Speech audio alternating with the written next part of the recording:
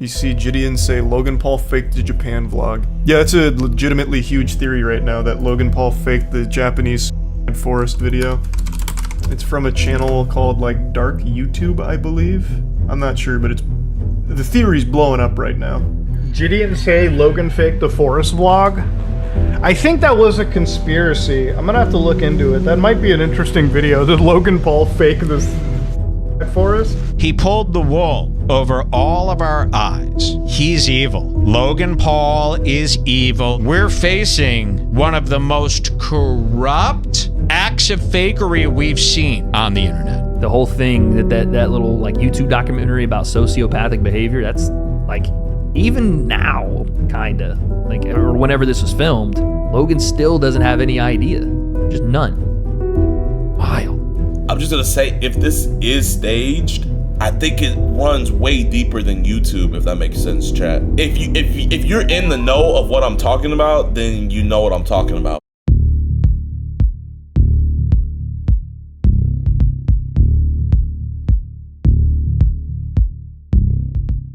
Award tonight for Celebrity Media Strategist of the Year for Fame by Shiraz. A big shout out to my team back home in Los Angeles. For the last 2 decades, we've been making stars famous, from Kim Kardashian to Jennifer Lopez to Logan Paul to Zendaya to Paris Hilton to Miley Cyrus and some of the biggest brands in the world. Shiraz is here, the media beast. I have a client that I brought here in 2018, Logan Paul. Okay, I've worked with him for many years. About 8-9 years I've worked with both him and Jake. Today, you're talking about a guy who's under 30 years old. Okay, he is officially a multi-billionaire today because of his drink Prime. And when I worked with him, this guy was a YouTuber, okay, trying to climb up the ladder in Los Angeles to make a name for himself. I worked with him and his manager, Jeffrey, every single day to build him back up to the Iron Man he is today. Both of those people were put in those positions by Jeff. And you thought about parting ways with them amid the Japan video stuff and decided you know about that? Stick with them. Yeah. So multiple times, I almost dropped Jeff. Old adage used to be, there's no such thing as bad publicity. Publicity was meant to be good regardless. Is that still the case today? Kim Kardashian became a billionaire on trolls. Logan Paul became a billionaire on hate. It wasn't the positive comments that made them rich, okay? Yeah. It was all the heat, the controversy, the poking, and that kind of stuff, and it works. First of all, if you're not ready to be hated, you're not ready to be famous. So let's start there, okay? Some of my biggest clients today had the worst publicity. I'm talking about horrific, negative, like you have no idea. They're all billionaires today, okay? So you need it. Okay, now, I wouldn't be affected emotionally. Okay, this is a business. If someone has, social media is full of trolls, okay? So they don't want to say nice things, they're gonna say negative things. If you want to become famous, I'm all down. Controversy, scandal, gossip, drama, spice it up a bit, why not? Okay, because you're gonna get the attention. But if you don't have hate or if you don't have negativity, that means you don't have a reaction. And with the trolls, you know, if they're just being negative for being negative, thank you. It's free media. I think it didn't cost me $1. Free engagement. And you're talking about me. With Logan Paul in particular, I just want you guys to know and watch going forward, it's going to get better for him. It looks like it's rough for him. He's going to come out of this unscathed even better than before. What they do is they make bad press to build you up. It's called baptism by fire. It looks like their career's over and then they come back. So that's what's happening with Logan Paul. That was me becoming obsessed with the idea of being a villain. Becoming the most hated man in the world in the snap of a finger. So the hyperbole every single time. The most hated man in the world. 3.5, 4 years ago, when I was the most hated person on the planet, undoubtedly. Because again, it was right after Japan. I literally I was like cannot. one of the most hated people on the planet, and like come live with the most, at the time, hated man on the planet. Do you know what it's like to be the most hated person on the planet? I don't think there was a more hated person in the world than me. you say Logan Paul, people quiver. It's her. What do they describe? The controversial YouTube star boyfriend. My name is Shiraz Hassan. I ran one of the biggest paparazzi networks in Los Angeles. I was Big Brother. You couldn't get around me. I was the media machine behind Paris Hilton. Thank you. We will work with the celebrities. We would set up those stories. The person that was giving me the information on behalf of Paris Hilton was a young lady called Kim Kardashian, who was her assistant and stylist. So anytime, there was cameras needed, paparazzi, breaking news stories, Paris would basically tell Kim Kardashian to text me. The Kardashians soon figured out that they could not only control their own story, but profit from it. I built the foundation of one of the biggest paparazzi companies in the world on the back of Paris Hilton. Hair and glam, ready, 8 a.m. I have a media background. I run a very big media company in Los Angeles. What do? I make people famous. I make brands famous. I've been doing it for 2 decades. So I was working closely with Paris. I was her go-to guy, all media, strategy, activations, paparazzi, media placement, stories, billboards. You manage all of that them. stuff. I don't manage them, I amplify them. So they come with some kind of a plan and say, right, make it Not big. even a plan. I deal directly with the start or the management.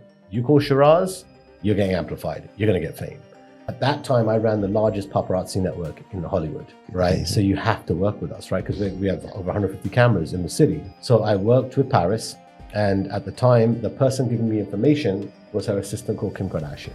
So I'm looking at Kim and on a speed dial, of course, with her, we're going here, we're doing this, we're doing that, please send cameras here, back and forth, all the non-stop communication for Paris. Everything's a strategy. My fame, God. everything. Then I will give you opportunities where I can get you on TV just like that. Wow. So there are placements of what I'm doing right now. I can get you on CBS or NBC, ABC, and we do it with Larsa, okay? Daily Mail, Larsa Pippen, okay? Massive article, talks about everything in the article, okay? Next one, The Sun in the UK. And easy, all you have to do, you just have to type in Larsa Pippen, click Google News, you'll see everything. Larsa Pippen claims Kanye West brainwashed Kardashians. Poke, directing her. Yeah. Okay, it's all about guiding and directing. TMZ, headlines. Look at that. You can't pay for that. Look at that. Awesome. Look at that. Kanye West brainwashed the Kardashians against me. And you got ET Canada. It just goes on. Just look at that. Massive exposure. Huge. 2Fab, The Sun, Just Jared, Larsa Pippen, same thing.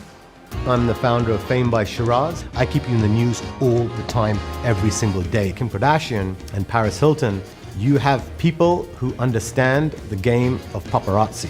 The only form of content that you could get was through the paparazzi. I said, I'm gonna make the entire world sick of the word Kardashian. How am I gonna do that? I'm gonna document everything and put it out to the news. And I've got cameras, paparazzi, everyone coming out. And then you do the same in an ice cream shop, do the same thing in a restaurant, do the same thing on a plane. It's all strategy. Around 2005, I would say, at a meeting with Kris Jenner and Kim Kardashian, I had designed a specific calendar, where to go, what to do, and what cameras are gonna be there. Logan Paul became a billionaire on hate. It wasn't the positive comments that made them rich, okay? Yeah. It was all the heat, the controversy, the poking, and that kind of stuff, and it works. Yeah, so now you were still building, right? So it was like, all right, respectful, Yeah. we're building. Yeah. Now it's like, I'm here, bro. I'm not going anywhere. I got the name. I got the name. But was that the first time you realized, like, legitimately how famous you were, and that the responsibility of it? That's deep. Or was it the Dubai Mall? Yeah, no, there were times before that. What I'm trying to, my answer is like, it's trying to say that made me famous in a notorious way, like exponentially more like household name. He was one of the biggest superstars Massive. in the space. Right. And obviously I came on post Tokyo, and so there was it had dwindled a little bit to a point where it was like, okay, like he wasn't at the height of his career, but he still was a massive creator when he came on. And so But it's when we talk about this story, he's bigger than he's ever been now, though. I think so. I think he's bigger from a mainstream standpoint and less from a like just a YouTube creator. Because it's funny, it's like comparatively, like, you compare him to Mr. Beast or you compare him to Steve Will Do It. these guys are cleaning up on YouTube right now. Logan hasn't posted on YouTube in a year. You know what I'm saying? Like, I don't mean necessarily just by YouTube. No, but that's what I'm viewership. trying to say. Logan, out of all of them, is the only one who, if you took a cross section of households in America, would be like, oh, he's a household name. Yeah. You know what I'm saying? Like you ask, dude, you ask my fucking dad or some 32-year-old dude, yo, do you know who Mr. Beast is? They're gonna be like, no, what is that? Is that like a clothing company? Like, they don't know what it is. Yeah. They're like, we don't know what that is. Yeah. But you ask them who Logan Paul is, it's either the guy who fought Floyd Mayweather, it's a guy who has a really dope podcast. It could be the guy that did something he shouldn't have. Forest thing. Right. Like, but no matter what you want to say, like, he's a mainstream household force. But when I first met him in 2018, like, he was when I first started really working with him in 2018 or late 2017, he was the clean face Logan Paul, the not as much like Logan Paul. He was just post Tokyo, and his rebrand was brilliant, massive. Because Jake and I have had where this weird thing has happened where we're above like influencer. Yeah, you guys are and we're below like traditional star. We're somewhere like in the gray area. Do you think that the controversies have helped propel you to a place where you're bigger than? Let me ask your question with a question. Okay. Besides like the crazy illegal controversies, what controversy has made anyone smaller and kept them there in a bad way? Kim Kardashian. Number one, sex tape. Now she's the biggest star in the world. You're saying illegal. So Bill Cosby, for example, gone. Yeah, that's why I said illegal. Like Harvey Weinstein, like controversy. You fucked up. You did an illegal thing. Gone. Jordan Woods, was that the most? But I don't see her going. Controversy. You know? Check out her Instagram. Is she popping more? Oh yeah. Watch her when she gets out of a car and goes into Craig's. But that could be staged. The only thing I will say is also when you talk about staging is like, yo, Chris and like that whole squad. I'm still not convinced that the entire thing wasn't staged. You know what I'm saying? Like Kris Jenner. She's genius. I'm still not convinced that the whole thing wasn't staged in order to continue to propel that boat, bro. Dude. She's a boss. And so it's like, but yeah, to your point, I mean, like now to go back to the power of traditional press, even though he was the biggest YouTuber in the world, just like Dobrik is now, just like Shane Dawson is now, whoever you want to say is the biggest. In reality, no one really, besides a large group of kids, know who the fuck they are. If you ask the majority of people what they think of the James Charles controversy, they will say the following statement. Who is that? Yeah. All of my clients, I'm one of the biggest fame strategists in the world who has built careers from Kim Kardashian, I was media strategist for 10 years, Logan Paul's for a decade, Zendaya's for a decade, and many, many more stars. Yeah. This is Shiraz. Okay. Through this man's expertise, and I am going to Dubai on November 11th to host, how do I say this? The biggest meet and greet ever? Of all time. I've done it with Kim Kardashian. Okay. I've done it with Justin Bieber. That's why he's the guy. I've done it with Priyanka, Selena, Zendaya. My stock just went up.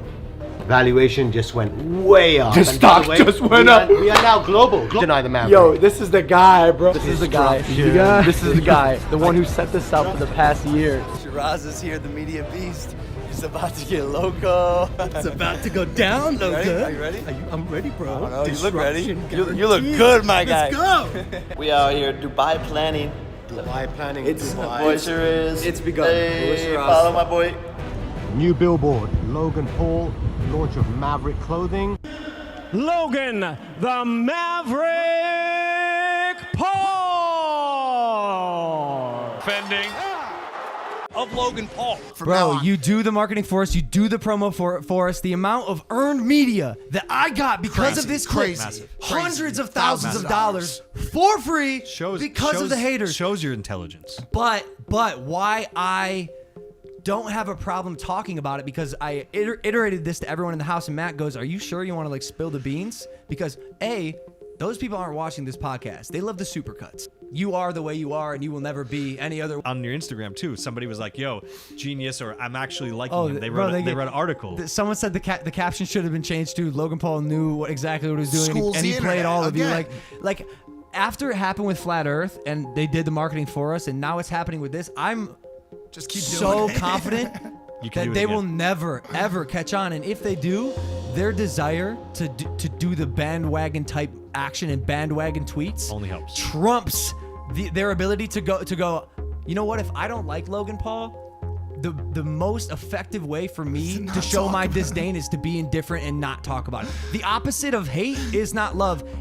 Or the opposite of love is not hate. It's indifference. Because they see quick wins. Quick wins, favorites, retweets, followers, whatever. Like if you truly didn't want me to be around, you'd be indifferent to me and you wouldn't mention. Well, the army of haters and Logan Paul naysayers is my army. I control them. They don't even know it, which is why it's so good. It's such a subconscious puppeteering of a large group of people knowing that they thrive on Logan Paul type negativity. I'm literally banking my entire career on them. Please. You've used it in the past, and it's hurt you. Yeah, that's true. I've now seen you're it. using it to the Rat video. You're like, yo, I'm gonna jab you guys again. Yes. I'm gonna jab you, right? And then they came back and it was YouTube up, preferred, never again. Thanks, bye. But now you're figuring out how to use it for your advantage. I like how you said that. You at some point you decide you're like, well, we need to move some of this, so let's activate my army. And you just activate your army. It's not the army that loves me. In the right way. It's the opposite, which of course. Wow, this is actually really interesting, and I don't think people have really ever talked about this before, but you have found a way to activate your haters. That's amazing. Incredible. No, it's That's incredible because people fight their haters, ignore their haters, but I don't think I've ever heard someone to talk about how to make your haters work for you. That's incredible, bro. My business is this, and I always tell people, the people that love you build you. The people that hate you make you. I know that game. Beat down, you're gonna get loved, you're gonna get hated. You know, can you take any trolls? Can you take people cursing you out? Yeah. Look at someone like a Kim Kardashian, she doesn't give a shit. Right. But I always tell people in the masterclass, the people that love you build you. The people that hate you make you. Yeah. Okay, maybe they'll love you, maybe they'll hate you, but you know our belief system, you know? Yeah. The people that, the people that build you love you. The people that love you build you. Always remember that. The people that love you build you. The people that hate you make you. And guess what? Those Persians are haters, bro. So if they're haters, they make you bigger. They make you stronger. What did I see in Kim Kardashian that I knew that I'm gonna bet? Well, I'm gonna put my machine behind it. Let me tell you something. I've never met any woman till this day that has more drive, more inner power, more inner belief, more thick skin than Kim Kardashian. Wow. Number one. Number two, she said to me, Shiraz, I'll never forget, I want to become the most famous person in the world. And I want to work with you and I want to make this happen. I want to become the most famous person in the world. I'm being told this 15 years ago, okay? While she's holding a bag, okay? And no one even knew her, right? And of course I worked with her and we achieved that goal for making the entire world sick of the word Kardashian. That's when Fame by Shiraz puts his heart and machine behind something, we make sure we go loud. She was always being seen. We made sure we had paparazzi, media. Wherever that girl went, there was cameras, there was media, and that was us, right? That created the FOMO. She had whatever it takes, thick skin, doesn't care if the whole world is bashing her. Yeah. I went to Kuwait with Kim Kardashian once. There was, I'm talking 100,000 negative comments coming in. 100,000 on Twitter. They were coming from everywhere. She was just looking and focused on the outcome. Didn't even care about the negative comments. Didn't even care. Wow. 100,000 people cursing you out. Didn't even care. That's what you call thick skin. So when people say they want to be the next Kim Kardashian, they're going to be able to handle all the crap that goes along with it. But every star I've worked with is what I'm telling you today is I've told them step 1, Google. Step 2, content. Step 3, consistency. Step 4, let's break some news. Let's make some noise. Let's shock the world. Add a bit of controversy. Controversy sells.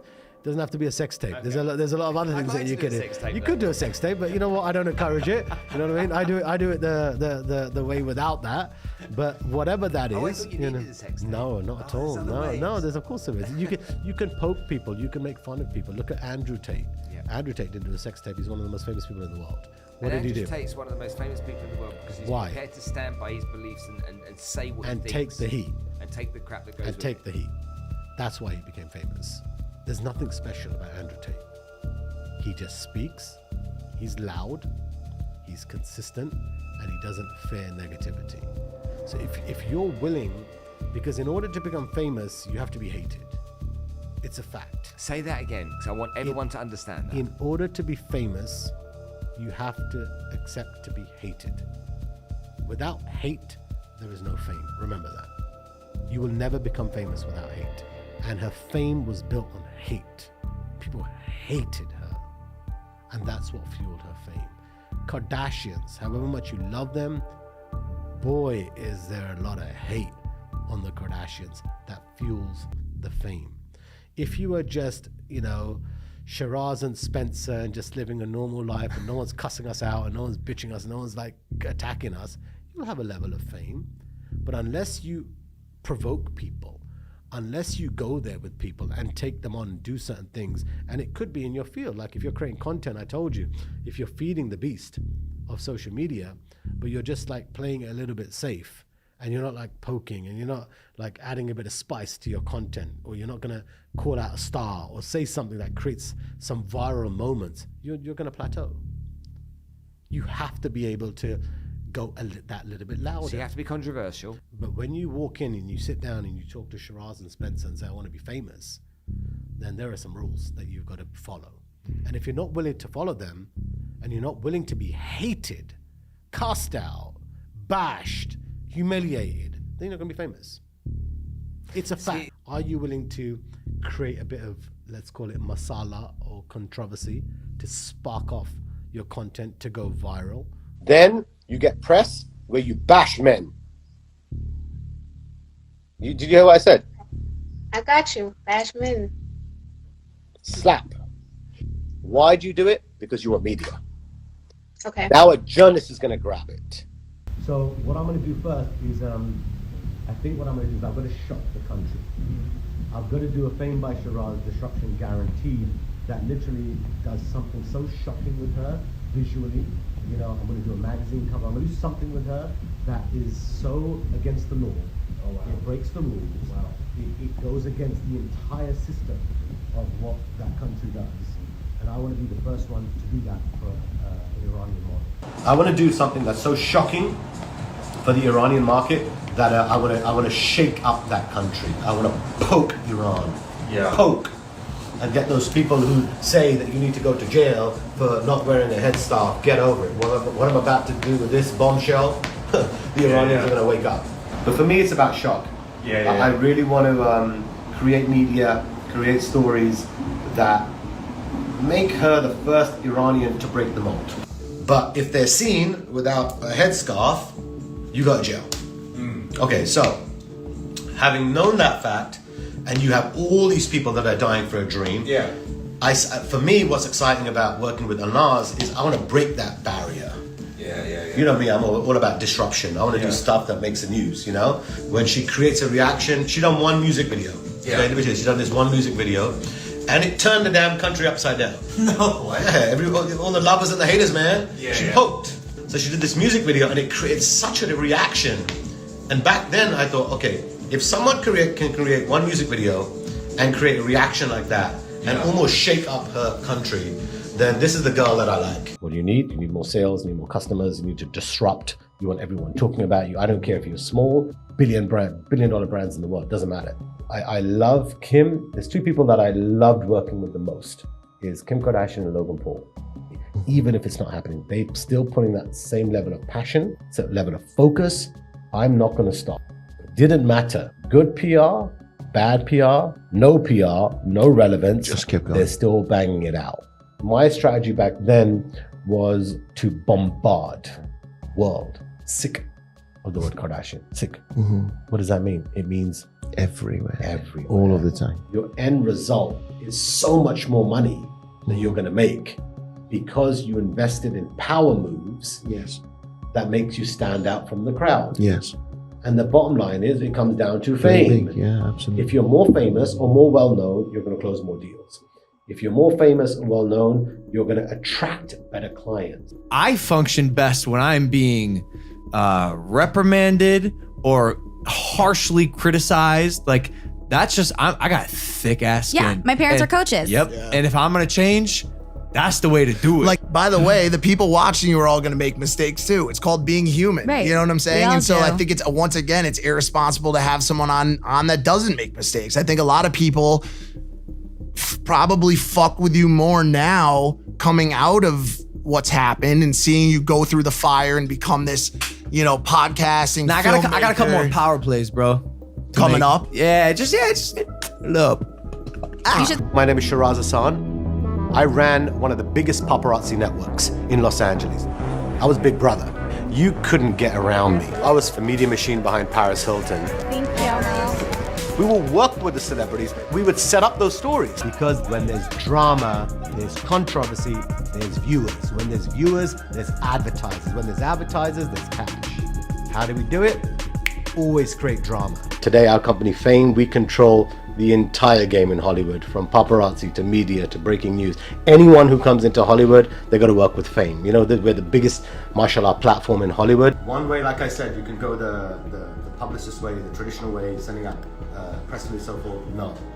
So what does Fame by Shiraz do? We teach you how to get your name out there in the media that the masses are going to watch. Okay, so we create the news, we dictate the headline, okay? So that way you're gonna get millions of dollars of free media, which is called earned media. People claim that Logan Paul was enjoying all the negative attention. Every single one, TMZ, the Snapchat stories and all that, they were all talking about Logan Paul. They're all taking photos of him doing a jog around his house and shit like that. Do you think Logan Paul is secretly sitting at home being like, hell yeah, this is actually tight because now I'm getting more famous? Yes. Yeah. Yes. Me too. I do. Yeah, you guys have not seen me since maybe like the Paparazzi. Hey, was it Savage over there in Japan? I was on Good Morning America. I am a good guy who made a bad decision. It is such an interesting world that we live in where thanks to this situation, Logan Paul is exiting this scandal far bigger than he entered. On January 2nd of 2018, when Tokyo was unfolding and the whole world was bad-mouthing and Logan was going through the toughest time of his life, that he was winning on a exponential level still, even on the worst day of his life. Yeah. We chilling and we're rich still. There's no real repercussion. Yes, I got removed from Google Preferred, which is YouTube's high-end monetization program. It's probably too late by then. Right? I mean, it's just like it wasn't how I make the majority of my money. It's like I'm gonna survive. I'm gonna be okay. I'm saying there's no real repercussion for my actions. There's no slap on the wrist from anyone. Because there is no anyone. And this is someone who I've worked with that couldn't pay his rent. Right? Yeah. He didn't have a big following, a big backing, or family support, bank loans. And I also saw him at the top of his career when we brought him to Dubai and shut down the Dubai Mall. 1 month later, I saw him at the bottom of his career when he made one wrong move and made a super video in Japan, destroyed his career, demonetized off all platforms, about to get his house repossessed. And I saw that moment. When he created that video in Japan. Okay. And I saw him go from a king drop down to being demonetized, losing everything, barely couldn't pay his rent. He lost everything. It literally happened overnight. All right. And I was there with him, with his team. And what I can say to you, number one, is make sure whether you're up or down, who's in your inner circle. Yeah. Who's in your ear. Yeah. When he was at the most weakest point, he would look to me and say, Shiraz, the whole world hates me. But I'm going to be one of the most biggest entertainers in the world. And I looked at him, he couldn't pay his rent.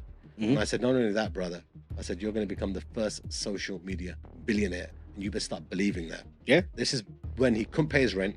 The whole world hated him. If you've ever suspected Kim K of pulling a PR stunt or two, her ex-publicist, Shiraz Hassan, has now confirmed your suspicions and has revealed some pretty damning information. Let's jog your memory first. In 2012, the Skims founder was walking the red carpet at the launch of her new perfume, True Reflection. Everything was going all right, but moments later, a woman ran up behind Kardashian and flower bombed her. The flower ended up covering her upper half and her hair. Embarrassing, right? TMZ claimed at the time that Kim and her mother, Kris Jenner, were taken into a private room following the incident. After brushing off the flower, the 48-year-old was back on the red carpet. While talking to E! Online, the reality TV star spoke about how she was taken by surprise by the whole thing, and even joked about it, saying that she had earlier told her makeup artist how she needed some more powder, and that was a whole lot of translucent powder. Interestingly, Kim refused to press charges, and the woman was let go by the police. Back then, some people thought the animal rights organization PETA was behind the attack, mostly because the woman had shouted "fur hog" before she threw the flower, but the organization denied any involvement. The incident made headlines all over the world and brought a lot of attention to Kim's new perfume boosting its sales. Next up, what has her ex-publicist revealed? So now that the trip down memory lane is over, let's talk about the latest update. Shiraz Hassan has revealed that this is all just a PR stunt and Kim K knew all about it. Speaking in the Channel 4's new documentary, The Kardashians: A Billion-Dollar Industry, the media strategist said he was involved in the plan to promote Kardashian's new scent. He revealed that several talks were held with the reality TV star and her team before the PR stunt. He spoke about how he assured the Kardashian that she was just going to be completely safe and fine. He also explained to her how it'll help them in creating a media moment. The loose-lipped publicist added that the whole thing was orchestrated so that Kim would make headlines and her perfume would be promoted and everyone would buy it. Well, that definitely worked out in their favor. He also claimed that Kim K was pretty determined to become famous. The self-proclaimed media machine said that he and Kim built up a blueprint to make her famous together. On top, for others, it confirmed their suspicions that the whole thing was fake from the start. Die-hard fans of the celebrity called him out for being highly unprofessional for revealing this information, defending Kim, and they stated how the PR stunt didn't hurt anyone, so it doesn't even matter if it was real or fake. One user even accused Kim of faking everything, including her life, her relationship, her face, and her body. For them, every publicity is good publicity. Fans and critics alike are convinced that some of the major Kardashian scandals have been staged to send viewers directly to Keeping Up with the Kardashians. Many people on social media like to joke that the devil works hard, but Kris Jenner works harder. What I did, I was Kim's media strategist for over 10 years.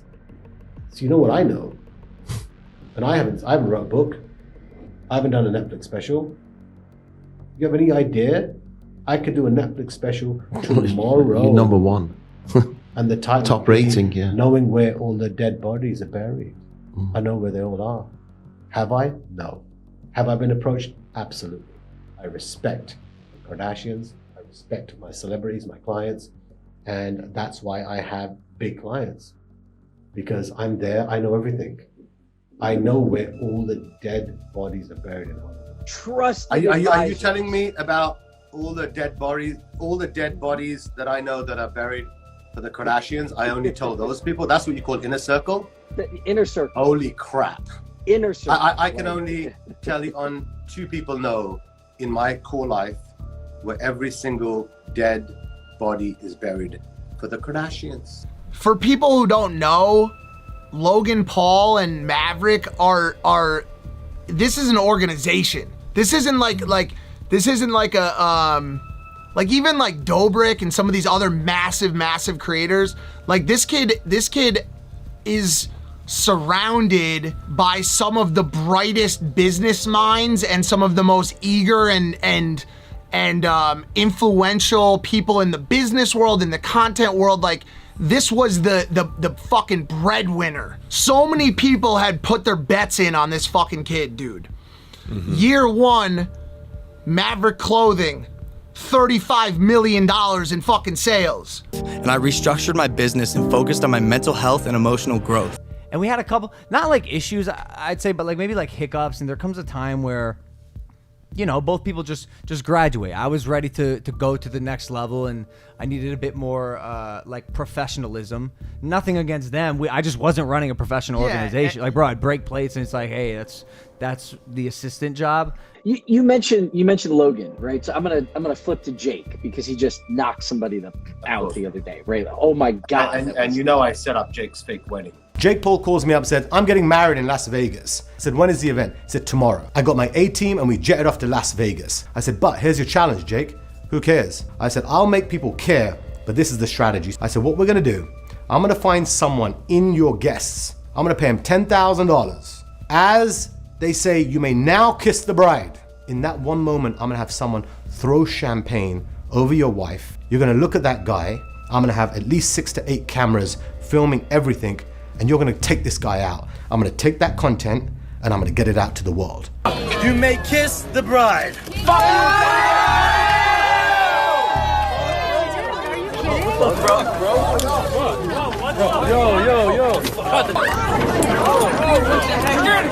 The entire crowd gets pushed and kicked and shoved, and people were falling off chairs. Within, I'm talking about 15, 20 minutes, 30 minutes max, we were already trending online, all over on social networks. You were managing him then? I was there. Wow, recently. wow.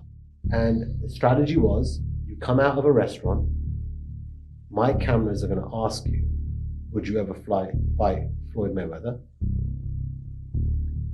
And you just roast him. Roast him. Talk so much shit about Mayweather that you'll break his neck in half, you'll beat him, you'll punch him, you'll do this. All rehearsed, all practice. And I will leak that to the media.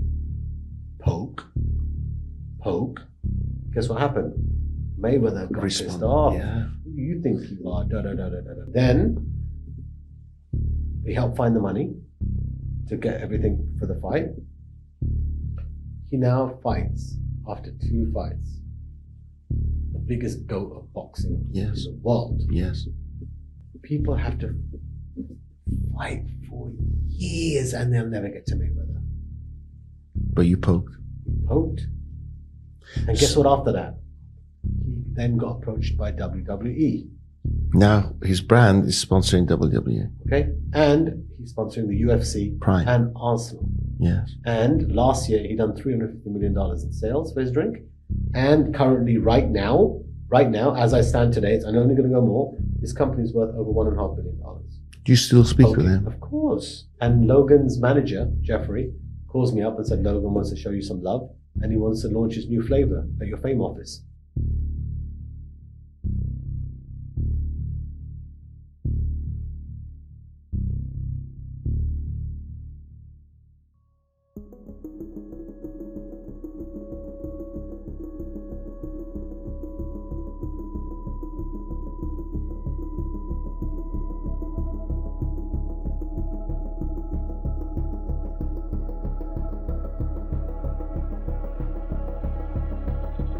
KSI is from Watford. That's where I grew up. So he has to represent. He has to get down and dirty. You're ready to fight? Bro, I'm so ready. I'm on the pole to say this fight has to happen. In it. Listen, if you need a promoter, you need someone to run the gate, do the numbers, you just worry about the fight and I'll take care of everything else. Anthony Joshua, the boxer. He's here right now? Yeah, bro, he's here. What's he doing, bro? He wants to meet you. Come here. He right now? on camera, bro. He's gonna knock me out? Yeah, he's ready to knock your ass out. Bro, he's like, I'm gonna tear this guy up. Bro, you know what? So you want me to walk towards him? Fighting a lion is nothing against him. He's in a bad mood, bro. This guy's gonna knock me the f*** out, bro. He can't fight. Yo.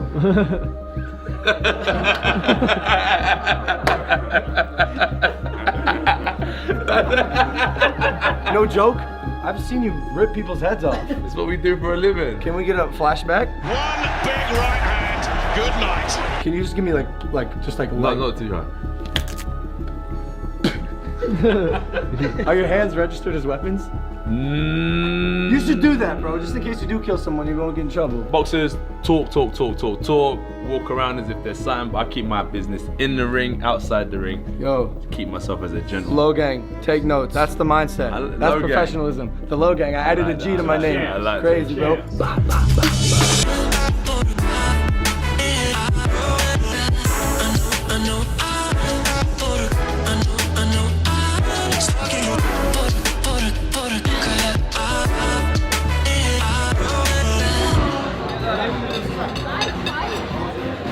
In England, his home, which is actually dope. I love England. I love my English fans. In fact, I may go far to say after the fight that England is my city. But honestly, bro, I'm an American boy. Like, I want to fight in the US. I'm also going to suggest, KSI, listen closely to this. A neutral place, maybe like Dubai. Absolutely my favorite city in the entire world.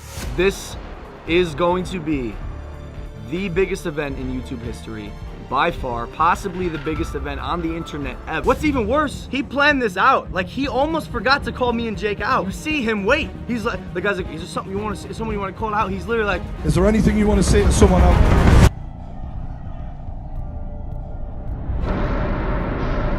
You said you wanted to call someone out. huh?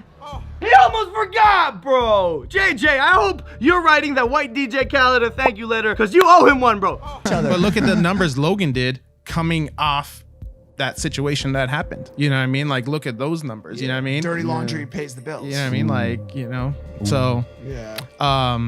So should we prime up another scandal over here, you think? Or No, I think Jake's good. I mean on this side, on the Mavericks side. On the Logan side, yeah, if he wants to fight, maybe. There are several parts where the words and pacing feel very much like media training. The sheer number of times he refers to himself in the third person or as just a brand. Is it possible for Logan Paul to make a comeback? That's who I am. That's the brand of Logan Paul. I still have my brand of living life on the edge. The brand that I was at the time, that's why I'm a brand. That's who Logan Paul is. I personally think that viewing yourself from the outside in, that can be very helpful to you becoming a better person, but when Logan Paul talks about it, it feels very much like he is molding a brand. He is molding a product with the intent to sell. And the way he talks about himself, it sounds like he thinks that he is a character in a fictional movie. Also hitting on a story note that people love a comeback story. I think Hollywood, I think America in general they love redemption story. And his constant hitting on the story of what this documentary is supposed to be of, can your career survive this? Can you come back?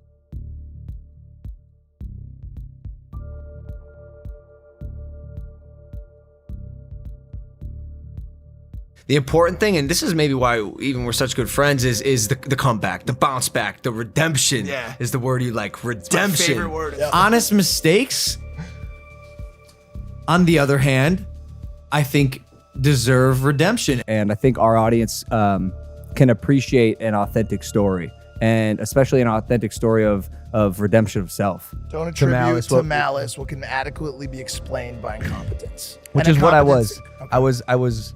I was incompetent, especially as like a person. Basically, this idea that if there are shortcomings, if there are breakdowns in a person's process and the outcome that a person presents, that it is more likely to be attributed to their inability to complete something, their foul ups, mess ups, growing pains, whatever, than it is to simply say this person is an evil person.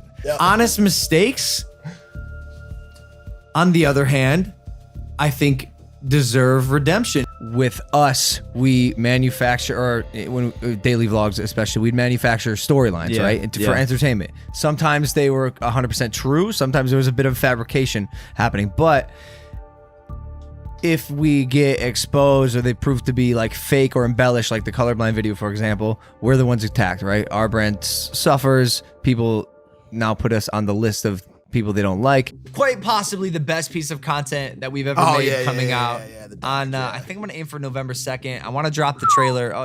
It'll actually already be out, so go check it out. It's called The Maverick. It is a documentary about the Logan Paul of 2017 and 2018, post-Japan.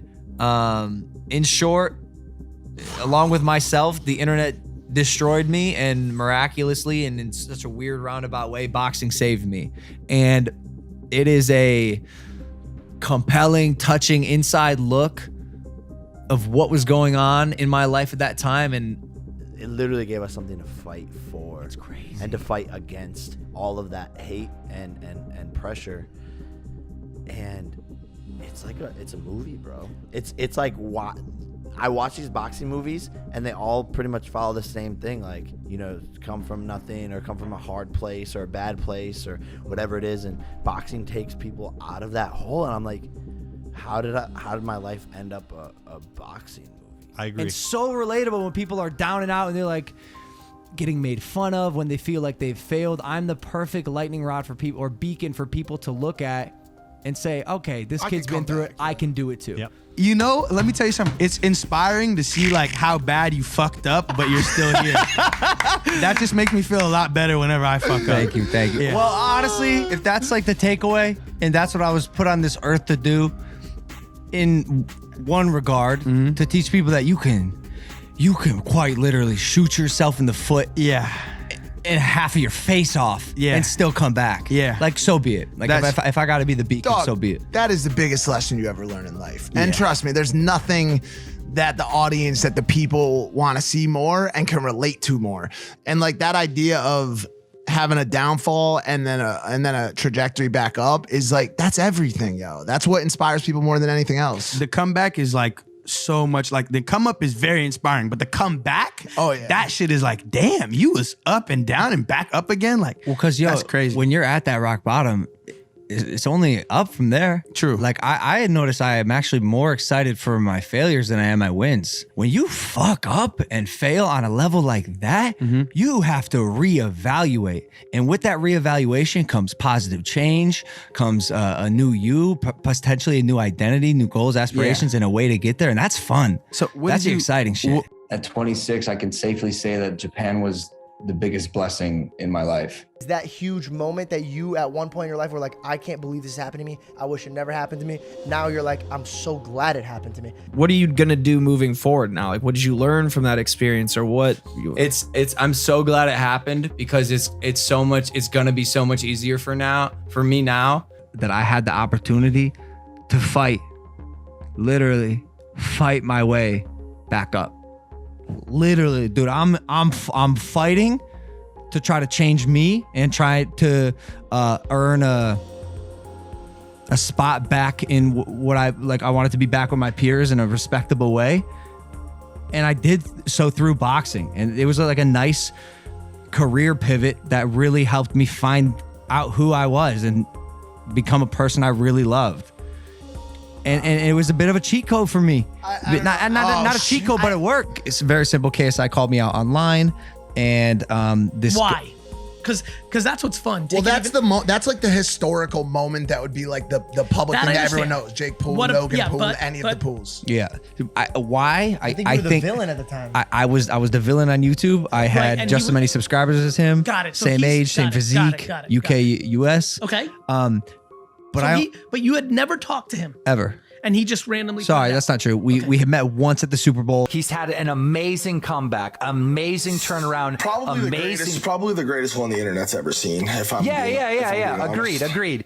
In retrospect, this boxing match was honestly one of the best things that could have happened to Logan Paul. Like, it had two main effects. The more press coverage their fight got, the less coverage Logan Paul had to worry about for his forest incident. See, the internet runs on a very short news cycle, so the more stuff you can do in the present, the more you can effectively push the past out of people's minds. But Logan Paul also got a sympathy story out of it. He spun the whole thing into this underdog tale. And there's nothing people like more than rooting for an underdog. He got multiple videos out of it, along with this very long vlog, which he was calling a documentary for some reason. Haven't seen that one before. In this vlogumentary that he released the week before the rematch, he positioned himself as somebody trying to use this fight as his chance to bounce back for something, you know, other than the forest thing. And for all intents and purposes, it worked, even though he lost. Now, the theatrics with Logan Paul's very scripted redemption arc are not enough alone to make me think that somebody's changed. One thing I learned from you, Logan, is, you know, you're the king of bouncing back, bro. Like, facts.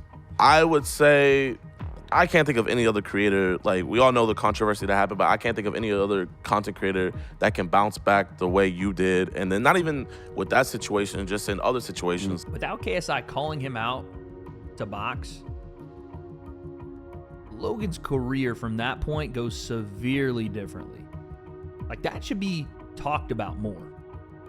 There's different types too. Like, he has equity, like his merch line, and the equity this and that, for example, is like a insane too, right? It's not just his making off YouTube. Neff? Yeah. I think honestly, I think Logan's biggest thing right now is the boxing, bro. Yeah, that's so great. Such a good idea. In all honesty, I mean that's a lot of money involved in the boxing, and Like, that would have made me a shit ton of I would have made a lot of fucking money. A lot of money off both of those fights. I would have took a percent. Like I said, that's not me. It seems like fighting was his way out of YouTube.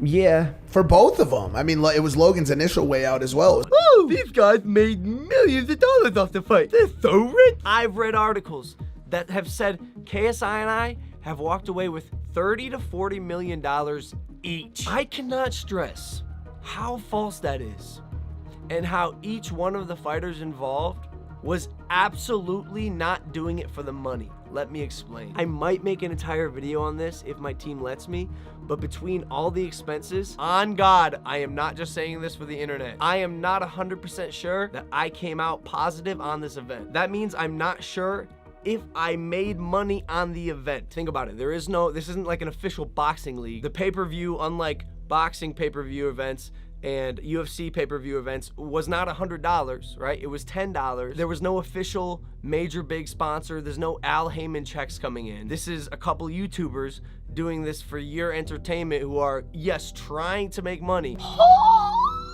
up? That's your boy on the cover of Arabian Business, the Maverick. Let me read this aloud so you can hear it. Why Logan Paul is set to become the world's first social media billionaire. Enough said. The stock went up, guys. We made history, I think. The first ever social media billionaire. We already told people, man. People are already talking about it. There's disruption and there's valuation.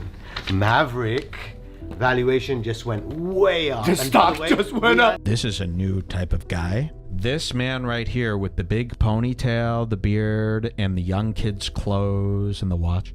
He is a CEO in disguise as a young, cool kid. Well, what they do is they go out to LA and they find young goys to manage. This guy, and they're so good at it. This guy right here with the long hair, he's a poacher. What he does is he comes, what do they call those baseball guys? The scout. He's a scout.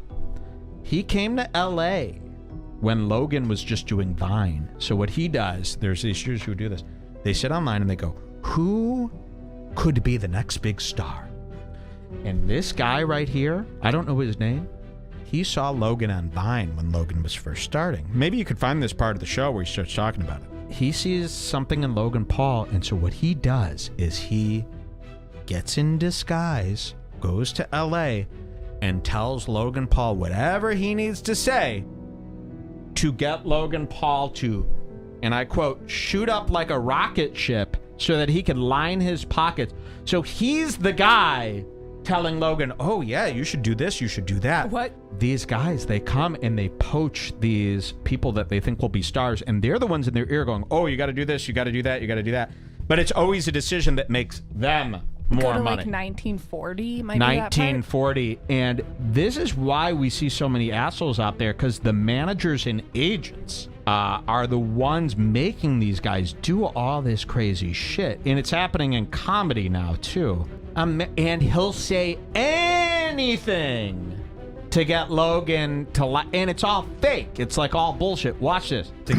You say that point because in the U.S., the jock is the cool guy in school, right? So like, now, this guy. Okay, so look at this guy. See how he's wearing like a tee and he's got a beard in there. That's just because that's more. If he showed up in a suit and a yarmulke, they wouldn't want anything to do with it. So they disguise them. I'm not kidding. They disguise themselves as a young kid. It's like the manager of a band. Everybody knew that the manager of a band back in the day, you saw that show California Dreams. The manager of the band is always, oh yeah, I'm one of you. Oh yes. And they're always in their ear telling them to do the worst stuff. Listen to this guy. Find somebody who's interested in being in acting, but also looks the part of a jock. Is that changing? No, it is. It totally is. It's changing, but before it changed, it was always the UK and Australia because Let's it's see what okay he to be a says. thespian there, right? That was cool. For sure. Like An that was actor. actually, yeah, Is so his you name? see people who are the leading males usually coming from Australia and coming from Bro, it's the a UK. culture- So when I saw him and it was like, whoa, this is like Midwest. Blonde. He goes, all the leading males usually came from, listen how sick this is. And they think this is just everyday business. He goes, all the leading males back when I met Logan were from Australia and the UK, and they were these handsome guys. And then I found this boy from the Midwest. Listen to this. People who are the leading males usually coming from Australia and coming from Bro, it's the a UK. culture- So when I saw him and it was like, whoa, this is like Midwest. Blonde hair, blue eyes, axe, smart, sports, like. You know what's fascinating to me though? You knew you had We're good. You knew you had yourself a money bag. 100% knew that this was going to be a rocket ship. Right. You knew. I gotta ask- Wait, you knew you had a money bag. I knew this was going to be a rocket ship. There's something so sleazy. This is like human trafficking, by the way. Like if someone was talking to me being like, you're a money bag, I man, would say, be like, get out of my house "Yes." now! But these guys' egos are so big that Yeah. they are like, oh, Oh, I thank can't you. wait to be Oh the my bag God. of money for you. It's like be a bag of money for yourself, if I'm anything. telling you, this is so wrong. In disguise, look at this guy. Like, they don't give a fuck about content or jokes. They just, whatever they latch on to first. And how could you ever trust that they're telling you something that's actually in your best interests? They're not. They're not at all. They only have money interests in mind. It was hard to project a future beyond Vine. For you, because you never had done it, never had seen it. Yeah. But for me, being in the entertainment industry and seeing it before, it was like, okay, here's the next one. This just happens to be it. I see. Been in digital. This, and for this to be in public, they're talking like this. This used to be behind closed doors. Maybe you cook up a scheme like this. They're openly talking about it, and their fans are like, yes, get that bag, yes, manipulate the minds. It's insane. He would be the best plan to defeat Oh, us, exactly. and there's nothing we would be able This to is do. a wolf in sheep's clothing. This is Logan's manager. Again, another guy who saw what Logan was doing and weaseled his way into his life by complimenting Logan. That's really all you need to do. And now he's here. This is a 50-year-old guy. This is Saul Berenstein from Homeland. He's dyed his hair brown and put on a V-neck and a man bun, and Logan thinks he's just some hipster from Silver Lake. This is a suit. So don't trust this guy. He's already coming up with a plan to execute me. Yeah, I was lucky enough to recognize that, coming into the entertainment world, I wasn't going to be representing Brad Pitt or Leonardo DiCaprio, at 21 years old. So it was a long climb to the top, right? And to meet Logan Paul, yeah. What was that first initial meeting like? We were really communicating over the phone in the beginning, because he was in Ohio and I was in LA, and we were just communicating over the phone and started to build a relationship, started doing some work together, just holding for the plane, and the first time we actually met was the night before Logan went on the Today Show, after his YouTube compilation went viral. It's been 5 amazing years since then. What was your first impression of Logan? First impression, impressive. I think going back to watch his original content on Vine, you could tell that he was storytelling for 6 seconds. He wasn't just putting a phone up in his face. He wasn't just like a good-looking guy. You could tell that he was storytelling. There was a story, there was a beginning, a middle, and an end. But honestly, that was very visionary of you, to have that. I didn't want to wait in line. I'm never a person that is a rule follower or likes to wait in lines. I'm always trying to figure out, not to be mean or to be rude to the other people in line. It's just, if I can figure out how do I get to the front? I just want to be in the front right now. Good for you. But I'm interested though. Back in 2012, what was it that you saw, or what was it that you felt? I found a video of this kid. I don't know how I came across it. I think the story of Bieber had already been happening, right? And Bieber was found on YouTube, right, by Scooter, and then blows up to be the biggest star in the world. And Jeff, my manager, who's like, he's experienced in Hollywood. I look at some of my old Vines, and while they were good, it was hard to project a future beyond Vine. For you, because you never had done it, never had seen it. Yeah. But for me, being in the entertainment industry and seeing it before, it was like, okay, here's the next one. This just happens to be it. I see. Been in digital since 2012. Any tips? Any tips? Have the conversation with people who are smarter than you and have been in Hollywood for years and know how to build a brand. Not just get clout. Money moves, baby. Power moves. Crazy, bro. Yo, the Maverick Enterprise going global. Now that the operation has become official, the Maverick Enterprise is slowly growing. The Maverick Enterprise is growing. First off, Manager Jeff. Hey! Jeff just got here. He has to leave. He's got to go build the Maverick Enterprise. Big moves, money moves. Oh, the Maverick Enterprise is growing. That's what happens when you're going after world domination. Who knows? Maybe one day I'll be president. Let's go do some business.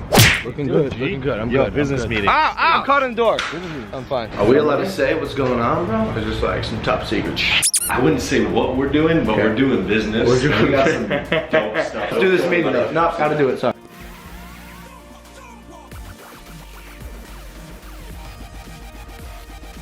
Oh, killer meetings, my boy. Let's go. Cut. Maverick Enterprise. That's what I'm saying, bro. The Maverick Enterprise. I said it this morning. A lot of business today. Maverick Enterprise. We're growing. So just like a lot of business, like corporate stuff today. Your boy's blowing up, bro. The Maverick Enterprise is growing, baby. Yo, we got like our own little private like meeting room over here. $1 million business deals. We'll go down in this again. $1 million business deals will go down right here. The Maverick office. The $1 billion deals go down in here. Check this out, bro. We didn't even plan on this. They have an eagle on the desk. We are spreading our wings. We are the birds of prey. It's the Maverick I think I'm gonna be living in this house for 2-3 years max, and then it's time for like the $20 to $50 million house. Logan Paul, will either be a billionaire or dead fucking broke. You will see me in the streets.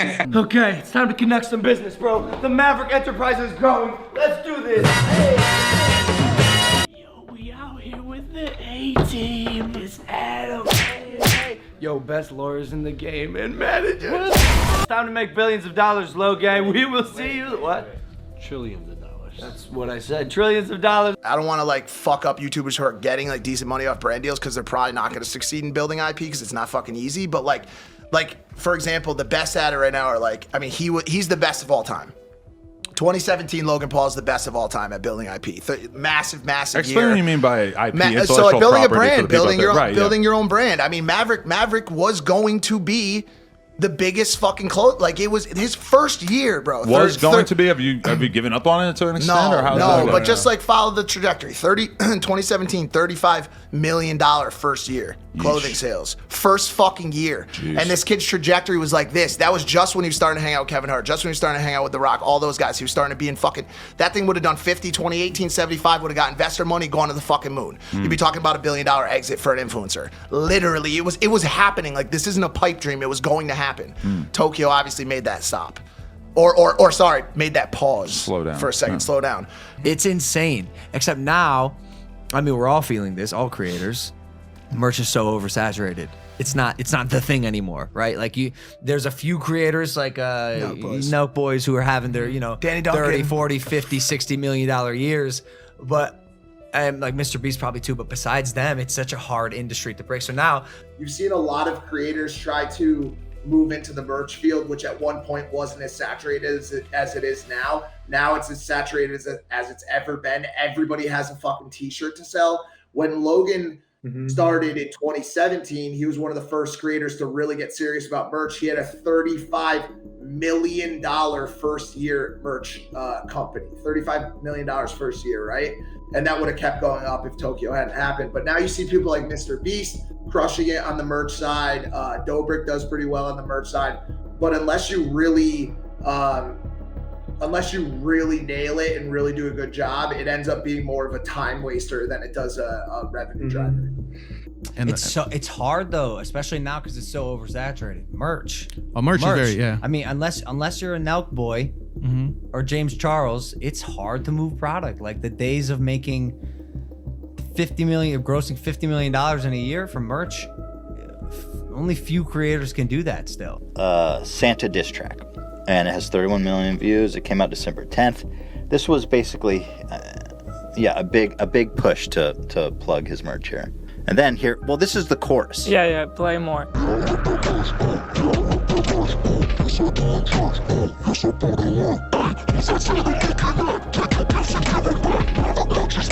Okay, this is where it gets creepy.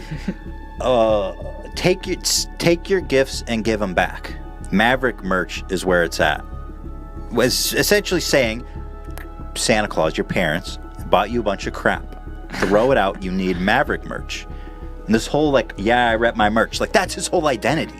There's no song left. It's just all about yes, I rep my merch. It's cool to just sell shit to you. It's cool that my whole essence and being is just surrounded about selling you merch. And somehow, because their fans are 8-year-olds and probably actually 8-year-olds or maybe 13. 12. Yeah, 8 to 13 or 15.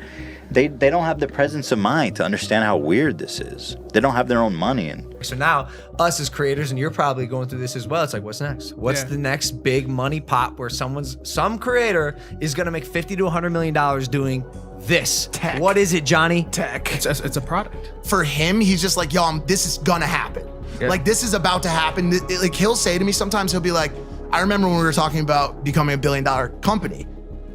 And I said to you, I said, yo, I have to give up my stock ownership to be a part of your company. And you're like, you guys are doing, you know, 250 million annual right now. We're about to be $1 billion company. And this was after Tokyo. And I said, how do you I said, how do you plan to do that? And man, like, what if that doesn't happen? And you said to me, like, you're not understanding what I'm saying to you right now. Like, this is going to be a $1 billion organization. Either you want to be a part of it or go home. And that was like, I was like, holy shit. You know what I'm saying? Like, this dude, like, it's not like a visualization. Like, just because I said it, you believe me? What if I'm lying? Well, now I know, but now I know because look like what we're about to do. Look at the things we have in the funnel right now that are literally not possibly going to be $1 million, possibly going to be $100 million. They're guaranteed $1 billion brands in the funnel right now. 100% guaranteed. Making a social media platform. So it is a platform. It's a miracle. It's a miracle. I had someone tell me it would make Dobrik a billionaire. Well, listen, it could. No, listen. I'm not saying Dispo is going to. What I'm saying is this, and yes, it is a platform. How we as you can tell, we're not super versed on exactly how said platform works. To a kid, but to that point, that's also huge for brands, and his team knows this, and I keep saying his team, like, we know this because we understand the lifetime value and how important lifetime value is, and these kids are gonna grow up to be decision makers. But as of right now, as it pertains to a small consideration and conversion window, they're not the decision makers. And so Super Bowl ads target the people that are watching the game, which are people that have discretionary income. The dads, the moms, the young adults, the people that are spending money. And so, like, at that point, once you already have what's called brand awareness, it's about frequency and who could retain the highest share of voice. And so you've got Bud Light, you've got Miller Lite, you've got Coors Light, and all these companies competing against each other. And what they're trying to do is they're competing for the highest frequency. How can we stay in Mark Doner's head? So when he goes to the bar, he orders our beer. Paulo and Jeff, my managers were like, yo, by the way, like, this is fucking stupid. Like, at the end of the day, you want to build an empire and you want to run a business out here. Like, if you are putting people on, you should be receiving benefits from them. For people who don't know, Logan Paul and Maverick are this is an organization. This isn't like even like Dobrik and some of these other massive creators. Like, this kid is surrounded by some of the brightest business minds and some of the most eager and influential people in the business world, in the content world. Like, this was the fucking breadwinner. So many people had put their bets in on this fucking kid, dude. Year one, Maverick Clothing, $35 million in fucking sales.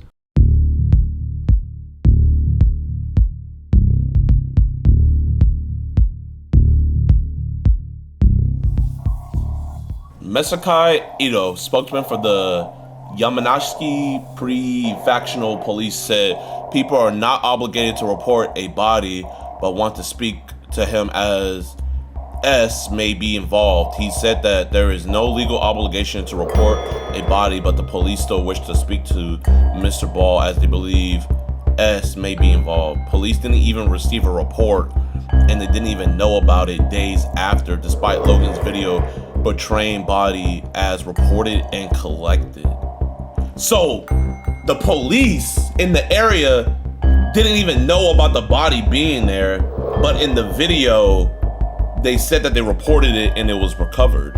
You gotta call police. Call the police, bro.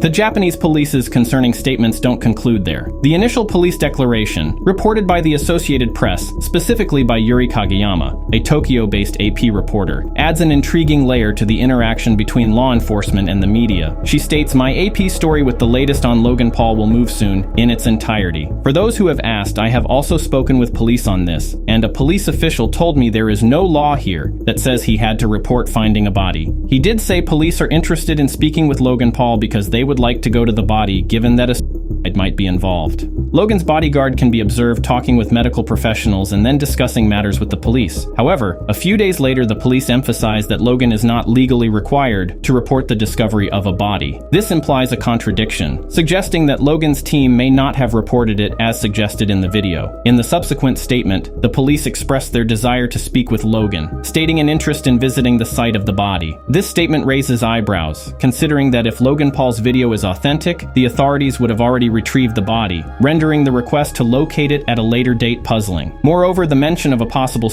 it adds another layer of confusion. If Logan Paul's video accurately portrays the events, the authorities would already know this obvious cause of death when they initially retrieved the body. These statements don't make sense at all if we believe Logan Paul's video is real. There's even more unusual statements made by other police officers that further support the idea that the police didn't know about the body days after Logan pretended to report it. One article says, police in Japan want him to return from America for questioning regarding the video. Police want to ascertain what Paul knows about the decedent. If the video was real, police would already have statements from Logan Paul and his team about the deceased. Another statement made by a separate police officer a few weeks after states, even if some of the events were staged, not all of them can have been. This refers to all of his Japan vlogs. An expert within the forest and the police's due diligence adds further weight to the argument that Logan Paul staged the event. The police will want to come back with you to the place.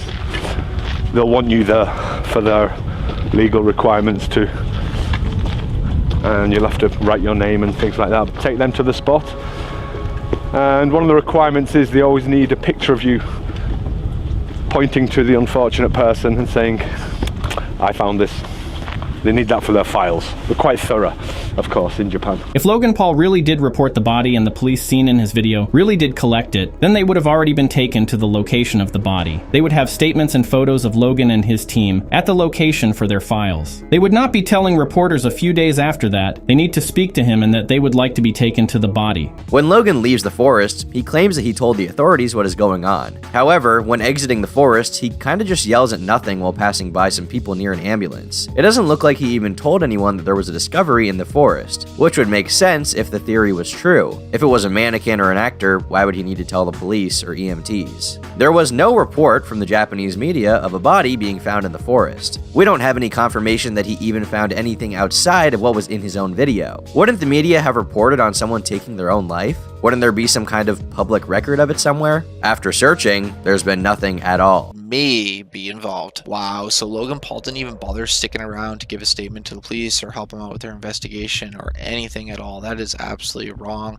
And this is the thing, is that in that article it says that may be involved. He didn't even talk to the police. He didn't give a statement. He's actually wanted by the Japanese police and they want to talk to him about this. If there was a real body, you figured he would have stuck around to talk to the police. Why else would he have took off unless it was all fake? There's no interaction between him and Logan Paul at all. You figured that when they first showed up, they would have like showed him, hey, this is where it's at, whatever else.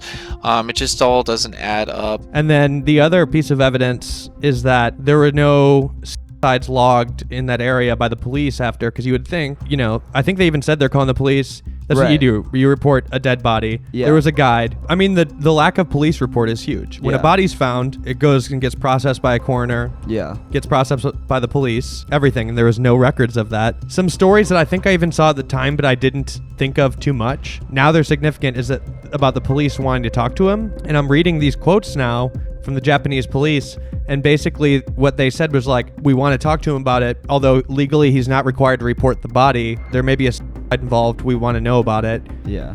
And they're trying to talk to him. Of course he was gone. I think everybody overlooked this. So the whole smoking gun with this would be if there was no suicide reported that day.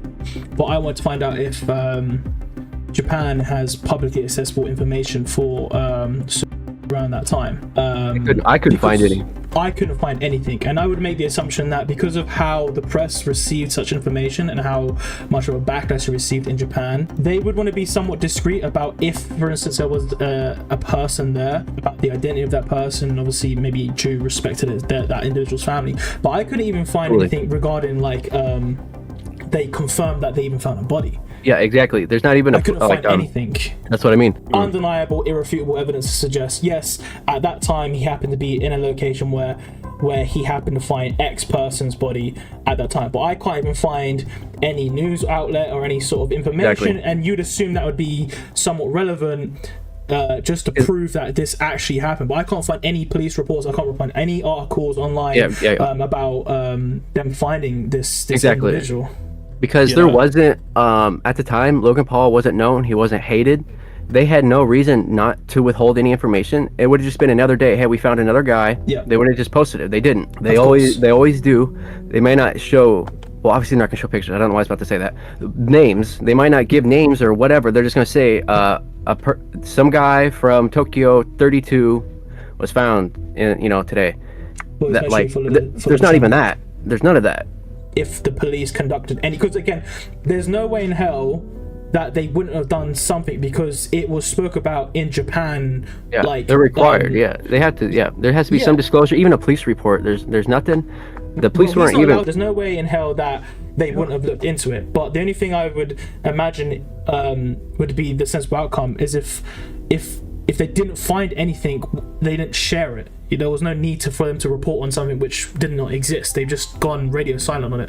And I can't find again on the internet. I was scouring for ages to find any sort of information regarding whether or not the police happened on that day to pick up any sort of evidence to suggest that someone actually committed. And to this day, there has been nothing outside of this video to confirm that this was real. Everyone has based their assumption and opinion on his vlog, which is produced by him, acted by him, scripted by him. There's nothing outside of that to actually confirm it was real. And I've always found that very strange. The only thing that sort of came out of that video is police statements. And this is something people haven't actually talked about. These police statements that came out a couple of weeks after suggest that he never reported the body to the police. The police are clueless about it, and they're wishing to speak to him, and I'm under the impression he sort of fled the country after this all happened. So all of this information's public, right? Like, if anyone wanted to, double check this. Exactly. You Google Logan Paul Japan, police wish to speak to him. You Google that, there's like 5+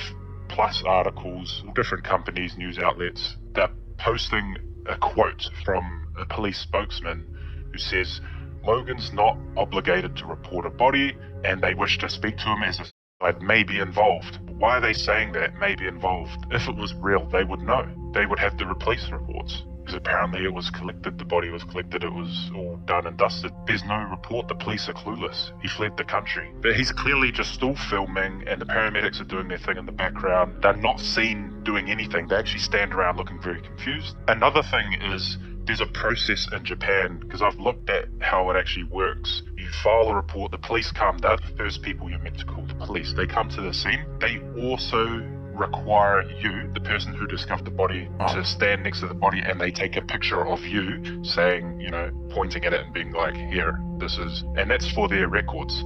That's the process they have for reporting the body. There's a chain of command, there's a system in place. You ring the police first, the police come, they want to question you, ambulance, paramedics arrive, they sort it out. None of that happened in the video. What you do see in the video is the bodyguard. He goes off into the distance and he's on the phone for a little while. He's calling people, he's calling them to the site. And then they arrive at the site and you just see them standing around, they look a bit confused. They kind of they take their equipment out of the ambulance and the van, stand around for a bit, and then they put it back, and there's nothing going on. And all while this is happening, he's just doing a continuous sort of vlog, like laughing and goofing off. There's no proof. The police statements are the biggest red flag. The statements they were making after makes it sound like they have no clue, no idea about this body, or there's no report, there's nothing. And this was 2 weeks after. If the body was collected, as many people believe, they would have a report filed. They would have everything documented. And I'm kind of also wondering if the cops here think it's also fake too. So it says that YouTube star Logan Paul wanted by cops over Japan's Force video where he filmed the hanging body. Officials want to question him as there may have been a suicide involved. Now, the thing there is may have been a suicide involved, not that there was a suicide involved. And that is a very interesting line there. Twice in the video, and again, no one is ever talking about this. Like, everyone talks about the video in terms of like, well, he didn't monetize it. Well, yeah, he says that, but he also says immediately following that there was no cell reception at the forest, and that when they went out there, when they first got out there, there was no cell reception. But yet, when they find the body, they tell their security guy Sushi to go out there and to make the call, and he walks about 10 feet back and then pulls out a phone. This is a dude who, by the way, is Japanese, lives in Japan, would know the forest, there's a bit of him in the video saying like, a guy I know came out here when he was 21 and killed himself, and then coming across the body out there, and his response isn't put the camera away, this is dishonorable to my people, dishonorable to my culture. It's, I'm just gonna walk over here for a few minutes, I'm gonna be on my phone, you guys do what you're gonna do. No, I'm sorry, no, I don't believe that it's real. And like I said, I don't think the cops do, which is why they want to talk to him. Calling a suicide, somebody will come, a cop, a police officer will come, they'll investigate, they'll call paramedics, the paramedics will then come, or they'll call the fire department. Like, generally speaking, there is a chain of command for how you get a body identified, so on and so forth. So there would have been an officer there, and that officer would have wanted to take a statement, which tells me that, the fact that they're sitting here now saying that we want to talk to them means that either Logan Paul, if this is real, cut and run before the cops got there. Never mind the fact that he basically was walking by by a fire department guy and says, "Oh, there's a body about 4 clicks that way," and then still does a sake bomb in the parking lot, right? Talks to a family that's there, obviously for the ice cave, and then does his outro video there, or does an outro of the shot, all while showing the emergency vehicles in the back, setting up the scene that this was real. See where I'm going with this? See where I'm going with this in terms of there's so much that is just not shown, especially the paramedics taking the body away. You figure that these guys, if they were as rattled up as they said they would, and they're hanging around, they're doing sake bombs, they would have at least waited and got a shot of the body being taken out, right? On a gurney, being rolled out, covered up, to solidify that this is legitimately what happened. They didn't. When you think about why Logan Paul would fake something like that, it's very simple. And in my video, I talked about one of the biggest things. There's a lot of things, right? Like, there's no police reports, there's no evidence of the family or the victim's name, no journalists, because journalists, I always say journalists are relentless. They want to get the scoop, so they're going to fly out to Japan. Local journalists are going to try to find out who the family is, who the victim is. They're going to try to get a comment. Either the family will comment or the family will decline, but it will be mentioned in the articles. Nothing like that exists. I mean, since I did my research back then, nothing existed at all. I'm assuming nothing does now, because still I haven't seen anything or anybody talk about anything like that. But there's just no paper trail. There's no evidence of anything. It's one of the few nations that has legitimate respect out of the people that died there. So that could be it. That could be it. Also, it's like the fact that we don't have any police reports is because they're very secretive when it comes to that stuff. So. Definitely, and I'm not expecting, a report to kind of surface and say, this either proves it or not.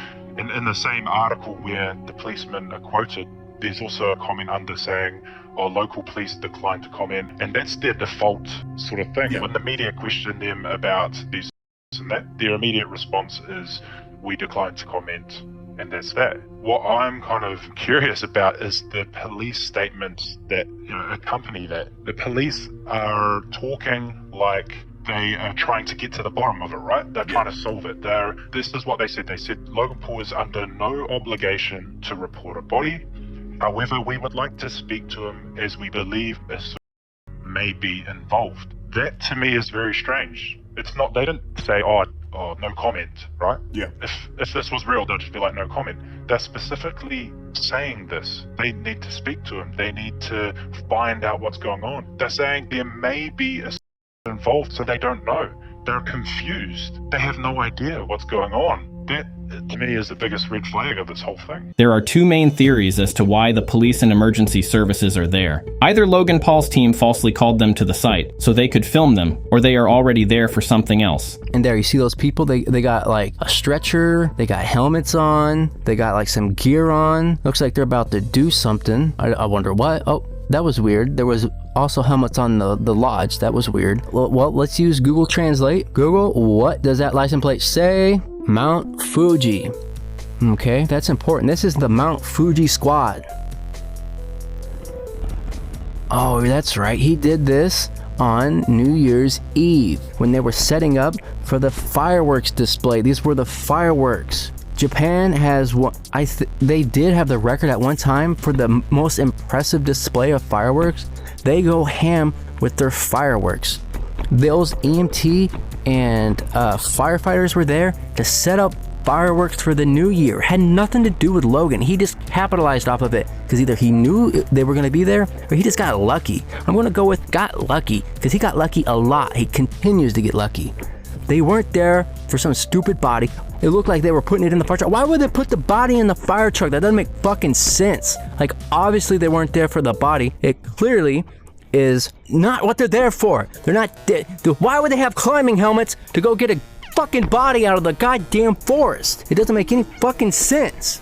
They are clearly climbing Mount Fuji to put fireworks up there. If the video was real, it's very unusual that Logan was allowed to film the paramedics. It's also very strange that Logan Paul made sure to film everything about the supposedly real body, but didn't film the body being retrieved or taken away in a bag. Surprisingly, there's absolutely no footage of Logan's team taking paramedics to the body location and retrieving it. There was, in the first 10 minutes that I seen, there was some good, credible stuff. They said the police never found the body. Okay, you know what? I will give it to you. The intro he cooked.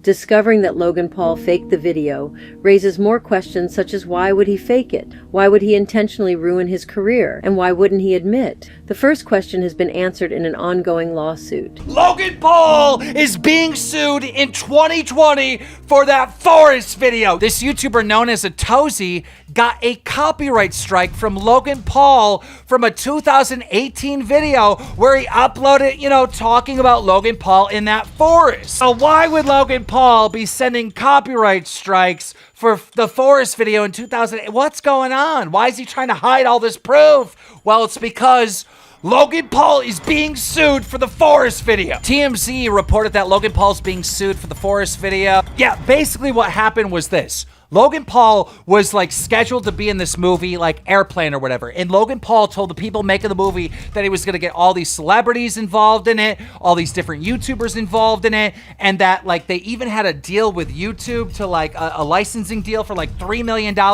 But then Logan Paul uploads the forest video and nobody wants to be in the movie anymore. Google rips up the contract. I mean, the people that invested the money to make this movie got completely screwed over by Logan Paul uploading that video, so now they are suing him. He is not going to admit it was fake if it in any way, even 2%, would cause him to pay millions. But we're gonna read through these court documents and just keep in mind, the entire time, Plainless thought this video was real, so they never challenged it. They never asked for the unblurred version. I don't know if they even played it in court. That wasn't what was discussed. They were worried about other things. They should have hammered in on it being fake and asked about it. And I just want to show here that Logan's team made sure to say that it was an actual, and that was not contested in court. So I'm just showing here how Logan's lawyers wanted to get that across and it was not challenged. So it was important that this was taken as an actual real thing. The complaint is saying that he was a manager of Plainless, so with his stupid actions, he inevitably and directly affected the outcome of Plainless's production. When they said it is a real unaliving, that is why Logan Paul has yet to admit the truth, because that would have allowed Plainless to have at least an objection to that point. If it was known to be fake, it could have totally changed, because that would have meant Logan was directly planning this, had known it was going to happen, and he should have had responsibility to tell Plainless what he was doing and what he was going to broadcast, but he failed to do so. And the only reason he's getting away with it is because, oh, this was a real unalive person. I didn't know it was going to happen. You planned for it. That's the whole thing. He had planned for this for a while. So Plainless didn't know that. They had no objection to that. That answers the second point. The big question people have, well, why wouldn't he just admit it? This is why. He would have lost potentially millions of dollars. And we already know how he's acting with the 1.8 crypto zoo. So just imagine more than that. He's a scumbag slime ball, right? There's no way he's gonna pay that. Because he had uploaded this, he is liable for the damages they received, which was they were kicked out of the Google AdSense program and they lost about $5 million. So if he were to lose this court case, he had to repay them $5 million. At least a dozen times, if not a dozen and a half times, he specifically says he filmed the actual unaliving, but he says the actual unaliving of a victim in the Japan Akikahara forest, but he makes sure to say actual, and then he makes sure to say the real. He says actual and real, and this wasn't contested in court. Is this an ongoing court case still with this? But it's been going this whole time, because his argument is to say it's real, and I just discovered the body. How am I to blame? I just filmed it and uploaded it. It's not my fault. I just showed what I seen. But plaintiff was trying to say, you should have told us. But he was saying it's real. So if he would have admitted it was fake, then he had a duty to tell plaintiffs that it was going to happen. But he didn't. But it's time everyone realizes and admits to themselves this was fake. It has been talked about for years that it's been fake, but no one has been able to answer those two questions. Why would he do it? And why wouldn't he admit to it? And he did not admit it because of the court case going on. If he would have admitted it was fake, he potentially could have lost the court case, resulting in millions of dollars owed. Those are the facts. Logan Paul is currently still in a 6-year-long lawsuit with Plainless Picture, the company behind Logan Paul's movie called Airplane Mode. The lawsuit outlines that leading up to the forest incident, throughout 2017, Logan Paul failed to meet deadlines for the movie. The lawsuit states, in early 2017, Plainless faced a serious problem. Airplane Mode was over budget. It remained uncompleted, and more funds were needed to complete the film, and that Airplane Mode was not completed by June 1st, 2017. On or about December 7th, 2017, Plainless and Google, LLC, executed a licensed property amendment pursuant. To this agreement, Plainless was to receive a license fee of $3 million with a $500,000 bonus for certain promotional activities. This includes using Logan Paul's social media platforms to promote the movie. Logan Paul was fully aware and had knowledge of the Google distribution deal entered into on December 7th, 2017. The fact that it included a morals clause, a moral clause within contracts, is used as a means of holding the individual or party as to a certain behavioral standard so as not to bring disrepute, contempt, or scandal to other individual or party to the contract and their interests. Subsequent to the Google deal being entered into and prior to December 31st, 2017, Logan Paul, his manager, and others caused delay in turning over the completed movie and its component parts to Google. In particular, Paul and Maverick demanded that certain parts of the movie be edited and would not allow it to be shown on Paul's vlog channel unless edited by Paul, even though they had previously represented that no edits were necessary. These statements from the lawsuit are very important. They outline clear disruptions and delays to producing the film at the fault of Logan Paul and his team. What's the movie called again that you wrote? Airplane Mode. Airplane Mode. And so you said theatrical, so you plan on a studio picking this up and going nationwide in theaters? Yeah, so if the movie is good enough, theaters will pick it up. A movie hires you on, say you get a role. Is it in your contract that you have to mention it on your social media platforms? It's not. We make sure it's not, and we tell them it's like, yo, you're hiring Logan for his acting ability, not his social promotion. Yeah, we make sure that I'm being hired because I can act, not because of my following. So when this movie is made, we'll show it to theaters. We'll have a little bidding contest, and I'd be willing to bet, like I said, it just blows up because it's going to be that good. But how does that work? Won't you also want to release it in some way digital at the same time? Yeah, we will. Well, it'll be on iTunes for sure. It'll be on Netflix, Hulu, Amazon, whatever it is. Amazon Prime, excuse me, whatever it is. It'll be there for sure. We're not counting everyone out, but like theatrical releases, it legitimizes. There you go. And so that was really cool. It's all really exciting, man.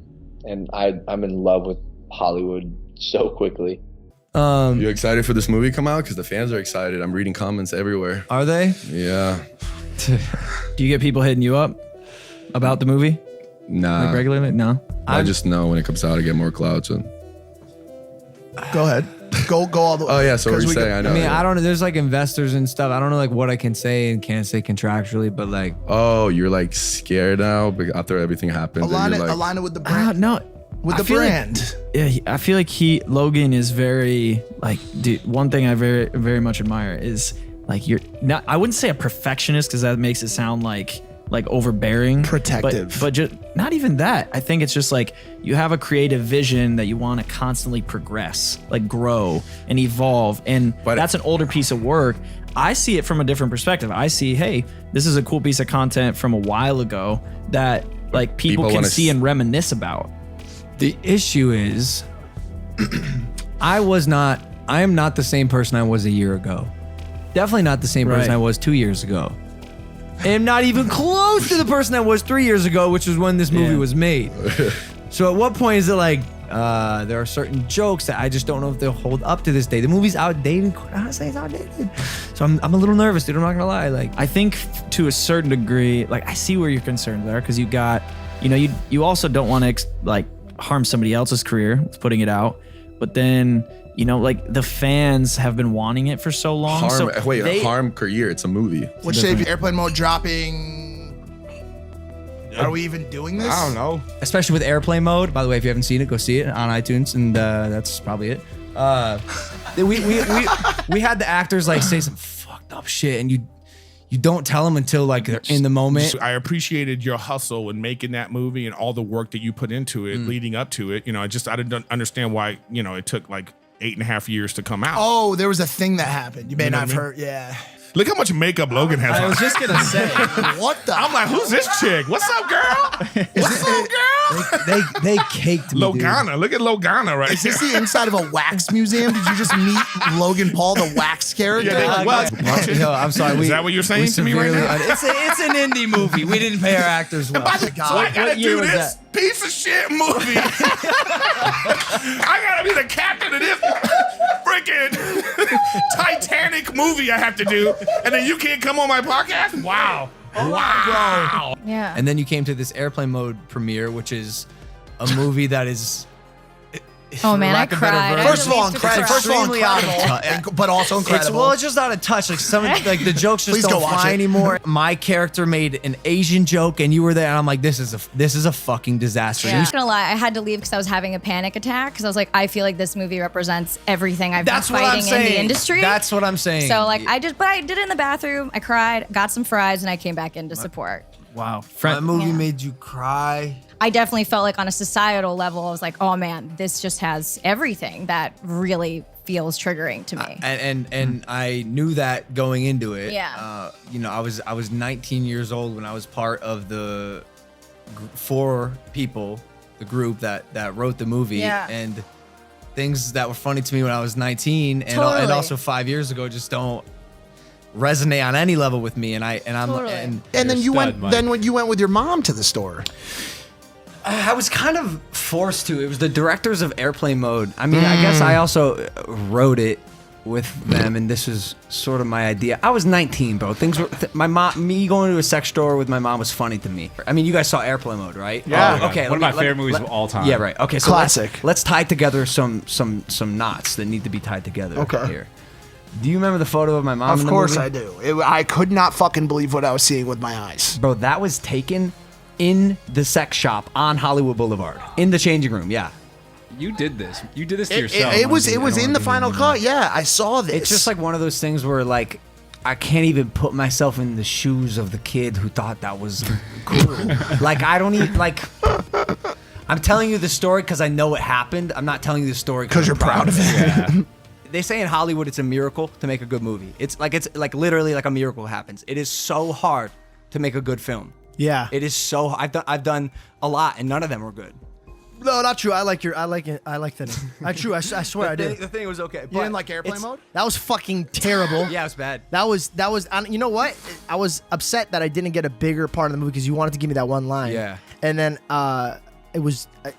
Our Lord and Savior Jesus Christ came to me and he's like, don't do it. Don't do it. I wish he told me the same thing. Don't do it. I wish he would have been interacting with me. It was, I love you. So I got to give a shout out to Hollywood for putting influencers in their movies for Smart. absolutely no reason other than to use them for promo. But 100%. I mean, dude, I can't be the only one. And this is I've been used this before too, but I can't believe the only one or be the only one who like sees an influencer or celebrity in a movie and you're just like. You pitched me on airplane mode 7 years ago. Did you say? How do you feel good about? You feel good about that pass now, or what? Do you wish you got involved in that stunning project? No, the Oscar idea award was winner? good. Everyone starts. That was his first movie. You know what I mean? And you learn. Next movie's gonna be better. Do you have to make shitty things in order to make good things eventually? I don't know if airplane mode was shitty. What are you talking about? It was an experiment. It was a $2.5 million experiment. Marketing costs so much fucking money. Sometimes more than the film. Sometimes more than the film. Like people spend millions and millions of dollars on marketing. No. No. Oh. They died on the plane. That was the first time I had kissed a man. Yeah. Too. Did you enjoy it? No. Okay. But you did not enjoy it either. Like you didn't like every time I kissed Wait, was a it with dude- tongue? No. Oh my god. The one on the plane in the cockpit was literally perfectly. So you called the made out with a cockpit. dude? Two. Shit. Both In a matter of minutes. We definitely clocked. We're like, okay, they're writing a movie, whatever that. I've seen YouTubers who have written movies before that sucked. Who's on? Do you know any specific? I was like, who's he firing a shot at? It was me. That's why I was saying that before about when you kept telling me, and I was just like, oh, it's gonna be another airplane mode. So there's a sequel. It was starting to be clear that Logan Paul's massive success in 2016 and 2017 lead him to neglect the responsibilities to this film. In fact, various postings made by Logan Paul would show that on several days throughout 2016 and 2017, he would generate multiple $1 million revenue days from his extremely lucrative and fast-growing merchandise business. However, if Logan Paul loses this lawsuit, I mean, he's got the money to pay for it. I mean, he was even flexing today that back in 2016, he made $1 million in one single day on his Maverick merch company. That's just unbelievable. I sold $1 million in merch in one day, in that one day. I go, oh, wait a second. I was like, you know what's even crazier? He's like, yeah. I was like, I did the same thing the next day. And then I was like, let me stop you there. I did the same thing the day after that. I just made $3 million in 3 days. Like I said, I play the game a bit smarter than most people. I was, and I'd flown back, and obviously he was on this massive trajectory to This is the super. Yeah. So he was on this trajectory to be the biggest thing ever already, in a very different respect. In social media, brand world had a very successful clothing brand. I think did $50 million in 2017 revenue. You know what's so weird about these guys? Logan Paul claimed the other day that he made $40 million this year off Maverick merch. Because Logan, you just said you made $40 million off merch on top of everything else that you do. Why would you be so perplexed that somebody wouldn't retire off $25 million if you're making $40 million just off sweatshirts in 6 months? Wow. If you have an audience, you should be able to capitalize on them if you're doing your job right. And you know, I am a geek. I am a nerd. I am a business-centric, smart, calculated guy. I love marketing. And so me personally, to answer your question, I started a clothing line called Maverick by Logan Paul, and that was the big jump for me. That's how I made most of my money. If you have to rely on advertisers, to me, like that sounds like slavery to me. That like literally that sounds like I'm being trapped in a hole where I have to succumb to someone because they're paying me money. That's horrible. That sounds like torture to me. If you have to change who you are and how you act to be someone who you're not online because you're worried about being paid by a brand. I mean, we know Logan Paul doing his Maverick merch back when he got cancelled for the Japanese forest incident. I think there's someone hanging right there. I still remember that TMZ interview he did where he basically admitted he's still making money off his merch. What are you doing for money, seeing as your main, like, cash cow now? Clothing. You cannot, and I know this firsthand because we're in Drama Alert, you can't destroy Jake Paul, and you can't destroy Logan Paul. And the number one reason why you can't destroy them is because of their children fan base. To Logan Paul and Jake Paul, to kids, is cool. Everything he does, everything he says is cool. And, you know, they run this cult, right? Fucking merch machine where they prey on children. where it's you're only cool if you're wearing Logan Paul merchandise. You're only cool if you're in the Logang. This type of predatory behavior on kids, all right, is the #1 reason why they will never, ever go down. He said, either in that song or in a vlog, I can't remember where, he goes, if your parents don't buy you Maverick merch, give it back to your parents and demand Maverick merch. It was something along those lines. Oh, he didn't monetize the video, it's okay. And I'm sitting there thinking, that's not how monetization works. Yeah, he didn't make the $6,000 in ad revenue on the video, but guess what? People still clicked his video straight after that, and he got ad revenue on that. He was still selling, he still had his merch link in the bio. Yep. Exactly. And he's telling people to subscribe to his channel. This was getting him subscribers, this was getting him merch sales, and this was getting him more clicks on his older videos. And at the end of the day, that is still money. That is still exposure on the platform. All this shit has been bad for Logan Paul's image, maybe, but it's definitely not going to hurt his views. And if anything, it's probably getting him way more subs and way more views. And here's one thing that people really need to understand, because I don't think the average person really has a grasp of this yet, okay? Logan Paul and Jake Paul don't need sponsorships. They don't need a sponsorship from fucking Pepsi or from wherever, Coca-Cola, you name it. They don't need that because they run multi-million-dollar businesses with their merch. Yeah. Like when we were kids, all right, everybody in school had like Adidas shirts, Nike shirts, Reebok shirts, whatever, right? Like that was the brand name stuff. Now, if you go to any middle school in America, you'll walk in there and you will see Maverick merch and Logan Paul merch. Like the kids are wearing their clothes everywhere. All over America, all over the world. Even in foreign countries, I saw, like, because I just went from Japan to Korea, they even had, like, you know how there's like rip-off, like fake Nikes and shit? There's fake Maverick merch at these little pop-up stores. Like that. That's how big it's gotten.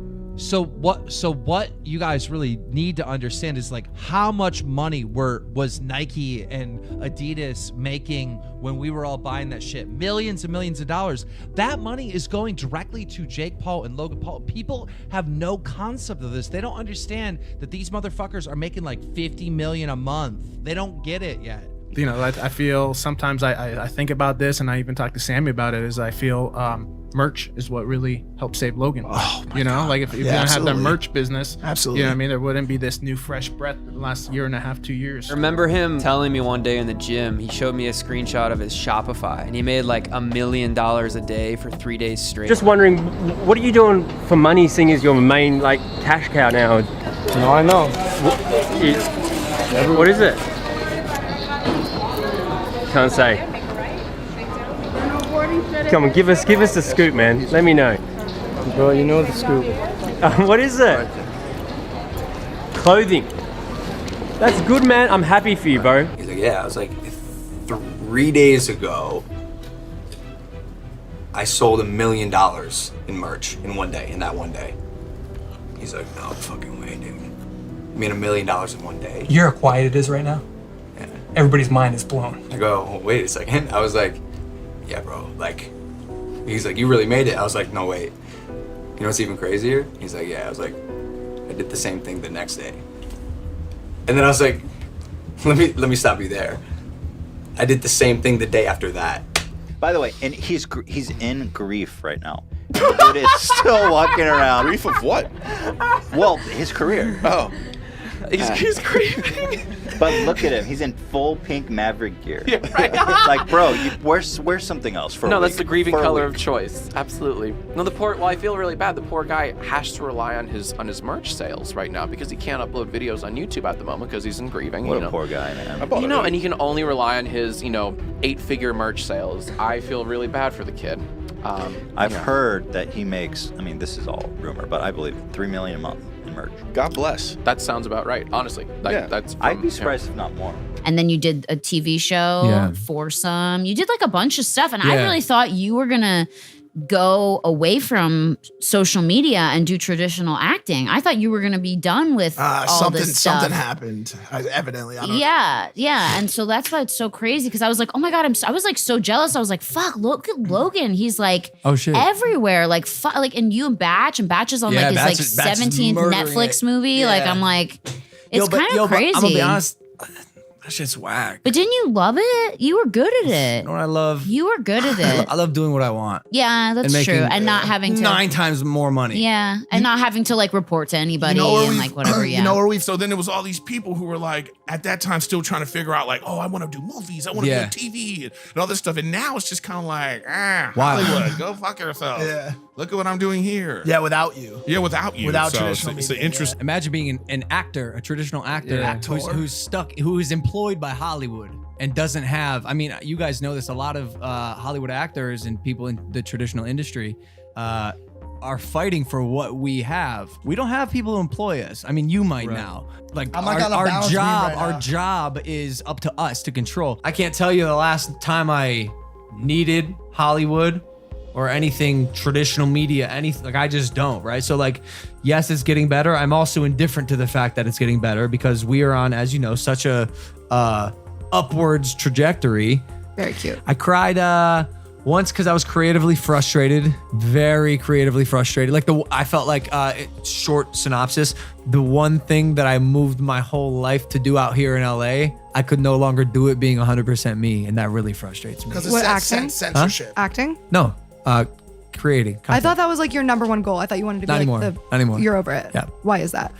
I have a lot more fun creating, controlling, and doing what I want. Directing, producing. Directing. I feel that. Like, and also, I don't believe I have the chops to be the biggest actor in the world. Because of your acting skill or because of my acting skill. I'm good. I'm not great. I can. Could you become great though? Maybe if I dedicated my life But to you it. don't Yes, care I'm enough sure. to. No, because this is much more fun. Like, Yeah. and like powerful, to be honest. I think what I'm doing now, I'm working smarter and not harder. Yeah. Instead of doing acting classes and maybe getting a role that maybe pays $50K for 2 weeks worth of work, like just your cell phone by yourself. Yeah. But when you go to starting shows and movies and bigger stuff where you have hundreds of people, it's part of it's part of the reason I don't Yeah. love Hollywood 100% yet is because like it's a very well-oiled machine that needs to work like a machine, and here I can kind of lead the helm and kind of convince everyone to believe in the vision. In Hollywood, you have to trust that the person at the top hopefully knows what they're doing. I've been let down. You know this. Yeah, of How many course. times we've been fucking let down by a project because we're listening to someone who isn't really the artist, the creative, the visionary that they said they were when we first started. All music videos are disasters. It was. Is that the case? It was emblematic of why I kind of pulled out of the Hollywood production thing. Because it wasn't a disaster. We got it done, but it also wasn't easy. It was actually, in fact, very difficult. Yeah, it just reminded me like really, really how difficult the Hollywood production hurry up and wait and what can go wrong will go wrong type of mindset. The gym was not equipped to handle that voltage. So the lights kept going out. Just like a simple problem that you never know until you're on set experiencing it. And then it's like, okay, how do we make this still look lit with like one less light, or like the strobe's going so it doesn't really look like a party, and the fog machines you got to wait for the fog to go because they're not turning on. Like, I noticed this. Tell me if you feel this. When you're in Hollywood and the production steps up, there's a lot of hurry up and wait, bro. There's a lot of sitting around, a lot of frustrations that, it's a bit easier when you're fucking doing it from an iPhone. Yeah, because you do one shot, and then, all right, that shot's over. 30 minutes till we set up this next shot and get this done. Oh. And you're like, since you're the star, you can kind of do whatever the fuck you want. What works for you, how you feel when you're doing it. Like you might love acting, you might hate it. Bro, it's a lot different than what you do, man. It's hurry up and wait. You got to be patient. You're relying on someone else to make someone else's vision look good. It's a fucking nightmare. Like any movie that turns out good, they say it's a miracle, right? Wow. Like literally, it's hard. So I'm excited to watch you do all this stuff. But for someone who is honest with themselves often about how they're feeling, like if you aren't enjoying something, bro, don't do it because it'll eat you fucking alive. Wow. What about that? If I were your big brother, that's something like I would say. Yeah. I said that exact same thing to him yesterday. We are in Hollywood, Florida, which is ironic because I left that place so I could avoid getting I went stabbed from in the Hollywood. back. Yeah, but that was like an extra, basically. And my scene got cut. Oh. They promised me my scene would Well, get never cut. mind. So doing it both and trying to have this balance is tough. But personally, in Hollywood for me, it's a little much. Hurry up and wait. You're on everyone else's time. We come from digital, and traditional is vastly different. There's a lot of hurry up and wait. There's a lot of pretentiousness that we just don't like. Do you like that Hollywood world? because I found whenever I'm doing traditional Hollywood and media, just to hurry up and wait. The process is so slow, and I also don't like not having creative control. So if you could roll, if you're looking at an actor, a decent actor who has 13K on Instagram, and then you're looking at an actor who this might be their first time and they have 22 million on Instagram, wow, I just saved $4 million on marketing. No, that's a huge thing. But you have done a little pivot recently into traditional Hollywood, and we've seen you in some films. Personally, I hate the Hollywood machine. I haven't had a problem with Hollywood. Interesting. I haven't had a problem. The hurry up and wait doesn't. I mean, I see a lot of shit bothering. If I'm bothered in Hollywood. Bro, acting's tricky. I had a movie called The Thinning where I was like a serious character, and I would play it pretty well if I do say so myself. And I'd come home and I'd still be sort of like melancholy and sullen and downtrodden. It made me like depressed because the character was like this kind of like depressed, bottled up emotional teen. And I honestly, bro, all I want to fucking do in life is have fun. Yeah, and then you guys would film all day and then make your like vlogs at night. Like Batch would be up till like 5 a.m. every morning making his vlogs. The work ethic, it made me go, oh, like it's no wonder, it's no secret you guys had the numbers that you have. Like that is the vlog. It's an interesting day. I've said it before, being an actor and also vlogging is tough, but I'm doing my best for you guys. It is the end of the daily vlog. That word, daily. Yeah, guys, I have done a lot of vlogs every day in a row, and I'm blessed. And I'm thankful. But your boy wants to exercise his creativity in different ways. Putting a video out every day is one of the hardest things on the planet. It alters who you are. And trying to stretch it to 10 minutes. It's horrifying. Because he even says in the Maverick documentary, which was that big video Hayden was editing, that he utilized his cancellation to stop uploading every day. He had complained a lot that he was fed up with this everyday bullshit. He hated the grind. He hated doing it. He wanted out. He said multiple times he wanted out. Yeah. And this was his out, and he capitalized it instantly. He jumped right into boxing. That's like... I believe he wanted to stop the daily vlogging, and this was his way to kind of completely reinvent himself. And this is one of the laws in the 48 laws of power. Reinvent yourself. That all of my negative shit was a blessing for so many reasons, but there was, even when I look back at my old content, you could see me becoming less and less relatable, less and less realistic and authentic as a human. Like even now, bro, I don't wear jewelry like I used to. Some of the old videos I made, I can't even watch them. Yeah. Because it feels like such a removed part of me. At 26, I can safely say that Japan was the biggest blessing in my life. I needed a reset. I needed life to check me, and it did. Some of my fans find this hard to hear, but I cannot watch content pre-2018 from me. I think it's a childish version of myself. I actually can't believe it's the same person. He can't go back to Jake Paul vlogs. I said, my rule for him was, I had a conversation with him. I go, everything you've ever done in the past, never do it again. Everything. Your cringe cop radar needs to be on to the fucking max. Right. And I sort of apply that with my shit as well. But I also have noticed that it has been something that you guys stopped doing that has also contributed to that growth, and that's creating daily content and being and living in that atmosphere of fucking feedback, that crowdsourced self-esteem that Kanye has talked about, right? Like those that always on criticism and critique in a world that I live in still to this day, that doesn't really allow you to ever check in on yourself, that doesn't really ever allow you the time to sit with a therapist or with a loved one and say, yo, I don't know why I feel like this, let's work on it. Because you're too busy fulfilling your obligation to an audience. And so that's one thing I noticed about both of you guys. When you guys took a moment to step back from that grind, from that always on approach, and focused on boxing and long-term pursuits, it really gave you some room to breathe. But for example, right, the worst thing to you was Japan, but that is the best character development you've ever had. And in a great life. country in general. We have to go there. I love Tokyo. But what I'm saying is that huge moment that you at one point in your life were like, I can't believe this happened to me. I wish it never happened to me. Now you're like, I'm so glad it happened to me. Because there was so much content unknowns coming out of Tokyo and out of that period too. And I remember when we were talking about what the next step was. And when you said to me, I think I'm gonna do a podcast and I think I want you to be a part of it, I looked at you and I said, Logan, this is it. We were standing, I think we were in the studio, and I said, bro, I'm telling you, this is it. This is what's gonna. I was there for that. I was like, this is what's gonna give your viewers and your audience a side of you that I know that they don't know, and it's gonna make people respect and love you. I function best when I'm being reprimanded or harshly criticized. Like, that's just, I got thick ass skin. Yeah, my parents are coaches. Yep. Yeah. And if I'm gonna change, that's the way to do it. Like, by the way, the people watching you are all gonna make mistakes too. It's called being human. Right. You know what I'm saying? We all And so do. I think it's, once again, it's irresponsible to have someone on that doesn't make mistakes. I think a lot of people probably fuck with you more now coming out of what's happened and seeing you go through the fire and become this, podcasting. Nah, I got a couple more power plays, bro. Coming up? Yeah, just look.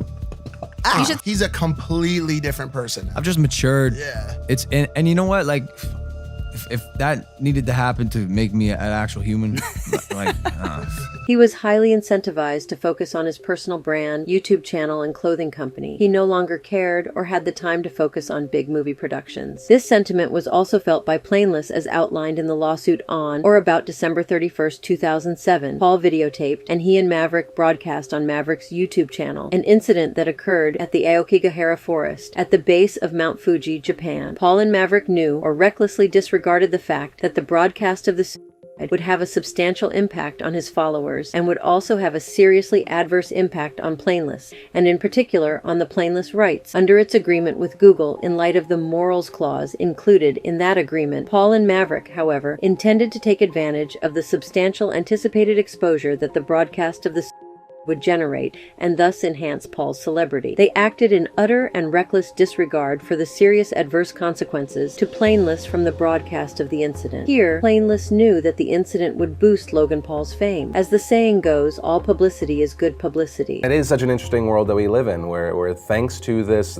situation, Logan Paul is exiting this scandal far bigger than he entered. The fact that this very negative story seems to have no negative impact on Logan Paul himself. Because for all the outrage, it doesn't appear that Logan is actually losing any fans. It's the opposite. He's gaining them. In fact, the day after the video went mainstream, 81,000 new people subscribed to Logan's channel. Compare that to before the scandal, when he was adding about 17,000 new subscribers daily. Which begs the question, is there a such thing as bad press on YouTube?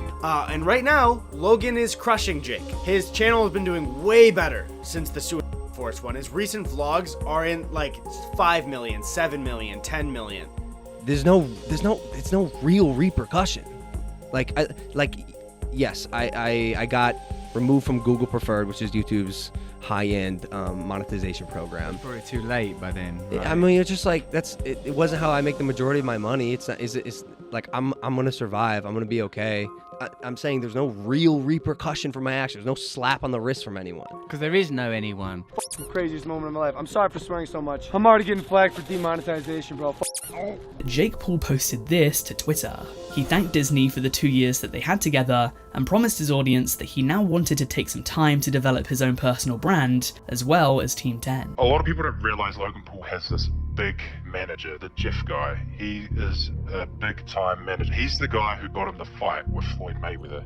He's big time. This whole Japan incident, right, where they go to the forest with the crew. This was well planned, set up. Both of those people were put in those positions by Jeff. And you thought about parting ways with them amid the Japan video stuff and decided do you know about that? Stick with him. Yeah. So multiple times, I almost dropped Jeff. Team Broadcast was a Maverick production, not a Paul production. Paul's work on the broadcast was an agent of Maverick, so this is very important. They're saying that it was a production. They get a little sloppy here. They're almost admitting it was fake. They're saying it's a production, but they're also saying that it's not a Logan Paul production. Paul just works on it, and it's actually an agent of Maverick, and Maverick LLC works the Logan Paul YouTube channel. Jeff is me, y'all. Yes, that's what I was gonna say. It's been so long. Jeff's been with me for like 8 years now. So pretty much everything I do is like, I feel like you're a staple. I should have said you, Jeff. I'm the worst. When Logan was sitting in his room in Ohio in his little desk, Jeff was there. He hadn't even left his room yet. He was just trying to start content. You worked for what was that first company? Studio 71. It was before that. It was Jukin. You were an entrepreneur at 17. You started your first business in college, a laundromat business, which you sold after that to move into the entertainment world. And you were moving into the new frontier of digital media. Tell us about that for a minute. Yeah, I was lucky enough to recognize that, coming into the entertainment world, I wasn't going to be representing Brad Pitt or Leonardo DiCaprio, at 21 years old. So it was a long climb to the top, right? And I'm just very entrepreneurial and motivated, and just recognized that the digital entertainment sector was just birthing. So in the beginning of it, if you can get in early and be lucky enough like I was, years ahead of everybody else that's now catching up into it. You had a BS in political science. Yes. From University of Arizona. Yep. And you moved into media. You worked for Awesomeness TV. You were the head of their talent management at Awesomeness TV. Yep. What was that like? And the network, amazing. Brian Robbins, who's the now president of Nickelodeon, started it. He was a prolific kids, young adult producer and director. Created all that. Created Amanda Bynes, Kenan and Kel. Huge, franchises in Nickelodeon and then on to Disney. And when I was at ICM, I was pitching somebody to Google Preferred, who came out and said they were giving out $100 million to attract people off of television into YouTube to bring those advertising dollars over.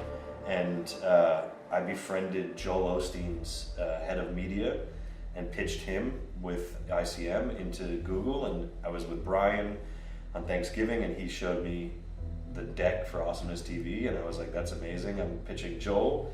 And after Joel didn't get picked up by Google and Brian did, I reached out to him and said, hey, I want to come into this world. I see where this is gonna go. And at first, nobody knew what YouTube was or what it was. Really Brian was using it as a stepping stone to try different types of content and then possibly upstream it to Disney or Nickelodeon.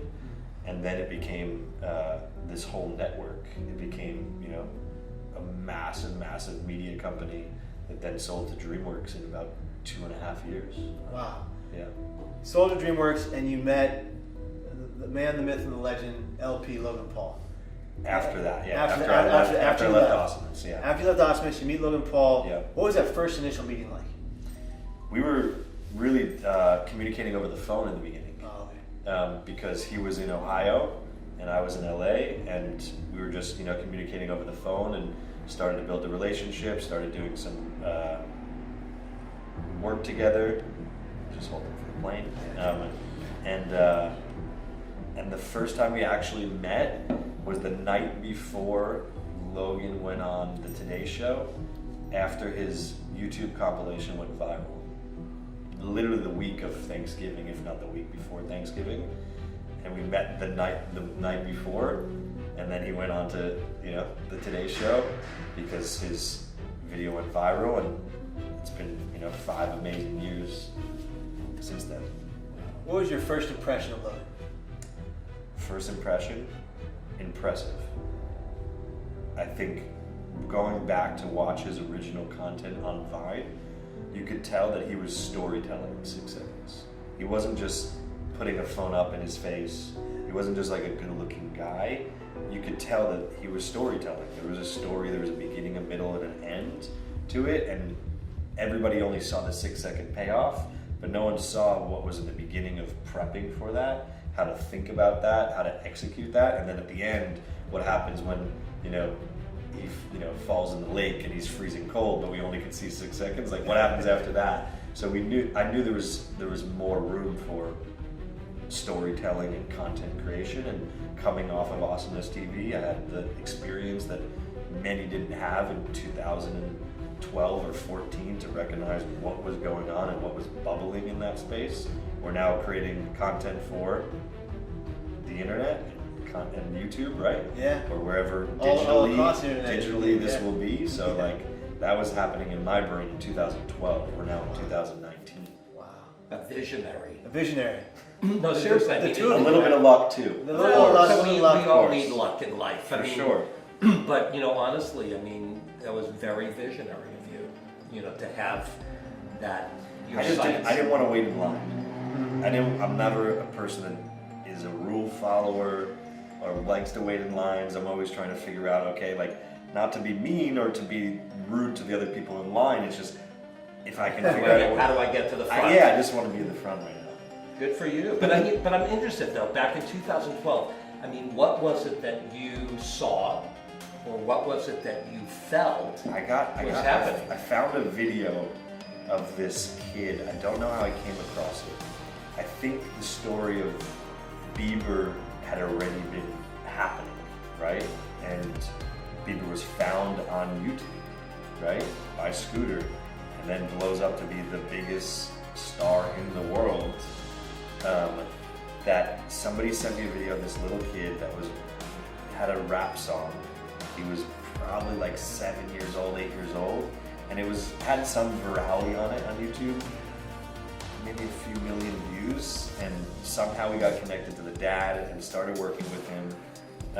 Me and Brian Robbins' nephew, who I started my laundry and dry cleaning delivery service business with, who, really Cooper Wilson, and his family helped me get into the entertainment industry. His mom's a huge casting director for Disney, so Brian's sister, so they were all in the entertainment world. And I started working with him, and people were liking, there was traction, we were meeting with Disney and Nickelodeon, and it was like, okay, well, these people are budding off of this. I don't think that I can, like I said, represent these huge stars. What could I tell them as a story to try to take them away from their manager or their agent or whatever it may be? So I was coming to LA for the first time. I was still in college. I was 18. And I didn't know who Suge Knight was. I went to Studio 71, my first talent agency that signed me, and manager Jeff was there, and we were meeting in the boardroom. Peek my head out this conference room, and there's Suge Knight and Cat Williams shaking down the CEO of Studio 71. Talk about where's my money? I need my money now. And I'm like, Jeff, what the fuck is going on? And Jeff, my manager, who's like, he's experienced in Hollywood. I'm not, just some dude from Ohio who like mows lawns. He's like, that's Suge Knight and Cat Williams. Wow, people really like me on this Vine thing. Then I realized, okay, I think it's time to optimize and hold on, this cut out. I think it's time to optimize and do the best I can to make a really exciting life for myself. And then I met manager Jeff, and shout out manager Jeff. It's interesting. So when I saw him, and it was like, whoa, this is like Midwest, blonde hair, blue eyes, axe, smart, sports, like. You know what's fascinating to me though? You knew you had We're good. You knew you had yourself a money bag. 100% knew that this was going to be a rocket ship. Right. I look at some of my old Vines, and while they were like good, it was hard to project a future beyond Vine. For you, because you never had done it, never had seen it. Yeah. But for me, being in the entertainment industry and seeing it before, it was like, okay, here's the next one. This just happens to be it. I see. Been in digital since 2012. Any tips? Any tips? Have the conversation with people who are smarter than you and have been in Hollywood for years and know how to build a brand. Not just get clout. The real Logan Paul. So it's not bullshit. It's what you do is, it's planned out, right? It's strategic. With Logan Paul in particular, I just want you guys to know and watch going forward, it's going to get better for him. It looks like it's rough for him. He's going to come out of this unscathed even better than before. What they do is they make bad press to build you up. It's called baptism by fire. It looks like their career's over and then they come back. So that's what's happening with Logan Paul. We have Jeff, and obviously Jeff has done a tremendous But look job. how he's sitting, bro. Fuck. Well, he's tired. He just got off a plane to fly here to be with us. But Jeff is running the entire enterprise by himself. We need fucking help, dude. And like he can't do all. How do you think that? Hey Jeff, how you doing? Manager Jeff, ladies and gentlemen. By the way, quick round of applause for the man who pretty much put this thing together. Is that accurate? Yeah, him and his friend Matt. A lot of help. Yeah, but you crushed it, and that's very humble of you to say that. But you did a great job, and you continue to. Ready? I gotta introduce you to this guy. This is a new type of guy. This man right here with the big ponytail, the beard, and the young kid's clothes and the watch. He is a CEO in disguise as a young, cool kid. And these Jewish CEOs in disguise, well, what they do is they go out to LA and they find young goys to manage. This guy, and they're so good at it. This guy right here with the long hair, he's a poacher. What he does is he comes, what do they call those baseball guys? The scout. He's a scout. He came to LA when Logan was just doing Vine. So what he does, there's these Jews who do this. They sit online and they go, who could be the next big star? And this guy right here, I don't know his name. He saw Logan on Vine when Logan was first starting. Maybe you could find this part of the show where he starts talking about it. And I did find the part where he talks about comedy. Okay, but I want to tell people the story because this is happening everywhere. And he sees something in Logan Paul, and so what he does is he gets in disguise, goes to LA, and tells Logan Paul whatever he needs to say to get Logan Paul to, and I quote, shoot up like a rocket ship so that he could line his pockets. So he's the guy telling Logan, oh yeah, you should do this, you should do that. What? These guys, they come and they poach these people that they think will be stars, and they're the ones in their ear going, oh, you got to do this, you got to do that, you got to do that. But it's always a decision that makes them more Go to money. like 1940, might 1940, and this is why we see so many assholes out there, because the managers and agents are the ones making these guys do all this crazy shit, and it's happening in comedy now too. And he'll say anything to get Logan to and it's all fake. It's like all bullshit. Watch this. You say that point because in the U.S., the jock is the cool guy in school, right? So like, now, this guy. Okay, so look at this guy. See how he's wearing like a tee and he's got a beard in there. That's just because that's more. If he showed up in a suit and a yarmulke, they wouldn't want anything to do with it. So they disguise themselves. I'm not kidding. They disguise themselves as a young kid. It's like the manager of a band. Everybody knew that the manager of a band back in the day, you saw that show California Dreams. The manager of the band is always, oh yeah, I'm one of you. Oh yes. And they're always in their ear telling them to do the worst stuff. Listen to this guy. Find somebody who's interested in being in acting, but also looks the part of a jock. Is that changing? No, it is. It totally is. It's changing, but before it changed, it was always the UK and Australia because Let's it's see what okay he to be a says. thespian there, right? That was cool. For sure. Like An that was actor. yeah, so you Interesting. see people who are the leading males usually coming from Australia and coming from Bro, it's the a UK. culture- So when I saw him and it was like, whoa, this is like Midwest. Blonde. He goes, all the leading males usually came from, listen how sick this is. And they think this is just everyday business. He goes, all the leading males back when I met Logan were from Australia and the UK, and they were these handsome guys. And then I found this boy from the Midwest. Listen to this. People who are the leading males usually coming from Australia and coming from Bro, it's the a UK. culture- So when I saw him and it was like, whoa, this is like Midwest. Blonde hair, blue eyes, axe, smart, sports, like... You know what's fascinating to me, You though? knew you had We're good. You knew you had yourself a money bag. 100% knew that this was going to be a rocket ship. Right. You knew. I gotta ask- Wait, you knew you had a money bag. I knew this was going to be a rocket ship. There's something so sleazy. This is like human trafficking, by the way. How could you trust? Never It's speak crazy. over Hava. I know, I'm so sorry. It's Never. crazy that their egos are so big. Like, if someone was talking to me being like, you're a money bag, man, I would say, be like, get out of my house nasty. now! But these guys' egos are so big that Yeah. they are like, oh, Oh, I thank can't you. wait to be Oh the my bag God. of money for you.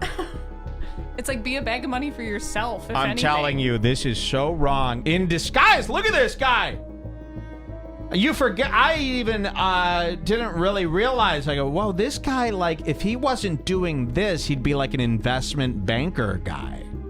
Like, they don't give a fuck about content or jokes. They just, whatever they latch on to first. And how could you ever trust that they're telling you something that's actually in your best interests? They're not. They're not at all. They only have money interests in mind. it was hard to project a future beyond Vine. For you, because you never had done it, never had seen it. Yeah. But for me, being in the entertainment industry and seeing it before, it was like, okay, here's the next one. This just happens again. I see. Been in digital. This, and for this to be in public, they're talking like this. This used to be behind closed doors. Maybe you cook up a scheme like this. They're openly talking about it, and their fans are like, yes, get that bag, yes, manipulate the minds. It's insane. It's assessed me as a problem, and they need to take me out. Like, he'll do it without... seriously the vibe I get from him. He'll do it without even consulting Logan. Like, he's like, we need to have a meeting. And Logan's like, should I come? He's like, no. And then he has a meeting with all these other guys, and he's like, we need to do something about Michael David.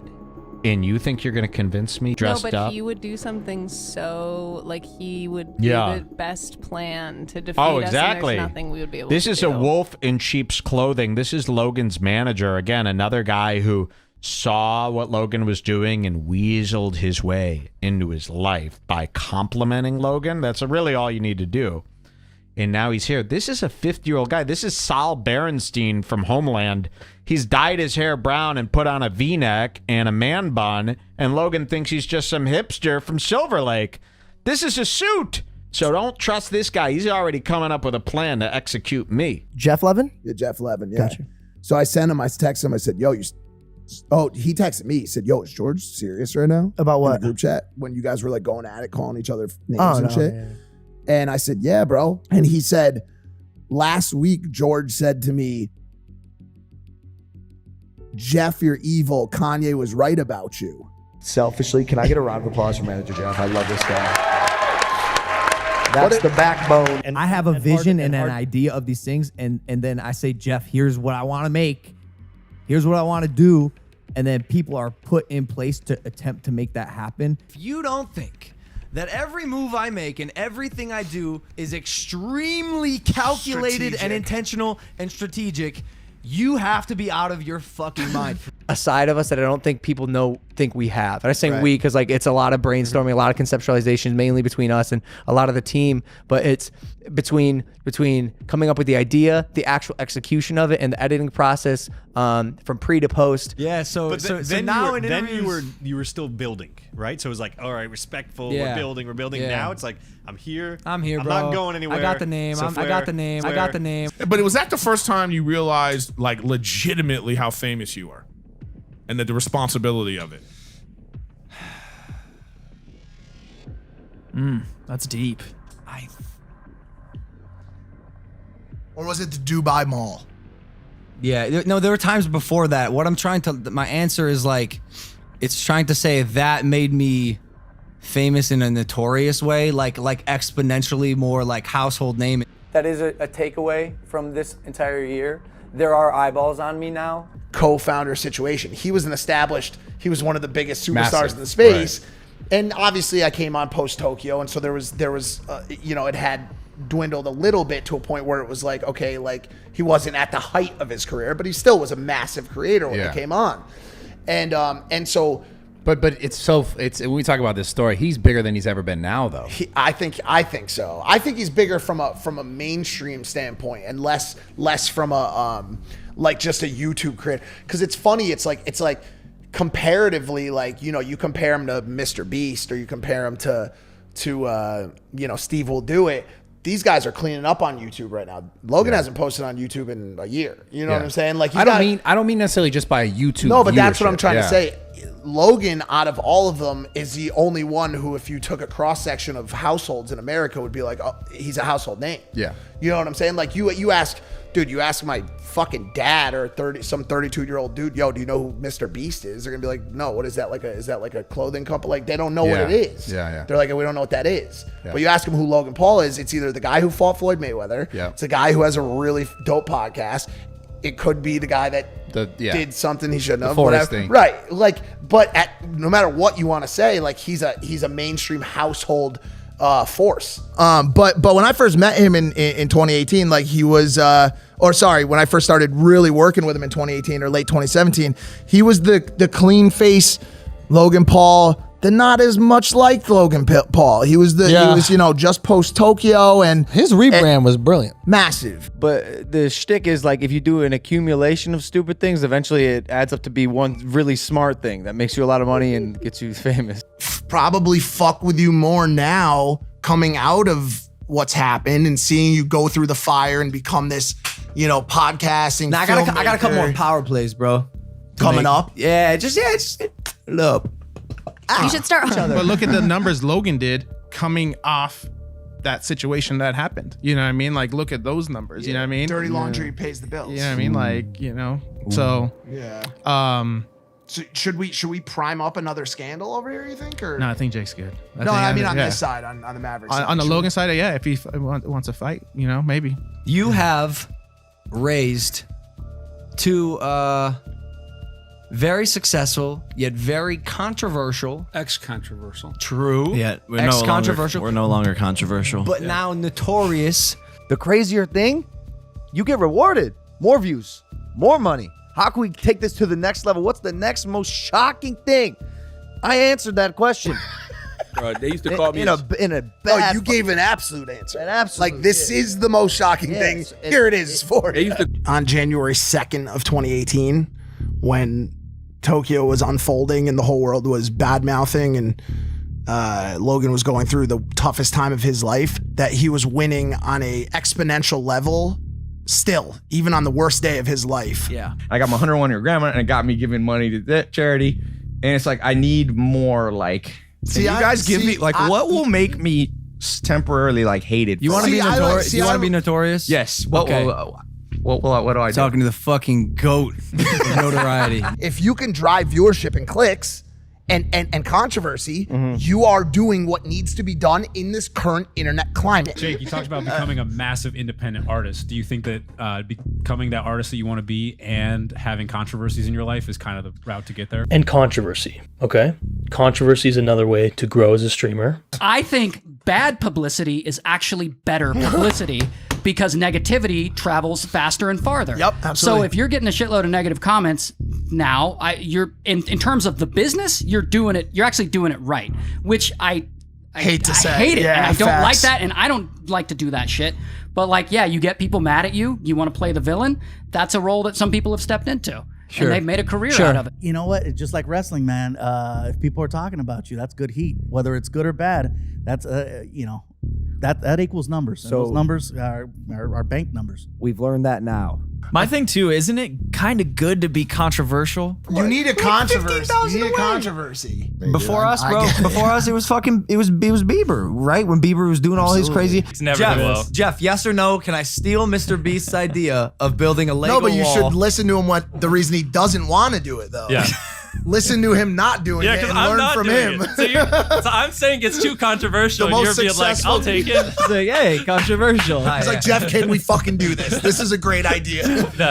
But what? Because Jake and I have had where this weird thing has happened where we're above like Social media influencer. stuff. Yeah, you guys have been and we're Disney and we're and below movies. like traditional star. We're somewhere like in the gray area. Do you think that the controversies have helped propel you to a place where you're bigger than? Let me ask your question Yeah. with a question. Okay. Besides like the crazy illegal controversies, Yeah. what controversy has made anyone smaller and kept them there in a bad way? Kim Kardashian, number one, sex tape. Now she's the biggest star in the so world. You're saying illegal. So Bill Cosby, for example, gone. Yeah. That's why I said illegal. Yeah. Like Harvey Weinstein, like controversy. You fucked up. You did an illegal thing. Gone. Jordan Woods, was that the most? But I don't scandal? see her going. Controversy. You don't? Check out her Instagram. Is she popping more? Oh yeah. Watch her when she gets out of a car and goes into Craig's. But bro. that could be staged. The only thing I will say is also when you talk about staging is like, yo, Chris and like that whole squad. They're smart. I'm still not convinced that the entire thing wasn't staged. Chris, you know what I'm saying? Like Kris Jenner. She's genius. I'm still not convinced that the whole thing wasn't staged in order to continue to propel that boat. bro. Dude, she's a boss. Fucking boss. And so it's like, but yeah, to your point, I mean, like now to go back to the power of traditional press, even though he was the biggest YouTuber in the world, just like Dobrik is now, just like Shane Dawson is now, whatever, whoever you want to say is the biggest. In reality, no one really, besides a large group of kids, know who the fuck they are. Have any, like If you ask the majority of people what they think of the James Charles controversy, they will say the following statement. Who is that? Yeah. Perhaps if you don't get the joke, you are the joke. Yes. They say that all the time. And I have to thank the people retweeting and sharing these videos for making me and my brand go viral once again. Bro, you do the marketing for us, you do the promo for us. The amount of earned media that I got because of this clip, hundreds of thousands of dollars for free because of the haters. Shows your intelligence. But why I don't have a problem talking about it, because I iterated this to everyone in the house, and Matt goes, "Are you sure you want to like spill the beans?" Because those people aren't watching this podcast. They love the supercuts. Of course. They love the supercuts. Yeah. Little bits that they can comment on. And two, they will never... You are the way you are, and you will never be any other way. Unless if you they watch, watch... if you are a person... you're letting the fans in. You're letting the fans These to guys- know, yes. yo, everybody likes you is like... Another Yes, check mark. absolutely. But Logan Paul again. I don't... saw that on your Instagram too. Somebody was like, "Yo, genius," or "I'm actually liking him." They bro, wrote an article. Someone said the caption should have been changed to Logan Paul knew exactly what he was doing, Schools and he the played internet all of you. again. Like after it happened with Flat Earth, and they did the marketing for us, and now it's happening with this. I'm just keep so doing it. confident that they will never ever catch on, and if they do, their desire to do the bandwagon type action and bandwagon tweets only helps. Trumps their ability to go. You know what? If I don't like Logan Paul, the most effective way for me to show my disdain is to be indifferent and not talk about it. The opposite of hate is not love. Or the opposite of love is not hate. It's indifference. Because they see quick wins. If they, quick They wins, see favorites, quick wins, retweets, bro, followers, yes. whatever. Like if you truly didn't want me to be around, you'd be indifferent to me and you wouldn't mention me. The army of haters and Logan Paul naysayers is my army. I control them. They don't even know it, which is why it's so good. It's such a subconscious puppeteering of a large group of people knowing that they thrive on Logan Paul type negativity. I'm literally banking my entire career on them. Please. You've used it in the past, and it's hurt you. Yeah, that's true. I've Now seen you're it. using it to the... Now Rat you're using it to video. You're like, yo, I'm gonna jab you guys again. Yes. I'm gonna jab you, right? And then they came Yes. back, and it was YouTube up, preferred, never again. Thanks, bye. But now you're figuring out how to use it for your advantage. I like how you said that. You just at some point you decide you're like, well, we need to move some of this, so let's activate my army, and you just activate And your army it's not the army that loves me. In the right way. It's the opposite, which of course. Wow, this is actually really interesting, and I don't think people have really ever talked about this before, but you have found a way to activate your haters. That's amazing. Incredible. No, it's For dope, success. That's incredible because people fight their haters, ignore their haters, but I don't think I've ever heard someone to talk about how to make your haters work for you. That's incredible, bro. People claim that Logan Paul was enjoying all the negative attention. Every single one, TMZ, the Snapchat stories and all that, they were all talking about Logan Paul. They're all taking photos of him doing a jog around his house and shit like that. So do you think Logan Paul is secretly sitting at home being like, hell yeah, this is actually tight because now I'm getting more famous? Yes. Yeah. Yes. Me too. I do. Yeah, you guys have not seen me since maybe like the Paparazzi. Hey, was it Savage over there in Japan? I was on Good Morning America. I am a good guy who made a bad decision. And constantly taunting his critics. What other YouTuber you know can take a 3-week break and still gain 1 million subscribers? Half of them are telling me to go get run over by a car. But that's engagement, bro. I'll take it. Check us out. Delete Logan Paul's YouTube channel. Check it out. 533,029 have signed. Well, I'm gonna make sure this gets to 533,030 right now because I'm signing it. Because, Logan Paul, right? This just in, folks. Breaking news. Popular vlogger Logan Paul admits to being an asshole. I am an asshole for sure. Wow. So many kids look up to him. What a shame. Logan Paul claims he loves playing the villain and loves being hated by the world. That was me becoming obsessed with the idea of being a villain. Becoming the most hated man in the world in the snap of a finger. So the hyperbole every single time. The most hated man in the world. That was his goal. He wants to have everyone tweeting about him. He wanted everyone to hate him. And you can see this after the videos he was releasing after the vlogs. He's like, yeah, I'm the most hated person. The way he talks about it, he's bragging about it. 3.5, 4 years ago, when I was the most hated person on the planet, undoubtedly, because again, it was right after Japan. I literally I was like cannot. one of the most hated people on the planet, and like, Come live with the most, at the time, hated man on the planet. Do you know what it's like to be the most hated person on the planet? I don't think there was a more hated person in the world than me. You say Logan Paul, people quiver. Who was the most hated YouTuber of 2018? Based on who's Logan Paul, dude. That is correct. he tweeted at me. It was a bit like a hasty of a comment. He said, "Man, you want everyone that ever brings up your name to be forever like, oh, you mean that Forrest guy?" After Japan, I think we addressed that on the last episode. After Japan, millions of tweets, like one of the most hated people on the planet. Speaking of people that people don't like, how about that Logan Paul character?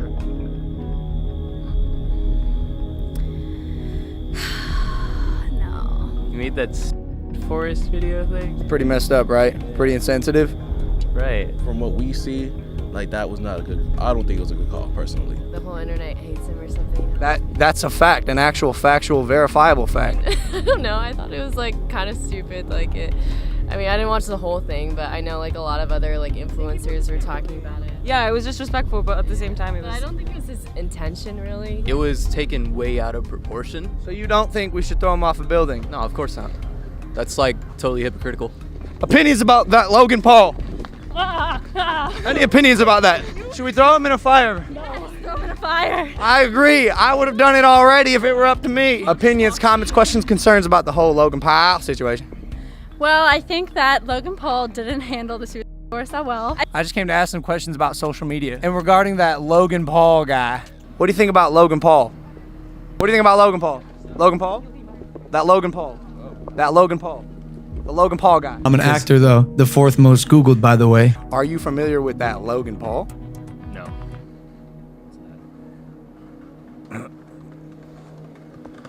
What the I need more clout. The fact that we are talking about this right now, and the fact that I covered it on Drumler, and the fact that actors like the guy from the Breaking Bad, Aaron Paul, and Sandra, the girl from Game of Thrones, are calling out Logan Paul. The fact that he's trending right now, and the fact that PewDiePie is talking about it, and Boogie, and H3H3, this is good for Logan. Now, we all see this as like, this is a horrible thing for Logan, but Logan loves this. He has the whole world talking about it. You don't understand what's going through this guy's mind right now. This is about publicity stunt after publicity stunt after publicity stunt. Whether we are celebrating something that he did good or calling them out for something that they did wrong, it doesn't matter. This is what they want. It's attention. That's how YouTube fucking works. That's how YouTube works. Attention is the currency of the future. That is the only currency. Don't think about money. Don't think about, anything else, sponsorships, any of that. Attention. As long as you can maintain that attention, you can use that attention to sell merchandise. Yo, again, love it or hate it, I'm cool with either. I really am. Just please don't be indifferent. That's the worst. What do you think of Logan Paul? Yeah, no opinions on him. Yeah. Like, you don't pay my bills. The people who hate me pay my bills. Please keep hating. That's the worst thing you could ever get because here's the thing. People watching your videos and hating you and commenting it, and people watching your videos and loving you and commenting on it is all engagement that's driving ad revenue and revenue for you and views. Somebody that doesn't care enough, I'm not gonna watch, I don't care. That's your biggest problem. But at first it was like, cool, right? Oh, I'm getting paparazzi, like I'm popular, I'm important, I feel good. Logan Paul, since this incident, it's done nothing but gain him more fame. Everyone knows Logan Paul, my nan knows Logan Paul. These kids saw that and that YouTube did nothing really to actually punish Logan Paul at all. He got the YouTube film back that they cancelled, and now look what's happened. I blame this completely on YouTube, because you wouldn't put the hammer down on your golden boy. Now we got morons like this running around trying to film dead people for YouTube videos. Corey Gore with over 2 million subscribers, and he says in the video that this is Logan Paul 2.0, and what's crazy is he still has his YouTube channel and is fully monetized. And the reason why I mentioned this other YouTuber quickly is because in the article it states that after YouTube removed his video, the vlogger justified his actions in an interview with fellow YouTuber YouTuber, Binning. He said that he had a permit that allowed him to film dead bodies supposedly, and suggested that the body may have been fake anyways. It states that it was a pile covered by a raincoat like a ghost. Because I respected the dead body, I didn't get really close to him. So this other YouTuber doesn't even admit that it's a real body. He doesn't even film to show or contact the authorities. He says that it was probably fake anyways, and it was just a raincoat on the ground. But why would he do this? Well, it states in this article that he didn't care to learn the lesson that Paul knows all too well after he posted his video at the very end of last year. YouTube kicked him out of the Google Preferred program, a move that Paul estimated cost him $5 million in ad revenue. But Paul made about $14.5 million in 2018 according to Forbes. So it didn't even matter if he lost ad revenue, he still made more that year because of that publicity stunt. And it's not like YouTube terminated his channel or this other YouTuber's channel. They ended up keeping their channels, and they ended up growing even bigger, and they ended up getting their monetization back, so they were making even more money. It's her. What do they describe? The controversial YouTube star boyfriend. What about you, Ma? What about me? Has it been hard to go from regular Ohio mother to the mom of two of the most controversial social media stars on the planet?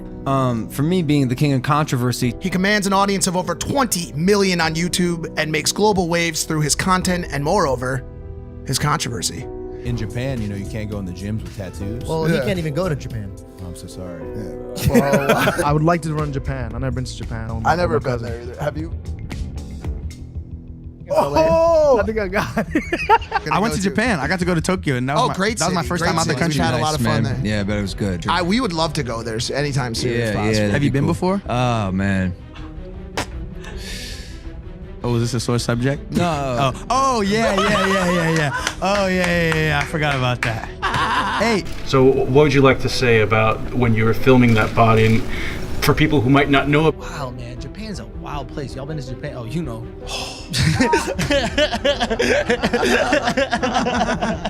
Another thing I will tell you is vacations to Japan can have profoundly tragic effects on your career. Like, I would be... We don't need a rehab. No, I'm just throwing it out there like a whoa on TikTok, dude. I'm saying you just might want to be mindful. Hell yeah. Yeah. And me, he helped me because I was coming off that thing that I did, the bad thing, huh? Mm-hmm. The bad thing in Japan. Yeah, well, I had just done that.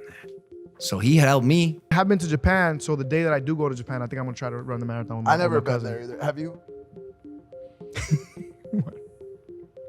What? What'd you say? Have you been to Japan? Have you been to Japan?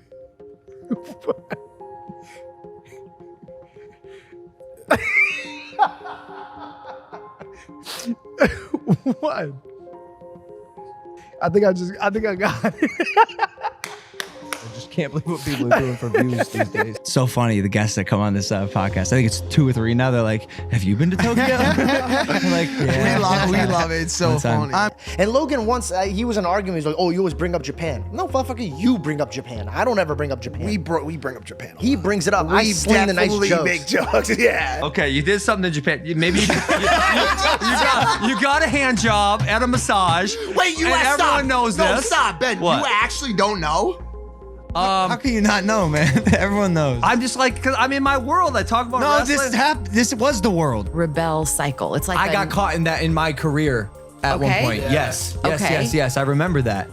I said I wanted to be the villain. Like I embraced trying to be the villain. Okay. And then I'd get sucked back into like apologies, but like I want to be a bad guy, and then back to apologies. Exactly. And maybe I had to have the greatest fall in the history of social media to have the greatest victory. What did you learn from that experience, or what?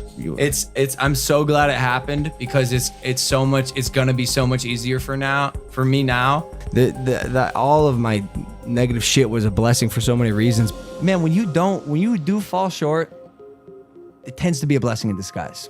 Every single down, every single lowest moment of my life has turned into the biggest blessing, the biggest positive. At 26, I can safely say that Japan was the biggest blessing in my life. We don't even talk about the forest. The topic of discussion. I mean, dude, he'll tell you it's it's not touchy for him. No, it changed his life. That huge moment that you at one point in your life were like, I can't believe this happened to me. I wish it never happened to me. Now you're like, I'm so glad it happened to me. Become a person I really loved. And it was a bit of a cheat code for me. Not a cheat code, but it worked. Because I was so embarrassed. I was like, ow, I'm not a kid anymore. I'm growing up to be an adult. How will any girl like me if I have these cheesy YouTube videos online? And I deleted all of them. So like the first wave of Logan and Jake Paul on YouTube from like ages 9 to 13 is gone. And I have 2 regrets in my life. I don't really regret much.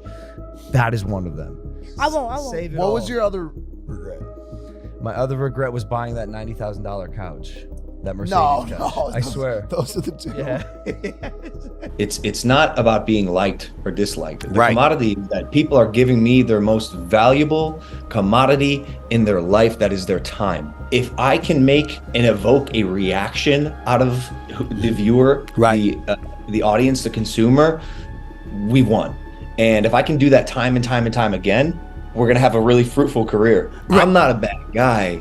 I'm the bad guy. And it's fucking fantastic.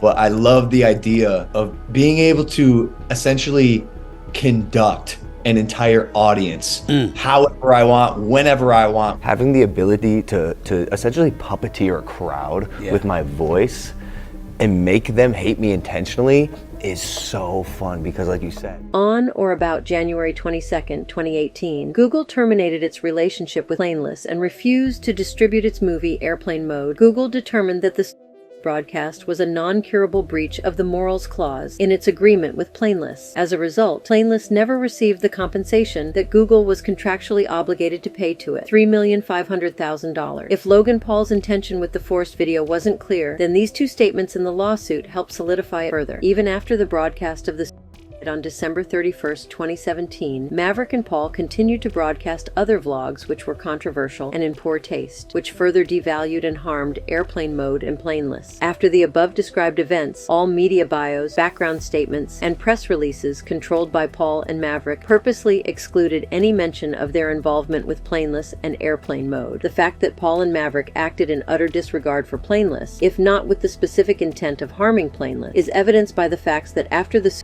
Forest broadcast further harmed the commercial viability of Airplane Mode, Paul made it publicly known that he wanted to be disassociated from the movie as he had moved on in his career, and that defendants failed to make any meaningful good faith efforts to mitigate the damages that they caused to Plainless. Both statements in the lawsuit mention Logan Paul removing any mention of Airplane Mode and made it publicly known that he wanted nothing to do with it. Learning of the DUI issue and fearing any bad publicity, Disney immediately canceled the show. Anyways, recently my brother's brand and Disney's brand no longer started lining up. It's sad, guys. It's a breakup. It's a divorce. The show actually helped him reach some legitimate fame, but some of his behavior on YouTube led him to getting fired from the show. They simply couldn't support the incidents he was getting himself involved in. The thing is, Jake went on to say that leaving the show was his decision, but I feel like we all know what's up and what really went down. Overall, she's pretty well accomplished. So, how did she ruin her career? Well, the biggest consensus might be that she curved an image that is so distant from her Disney self. She's transitioned into a controversial and sexualized brand, which is as far as someone can be from the Disney image, and she knows it. For instance, while at Disney, she had the appearance of perfect. She later admitted in an interview that this was part of the pressure that she didn't appreciate while filming the show Shake It Up. She said, quote, "There are definitely a lot of pressures in Disney's eye to be so perfect, and I think that's where Disney in a sense goes wrong because they make their kids seem perfect. That image is very difficult. It's also never been me. So what is the real Bella Thorne?" According to Bella, being real about poetry, sexuality, past struggles with abuse, and other areas of her life was a better way to connect with her fans. Again, this is pretty much the opposite of what Disney would allow near their brand. Disney owned her mind, her thoughts, for years. 2011 was the first year she didn't work at Disney. It was her first real break, but with reruns and the show being so massive, it never really escapes you. Everywhere she goes, that's what people want to talk about. That's still what she is known for. She cuts her hair. A simple haircut and people all jump the gun. She's going crazy. She's just like every other child star. She broke up with her fiance Liam Hemsworth. She dropped the We Can't Stop music video where she was twerking and being risque. The media was in a frenzy. Then the 2013 VMAs performance. Miley wanted to make history and that's exactly what she did. Going into it, most people thought, oh, Miley Cyrus, the Disney girl. When she came out, they were shocked. The reason I want to address this case and kind of in a weirdish way is because of the length that and the amount of lawyers and the fact that Logan Paul just changed his lawyer. His last course of action was to change the law firm that represents him. So Logan Paul's lawsuit was December 29th, 2020, right after Christmas. You look at the piles and piles of documents. You look at the motion for summary judgment. You look at Logan Paul recently. His last action was to hire a new law firm. January 16th, January 17th of this year. So the lawsuit has been going for so long that the law firm's name has changed. I don't know. Maybe he picked a new lawyer. The length of this lawsuit from 2020 and the rulings, the summary judgment that worked was granted, but then based on a technicality, and then the court allowed the plaintiff to fix the technicality. This is pretty bizarre case. I think this case is one of the most bizarre cases I've seen, mainly because man, it is a very long case, and the longer the case gets, the more bizarre it is. This case is set for a jury trial in July 15th of 2024. This is a 4-year case. If it goes to jury trial, that's a long ass case, guys. I mean, if it gets delayed one more time, it could actually get delayed until 2025, which is quite crazy in my particular opinion. I mean, they're having issues. Both parties are having issues with their lawyers and their law firms.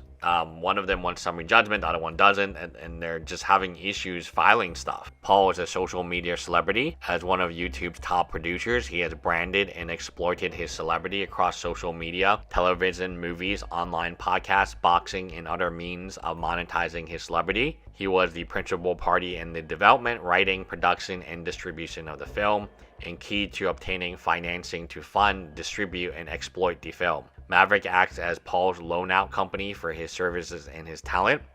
Maverick is a member and manager of Plainlist. Wow. Plainlist alleges that Maverick and Paul are alter egos that conspired with each other to damage Plainlist. Jeffrey Levin is a member and manager of Plainlist and Paul's entertainment manager. Corporate Creative LLT and Andrew Alter are members and managers of Plainlist. The film's financiers are Jonathan Ornstein, Ronald Buck, and John Nafani, through Nafani's loan-out company DPS LLC. The production team includes others, Levin, Alter, Paul, and Denez.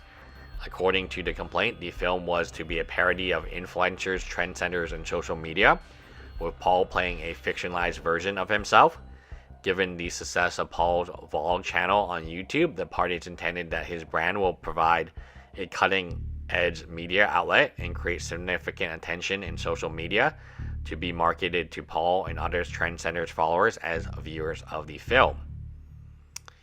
On April 6, 2016, the financiers and Maverick entered a deal memo. An amendment to the deal memo was respect to the development, production, and exploitation of the film. Paul was designated an executive producer. On April 13, 2016, Maverick entered into a performer agreement, airplane mode, with Plainlist for the acting services of Paul. So it was a movie.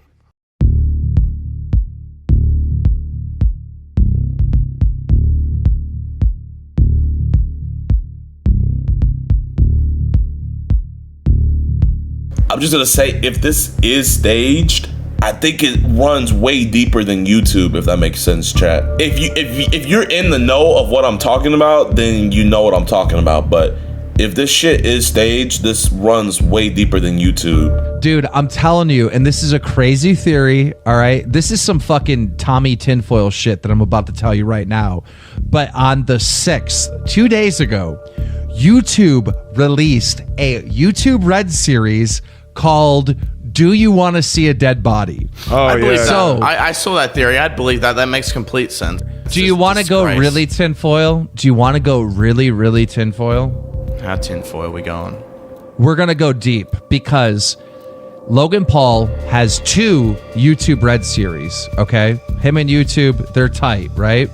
What if YouTube Red knows that this series is coming out, Do You Want to Find a Dead Body, gets in contact with Logan Paul, says, hey man, here's $200K, you know, do something to kind of promote this YouTube Red series. We can't make it obvious though.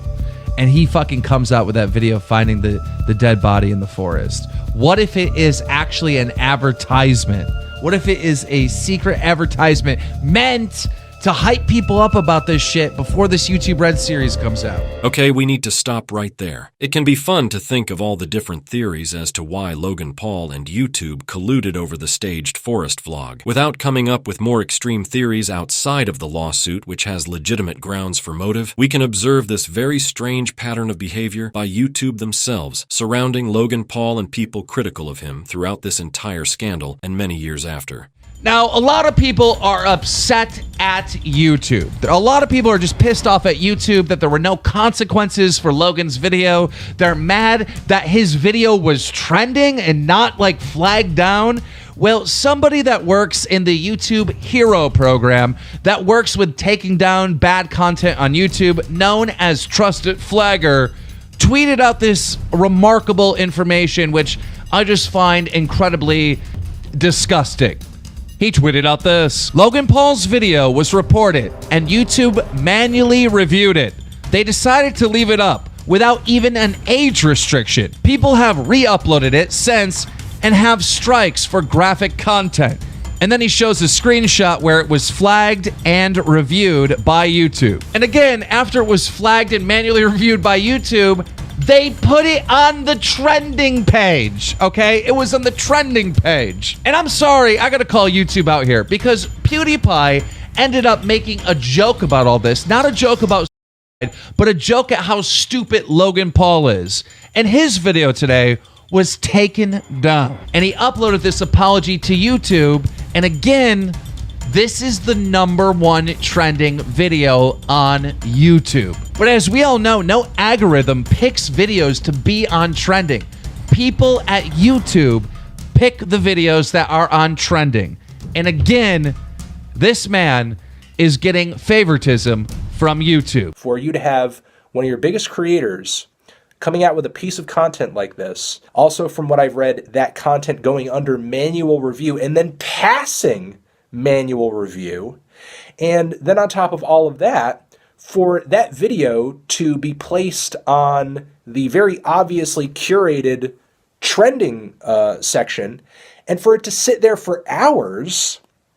Like, what is wrong with YouTube? Let's talk about the trending page first of all. These are staff picks. These are YouTube staff picks. Yeah, I think it's pretty well known that on the trending page there are hands like this. Shane Dawson actually tweeted about it. Many people critical of YouTube for not doing anything. That video that Logan Paul uploaded was top trending on YouTube. It wasn't removed until Logan decided to remove it. To share soon on steps we're taking to ensure a video like this is never circulated again. YouTube, I am so tired of defending you. I always tell people YouTube is a massive website. They are trying. There's just so much to handle. But then you are given one of the easiest situations, a singular, obvious, in front of everyone's situation. There's no, well, YouTube's a very large website and there are millions of videos uploaded every second defense here. You had arguably the largest creator on the website putting out a video that had been viewed by millions of people that was top trending on your website, that no doubt was being flagged constantly by people horrified that this video was showcasing someone who themselves. And even then, I would want to try to give YouTube the benefit of the doubt here, but just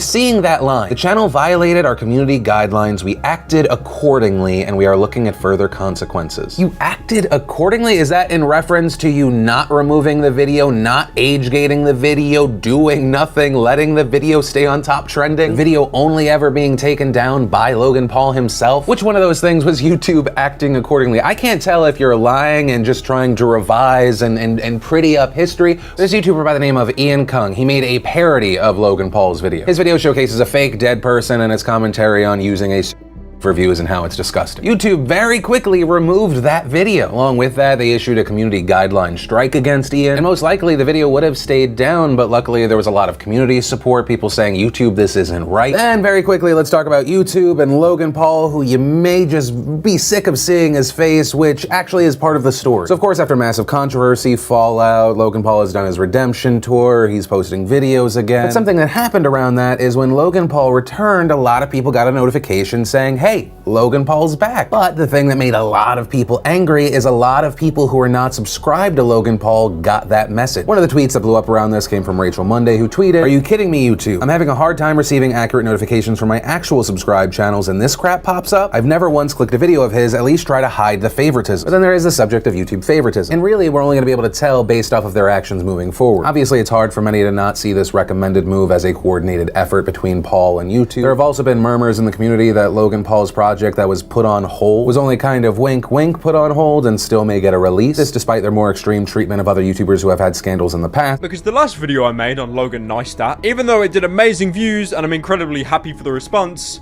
it made about 1/6 of the avenue it was meant to make, even though the video was marked green. I also talked to some other YouTubers about this, including PewDiePie. Apparently, if you make videos on the polls from now on, your videos will get restricted and they'll get blacklisted. That's YouTube again being incredibly transparent as usual. So this gray area represents what the video should do, and then the blue area is the video. So I started off having Logan Paul in the title, and as you can see, it starts to underperform. Then I removed Logan Paul from the title and tags, and it spiked up to the top of overperforming. So I don't know. I wish I could zoom in to see this in a more detailed manner, but maybe my theory is correct. Every time Logan is in the title or tags, the video gets suppressed. I don't know. It's interesting. I'm mad. I'm very mad, but I'm just trying to calm down, and I just want to put this all together real quick for you. Logan Paul uploads a video in the forest. He laughs at a dead guy hanging. He makes a thumbnail of him in front of a dead guy hanging, and he uploads the video to YouTube. The video is obviously wrong. It's obviously disturbing. It obviously breaks YouTube's terms of service. So it gets flagged. YouTube then goes and manually reviews Logan Paul's video, and they decide that the video is totally fine. They didn't even age restrict it. And for those of you that don't know, age restriction is when YouTube puts a flag on the video and only people 18 and older can see it. They didn't even put that on it. In fact, they thought the video was fine and they put it on the trending page. Now, obviously, the whole world has seen this and they said it is messed up. And people are making videos criticizing Logan Paul for what he has done. And now some of the biggest YouTubers on the platform that are criticizing Logan Paul, they're making videos criticizing him, are getting their videos taken down. PewDiePie had his video taken down twice. They took it down, he appealed it, it got approved, put back up, and they took it down again. I uploaded a video today criticizing Logan Paul, and my video gets magically removed for a community guidelines strike, but I don't even have a strike. Now, as a YouTuber of 9 years, I know more about YouTube than the average person, but I don't know what goes on behind the scenes. But from the outside looking in, it feels like YouTube is removing these videos that criticize them and that criticize Logan Paul. It looks like this is a form of censorship. That's what it feels like. Last night in the UK, in Canada, and in Australia, a re-uploaded video of Logan Paul's videos were trending. How is a video criticizing Logan Paul more offensive than the actual video itself? YouTube is failing us. They are failing us.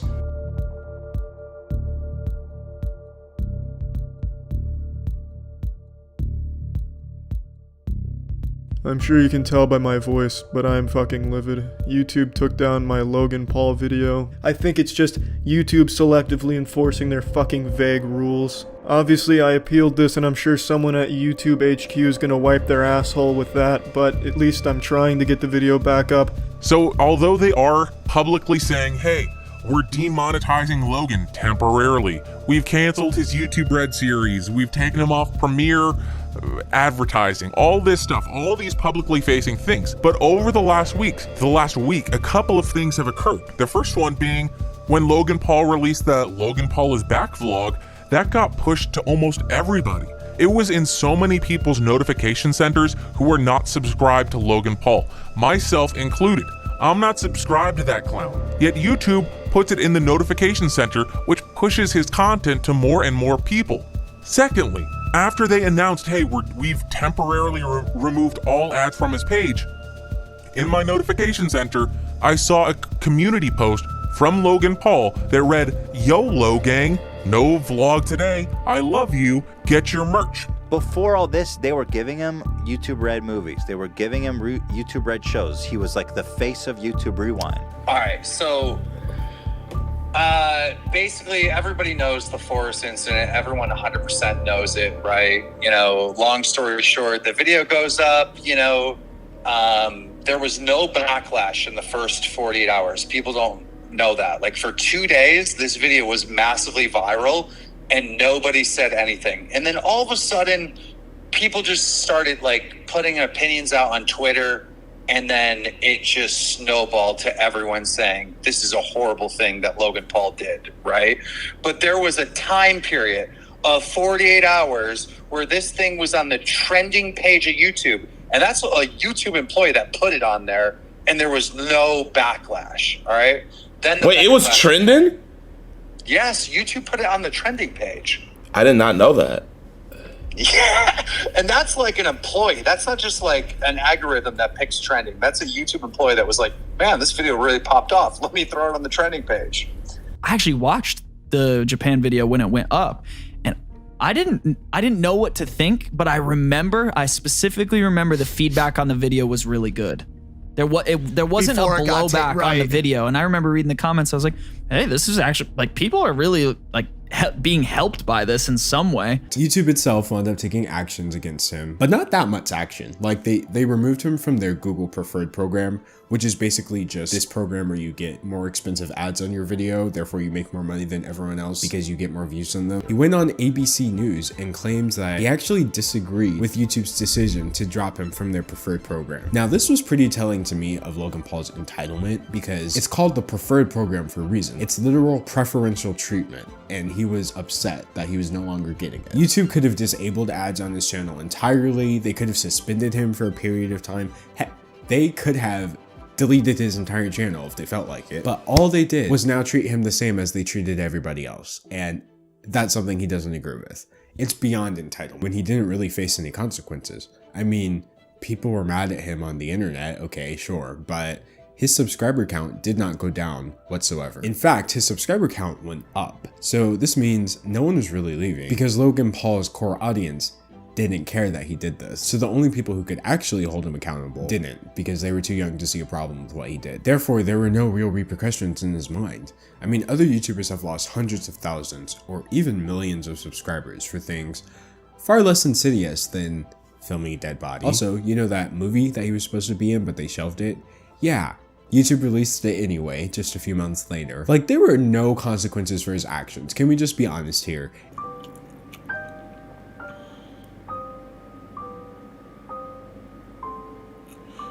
Logan lost. There's no.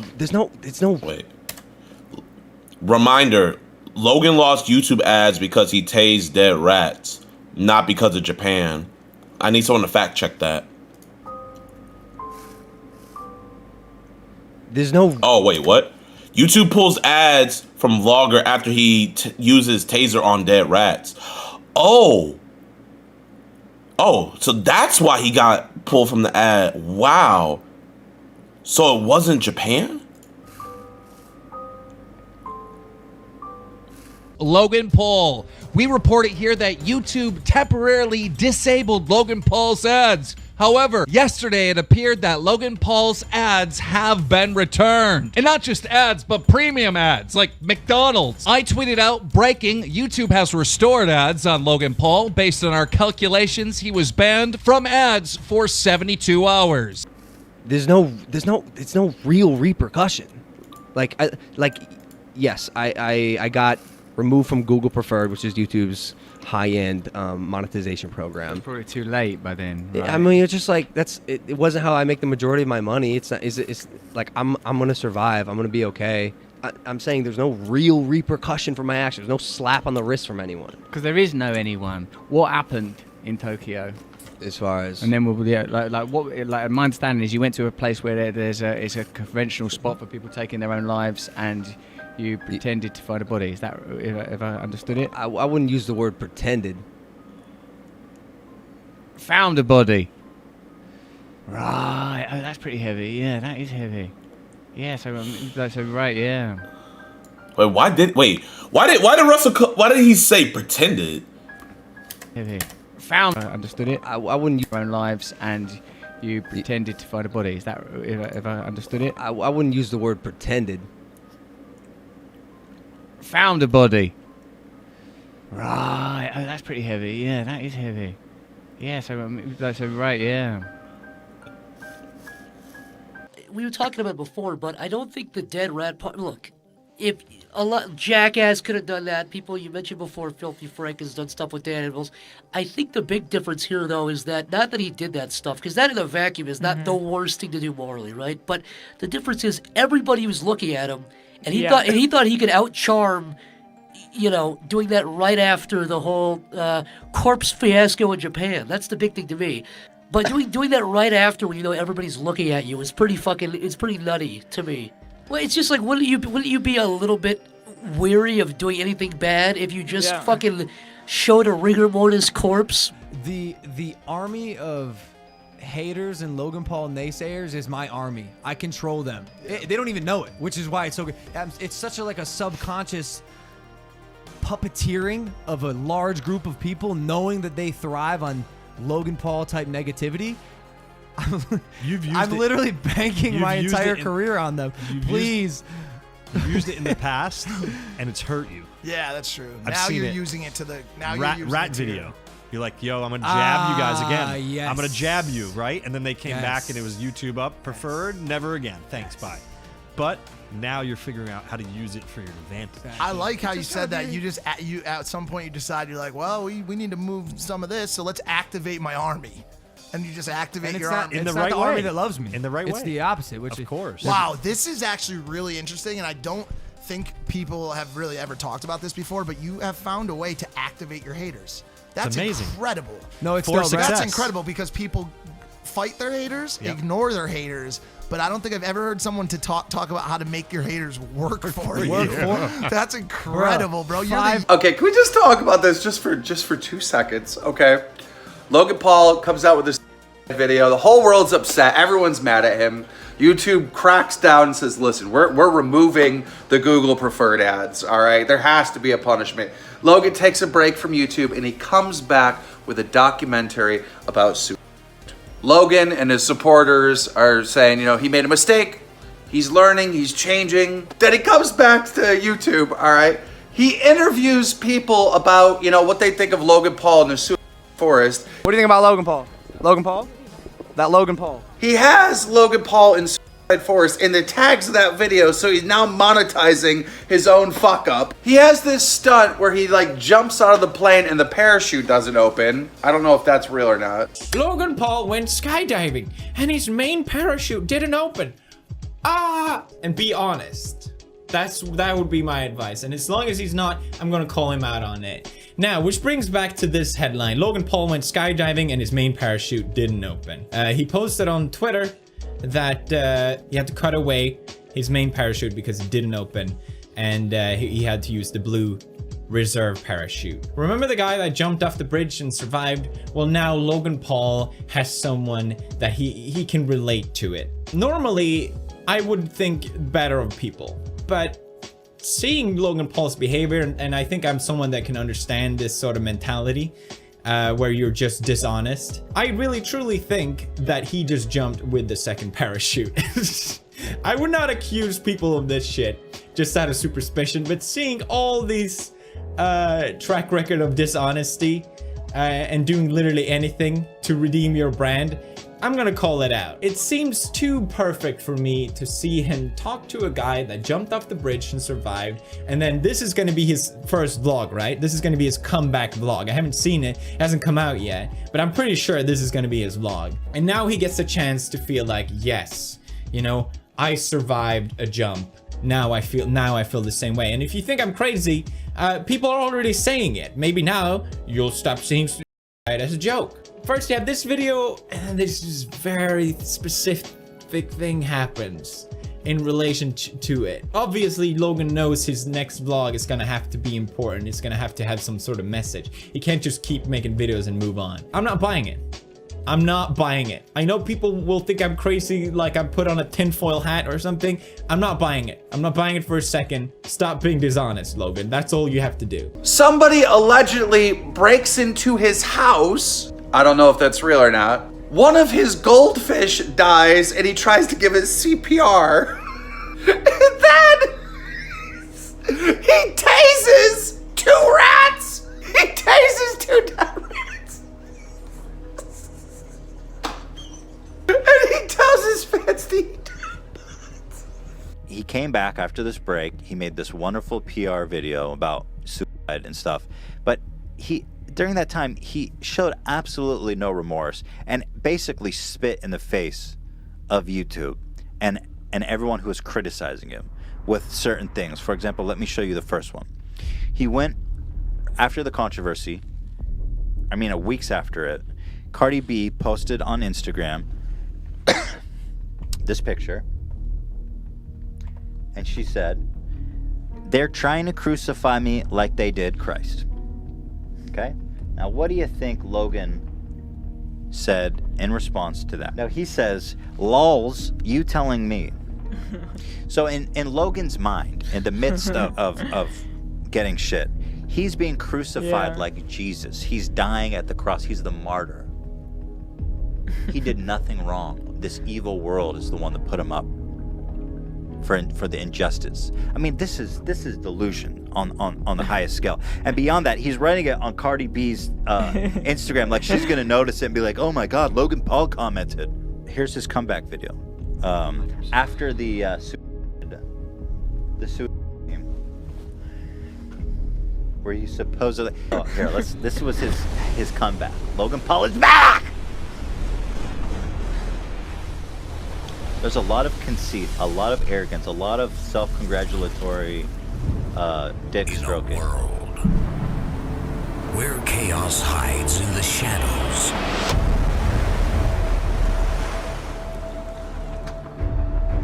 dictated by pure and absolute savagery,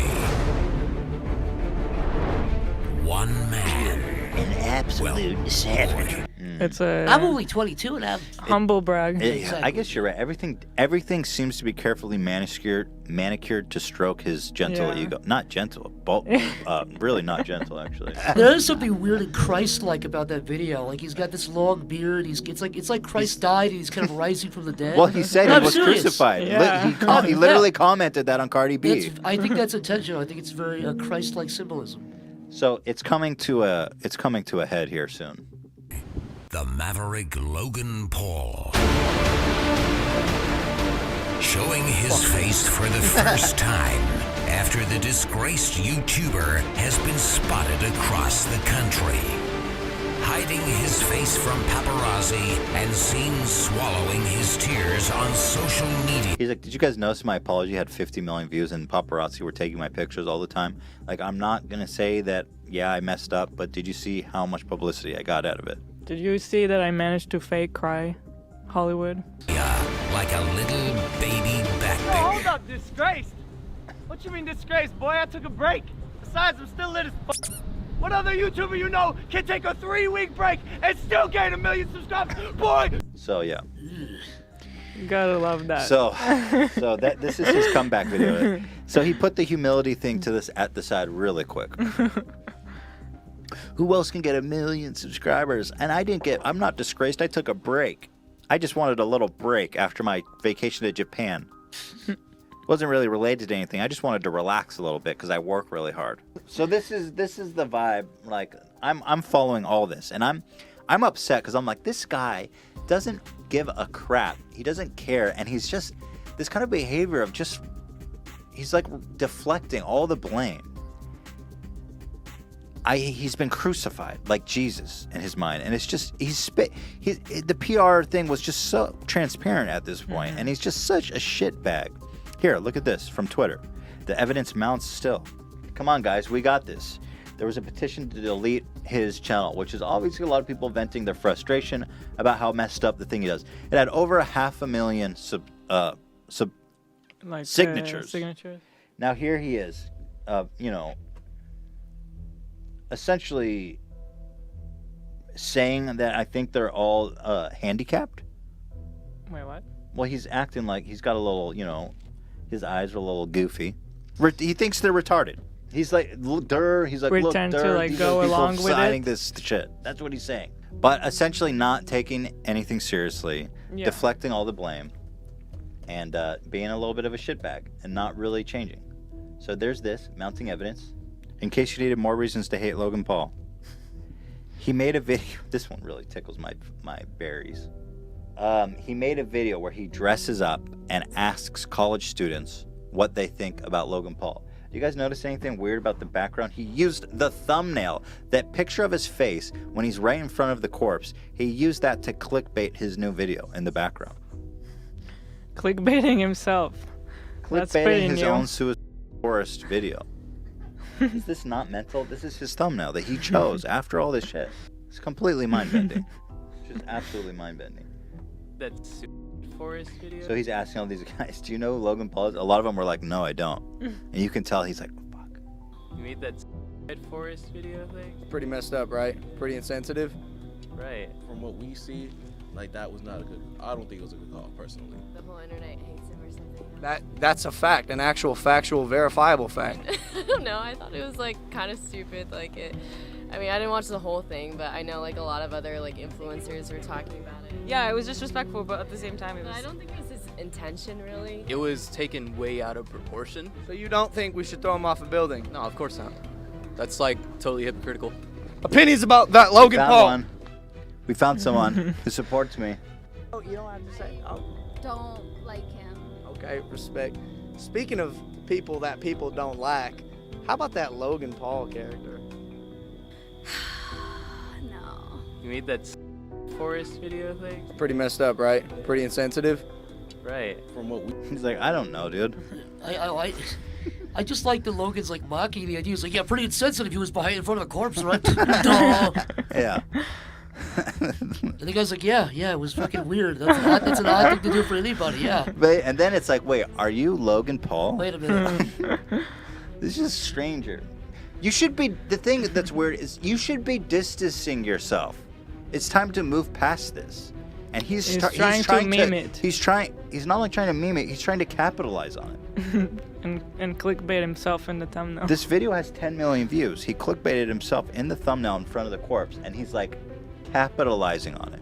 It's just bizarre, man.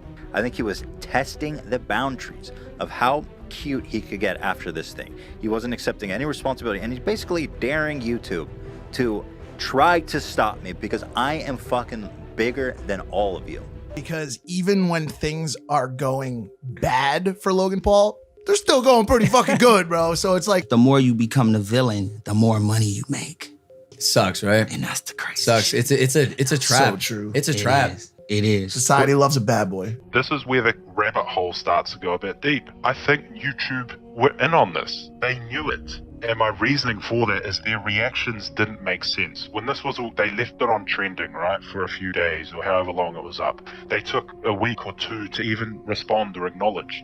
And another thing that Keemstar mentioned in a Baited podcast about YouTube, they had their show called Do You Want to See a Dead Body? This released like right before Logan Paul, did this whole stunt. And a week before that, he was in YouTube Rewind. He was like one of the main creators in that video. Logan worked closely with YouTube and this whole thing. He uploaded the video and then he took 3 weeks off or whatever from uploading. During that time, he gained millions of subscribers. There were also a lot of tweets of people showing proof that they're being auto-subbed to his channel, which to me is that's crazy, right? He's getting auto-subbed. He got millions of subs when he took a 3-week break. He gained from this. The YouTube punishment thing as well. And again, you don't have to take my word for it because there's proof of him admitting it himself. He went on a podcast with Russell Brand and he admitted and he said, I was never really punished by YouTube. There was no consequence. There was nothing. And he's saying, I make most of my money from merch sales, selling his Maverick hoodies or whatever it is he's doing.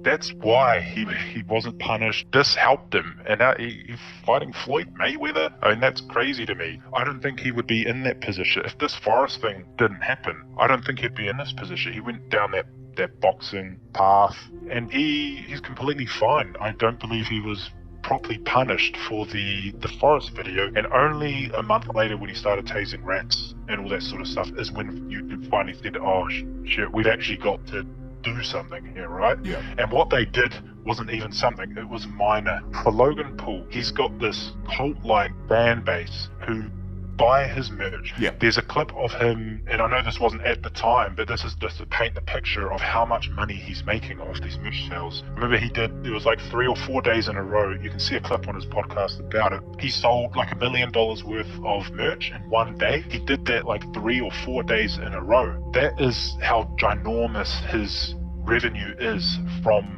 not YouTube. So the YouTube thing, it didn't faze him at all. There's also another video of Logan Paul at the time when this was happening. I think it was TMZ interviewed Logan Paul. He was like at the airport, and they said, oh, how you doing, man? Have YouTube removed your ads? And he's like, I'm doing fine. I'm selling my merch. I'm fine. So you hear it from the horse's mouth himself. He wasn't punished. And he said it in the Russell Brand interview as well, which I think he did last year or the year before. He admits he wasn't punished. He didn't felt like he was punished. There was no repercussion to what he did. So regardless of what people were saying, oh, but he got his, YouTube punished him. He said so himself. He wasn't punished. He doesn't feel punished. And that to me is another kind of red flag that YouTube are they were working with him on this. Oh, okay, so I kind of see what you mean now. I kind of see what you mean. Like, the whole reason why they implemented that is because they wanted the hate of Logan to get off from him, so they did that change so people would pay more attention to that. Yeah, certainly. And the thing I said before, like they were auto-subbing people to Logan Paul. They weren't auto-subbing people to, I don't know who's, like H3 or something, or Kavos. They weren't auto-subbing millions of people to, they were auto-subbing people to Logan Paul. And that's and then they came out and they said, oh, whoops, our bad glitch. That to me it's very interesting. He got 1 million subscribers. His subscriber count went up. Like, he ultimately did not really suffer that many consequences. I think he fucked his money up a little bit, but not in a substantial way. No. So I just set my channel today. I saw my Logan Paul Forest video, a video that is ingrained in YouTube history. I was the first to make a video on it. 18 million views is gone off my channel. It's not there anymore. It just doesn't exist. I checked my emails, I checked everything. Nothing to say it's got deleted. When I made that video, probably a week, maybe less after, it got age restricted. So it deaded the video anyway, but had 18 million views. Now, it's not on my channel at all. Anywhere to be seen, as if it's just been deleted off the face of the earth. Why? Why is that gone? That video was fine. I censored everything that needed to be censored. I made sure everything was right. When I made So what if YouTube knows that this YouTube Red show's coming out and Logan Paul gets in trouble for this shit? Maybe they don't. Maybe they're like, well, we can't punish that. We have a whole fucking YouTube Red series about this. They took down one of his videos. They took down one of Jake Paul's videos. The one where he had the thumbnail of him and Snake Bitch in the bed half naked saying, I lost my virginity. And once again, they took it down. They took that video down. Yeah, diving into the conspiracy theory part of these things, I think that was strategically planned so that YouTube could show that they don't play favoritisms with the Paul brothers, because everyone was complaining about all their videos being demonetized about Logan Paul, but here they are, leaving their videos up when the video in itself is him filming a dead body, you know what I mean? Or Jake Paul just doing complete clickbait. Conspiracy theory again, I think that was strategically uploaded so that YouTube could take it down to say yeah, we don't play favoritism. Wait, are you insinuating that Jake Paul was part of that conspiracy? Yes, he is. He's really? We're really going deep now. God damn. Apparently, some commentators here on YouTube decided to pick up the story. They started uploading videos of the evidence that they found that this was staged, it was a hoax. But thanks to a smaller commentator named Time Man, he made a video showing evidence that Logan Paul faked the Japanese incident all them years ago. Because the YouTuber Pie Man made a video discussing why they believe Logan Paul faked everything. And the video was removed by YouTube. So then there was re-uploads, those videos were removed by YouTube. What is going on? So like now multiple YouTubers are uploading videos and their videos are being taken down too. And now some of the videos are taken down by allegedly Logan Paul's people or his MCN Studio 71. Why is all this stuff being taken down? On July 4th, 2021, I uploaded a video where I put forth a theory that Logan Paul faked the Japanese forest video. But what has been happening to the video is a bigger issue than just my theory or the facts around that. The day before my video was uploaded, I uploaded an unlisted version of the video. It was soon removed for promoting self-harm. I edited the video, censoring out any words associated with self-harm and censoring lots of footage in the video, such as one of Logan's pranks where he fakes his death. This whole time, by the way, I never have any footage of the body from Logan's video, not even any censored out footage. So after censoring and editing the video, I uploaded the new cut of the video, making it public. It blew up considerably, but after a few hours was taken down again for promoting self-harm, despite being heavily censored and many people confirming there was nothing even remotely offensive or anything which could be considered problematic in the video. At the same time, other people's re-uploads of my video were taken down. Tipster's stream where he reacts to part of my video was taken down. This was being heavily censored for no reason. Re-uploads of Logan's original Japanese forest vlog are still up and visible on YouTube. Thousands of commentary videos including footage from the video are up on YouTube. My video, as well as other people's videos with clips of my video in it, were all taken down for promoting self-harm. It's funny how my video somehow violated YouTube's policies, but Logan's original video was never removed by YouTube. Luckily, after hundreds of people tweeted at YouTube to fix this, my appeal was confirmed and it was put back up on YouTube. Cavos' video about the situation and JiDion's were both also removed by YouTube until their appeal was confirmed a couple hours later. Just like my video, none of their videos had anything remotely objectionable in it. Despite allowing many other videos with way more footage of the vlog, many videos talking in depth about self-harm in relation to the video, videos about this particular theory, whether agreeing or disagreeing with it, are being censored by YouTube. Even though my video was back up, it was soon taken down by a copyright claim, being blocked in all countries. The copyright claim was made by Studio 71, a network which indeed manages Logan Paul. This company is notorious for falsely copywriting and taking down videos, but has not received any consequences, as they are listed as a YouTube trusted flagger. So Logan Paul's company took down my video and rejected my dispute. Tens of thousands of commentary videos use snippets of Logan Paul's content for their videos. I didn't even use much. In my 9-minute video, I used a total of 4 seconds of audio from his vlog. I often talked over cut together pieces of audioless video from his vlog, but even this was only portions of the video and as under fair use as fair use can be. But this is quite suspicious. Why are videos talking about this specific theory being targeted in the way that they are, whereas other videos which use more of Logan's content or talk more about these issues are left up fine? So after Logan took down my video and rejected my dispute, I used the inbuilt video editor to cut out every bit Studio 71 claimed, honestly leaving my video a jumbled mess. First of all, after I did this, they just claimed other parts of the video that they didn't claim before, so this video specifically is being targeted. It would have to be a huge coincidence for a bot to randomly pick my video multiple times after I cut out the footage it claimed. This has happened 5 times as of the recording of this video.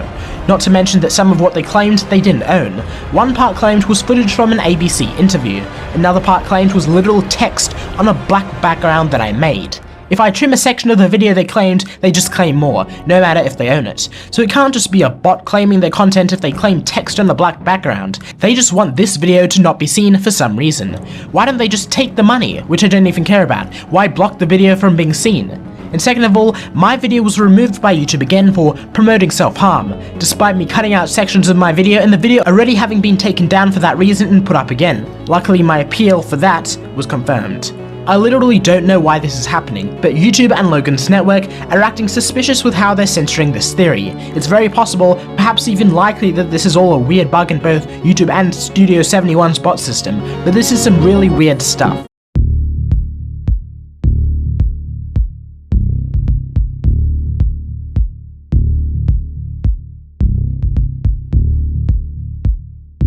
Mike, come here. This is your big moment. Guys, you guys know Mike. What's up, G? How's it going? That was weird. I've been a bad egg lately. You know, you've seen the news. I've been making some horrible decisions. And Team Maverick decided to bring in essentially a babysitter. Someone who's like still a kid and who I respect, but also like kind of has a brain, and that's Mike. How you guys doing? I'm here to make sure there's no more mistakes. Anytime that I go to do something I shouldn't, because like I can't really even be trusted with myself anymore. There's no more mistakes. I'm working on it, right? But Mike's gonna make sure that no bad things happen. There's no more mistakes. Pretty much anything like irresponsible or that like shouldn't be on my vlog channel. Mistakes. Logan had been friends since 2014. This was the time when Logan Paul was still well liked. Being Logan Paul's friend definitely wasn't easy. Logan once dropped a priceless painting that almost cost Mike his job.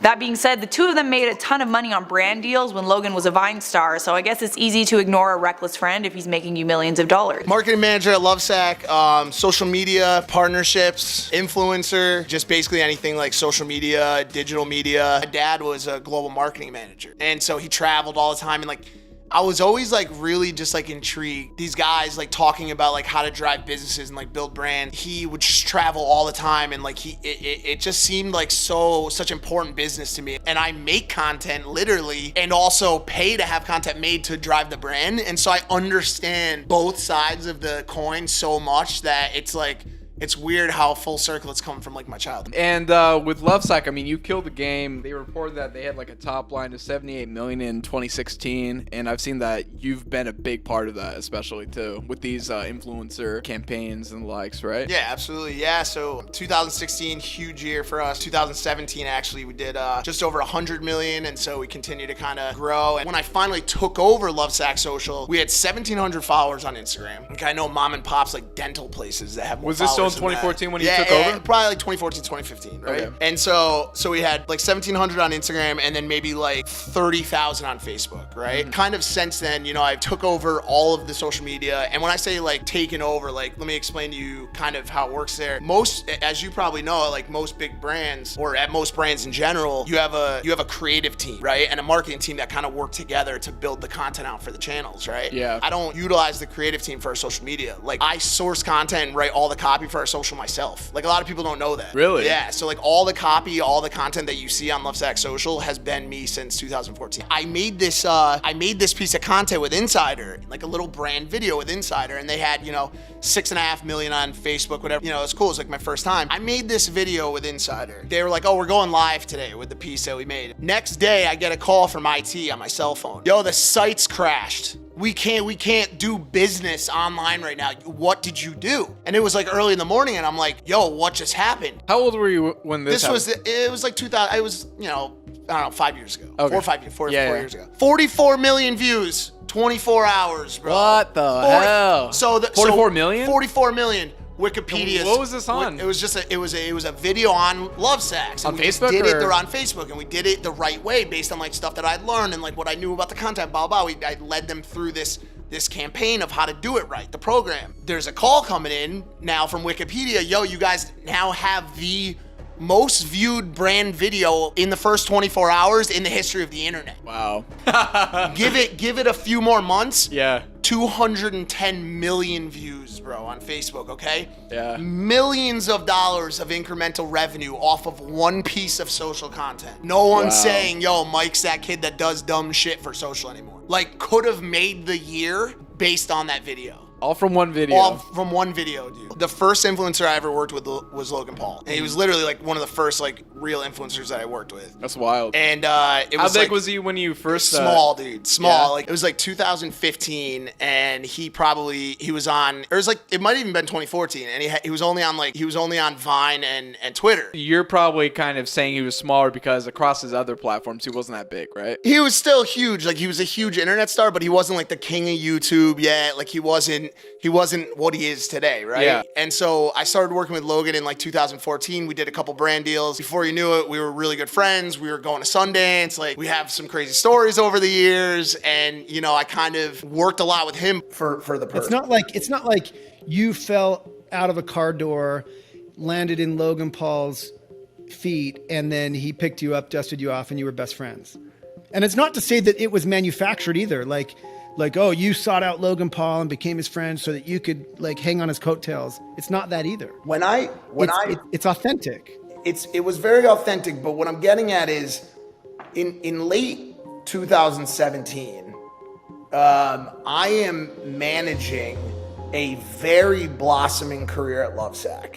I have just secured the number one most viral branded video of all time. All time. 43 million views within 24 hours on Facebook. At the time, it was unheard of. And we did it for $0. You know, we were crushing it. We were securing relationships with every creator. I had a 401k. I just bought an apartment.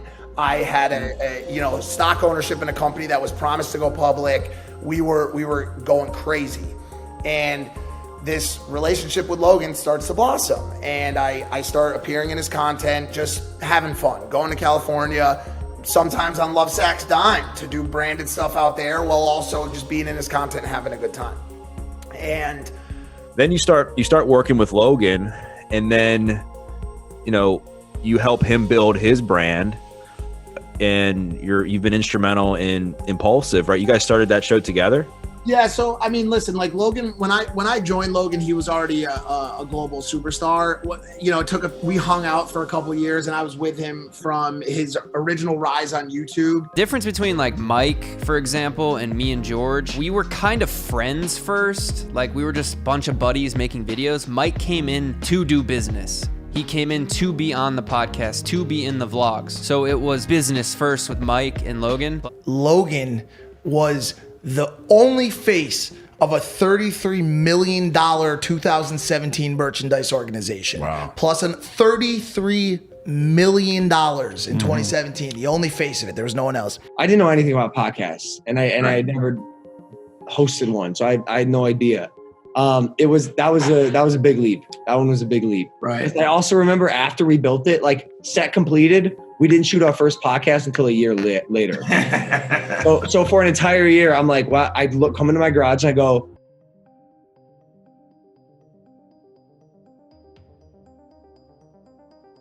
here's the other thing, JiDion. I got to ask you in your stream a question. Where is Logan's friend and his girlfriend that was in that video? We never seen or heard of those people ever again online. They just disappeared. Where did they go? Shit, I don't know. And then Keem was talking about, he was like, the people that were with him, he said they've not been seen since. That was a good point. That's that Hall of Fame NDA in effect. I could tell Logan wanted to change as a human being, and he ended up having to part ways with a bunch of people on his team, and randomly the position to be Logan's videographer opened up again. Just joining the business team, he had a lot of loose ends on the business side, legal that was taking too high of a percentage from him. A couple people with their hands in the pot that shouldn't have been there. I cleaned a lot of that stuff up, worked with his manager to clean a lot of that stuff up. Like even with you guys, like for you, George, a lot of the other people, because by the way, I don't even want to stop there when I say like the list of people that Logan gave platform to. Like I have talked to him about this a million times. I think there's a lot of influencers who I'm not going to name in the city who continue to eat off a plate that he made for him, but we won't have to talk about that today. But was able to teach him about empathy and about a lot of things that I had learned through my struggles, and was able to actually help him absorb the shit that I've been through. And then also the good stuff too, the corporate stuff, the stuff I learned at Lovesack. Another takeaway, the one thing I've ever found out about life is that anytime you shake the cards, anytime you shake the field or your field of view, anytime you shake things up and destroy, what is rebuilt, what comes after that is always either better or a lesson that leads to something better. Yeah. Anytime in your life where you're able to really shake things up and start with something new, that change leads to greatness. Because you do the most, I think, on the side that I do the most on. The business, side, the career, the furthering that. Yeah. Was disheartening to see all of these assumptions by people that we kicked them out. Mike, anybody that gets close to Logan, Mike gets rid of them. What did the initial email that you sent to Logan Paul say? It was literally, I think it was 2 sentences. Okay. It was like, hey man, it was great meeting you at Good Times last night. And like I said, if you ever need photographer for anything, for social media, for YouTube, whatever, let me know. I'd be happy to do it for free. I had read somewhere that you were actually couch surfing a ton, and you even at one point slept on top of a lifeguard tower. You got the story. Yeah. Okay, so you slept on top of a lifeguard tower, and you're telling me that you're kind of exchanging content. So that was 2016. Okay, 2016. But this is before I had like the big break, which was like the Paul brothers and, and all of that. Yeah. During that time period, though, when you first get linked with them, is it free to fee kind of situation, or are you like, hey, this is like obviously it's now a full blown thing for you at that point? Free to tag me. Like I wanted clout. So I wanted attention. I wanted followers. So you're like, I'll sleep on a lifeguard stand if I can get some more followers. That didn't last long, but yes. Dedication. Yes. Christ. Yeah. That was more of a pride thing because I didn't want to ask anybody for help, you know? Right. And I had asked enough. Was the thought process, though, that if I get tagged in these, this is going to lead me to more work and more opportunities? Absolutely. And dude, in 2016, that could not have been more true because those tags back then, like, it was insane. Every time he tagged me, I gained 5,000 followers. Right. Every single time. And while I was his personal photographer, he posted almost every single day. I think I had 100,000 followers the day that I fully was hired by Logan. But from that, I went to 900 very quickly. Were you stoked to like have gone from that to then living in like a $7 million house? That was like cool. Basically right like a year after. Were you like to the people home like, what up? I already did it. Like, you know what I mean? Dude, kind of. Yeah. I used to make $1,000 a month working for Logan. He paid for my rent. Granted, I slept on an air mattress in a closet. Super grateful for it. I remember this, and this really bothered me, and this is why I help people out with Logan. He would never tag me for anything. Like I took pictures of all of his pictures. I filmed all of his videos, and he wouldn't tag me. And I said, "Yo, why don't you tag me?" He's like, "Cause I pay you." And I used to always say, "Okay, so if you did a movie and they paid you for the movie, do you still want your name at the end of the video? Do you want your name rolling on the credits? Do you want your name, or do you want them to say, "Oh, we paid you. We don't have to put your name on this"?" Yeah. And I never understood that. It's like you should get credit for the work that you're doing, regardless if you're being paid or not. Yeah. And that also just really was like a frustrating thing for me. It's like, okay, cool, you pay me. I'm still making it. It's still art. Yeah. You know, at the time in mid 2018, I got tasked with helping Logan rebuild a broken system. And that means his social media footprint. That means his PR. That means rebuilding his team into a group of people that were able to review a product before it went out to 50 million people and got him canceled. And putting some level of infrastructure around some 22-year-old at the time who was bringing in as much money as the furniture brand I was working for. Yeah. Insane. So like, I'm balancing these two factories at the same time. I'm getting out of work at Lovesac after, you know, setting up a multi-$100,000 gig with Jay-Z and Beyonce in Philadelphia for Made in America Festival. And then I'm flying 2 days later to LA to sit with manager Jeff and say, yo, these people need off the team. We need to restructure, you know, the agreement that we have with Logan's legal team. They're getting too much money. We need to get a better relationship with YouTube and find out how they're going to help us avoid this type of stuff in the future. So I'm managing these two completely violently different pursuits. And what it eventually led to was, to be honest, the highest levels of success in both places. To eventually where I got, you know, an offer from Logan, which was, dude, like, I need you. We need you over on this side, and here's what we're willing to give to you. So when I first met you and we became friends, it was a very noisy part of your life. There was a lot of people involved, a lot of people. Some were great, some were very fucking bad. When I came in, the one thing I knew for certain was which one of those people I was. And there was debate about it. There was debate from family members about it. There was debate about business people about it the whole time. But I knew. But that's when we were friends, okay? Then business started to happen. And this is why you do not mix friendships with business. As Logan Paul's former videographer slash roommate slash friend. But yeah, you know, it just sucks to see. We used to have such a strong bond, the three of us, and you hate to see the business side of things get in the way of it. That's the disconnect between friendship and business, and the reason that I got out. I sort of realized, like, we aren't friends. Like, I'm here to benefit your business. I'm living your life. And if I want something, like, I'm not gonna get it, you know? Like, there was never, I was afraid to ask Logan, like, hey, can you come over and be in this video? I was afraid. I told this to George before he went on Impulsive, or when, like, back when Logan and me and George were hanging out more, and him and Logan weren't really talking, and I kind of gave up on the friendship with Logan. I was like, dude, like, you have to understand, like, this isn't a friendship. This is business. Like, Logan isn't our friend anymore. Like, and that's great. Logan has the dream of being, like, the biggest entertainer in the world. That's all he cares about. And I've explained this in podcasts before. When you're involved with Logan and his business, you're not really living your life. It's not really a friendship. It is work, and it is work for him. There's no work for you. We were supposed to start working together, and we were supposed to be counterparts prior to Tokyo. We were working on that. There was going to be this massive influencer arm of the Maverick business, and I was going to take it over, and I was already meeting with Jeff. Yeah, I think it's a good spot, just benchmark, to say that you were never meant to be talent. You were meant to be the head of talent, yes. The head of talent, of marketing, of that kind of stuff. Yeah. Jeff, I can't work like this. Jeff, it is true.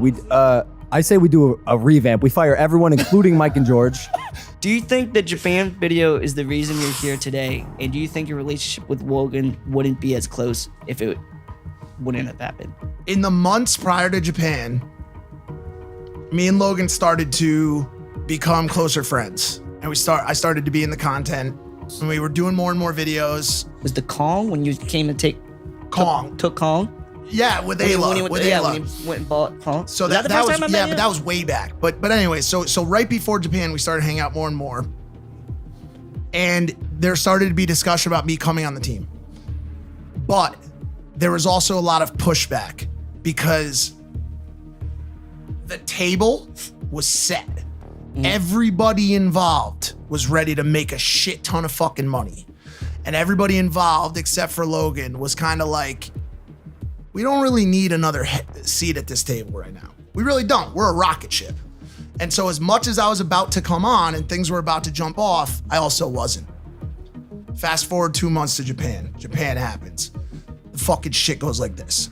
Free fall. Okay, full on nosedive. No one knows which way is up. Did that afforded me the opportunity to come in with some very good ideas? What Jeff and P found, Paolo, the CEO of Maverick, found out after Japan was that I have the ability to talk to Logan. And so, in a way, another horrible fucking thing that spawned a bunch of beauties, such as this podcast, where we're at now on vlogs, long form content, and also people knowing that he's able to rise from the ashes of something that is so grave and create something so great.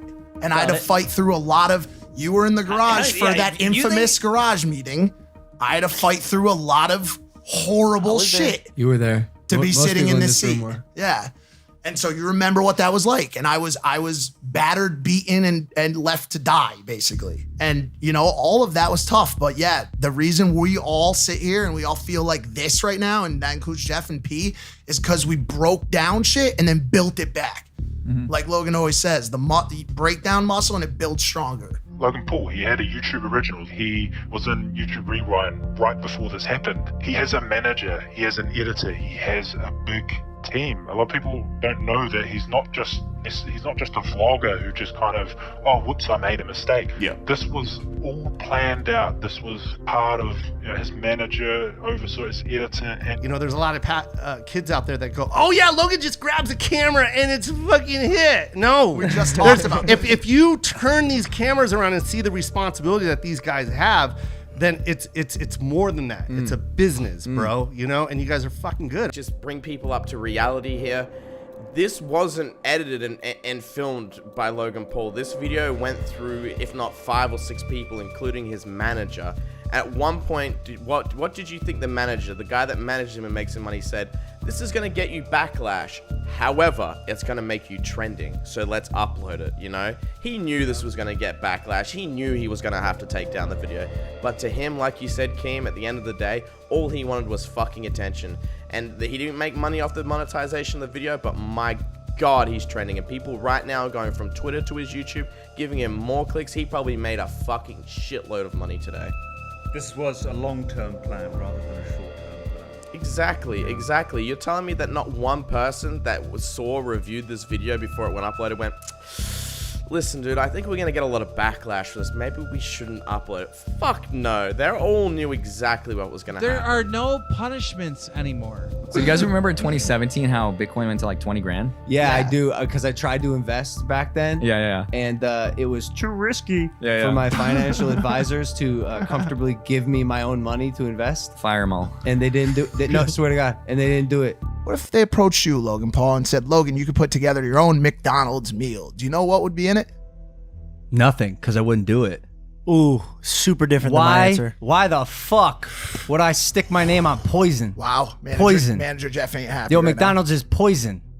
Fast food is. We had an opportunity. now. Wendy's. I remember. Oh, I was there for that. Way back in the day. It was a lot of money. Sundance. He was when we first Jeff hung calls out. me. He's like, yo, Wendy's got a lot of money for you. I was like, that's great. You want me to tell people to eat Wendy's? Suck my dick, bro.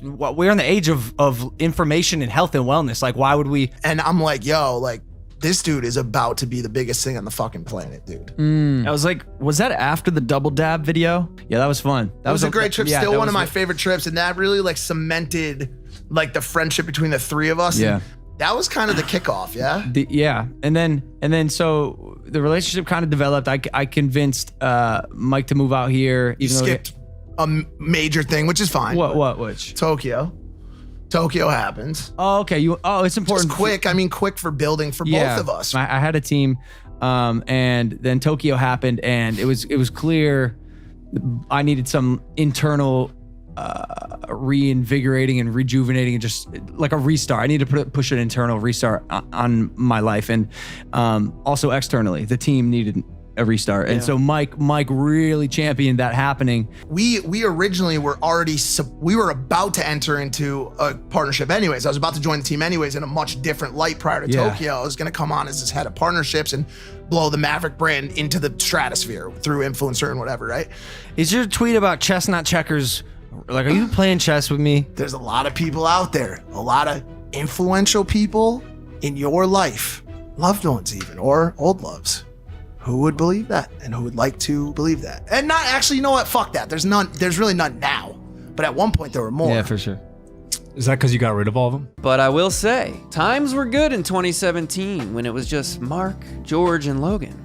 And then Mike steps into the picture and all hell breaks loose. I actually know what's going on. We have a source, one of the people that worked for Team 10 that was fired, that gave us all the information, and we've been confirming all this all day. Now listen, for obvious reasons, I can't name the source because they signed paperwork, they signed an NDA, and if I leak their name, they're gonna get sued. So I cannot say who my source is, but this is pretty credible shit. What I'm being told is this. Jake Paul's father, known as Greg Paul, has completely taken over Jake Paul and Logan Paul's businesses, and he's planning to do a merger with the two. And Greg Paul is obsessed with saving money. Apparently, he did an audit on Jake's company and Logan's company for a full month, and they decided that they needed to fire a bunch of people to save some money. So there were office workers, assistants, cameramen, editors that were completely fired. What I'm being told is that Jake Paul has completely lost it. He's become evil. He's treating people like crap. He's becoming greedy. He's treating all the people around him like trash. And now that his dad has come over to take over Logan and Jake's businesses, his dad is pushing a lot of people away. This, Team 10 put out a very bizarre statement on their Twitter, which seemed to echo much of the attitude reflected in Greg Paul's behavior, in a worrying totalitarian attitude. Notice the excessive and transparent use of the loyalty card, and this is something that Greg Paul clearly values himself above all other aspects. In his video over the Martinez twins, he lamented the fact that he was right about Max, another former Team 10 member. First day I met Max, I told Jake, do not use Max. Do not trust him. And you know what?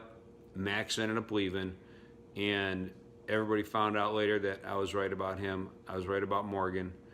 I am totally shocked despite the fact that Max left because he was uncomfortable with how the pools were presenting a possible assault case against FaZe Banks, one that seemed incredibly dishonest. Yet Greg Paul sees Max as a negative actor, despite the fact that Max's move was one of the most arguably moral in the history of Team 10. Greg saw it as a selfish action. How could he do that to people who gave him such an opportunity? That's because Gregory sees its influence as a collective. And you're the only one that's stuck. Think about that. They all went back. So interesting. Well, because my dad for the longest time he's like, yo, that Danny girl, she works really hard. Like you should maybe talk about bringing her on the team. And I'm like, okay, like we got our assistant position filled currently. Who with was it? I think it was Ayla. And we had a couple, not like issues, I'd say, but like maybe like hiccups. And there comes a time where, both people just graduate. I was ready to go to the next level, and I needed a bit more like professionalism. Nothing against them. I just wasn't running a professional organization. Like, bro, I'd break plates, and it's like, hey, that's the assistant job. And I restructured my business and focused on my mental health and emotional growth. I came in like January, February. Mike was there, was at a studio. Studio. I remember it with Yeah. Jit and Quan. Yep.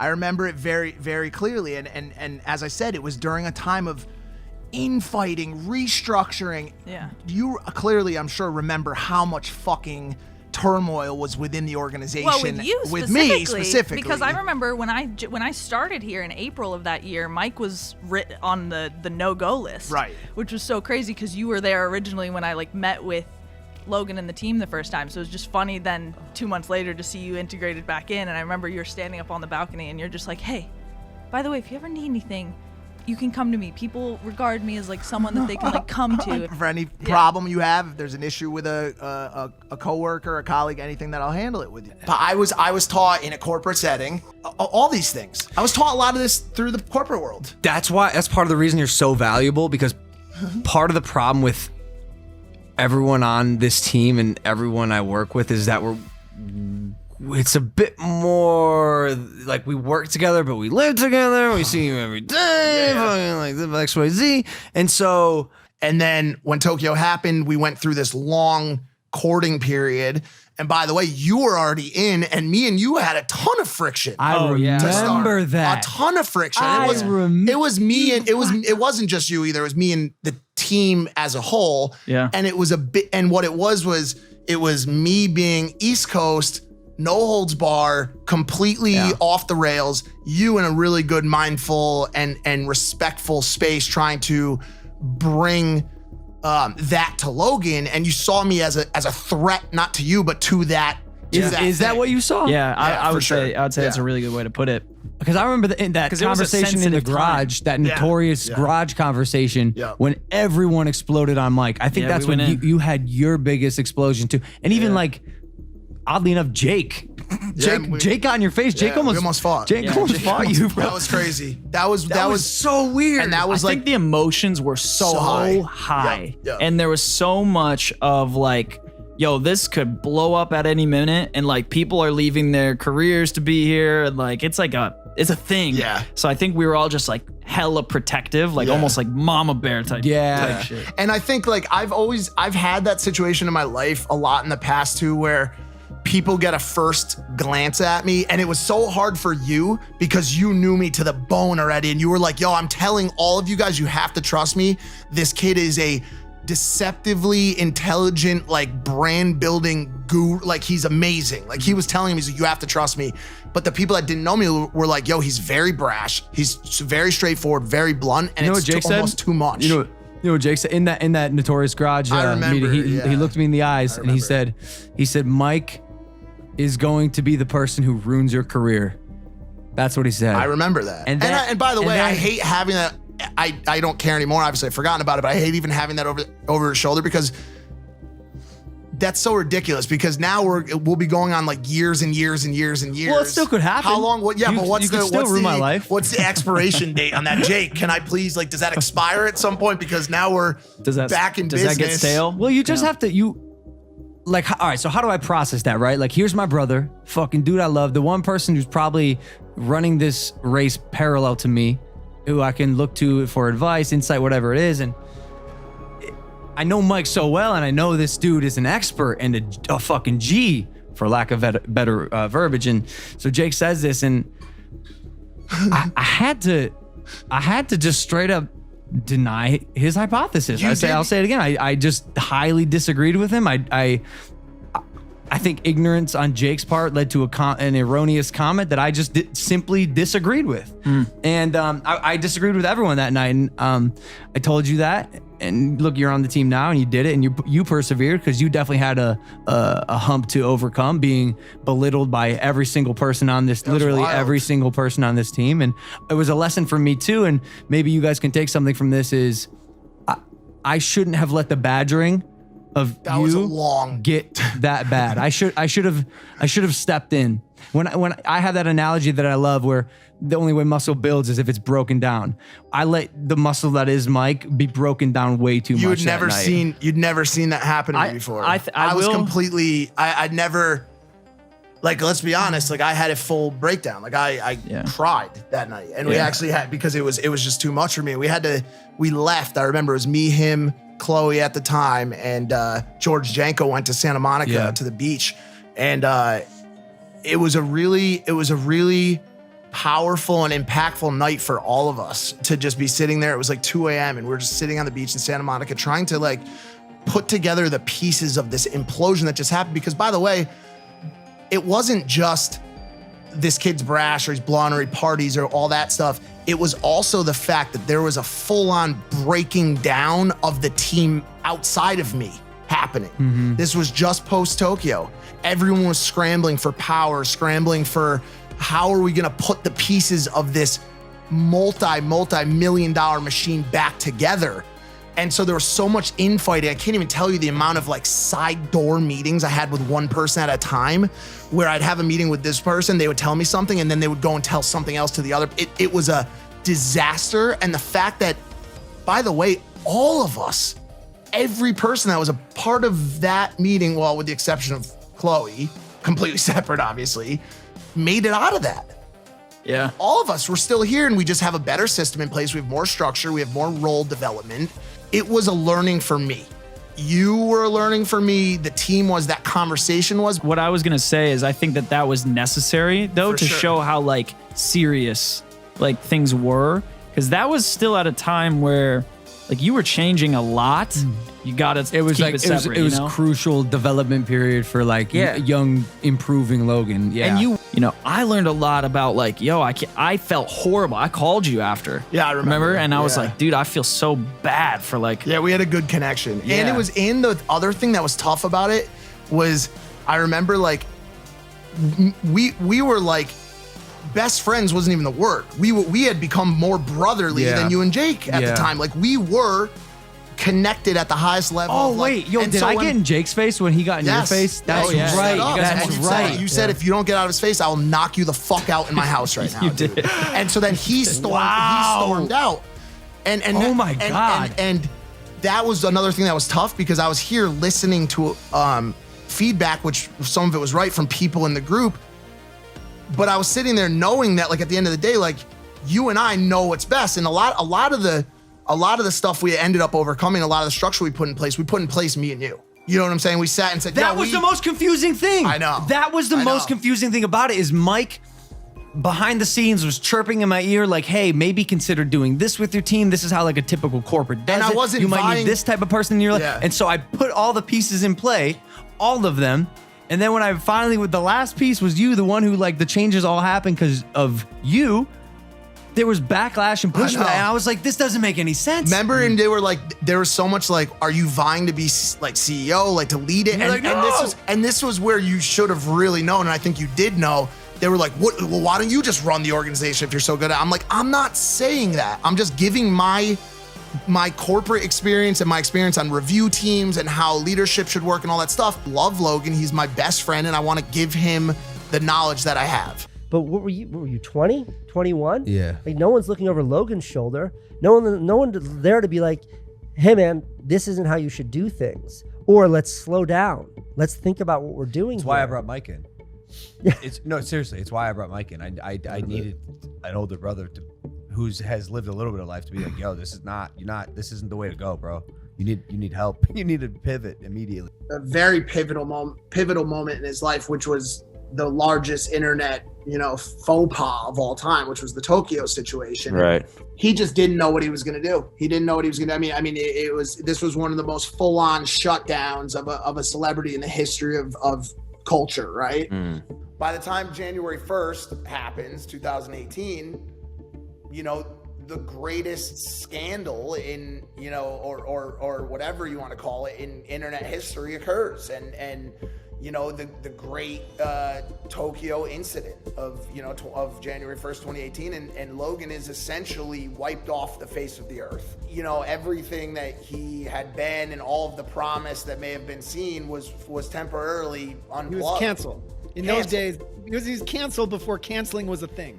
Fully canceled, not partially canceled. He was done. It was wrapped up. It was over. Head back to Ohio and go back to doing whatever you did before social media was over. Because he even says in the Maverick documentary, which was that big video Hayden was editing, that he utilized his cancellation to stop uploading every day. He had complained a lot that he was fed up with this everyday bullshit. He hated the grind. He hated doing it. He wanted out. He said multiple times he wanted out. Yeah. And this was his out, and he capitalized it instantly. And that forced video was when he fell. He was tired of doing that daily vlog grind, and he wanted to pivot. As soon as he was canceled from this forest video, he capitalized on it and pivoted. So this was the catalyst for the boxing event. I don't think he planned it that way, but he sure as hell capitalized on it. It answers one of the huge questions everyone has that makes them continue to think that it is real. The question of why would he fake it? Well, he answered it. I believe he wanted to stop the daily vlogging, and this was his way to kind of completely reinvent himself. Exaggerated version of Logan Paul. Good morning, Logan. What's poppin'? Trying to come out of that routine of the vlog character has been such a blessing for me, because it has forced me to evolve as a human in my personal life, because I can do that now. And what I have been doing for the past 7 months is I've removed myself from the tunnel vision of daily vlogging. Putting a video out every day is one of the hardest things on the planet. It alters who you are. And trying to stretch it to 10 minutes. It's horrifying. I would presume that most YouTubers are going to be able to adapt, but that is one thing I have and always will be the best at. I mean, my come up was on Vine, and then successfully hopped to Instagram and Facebook, and then again made the jump to YouTube. And so I'm just good at being able to adapt to the times. You see a lot of people, you did a good job of this too. You see a lot of people just fall short because they're not willing to change the thing that they're doing. And he can't go back to Jake Paul vlogs. I said, my rule for him was, I had a conversation with him. I go, everything you've ever done in the past, never do it again. Everything. Your cringe cop radar needs to be on to the fucking max. Right. And I sort of apply that with my shit as well. Here's what I'll give you credit for. You were my big brother. I never had one. I didn't know what was cool. I didn't know what was funny. I didn't know how to interact with adults. Now I do, because I got my big bro. That's what you did. It was. That is the vlog. It's an interesting day. I've said it before. Being an actor and also vlogging is tough, but I'm doing my best for you guys. And a lot of you guys are commenting, Logan, are you uploading today? Where's the daily vlog? Are you even daily vlogging anymore? You've done it in the past. How come you're making excuses now? I'm at the point where I vlog. I've done the daily vlogging thing for literally 460 days in a row, and it is fabulous. But my goal, and you guys know this, I've said it before, I say it all the time, with the vlogs, is to give you guys an escape from your daily lives. You come to this channel, you have fun, you get entertained, you get ideas, you get inspired. Whatever it is, that's my job. And me, personally, I am uninspired when I feel like I cannot do that to my full potential, whether it's me being sick, whether it's me wanting to allocate my time to branch out and do other things. Guys, I know you don't like to hear this sentence, but I'm not gonna be vlogging for the rest of my life. I have so many other projects I'm working on. It is the end of the daily vlog.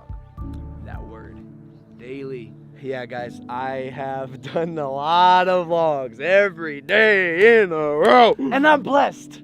And I'm thankful. But your boy wants to exercise his creativity in different ways. You guys know we have a talk show coming soon. It's called Impulsive. We just built a studio in my house. Bro, I want to dive into music. I want to start new business endeavors. And you guys know we got the KSI fight coming up. So not only that, but I'm training as well. Just a lot of stuff. And actually, I took, and people are noticing this in the vlogs. I took a lot from David Dobrik. In all my content creation, I like to call myself a buccaneer. I be the buccaneer. So, Buccaneers come after the Pioneers. They're the second wave of adventurers.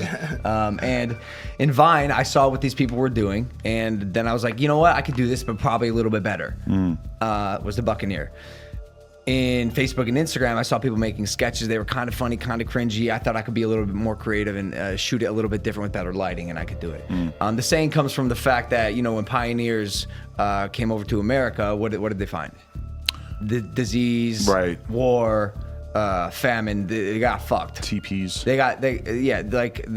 Also, we did some horrible shit. I was thinking that too. But the first wave of America, the pioneer gets fucked because you don't know what to expect. They go back to their homeland. They tell the next wave of people what to prepare for. The Buccaneers. The Buccaneers are the ones who settled the land, or whatever analogy you want to use. The Buccaneers are the ones that succeeded in their quest. So you saw David Dobrik making really popular vlogs, and you were like, "Fuck that! I'm gonna do your exact format, but it's gonna be about me and my boys." Yo, not fuck that. It's just like, yo, David is at the top. He's operating at the highest level. So why would I not try to employ in a way that fits my model? There's a lot of. This could be the birth of a new Logan Paul or the death of the current Logan Paul again. That's why I did my own podcast to stop vlogging, because I can't vlog and come up with ideas and go do that lifestyle and then. The reason we got editors in the UK was when we started daily vlogging, because it's so unsustainable to vlog every day and edit by night. Like, tears your soul apart. It tears you apart just vlogging every day, period. Imagine editing. So I had 2 editors start editing my vlogs, and then most recently, I think the reason my vlogs have been doing so well is because I started editing them again. I'm editing 2 a week, something that I can manage, I can handle. What do you think about YouTube? A lot of respect for YouTube. I just don't know if I'm ready for that kind of stuff. It's really intrusive. It's a lot of stuff. And time consuming as fuck. Do you ever consider going back to YouTube, bro? The place that birthed you, the place that created you. You shoveled all that snow to buy your first camera and your first laptop to edit it on. Would you come back? Maybe. I would need approval from my teammate. I do love the fact that I daily vlogged, but when I was in that headspace, like, dude, I was not living in the moment. Like, it was just like a rat race. Like, I describe it as like, if you go to the gym every day, are you gonna remember every single day you go to the gym? That's daily vlogging. Like, you just wake up and you're in like this wheel, and you're like so focused on getting the video done and video out that you're like not even living in the moment. Neistat told me on that show, he was like, I was a vlogger, a daily vlogger, and it was the most miserable time of my life. Every day, the only thing I thought about was the next piece of content. I didn't even have time to gauge the reaction from the previous piece of content because I was already working on the next piece of content. It didn't allow me to evolve. It didn't allow me to explore. It didn't allow me to be artistic in my output in the craft of what I'm doing. And it wasn't until that stopped working that I was able to build 100 Thieves, that I was able to create a family. He's got a kid. He's like, all of these things that he was able to create for himself were a result of stopping this cancerous, toxic, daily grind of content. I know Logan's in a obviously much more elevated but similar place now. Very happy, removed from the internet, removed from all the daily drama, removed from the daily conversation, just simply doing what he wants to do. Yeah. I saw him on the golf course a couple days ago. That's crazy. Yeah. Like, he's really leaning into just life again. Yeah, I think after the daily vlogs, because the daily vlogs do cloud your mind. Yeah. Like, even Casey Neistat said that when he was doing daily vlogs, his wife and him almost got a divorce. Because it's like all you think about. It's like, do I want to live in this moment for me, or do I want to vlog it? Yeah. And it's toxic because you vlog everything, and you're not going to do anything unless it's vloggable. Like, if I was like, yo, Pierce, you want to go grab drinks? Or if you were like, hey, you want to go grab drinks? I'll be like, hey, can I vlog it? And you'd be like, I probably can't. I'll be like, next time then. You know, like, wow. That's the life you live when you daily vlog. It's like, if you can't get content out of it, you're not going to do it. Yeah. So you don't truly, everything's it's work. Everything's work. Yeah, it's a constant grind. But I think after that vlogging in Logan's situation that happened, I think he's a lot better of a person than then. He's grown up. He's more mature. The fucked up part is, bro, we would like fight, and I was in daily vlog mode. I'm like, all right, we got to film this bit. Like, Like that's what the life was like. Yeah. Like you have a real relationship fight, and then it's like, yo, I gotta film. Yeah. And sometimes I would just turn on the camera and be like, yo, you gotta smile.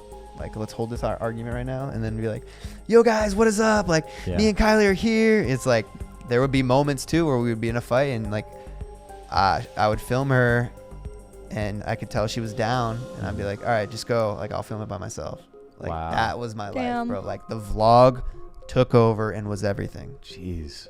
It's tough because I know that that's part of the industry. You have to reinvent yourself. Yeah. Yeah, we're gonna be good to go. But I'm gonna get straight into the Fortnite here. Get a couple warm-ups in before I play with some of you guys, because you know I want to play. It's subscriber set. Take it easy. Sunday. Sorry. Because that was a massive mistake, but it happened for a reason, right? I did that because something else went wrong, and I want to try to identify that mistake. Let's talk about it. So I think the biggest mistake I made was somehow getting lost in content creation. Like literally sacrificing my life, my health, my well-being, my mental, all for content creation. Everything I did, the only thing that mattered was getting that next video out. Daily vlogging, and by the way, each one had to be better than the last. And how can this be more and more intense? How can the shock value increase? Everything was just adding up, and I wanted to just be the biggest, and I didn't care what I had to do to get there. And that is the most fucking dangerous mindset I think anyone can take.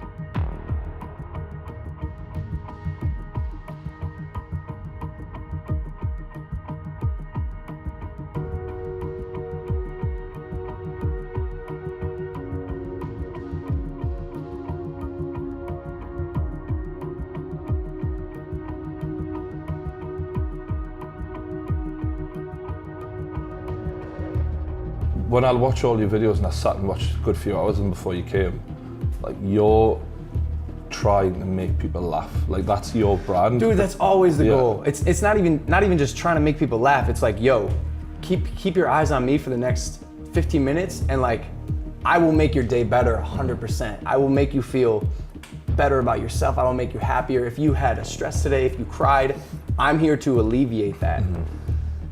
And so when you do the exact opposite of that, bro, you could have like died if you wouldn't have been shocked. You want to know something, bro? Yeah. I had this weird feeling that if it weren't for Japan, I would have died. Shit. Like in a serious accident.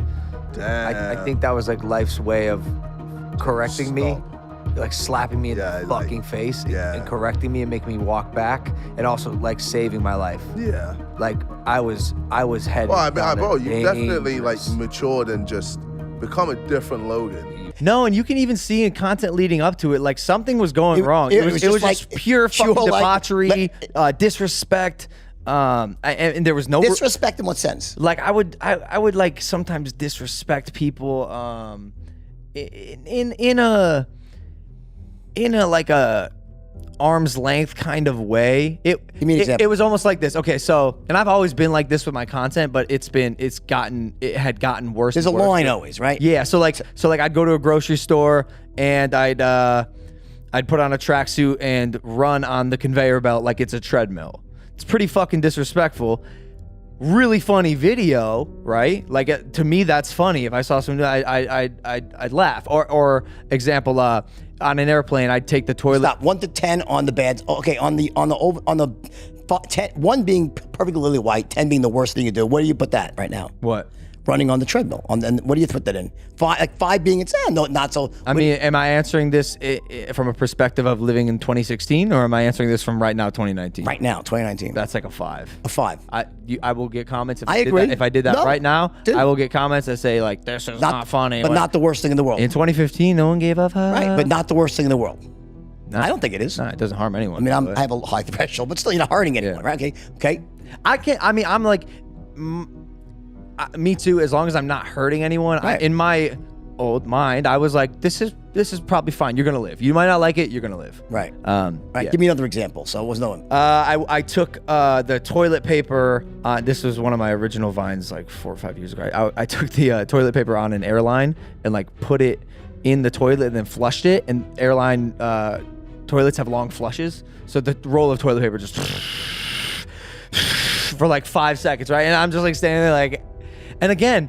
Funny. I'm walking through pretty you think of doing that, by the way. It's hilarious, but also like you probably shouldn't be doing that shit. So, but wait, there's no danger to the airlines? The plane's not going to fly out of the fucking sky. The plane's not going to fly out of the sky. Is anything? This like you know what is the pressure situation? So it goes right. It's like it just sucks it like a motherfucker, right? Yeah. Right, because you're at altitude, the pressure, so like it just gets sucked out. But yeah, so I mean, okay, back to the original conversation. So there was just like a chain of like disrespect that was like mostly done for content because it was funny, but your threshold. 25% of it wasn't funny. 25% of it was probably just considered like some sort of cringeful disrespect. And it was my personal life, dude. Tell me. I had 2 people that I value their opinions more than anyone. Tell me.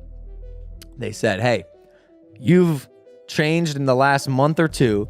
If you keep this attitude up, something bad is going to happen. Mind you, I had never made a mistake. I was YouTube's golden boy. And so here I am gaining 100,000 subscribers a day, making multi-million dollars every month, and I feel invincible. I'm 22 years old. Nothing can stop me. Quite literally, nothing can stop me. Like, I'm also like a big fucking dude. So like, if I see someone in the streets who thinks they can stop me, like, no, you can't. Like, I literally feel invincible. And they warned me. I did not heed the warnings and thought I was on the right track. And I think somewhere around there was when I was at the fork in the road and I went the wrong way. Instead of taking a step back because I was so on the like nothing matters except this next video that I'm gonna put out tomorrow.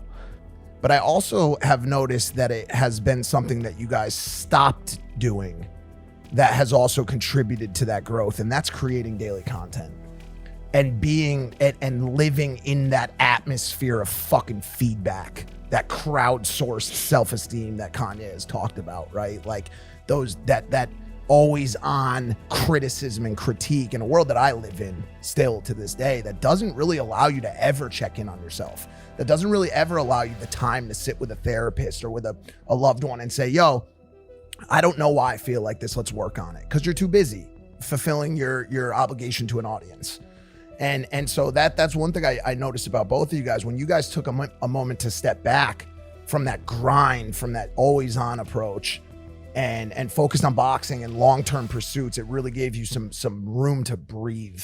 And so like, you know, I've been there with him every single day as we, you know, work together to turn him into someone that is a very humble, likable guy. You know what I'm saying?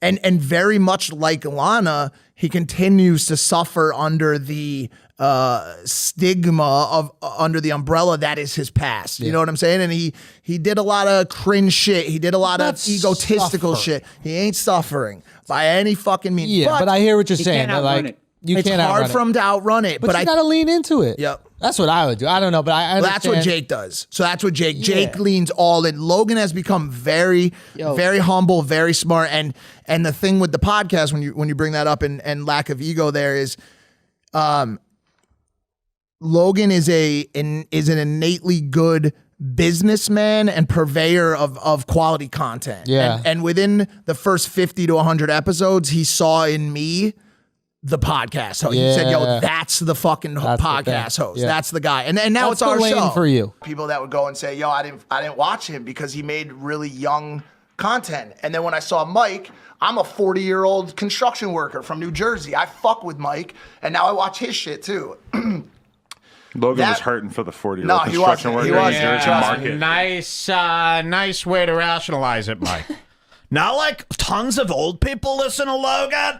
And Logan said, I mean, Logan has 20 million subs on YouTube, about maybe even more. Mm-hmm.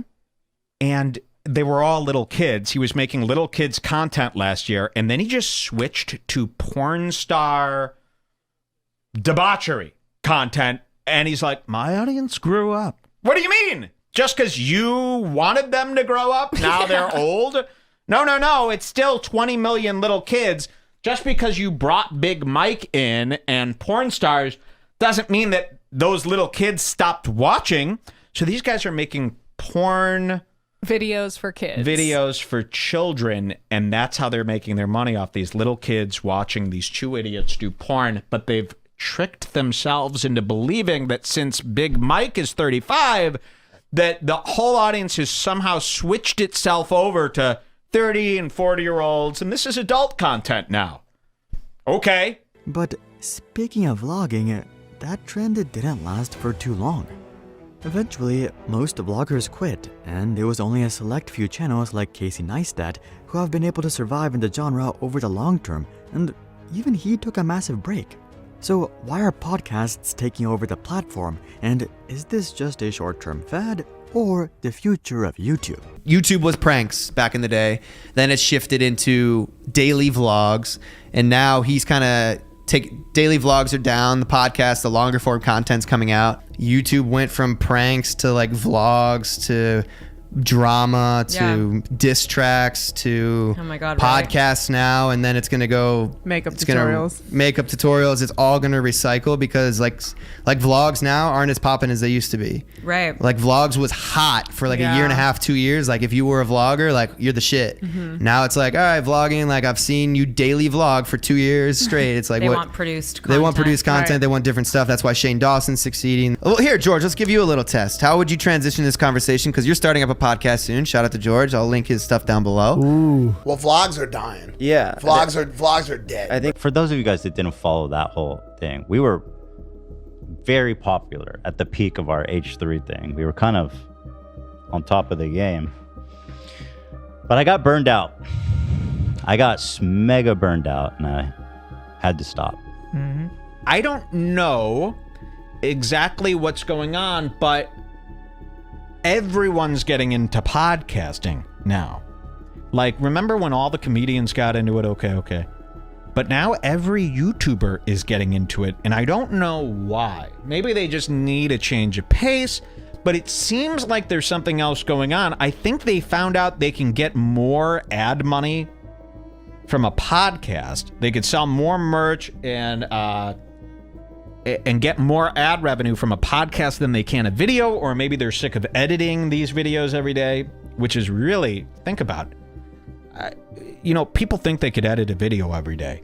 Try doing that for a year. You're going to really hate editing. I didn't know anything about podcasts, and I had never hosted one, so I had no idea. That was a big leap. That one was a big leap. Right. I also remember after we built it, like set completed, we didn't shoot our first podcast until a year later. so for an entire year, I'm like, well, I come into my garage and I go, because there was so much content unknowns coming out of Tokyo and out of that period too. And I remember when we were talking about what the next step was, and when you said to me, I think I'm gonna do a podcast and I think I want you to be a part of it, I looked at you and I said, Logan, this is it. This is what's gonna. I was there for that. I was remember like, when you said this that. is what's gonna give your viewers and your audience a side of you that I know that they don't know, and it's gonna make people respect and love you. But all of them, the storyline remains the same across the board. The podcast changed everything. But that's why the podcast has been super helpful. Yeah, it's dope. For him, because the people are like, yo, and we get to see him sit and be himself for an hour at a time. The YouTube stuff is awesome because it catches my attention, but Yeah. then listening to the podcast and hearing depth of opinions. Another thing I've noticed, has that opinion until they watch this fucking show. So many people have Oh, turned. They've been like, yo, like I didn't like the dude's vlogs. Like it was a little too whatever for me. Yep. Come on, and they see, holy shit, I just watched this dude for an hour and a half. It felt for like 5 minutes. He's hilarious. He's smart, and they've got a great thing going. Thanks, Mike. Of course. Appreciate you, Mike. Comes with a track record of breaking the mold that you've set for yourself. Like Logan, it wasn't just time that fixed his image. It was a great podcast where he had great conversation. It was Logan included. I think Impulsive was a massive part of his redemption arc. And I think everyone would agree with it because it gave because it gave people a look at what this guy's really like and what the inner workings of Logan Paul is versus Ayo, good morning, Logang, what's poppin', which is what people knew prior. It's work. Most importantly, it was not fucking up. I mean, dude, think about. Let me ask you a question. When you compare the LP that is now to the LP that was prior to that, what do you see? Well, I'm not gonna lie, that WWE shit's pretty epic. I haven't spoken to the cast in a while, man. because 3 years, man. I was 22 at the time. This was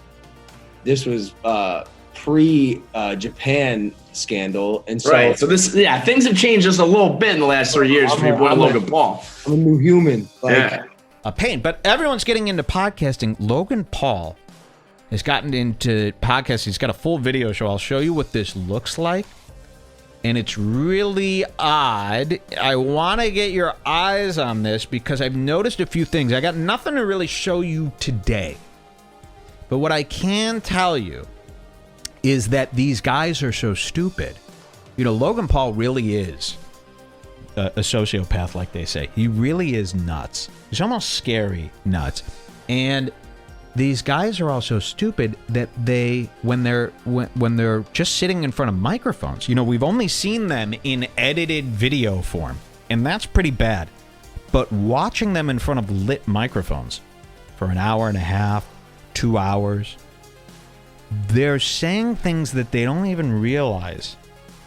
They don't even realize how dark and scary the things that they're saying are, and how revealing they are. I'll explain. It's like we're getting an inside look into what these guys are really up to.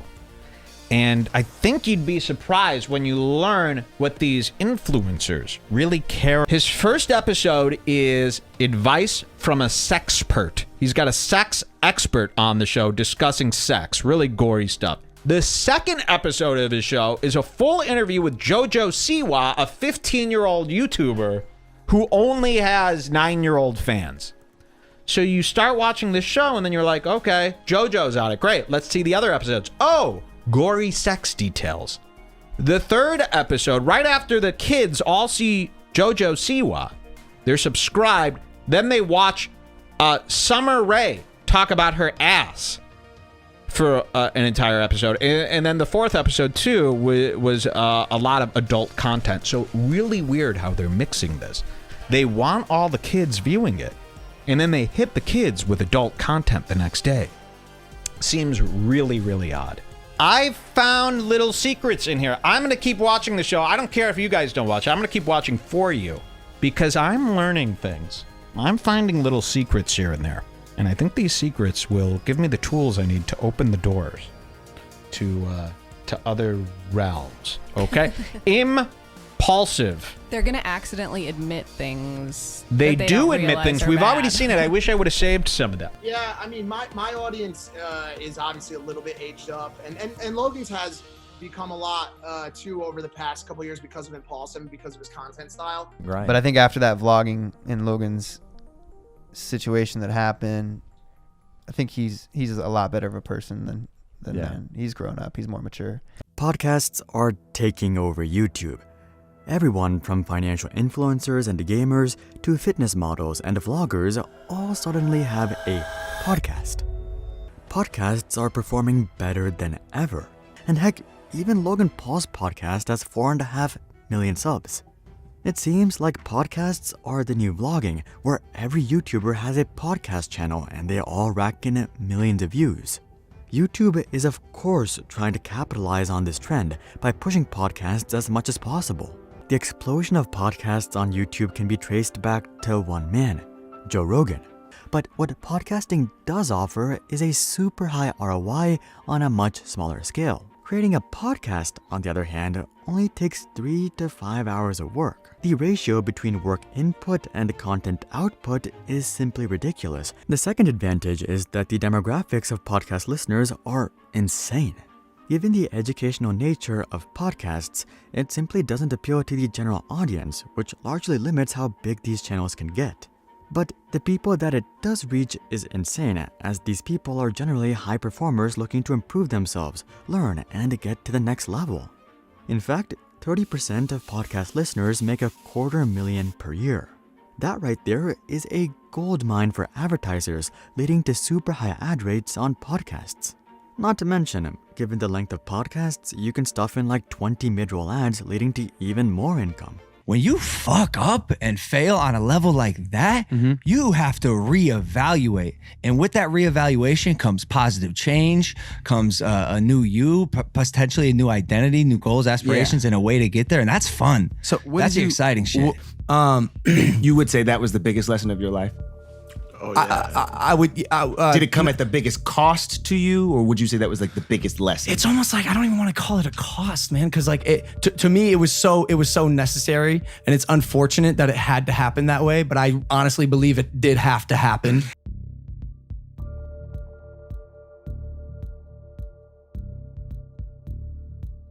Bro, yo! This year being 22 has been the greatest year of my life. He's a completely different person. I've just matured. Yeah. It's and you know what? Like, if that needed to happen to make me an actual human, like.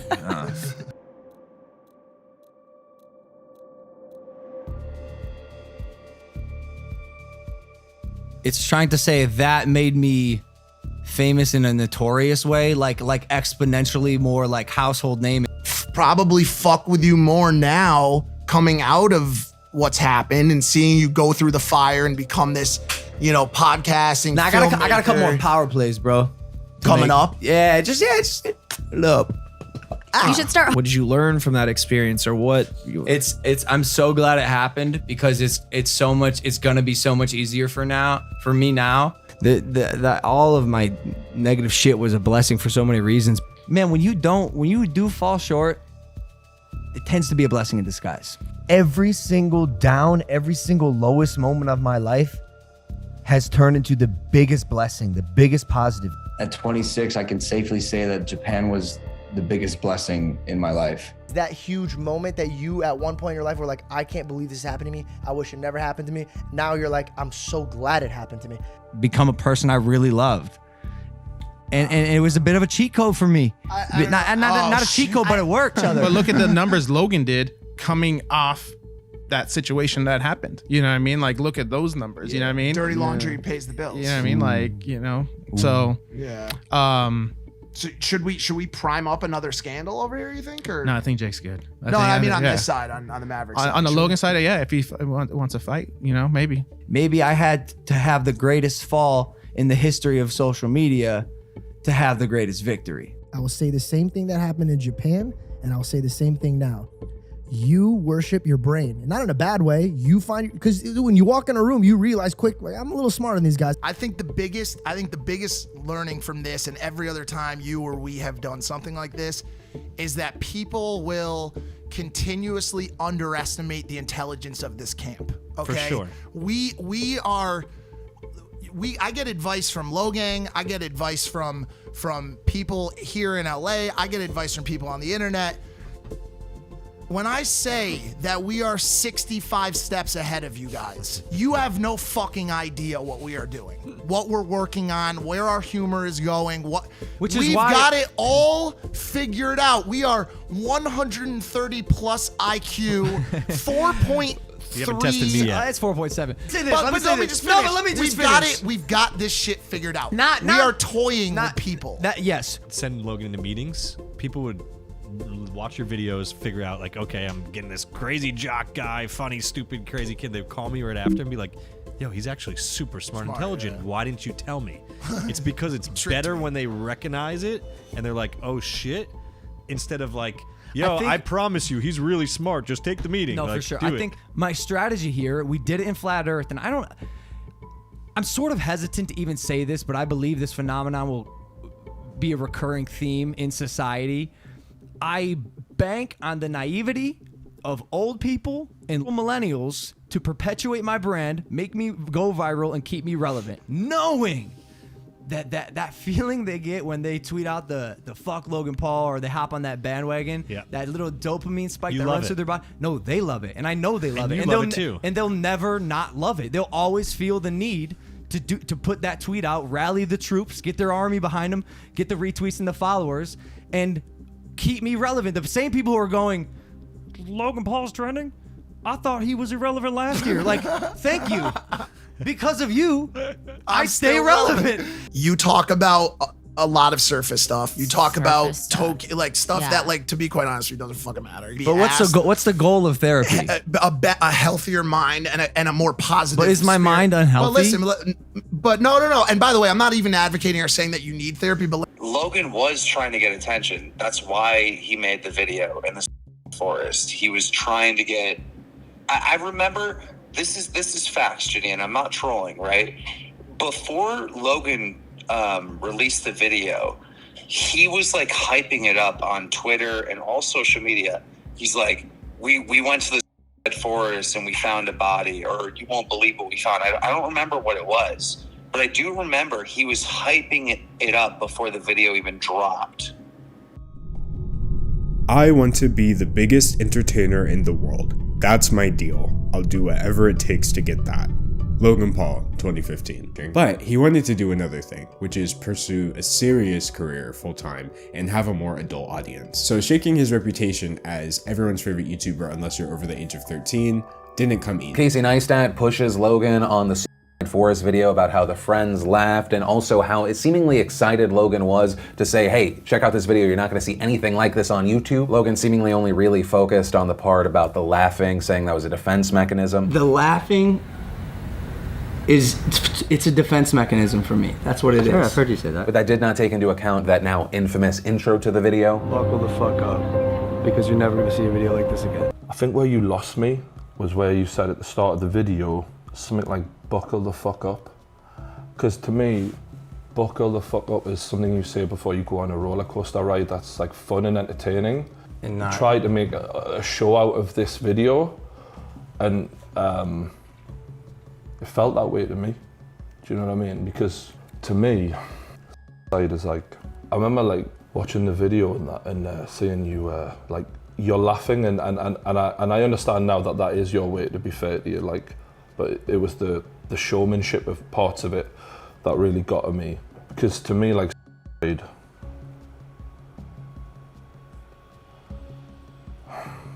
when you find someone dead, mate, like, you panic and you're running for the phone, and you're like really upset, and you're trying to save someone's life at that point and do anything you can. And it triggered a lot of like memories for me where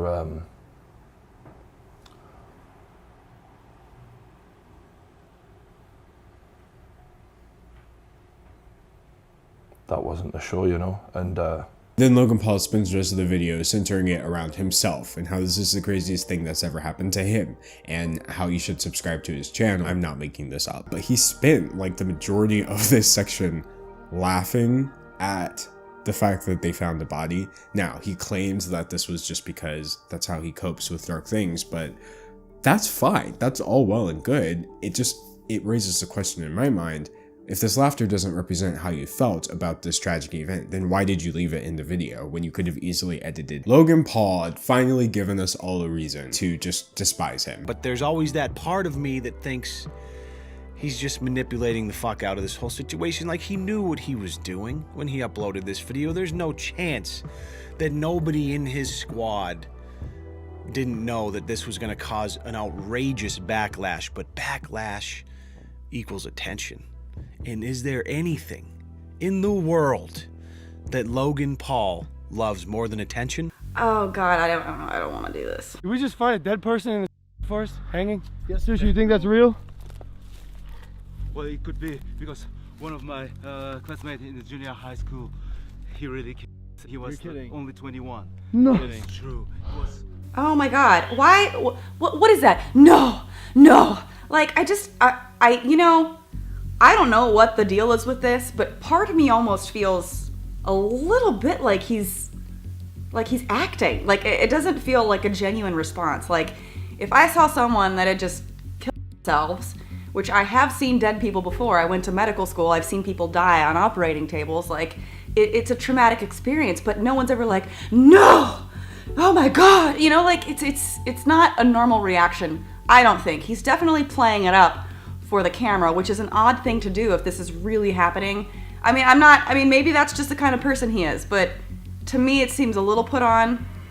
I don't know. Tell me in the comments, are people saying that this could be fake? Because that's my first thought even hearing about this was, You know, what a great title is that for him to say he went to the forest and saw a dead body. Like, that is clickbait if I've ever seen fucking clickbait. You know, he's Logan Paul. He could find anybody to, you know, act out a role if he wanted to. Now, I feel almost bad saying this because, you know, in the situation where it could be real, I don't want it to be offensive, but at the same time, like, I think it should be questioned a little bit. Film them for a fucking YouTube vlog. I'm sorry, I'm getting mad, but like, and maybe that's his goal, to trigger people because, you know, it gets more attention. But like, it just seems insane. And the music, the fucking sad music behind him, just to make it more dramatic. He wouldn't have to be like, I don't know, guys, should we call the cops now? Like, what should we do? Like, it just, like, more question marks for me as to whether or not this is seriously happening or if he's just setting this up for a clickbait title. And I mean, at certain points in this video, he's even laughing. He's even laughing. Like, what is so fucking funny?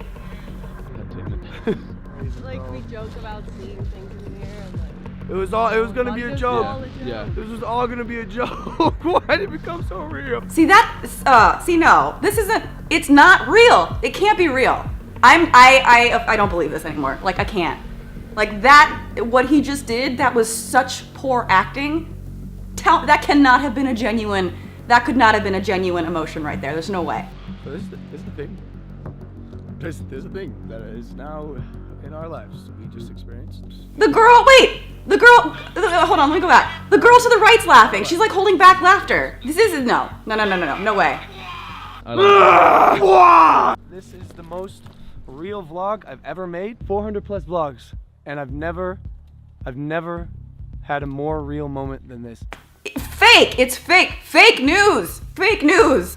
All the outrage, and I don't think it was real. Calling bullshit on this whole thing, but I'm calling bullshit on this whole thing. He's found this dead body swing. Instead of saying, yeah, I saw a dead body, we had to cut the vlog short, he's like, everyone, see, the thing is, there's no empathy. I understand that, like laughing is some sort of coping mechanism, but all of them are like, you can just tell by the grins and the smirks on their face. They're like, fuck yeah, we just found this dead body in this forest. We're gonna get so many fucking views on it. And then he spins this into was this the whole feeling. If I could just add to this, yeah. When you watch the video, when they find the dead body, it is like the feeling of somebody out there, like metal detecting or looking for treasure. Like, when they found the dead body, it was like excitement for them. Like, you can see it in their eyes, in their face.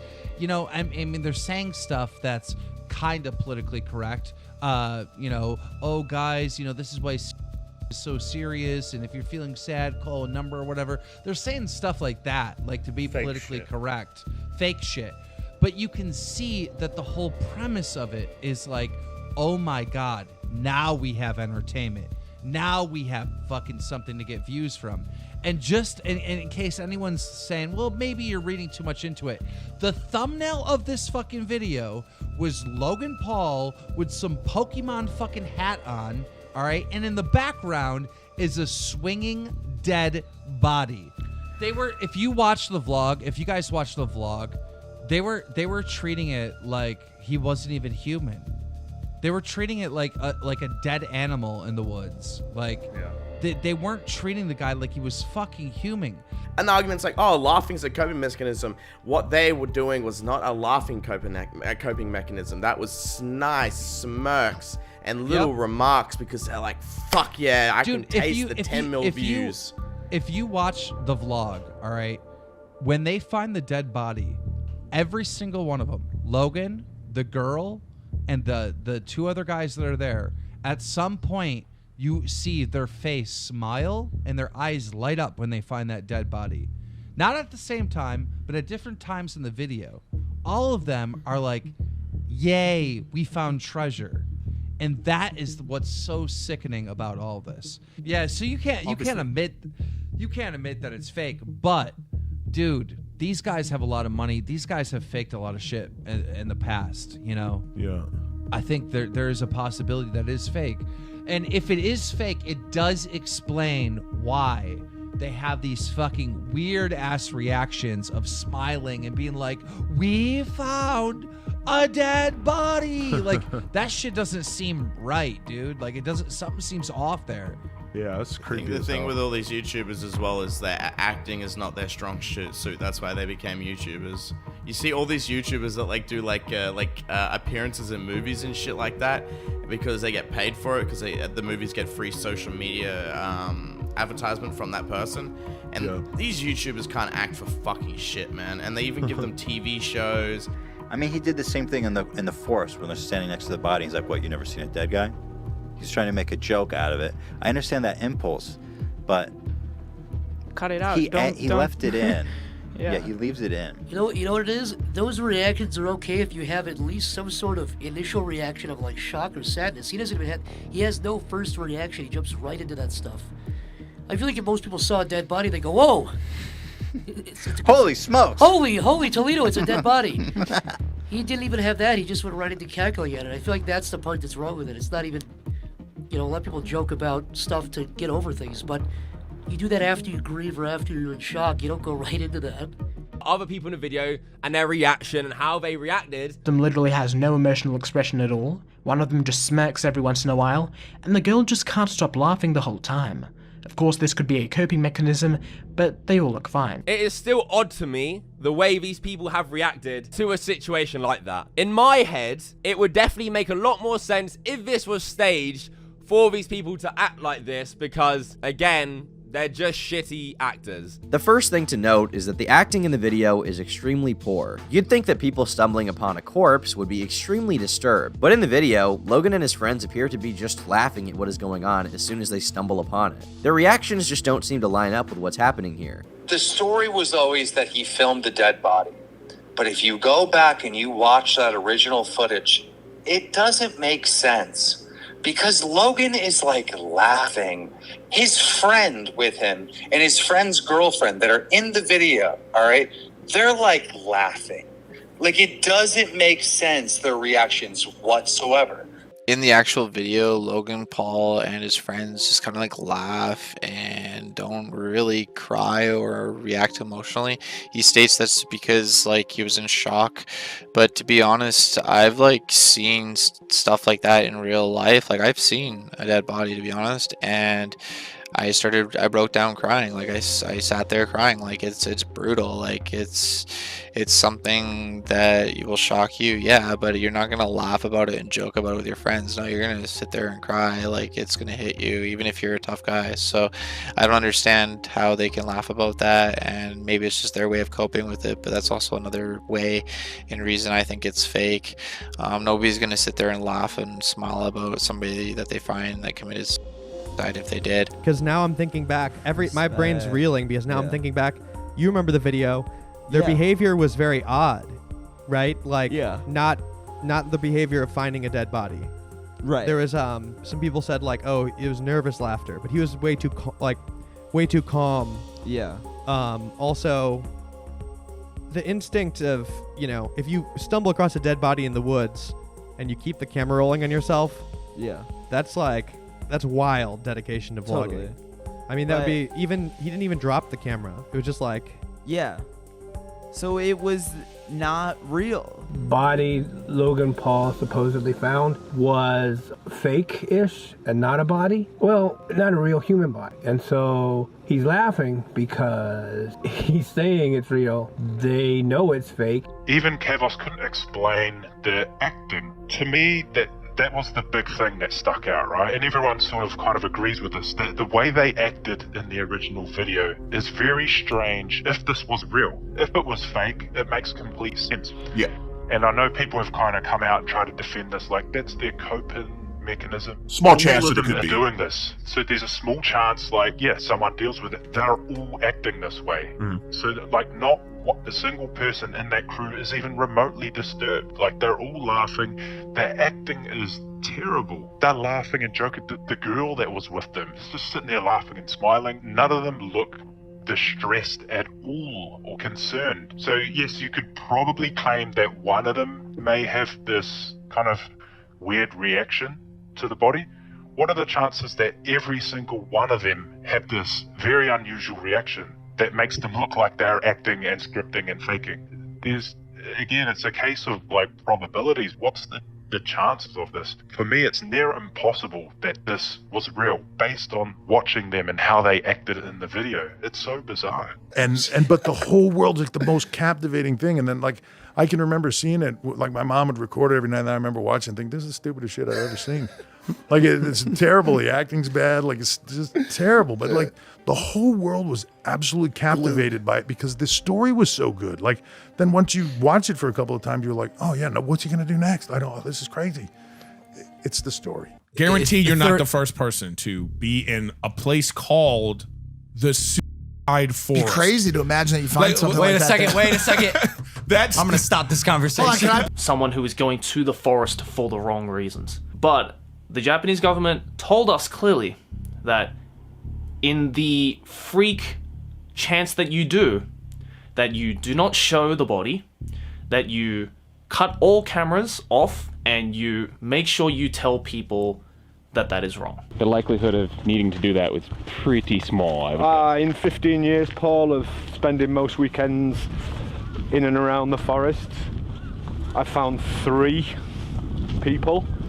So if you're here for the weekend, it's very unlikely you will. Crazy to imagine that you find something. In the freak chance that you do. If you're here for the weekend, it's very unlikely you will. Crazy to imagine that you find something. Crazy to imagine that you find something. He walks into the forest and like immediately finds a dead body. Yes. You would have to go so deep into that forest that you're lost. Yeah.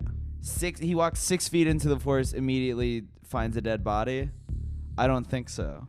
When you watch these Vice documentaries of what actually happens for these victims, they leave ropes and trails and all their belongings and things like that when they're going into the forest because they may change their mind and there's no way to find their way back to the path. So there's ribbons and strings tied. There's a whole thing that these victims do when they're contemplating doing that act. And again, you see none of that in Logan's video. He walks a beeline from the car park. You can trace it on Google Maps. He walks a direct line. He walks down this trail, and then he just walks 90 degrees off the trail directly to the body. Most people who are looking for bodies, and you see this on YouTube, heaps of people have gone and exploring. The path they take, it's, zigzaggy, they're weaving in and out and going off this trail, trying to looking for clues and stuff. Logan walks a direct beeline for 100 meters straight to where the body is. The craziest part about this, the parking lot is right there, dude. Yeah. It's literally right there. Like, guys, we're 100 yards away from the parking lot. And they're saying in the video, and this is what his crew is saying, you can't see the body from the path. What are the chances we choose this part of the path to walk down there? It's fate, Andy. Crazy. It's not like we could see it. It's right there, but you can't see it. And that makes it look even worse. Then how can he just walk straight to the body and find it straight away? That's another thing. Like, if he saw it off the path, then yeah, maybe. But the fact that he just walked directly to where it was, out of all the places he could have walked, because it's actually quite rare to find a body. In the freak chance that you do. If you're here for the weekend, it's very unlikely you will. It's manned every day by volunteers, staff. In the mountains in the middle of Nagano or something as a better choice than Aokigahara. Because, again, just a lot of people wandering through this forest, people who do look for bodies in here, sweeps that they do, etc. And, you got YouTubers who've been doing this for years, walking in the forest trying to find bodies. There's no way. I just don't buy it. Oh, there's been other YouTubers have tried to do this as well. I didn't know this. Oh, yes. So if you can look on YouTube, and it was a trend back in 2017. People are still doing it now, even. You can search for, Japanese forest, hiking tour, looking, hiking. This was a big trend. Even Digi, KSI's brother, he did it before, like a month before Logan. Heaps of YouTubers were doing it. And it was getting... And I guess this is where Logan got his idea from. It was getting lots of views, people going to this forest, looking for bodies, blah, blah, blah. I think he was in YouTuber mode. I think he went there and he was like, bro, if we don't film a dead body, then this video is not going to go viral. We need to get a dead body. They bring the dummy in, they set it up. Oh, can I give a nuclear take? What's that? If we said no, would it stop you, Nick? No, it wouldn't have, but let's Might as well be polite map about this it. out for a second, right? All these YouTubers were going into this forest. It was like a trend that would happen every year. Like, I know Deji had done it previously. A few other YouTubers had. This wasn't like a Logan Paul exclusive thing. Oh, I didn't know that. Yeah. So what if, hypothetically, Logan Paul saw that as like, this is a lot of views. The forest sounds like a scary place. But how could we make that video bigger? So what if Logan Paul got a bunch of his friends together, who we've never seen again, ever, by the way. I don't think those people have ever been in another vlog. They've probably been fired or something else. And one of them worked with Logan to put a fake body in the woods. It would be crazy. It's the suicide forest. That would be like, there would be so many views from that. What if the body wasn't real? Oh, dude. But if it was fake, why wouldn't he say that? Because then he looks even crazier. Yeah. Because he can't come out and apologize going like, I feel so bad. I shouldn't have done this. I don't know why I uploaded it. Suicide is no joking thing. But I feel like he would get less backlash. He was like, I was being outrageous. It was a staged video. I think he would get more, because then he couldn't even sit there and pretend like I didn't realize how bad. He's trivializing it, though. If this is true, then everyone who was there got paid a lot of money to shut up. Dude, I think 20 years from now, we're gonna find out the body wasn't real. If you think He's that's on real. his deathbed. That's my fucking nuclear I attack. find that 100% believable. I absolutely think that could be. Dude, So a lot of people go to that forest for that very reason. They're looking to find a body. It's notorious, you know? So you have tons of creators that go there every year, just looking, hoping that they'll find something. And they find nothing. Nothing happens. They usually just make a camping trip out of it. They vlog and then they go home, whatever. At least we got to go to Japan and have fun. Cool. And so when I talk about the odds, what are the odds for, okay, the most popular and most influential YouTuber at the time? He would be the one to stumble upon one. He's the guy. Not like you would expect somebody that lives there or someone that travels there, you know, regularly. Probably some vlogger that has like 30 subscribers would be the one to stumble upon a body. Another thing to note is Logan wasn't in the restricted area. He walked off. You could track it on Google Maps. Logan didn't go in the restricted area. It's roped off. There's signs. It's off the trail. This whole video was presented as real. These guys go 300 feet into the Akigahara forest and encounter this body right off the main path. You can see it from the road. I watched the Vice documentary on it. They go way far back into the forest. Most people actually go way far back into the forest. I don't think the person who they showed just went 300 feet and was like, well, this looks good. Let me just kind of wrap this rope around and make sure my feet are planted on the ground. If you look closely, his feet are pretty much planted on the ground. I think it was staged. And I think the cops think it was staged too. The parking lot they went to is not just the parking lot to the forest. It's not just the parking lot to everything. Where they went is actually an ice cave. That is the basic, that is like what's at that parking lot right there. It's a very active tourist location. It was in the in the early daytime from what I could tell when they went out there, and they went only 300 feet back. A person who was going to commit suicide, and if you watch the Vice documentary, people go out there for days on end. People go out there they go back very far, a few miles back into the forest, a secluded spot where they oftentimes will get lost. If they're looking to come back, you'll find tape, you'll find rope, you'll find string. One of the key things with this video that struck me as odd is they never showed the sign. They never showed the anti-suicide sign, which their tour guide, their security buddy, Sushi, would have pointed that out had they actually gone to the part of Akigahara where people commit suicide, which was not 300 feet away from the parking lot, as Logan mentioned. There are so many things in this video that speak to me as being a prank, and this is why the cops want to talk to him. Going back to that Vice documentary, where they actually went with a geologist, they went out there and they were looking around for a while, and he was telling them about what he'd seen and giving him in-depth ideas as to what's going on, giving that or information as to everything that's going down. None of that was reflected. None of that was reflected in what was here. And another thing I found interesting too is in Jacqueline Glenn's video where she had commented on this thing. She mentioned she went there, but she never said how far back she went. I just find that to be a little bit odd. Couple little things here in regards to this that I feel could have been called out. Jacqueline was there. She would have known the layout. She would have known how far back things were, so on and so forth. But if she would have gone further back. And I don't think in her video she went super far into it. It looked like she was just kind of touring the outside. And I think that's what happened here too. I think these guys were touring just a few hundred feet in. They bought the extra gear just as props for the video. They went out there, they saw it, they set it up, they shot it, and then they went back out. Because here's another thing with that too, is we never actually see the paramedics take the body. And it's the complete opposite end. You have to walk miles to even get to the restricted area where people go to commit suicide. One of the, I think like the driver turned out to maybe be, he might be an actor because he was seen twice, kind of like playing two different parts. Can you explain that a little bit more? He was their driver. You can see it at the start of the video. I believe he put a coat on, and that's why you can't see his badge. I don't think he took it off, but he put his coat on. However, he's recorded coming up to the camera and saying, "You can't enter this restricted area." Is what he says. Yeah. Which I find that's pretty interesting. He wasn't in the restricted area. That's off to the other side. This driver coming up saying, "You can't go there. It's restricted." It's not a roped off area where he went. And this was another thing where I think Pieman, he was saying the ice cave's not in this forest. It is. It's in the forest, right? It's in Aogigahara forest. It's in there. It's not in the restricted section that is specifically roped off.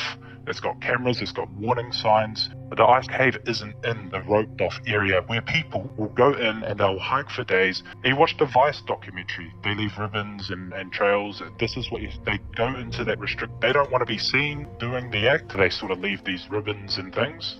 And you watch the documentary, this is well explained by this expert who goes in there. He's like, all these ribbons and clues, and this body in Logan's video. So he's walked directly to the body, there's no ribbons, there's no nothing. So again, This is another very unlikely thing it goes against what the normal process is in that forest. What's wild is anyone that knows that area, he wasn't in the forest. He wasn't in it. The actual part is at the base of Mount Fuji, and it's thick, like it's like a fucking jungle. It's just I've seen it. It's thick. It's scary as fuck. He was. You could see the parking lot. You could see the goddamn climbing lounge from where he was. Yeah, for sure. It's never happened in the history of people being found in that forest. He's not at the base of Mount Fuji, and he didn't go far into the woods. And they're claiming that they happened to camp out there for like a night ride or some with shit. a two-person tent. With a two-person tent. Two-person tent happened to camp out there, and then conveniently they just happened to find a body. They conveniently managed to make the most impactful fucking video they were wishing to get conveniently at that time, not that far fucking from the car park in which where they parked their van. Don't you think it's very convenient as well? Because they would have definitely taken into consideration, the whole video was based on the premise of we're going to go to these haunted woods where supposedly loads of people killed, right? Don't you think what are the chances of them going there actively searching for a dead body, of them finding it? They've gone there with the intention of trying to find X result, right? On that specific day. To me it just seems so convenient. It's so we happen to just find it because we happen to be in these woods, which happen to be us. You know what I mean? The chances of someone not leading any ribbons to their to the corpse is very unlikely. But do you think it could be a possibility that someone just doesn't want to be found? That knowing that a lot of people go to the restricted zone to do you think it could be possible that someone and I would imagine that there is someone out there, like a lot of people, maybe not a lot, but some, that could that don't want to be found. They don't want anyone to look for them, so they would instead of going to the restricted zone, go somewhere else to commit suicide. Still in the same area of the forest, but not in the hot spots. Do you think that's a possibility? And that's how Logan Paul found the body. If someone didn't want to be found, then they would actually go in deep into the forest and hide away and do it far away from any ice cave or whatever. So if this guy didn't want to be found, I don't think him just doing it 100 meters from the car park is his way of hiding it. That, to me, those two can't really be true at the same time. If you don't want to be found, you you go deep, right? You get lost, you go and do it deep into the forest. This again, Logan walks 100 meters, and you can see him saying in the video as well. You can trace it on Google Maps, and he says the car park is right there. This forest it's quite big, 35 square kilometers.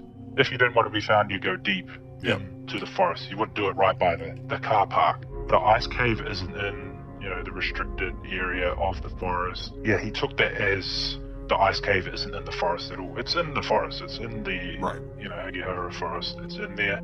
It's not in the restricted area. It's not in the area where people are, it's well documented where they specifically go to commit the act. And you can see this in the Vice documentary. The guy does a complete tour. He shows all the ropes. And Logan's video, you see him walk a direct path. He doesn't go into any restricted area. In fact, he goes in the complete opposite direction towards like another main street. If he had kept walking another 50 meters, he'd just come out to, it looked like a timber yard or something. He'd come out to this other street. That's the complete opposite end of where people actually go to commit.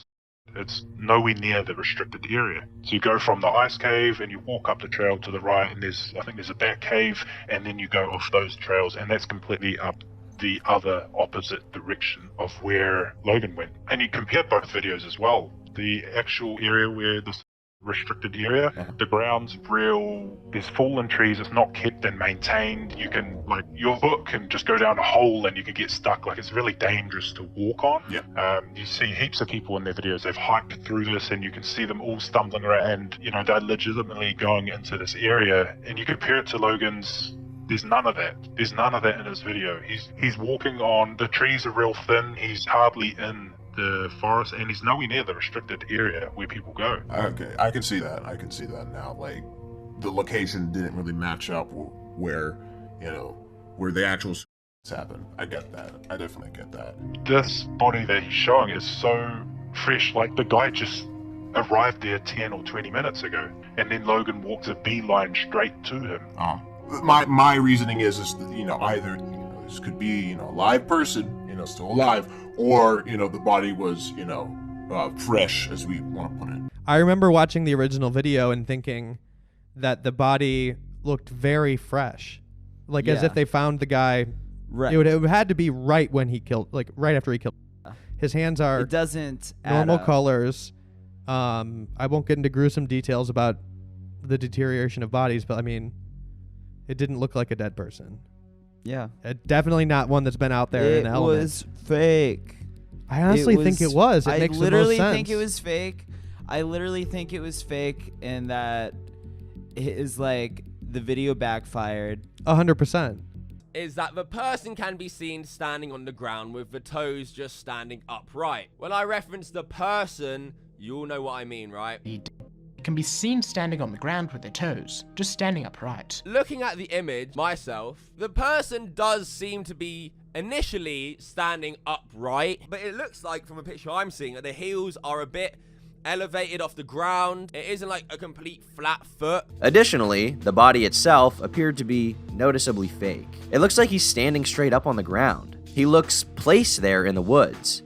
It doesn't seem realistic at all, and it's not very convincing. Many posited it could have been a mannequin or lifelike doll of some sort, or even an actor placed there standing extremely still. But also, near the end of the video, you start showing the stance of the person in multiple angles, where one, it looks like he's leaning up against a tree, and then there's one way he looks like he's standing straight up. That's another really interesting part to me as well, because I mean, I don't think it's entirely impossible for, like, if you had a dead weight hanging, it's possible for it to move if there's wind and stuff like that, but it didn't even seem like it can't happen within a matter of seconds between frames. That, and if there's dead weight, the weight being supported isn't going to be on the tippy toes. That's physically impossible for a dead person, because that means the muscle's supporting it. So if it is dead weight, there's something's wrong. It's either he's, you know what I mean? Like, if he was straight up dead, I looked at so many pictures of people who actually unalived themselves just so I could see. Typically, they're going to drop down to their knees. They're going to fall like all the way down. They're like, it's never, not a single time could I find where they were on their tippy toes.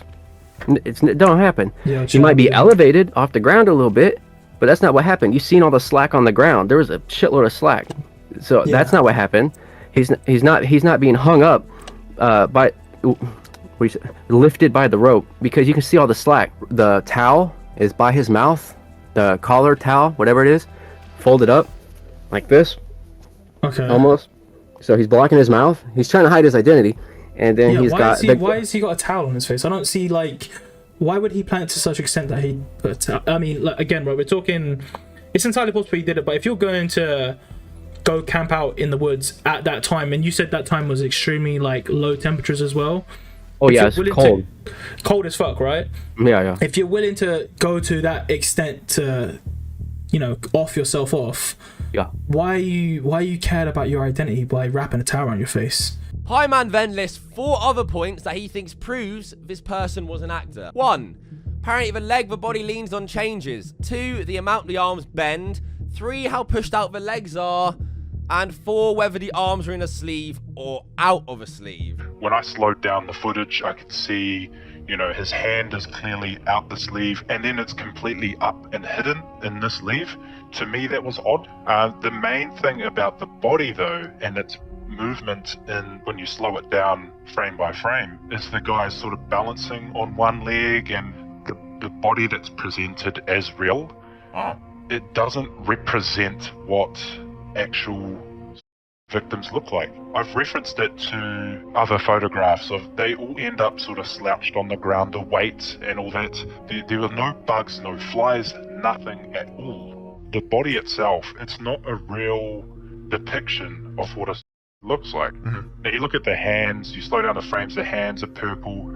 However, the blurred face is completely got all its color in it. The color leaves the face if it was real. Another thing you can see is there's some weird sort of like white thing covering where the rope connects to the head. It's very strange. And again, if you look at the Vice documentaries and the actual real victims and depictions and photographs and images, they all either slouched up on the ground or they're sort of hanging really high off the ground. The chances of a body just being perfectly standing on the ground are so unlikely, like it's next to impossible that would be a position for the body to be in. It would either be slouched a bit, like limp, you know what I mean? Like anything for the body to just stand perfectly still, it's limp. All these pictures you see, the Vice and all that, they're all slouched on the ground. The body's limp. There's nothing to hold. Gravity has done its thing. And the ones that aren't limp, they're hanging. They're actually dangling still. They're not nowhere near the ground. Well, think of it like all the possible positions. You think of all the that have occurred in the forest. Of all the positions it can be in thousands of different positions. It can be completely slouched on the ground. It can be 30 centimeters off the ground, 40 centimeters off the ground, 80 centimeters off the ground, 2 meters off the ground. All these different positions and different gaps from the ground to the feet or whatever, or slouched on the ground even. So after it's sort of past the ground and just slouching over and starting to be limp, of all the thousands of possible positions it could be in, to end up just standing perfectly on the ground is unlikely. That further goes with the point that what are the chances? So we can look at all these individual things and say, this is plausible, this is plausible. When you piece them together, we're looking at all these extremely unlikely things occurring. So what are the chances that there was a body, a fresh one, there, like moments ago, even a day or two, and whatever you may say it is? And what are the chances that, and you've got it's like probabilities. I don't know if you've done sort of in stats, you remember statistics, when you're looking at probabilities and you multiply them again and you get next to impossible. When you add up all these unlikelihoods of happening, you add them all up together and it makes it even more unlikely. The chances of the body being in that standing position, the chances of the body being fresh, not decayed at all, being really recent, the chances that Logan walks, he just walks a direct path from the car park up the trail, does a turn off the trail directly to the body. What are the chances the path he's directly walked on for like 5 minutes and that a body's there? What are the chances that one person has this laughing, acting reaction?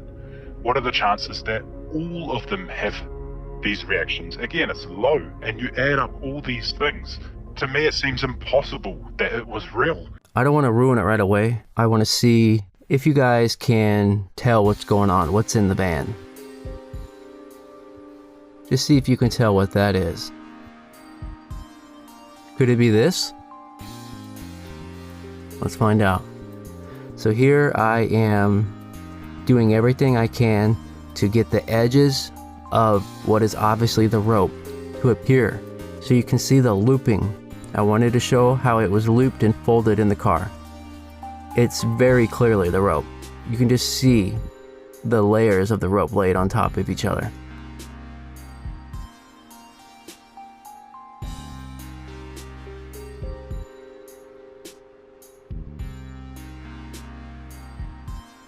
You see that? It's so obviously the rope. He really left the rope in the back of the van. And to my knowledge, no one has noticed that the rope was there the whole time. For 5 years, no one has noticed this. It's the rope. I mean, plain and simple. What more do I need to say? That's the rope. If these first 2 chapters don't prove that the entire video was fake, then I have Helen Keller watching this video. That's the only thing I can say that would make it make sense to me.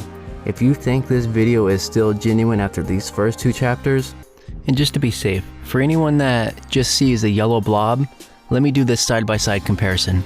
So when I import some pictures of ropes, the first thing I want you to look at is what I mean by rope. So I mean a pile of rope, the way they're stacked.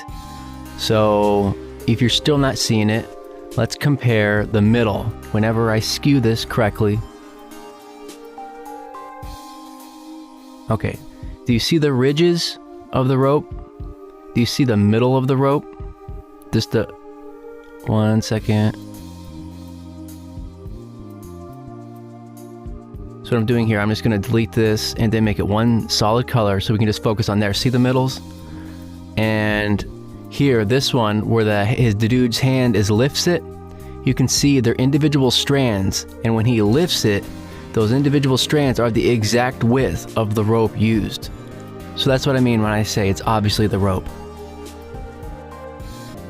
Okay, here we go. Here's 2 different scenes. This is at the beginning of the movie, or beginning of his video, and the end of his video. And I'm not sure which one's which, it doesn't matter. But in the scene of one of them, he has 5 loops around the tree. So they clearly took the rope down or added more loops or something, I don't know. But here I am, I'm breaking everything up. So we have the top scene, and then the bottom scene. Those are 2 different scenes broken up by that black line. So those top 2, those are like 5 or 6 loops. And the bottom 3, those are 3 loops. There, see? If you pause it and count them. Look, the loops change. Dead people don't add loops or take away loops. Leave a comment if you got a video of someone who's dead changing the loops. I would like to see it. But because these are still frames, you're able to individually count like the ropes on the tree, like the loops, the amount of time. Yeah, because I can get the exact frame. Even if you want to argue it is, I don't care. It could be 6 or 5 loops. It doesn't matter because it changes from 3. And just to show there's actually not tension, look, you can see the ridges here. It's not taut. Right, it's not even taut. So you can follow it. It wraps around to the back of his neck. I don't even have to do anything to the photos. You can see it. And then there's a towel right here. You see this white towel? Yeah. You can see it on his shoulder. There's 2 towels that the rope is wrapped around, so he doesn't get rope on. He didn't want to put it around his neck. The way it's so right, because there's a bundle almost underneath his feet, and you understand as he's wrapped it over the tree, the weight of the body would have pulled forward because there's nothing holding that rope on the other side. If anything, that both sides. Yeah, exactly. He would have been leaning forward because that's what would create the tension, the weight, and it would. And then what would happen is as the weight leaned forward, I'm assuming what would happen is that the rope would become more taut on the tree as the weight become forward, and at a certain point, without the rope snapping, it would get tension just from the weight leaning forward of the body. Exactly. Yeah, like he's not even leaning forward. He's literally like straight up. Because I didn't want to even talk about what someone really might do, but that's the truth. It would not look like this. Yeah, it wouldn't make sense. Again, like he's on his feet as well. Act of falling forward or the body falling in place would cause the rope to become more taut on the tree, and he would be down to his knees, like a puddle on his knees or leaning forward. Yeah, that motherfucker's standing on his tippy toes. In theory, it's here. Like there's no other way to get this posture leaning without the rope being taut. Yeah. With on their tiptoes, it's not gonna happen. If this really happened, that dude is in the most badass position, got his arms crossed, leaning against the tree.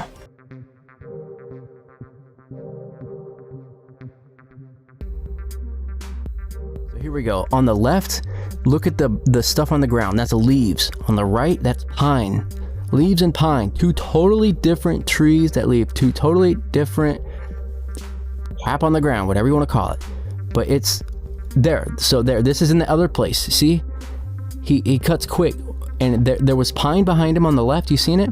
And then it goes. There's the pine, and then it cuts back to the body or whatever. Him standing there. I keep calling it body. I'm just gonna call it a body. It's Logan, but I'm just gonna say body.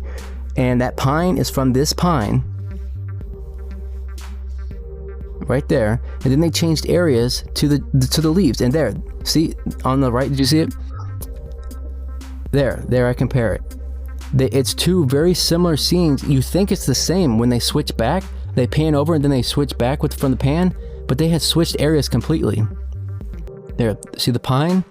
Clearly pine on the left, clearly leaves on the right. Two totally different areas. Okay, this next part, where they actually were, it's called the Sumtown Ice Cave. Now I went back, and this is the exact day they were there. They're said to be there. It doesn't even matter. The whole week was like this, so if this isn't even the same day, just look at the week. It's 37. That's blurry for me. I don't know if that's blurry for you. There's what it said. High temp 43, low temp 32. That's why Logan's cold standing there, because it's fucking cold. A body doesn't need to shiver because they're dead. That guy's alive. It's cold. Logan's cold. That's why he's shivering. That's why he looked cold. This is all the stuff they enter the woods with. Look at all this. Look at all this crap. I got it listed off for you. 2 pillows, average size. 2 fleece throw blankets. 1 football. 2 blue sleeping bags. 2 white sleeping bags. Now this is one of my favorite parts. 1 2-person tent for like 6-7 people. There's like 6 people there, and then you got to think Jeff is going to be there, and there's probably other people like what. So everybody was going to sleep in a 2-person tent? Not happening. You got a selfie stick with the camera, an additional vlog cam, which is Andy's. We'll talk more about him later. We got the full-sized red Maverick backpack. Logan wears it. Full-sized black backpack, which is the guard, but it's the translator. He says it's a guard, but he's the translator. The over-the-shoulder small duffel style white and black bag, which is the translators. The 1 brown grocery bag, which only has sake in it, which is alcohol, sake. So that's what one of the bags is. And then one of the other bags, which is the security guard, the other bag, the grocery bag, which is the translators. I'm not sure what's in it. I'm presuming it's the rope. So I'm pretty sure it's the rope, but I'm not able to prove it because they only show up for a split second. So I'm just gonna say we don't know what's in there. Doesn't matter though. So with all of that gear in mind, let's flip through the scenes and just look at something. So here we see the red straps on Logan's shoulder.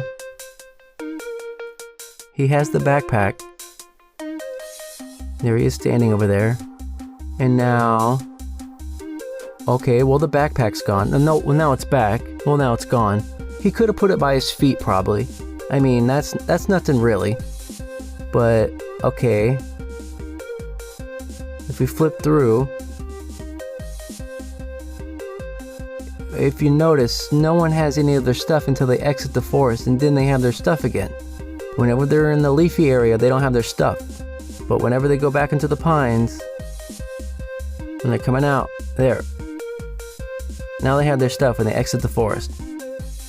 So here, what I did, I wanted to overlap all the different shots so I could get a 360 view to prove that he wasn't just setting his gear down somewhere. There actually is a full 360 view when you go through all the frames, and here I'm overlapping them by looking at different landmarks.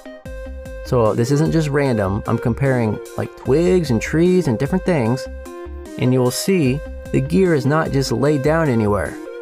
They just magically lost their gear, almost like they were just shooting those 2 shots separate, and then went into the forest without all the gear to do this scene. Where'd all the gear go? Listen when Logan first says he did this morning.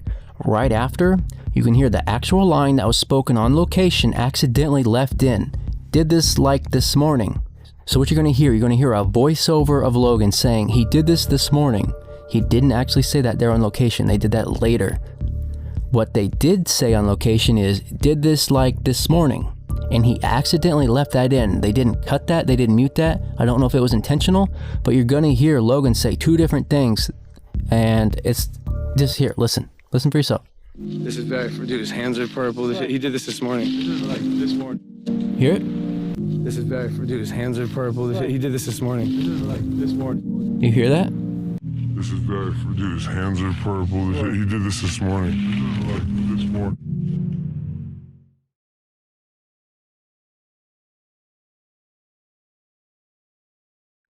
Okay, so listen right here. What the f is going on? I don't know, dude. Why? It's sinking in, bro. This wasn't supposed to happen, man. It just doesn't make sense, bro. His bag is right there. He's got stuff in his pants. Why am I still here? What the f are we doing?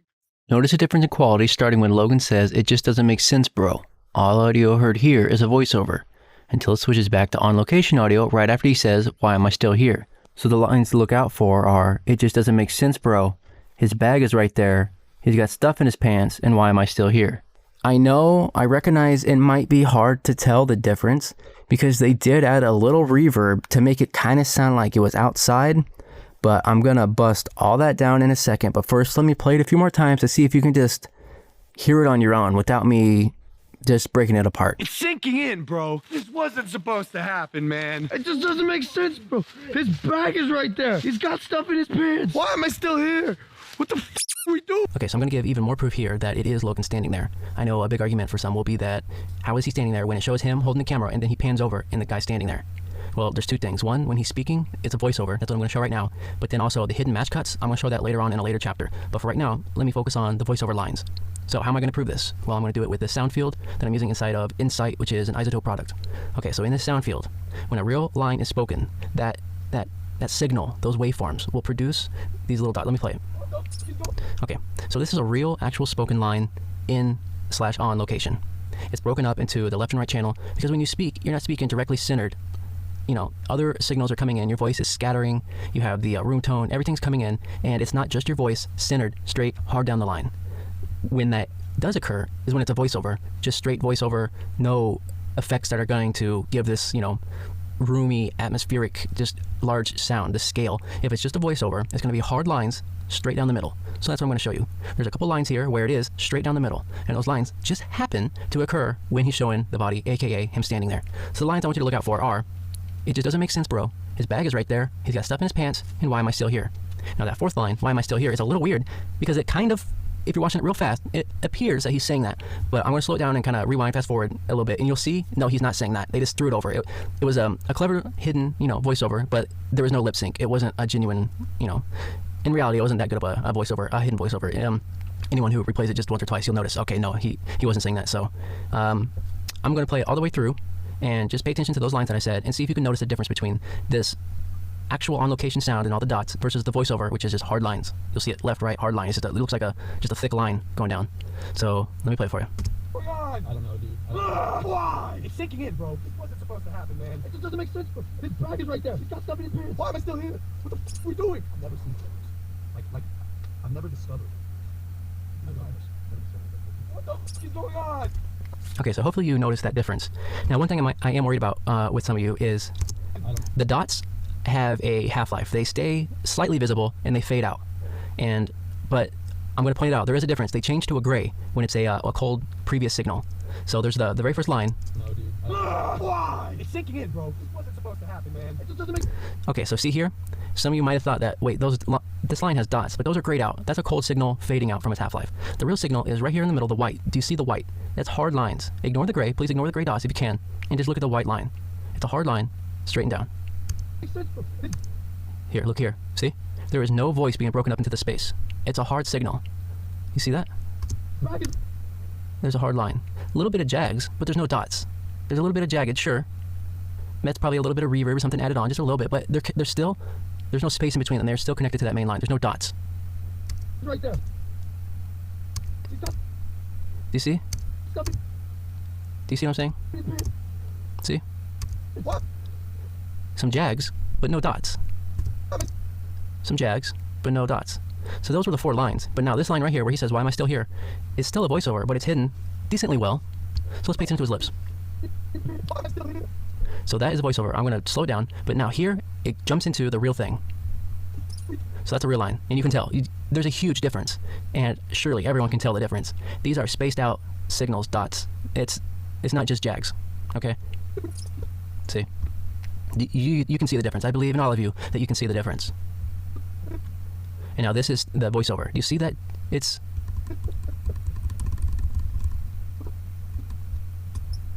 Yeah.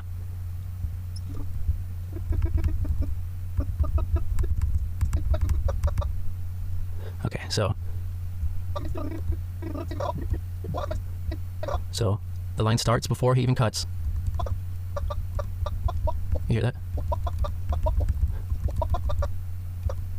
Y M. See, it's not matched up perfect. Y M, and his mouth's still open. Still not making an M sound.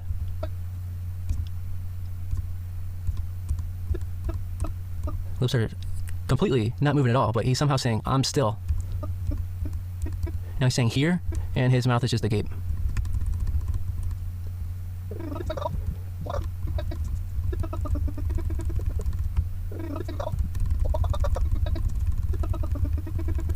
For a moment, it does look like he might be saying, why am I? It kind of looks like he might be saying, am I? But the rest of the line is totally obvious. That's not what he's saying. So, nothing else matches up whatsoever. And then now the real line. And that's, yeah, see that how the f matches up with it? And that's an F sound, so it matches up. That's the real line. But the other didn't match up. And so all those lines just so happen to be when Logan's standing there. Just look at him, dude. You can tell that's fucking Logan standing there. Look at his little hunchback and shit. Look, you can see his blonde ass hair. It's not a Japanese man. What the fuck? That's Logan. Look, little bitch ass. I don't want no one saying it's a Japanese man. That is not, show me a picture of a Japanese man looking like that. Show me. Link it in the comments. Show me a 6'2", blonde, 200-pound Japanese man that looks like this in a leather coat. You can even put a blur over the face. It's not gonna look like this. That's Logan Paul with shit still in his pockets. And his bag's over here. Alright, next chapter.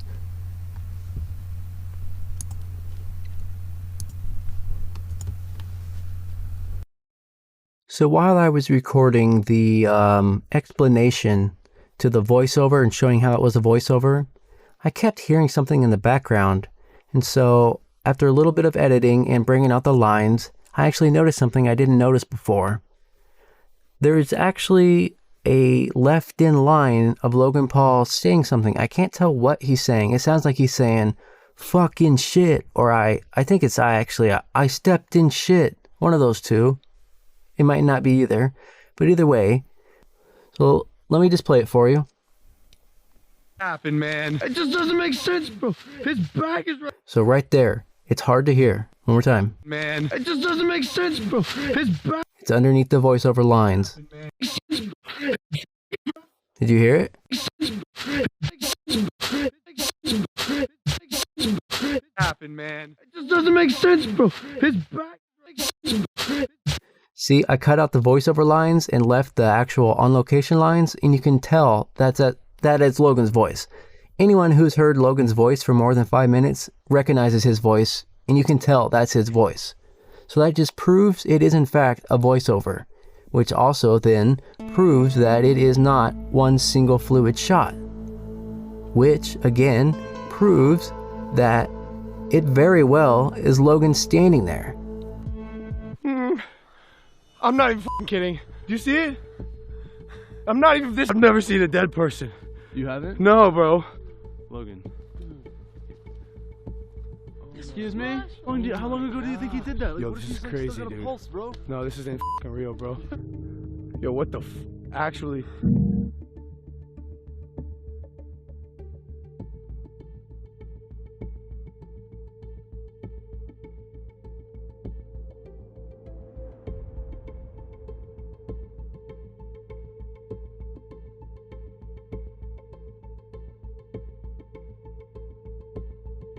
I feel like he did it on purpose. Like, I feel like he left this stuff in on purpose because he picks up that football and he says signs. I should have listened to the signs. And he says that at the beginning, right when they arrive, and then he makes sure to say it again at the very end. And both times there's a sting. And I don't know if you know, like in filmmaking, a sting is like just a little, some sort of sound to really emphasize what he's saying. And it's supposed to subliminally make the audience be like, oh, that, signs, okay. We should have listened to the signs. I knew that this day was just going to be crazy. Ever since we shot the mountain, it just like the vibes were off. We're all still shook. You guys recovered? Shook. I'm so wrapped. Shook. It's a movie every time. It's like, when do I do a close? When do I do a punch in? When do I do a wide? Dude, that was the biggest thing that, you know, Logan was doing it selfie style for the longest time. For his first, I don't know, 150 episodes of his daily vlogs. Right. Might have even been more than that. But when I came in, we turned it into a full-fledged TV show. Right. There were characters, there were storylines, plots. There was an actual cameraman, multiple angles, all of it. So. Why'd you go from a single-handed vlog into a TV show? What was the reasoning behind that? Logan wanted to elevate. That was his whole thing. Act like it hasn't been found. All right. Because we need it to look like that kid didn't find it before we got here. Wait, was it found yet? But when he does, I'm just gonna start filming again like I was, and you guys can like kind of pretend to look around. So here's the thing about that. I'm going to talk about it. It was staged. So he was like, hey, can I shoot you with this? I said, yeah, of course. So I acted like I was on my phone. I wasn't doing anything. I didn't think he would shoot me in the face, right? Like I thought he would. You it was fire. Yeah, I knew what it was. I've seen him shoot it before, but like, why would you shoot me in the face? So he actually shot me in the face, and like it was just like a shocking thing. Like, oh, whatever. I reacted to it, and then obviously I played it up for the vlog, like to make it seem like it was the most dramatic thing ever. With us, we manufacture, or when daily vlogs especially, we'd manufacture storylines, right? For entertainment. Team Broadcast was a Maverick production, not a Paul production. Paul's work on the broadcast was an agent of Maverick, so this is very important. They're saying that it was a production. They get a little sloppy here. They're almost admitting it was fake. They're saying it's a production, but they're also saying that it's not a Logan Paul production. We talk about this. Jeff loves to talk about this too. His biggest thing is he's one of the internet's, or Jeff would say the internet's best storyteller. And so he's able to craft really creative storytelling that has a purpose. People believe what they see. And when they only see or are fed a certain narrative, sometimes, I mean, you can't blame them. When people tell me, I think Ninja just, my knee-jerk reaction, like my ego steps out of my body, right? And it's like, hey, but he's right. He's right. My name has a weight that is carried by my actions. Because people were only fed a story that I chose to deliver them. So I can't be mad. It's so sad, dog, and I'm so over that. What you see on the internet is not real life. It could have been helpful if Good Morning America did research to look at his entire catalog. I mean, we're talking about Logan here. He has a video still on YouTube where he faked his own murder in front of his fans. With the prank nature of stuff that he does, I mean, there's a prank where he pretended to be murdered in front of his audience. With a thumbnail, he's laying down all bleeding and stuff. Like, this is par for the course of what he does. So why would you think this situation is any different? It's exactly the same. He just went way too far with it.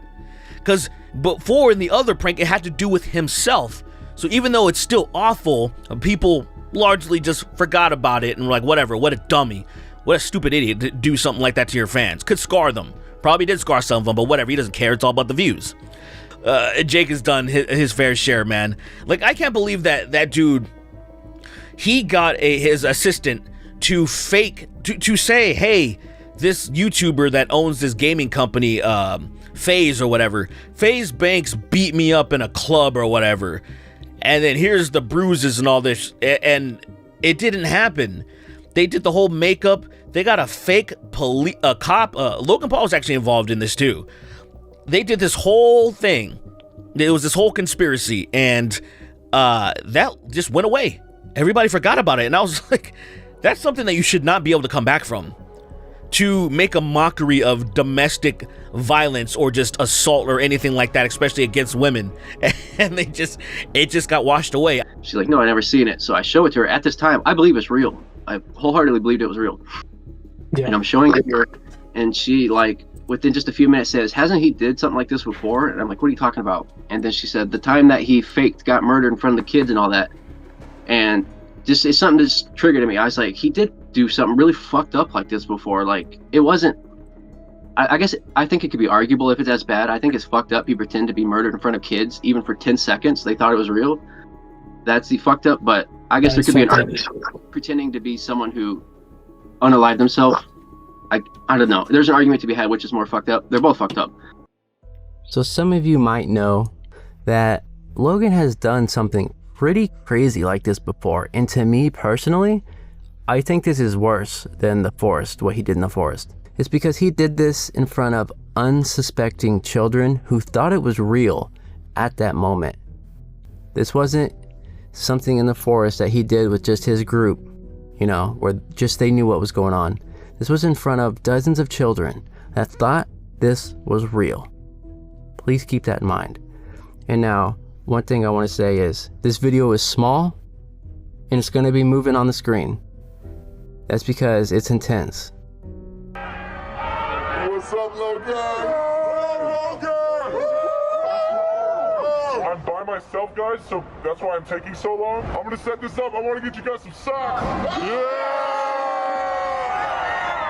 They want their Maverick socks. So I told them I'm by myself, so they think that the murder is real. Oh! You know what I'm gonna do? I'm gonna hold my fake vlog camera, so they think I'm just vlogging them instead of like waving and stuff. Let's get some Maverick socks for the low gangsters. Yeah! Oh, he's double. I'm just like stalling right now. Okay, I think it's time to do it. Are you ready to spray the blood? Let's do it. Making my murder, okay. Oh look, he's there, he's there, he's there. Yeah! Okay! Yeah! Okay, Hans, when you're ready. What is that? Yo! Yo! Yo!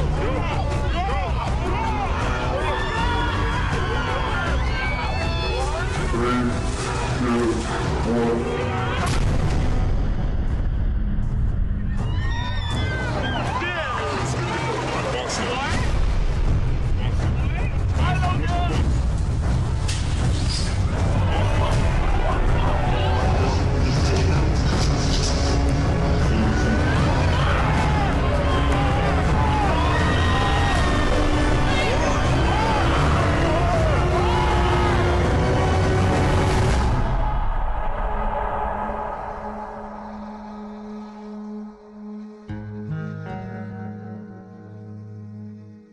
That is my kitty cat. But one thing I want to point out is the psycho's line. So they think that the murder is real. Unaliving is one thing. So they think the unaliving is real. That's one thing. But so they think that the murder is real, the children? That's crazy to me. I know this has been talked about on YouTube quite a bit. I haven't seen anyone actually show it. Screw it. You know, I'm already talking about unaliving. I might as well show this. People need to see just some of the gross stuff he does, and what he thinks is content for children is messed up. He thought murder and unaliving was content for children. Why is this dude still allowed on the internet? It's constant. The just negativity and impact he has on the youth. 2017 was the year everyone was faking pranks and videos. Think back to 2017. Think. FouseyTube was exposed for faking basically all his pranks. But Logan Paul's better than FouseyTube or Jake Paul, right? His videos were all real. Wait a second. My name is Logan Paul, and I think I'm coming out of the Flat Earth closet. Logan tricked everybody, even commentary YouTubers, into thinking he was a Flat Earther when he teased his Flat Earth documentary that ended up being a mockumentary. Oh no. Oh no, Logan. You'll even stoop as low to fake deaths for views and attention. Why would this be any different? Also, like I said, the police want him. The fact also, he's faked his own death. That's right. There's a video of him pretending and faking his own death in front of fans and then later being like, hey, I'm alive. Like, who does that? What was your first reaction when watching the video for the first time? Well, the thing is, I remember at the time seeing it, and I've always had this approach to whenever I see these pranksters or these big YouTubers put out these shocking videos, I approach it from the, okay, this is fake until proven otherwise. I've seen the FusiTube stuff with Joey Salads. I think he did the, was it the BLM riots or the Trump riots? And I remember that thing, watching H3 react to those and exposing, and I was like, okay, there's a formula here with these big creators. They're faking their shocking videos. Sam Pepper was another one, where the killing best friend prank that got exposed as fake. So ever since then, I've just immediately thought, okay, these are fake until someone can actually back it up and prove that this was real. And the Logan Paul situation, and to this day, there has been nothing outside of his video to confirm that this was real. Everyone has based their assumption and opinion on his vlog, which is produced by him, acted by him, scripted by him. There's nothing outside of that to actually confirm it was real. And I've always found that very strange. Nothing cringes me more than these really you could tell these pranks are fake, but these people keep doing it. And these pranks are so badly done. Like, they're to the point where they might as well just say, hey, this is fake at the beginning. 100%. But nobody gives a rip. 300 million views on these videos. And they're not just kids. I mean, some of these people are our age, Roman. And they're like, I can't believe how, bro. There's so many outlets out there. And I go on TikTok and I'm just like, dude, it's not real. It's so obvious. The one thing people don't know is one of the people that was in the vlog, his name is Andy Altig. He had his vlog camera with him and he filmed his own version of the forest video. And he titled it, "We Found a Dead Body, Emotional." Let me read that again. He titled the video, "We Found a Dead Body, Emotional." It is hilarious that he put emotional with asterisks. There are no copies of this. I have looked everywhere for this video. I could not find it. But I'm gonna play you just a couple clips that I find very interesting. The first one is gonna be the following day after they released the Notorious Japan video. In the beginning of his vlog, he has an apology. And I'm a little taken back by just the seriousness and how long he spends on this apology. It's very heartfelt, and it's just shocking that, he would spend this much time writing and drafting up the apology for just some fake video. This is a serious apology. Guys, yesterday's vlog was a little bit on the dark side, but it is 2017 and we're gonna bring the Okay, that was it. I'm sorry, if that was too fast, I apologize. It is long. Let me play it one more time for you, it's long. Guys, yesterday's vlog was a little bit on the dark side, but it is 2017. Okay, it's about 2.5 seconds, closer to 2 seconds of an apology. Now, so in a following vlog, he has a segment talking about a dead tuna that is 5 times as long. So the unalived person they found in the forest gets 2 seconds of acknowledgement, when the dead tuna gets far longer. Guys, yesterday's vlog was a little bit on the dark side, but it is 2017 and we're gonna bring the light. And it's 2018. Oh, here lies Peter. He had a beautiful life until he came to this fish market. And then he got his head chopped. Guys, yesterday's vlog was a little bit on the dark side, but here lies Peter. He had a beautiful life until he came to this fish market. And then he got his head chopped. He went black and white for the tuna.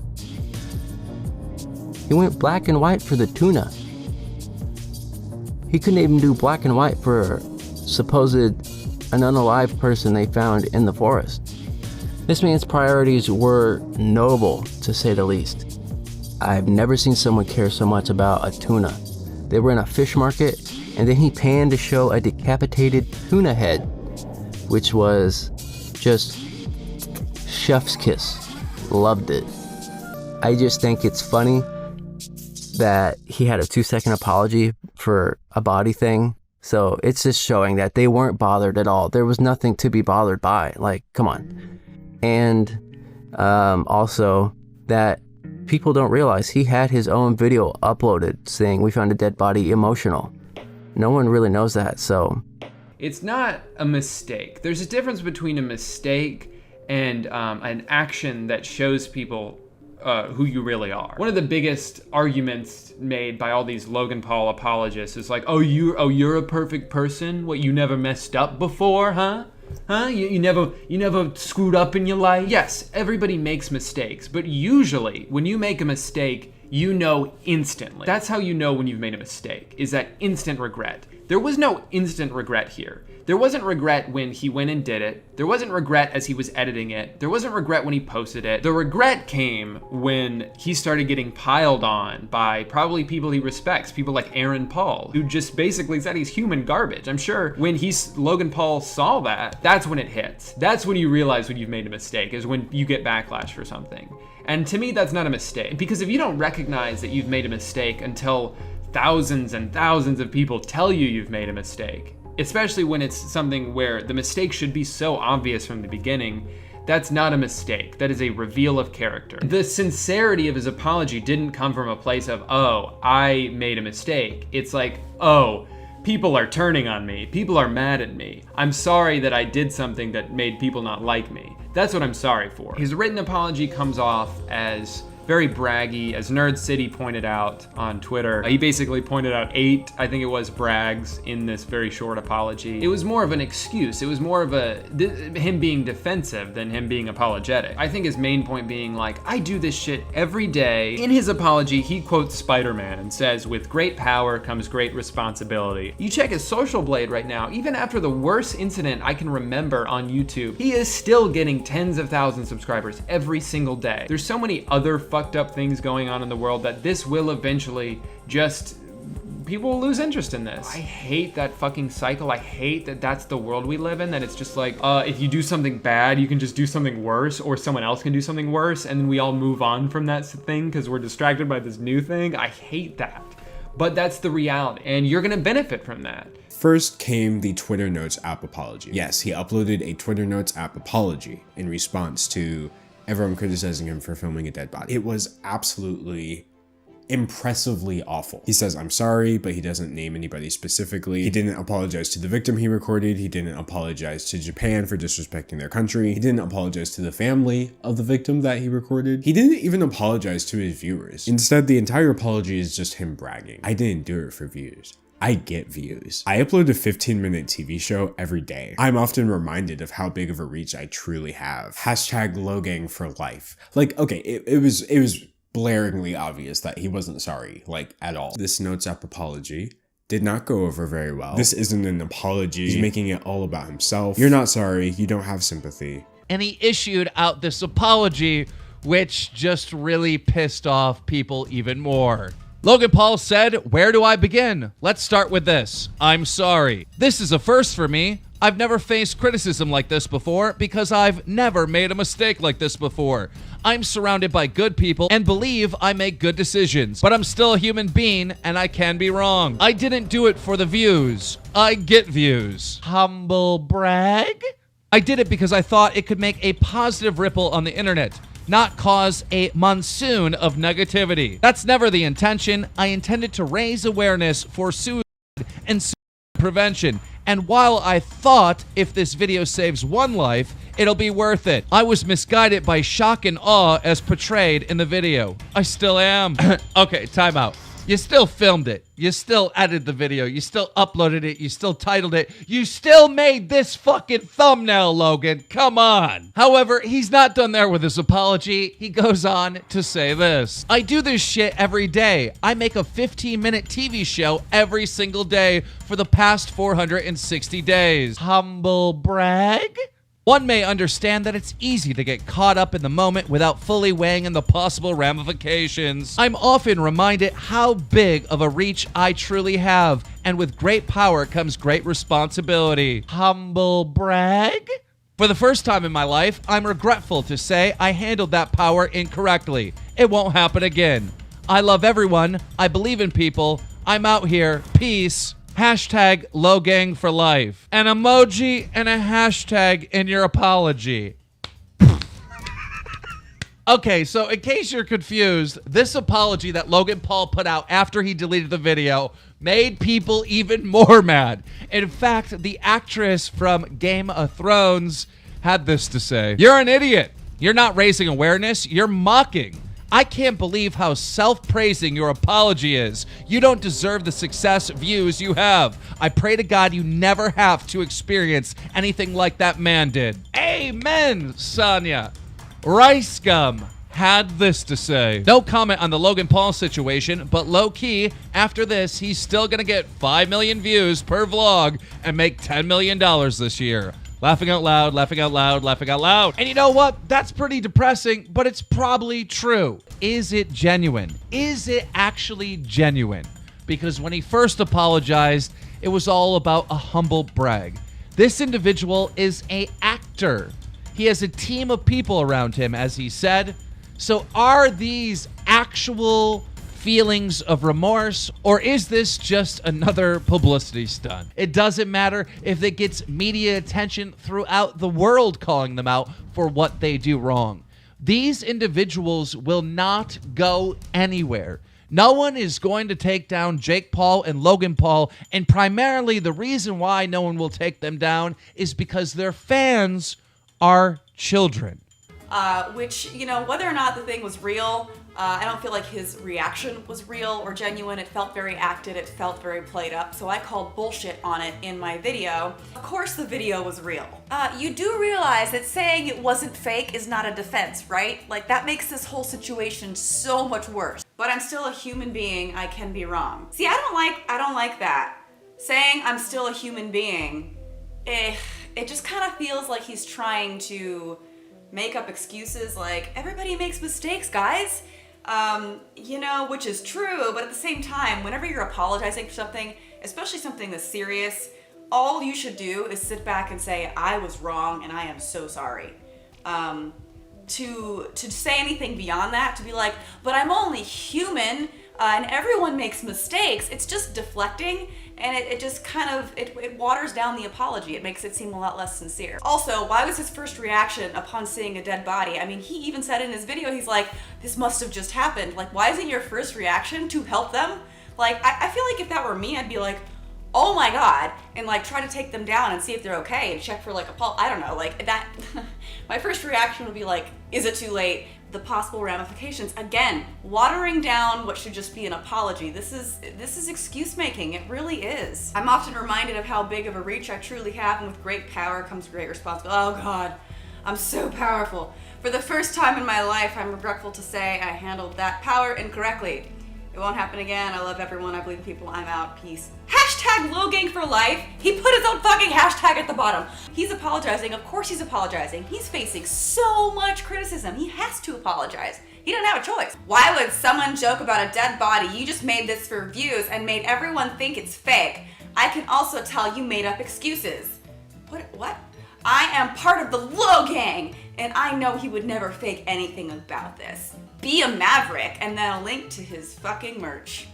It was just a mistake, like that one girl. He's learning, like, dude, like, he filmed it. He was there with other people that they could have also chimed in and been like, I don't know about this.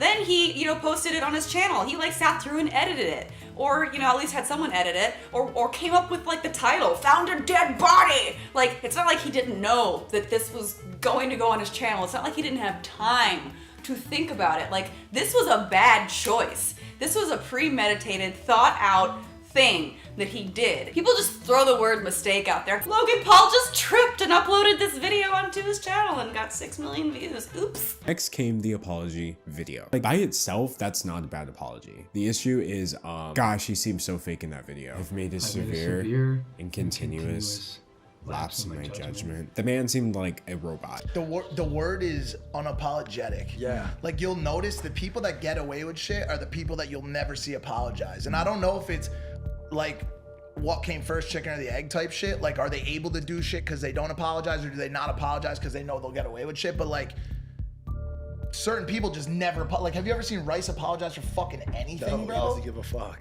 He really doesn't. Nelk Boys haven't apologized for shit either. And it's only like when you look at my camp, when you look at Logan, we look back at that whole thing, and like, we think to ourselves, like, sometimes, like, yo, what if there was no apology? I've made a severe and continuous lapse in my judgment, and I don't expect to be forgiven. I'm simply here to apologize. Okay, so right at the top, there's something really fascinating, especially when we compare it to the other two clips, because he starts off and his hand's on the camera and his eyes are down and to his right. So like this. And he hits the camera and he jumps right into his speech. There isn't a moment of like catching his breath, getting emotional, thinking about it. First of all, I think he's got some notes on his desk. It really seems like just as he starts, he moves up with his energy and his eyes take an extra second to sort of get in those last little memory aids, and then he begins. This seems very rehearsed. Those words seem like whether he wrote them down or somebody else wrote them down for him, they're very rehearsed, and he just looks at the camera and starts immediately reciting the script that he has. Right at the end when he says, "I'm simply here to apologize," we see a very clear lip compression, which is withheld opinion. It's not enough to say it's for sure deception or high likelihood of deception, because we're not seeing too much else to say like, well, he doesn't want to apologize. But that lip compression, typically, even alone, is we're holding something back. Does it mean he thinks it's going to be hard to apologize? It's hard for his ego? Does he think he shouldn't be apologizing for this? Unclear, but he's holding something back. So he says, "To all my fans who are defending me, don't." And as he does that, we see two things. One, a really quick and subtle eyebrow flash as he looks right at the camera, and two, this yes gesture with his head, almost for emphasis. Now, this is really telling. First, the eyebrow flash. It's subtle, but when we flash our eyebrows as we say something to someone, we're seeking approval and connection. But as he's saying don't, like don't defend me, we're also seeing this yes. I think this is him in his head going, I really hope you guys do continue to defend me. Another really fascinating thing is the way he worded that request. Listen to the way he did it. He goes, "To all my fans who are defending this, don't." Not, "This is beyond defense, I can't defend the horrible thing that I did." To all my fans who are defending this. This is called social proof. We use it in persuasion all the time, in sales, in marketing, and it's really effective. And there's a lot of science that backs it up. And it's basically, if you want someone to behave a certain way, tell them how other people, especially people like them, are behaving. So think of a fundraiser, for example, on TV, where the announcer might say, "To everyone who pledged over $1,000 so far, thank you very much." And this just puts the idea in people's mind, oh, other people are doing it, I should do it as well. So it's the same in this case. He's not saying this is beyond defense. He's saying there are a lot of fans out there defending me. So that puts it in our head that, oh wait, there's people defending this, and it gets us to consider the other angle of this, that there might be something here that is defendable. Then to further push my opinion down that route, immediately after he says, don't defend this, he gives a defense. It's almost like he's saying, don't defend this, but if you want to, like all my other fans, here's a really good defense. Because he starts saying, my content is never about being malicious or cruel, so he gets defensive. He says, don't be defensive, then he gets defensive. So I think this is him just going, don't defend this, please, immediately, by telling people that I'm not cruel. At the end there, we're seeing a lot of turtling, which is when our shoulders come up like this and our chin comes down. This is when we're feeling vulnerable, defensive. We see a lip compression once again. He's withholding something. We're not getting a full truth here. And we do see, again, signs of that deeper, more stressed breathing. So what's my overall opinion of this video? Well, throughout we get a very monotonous, generic apology. You could almost take this and apply it to any situation. There's very little about what he's actually apologizing about. If we look at Joe Rogan's apology, which I broke down last week, we see a lot of specific stuff. He talks about his reflection. He talks about detailed things about the word that he used, why he doesn't believe it's okay. There's ups and downs. There's a lot of reflection, and he stumbles because he's thinking about it. Here we're getting this very monotonous, generic, sort of no depth, no real reflection. And it's basically that, to me, this is the exact same vibe as a child who did something and he's being told off, and he's sad and he's actually hurt that people are upset with him. He doesn't want people to be upset. He wants to make people happy, but he doesn't quite understand what he did wrong. There is sadness here. You can see he's let himself down. He wants to do better, but he doesn't know what it is he did wrong. He doesn't get it. I see an absence of emotion. There's not much emotion here at all. And I think there's some regret and there's some regret that damaged his career as a YouTuber. He says the words "the victim" to describe the person that they had found, and we see immediate lip compression after that. I thought that was interesting. It was a good data point. I don't think it's going to give us a whole bunch of data to something to look for, but it's interesting that was there. It shouldn't be there for someone who feels genuine remorse. The genuine remorse, when they said the victim, you see movement here or downward eye movement towards the emotional part of the eye sphere. I'll just make that up. When he says, "Please don't defend my actions," there's a quick eyebrow flash right there, which is saying, I think that he's showing innocence there towards his followers who are defending his actions and asking them to keep defending his actions. So that's that little display of innocence. I'm disappointed. I'm ashamed of myself, both followed by lip puckering, sour taste. I think this is a disagreement with his statement. This is the sour taste. He feels like he has to say these things in order to regain some of his followership.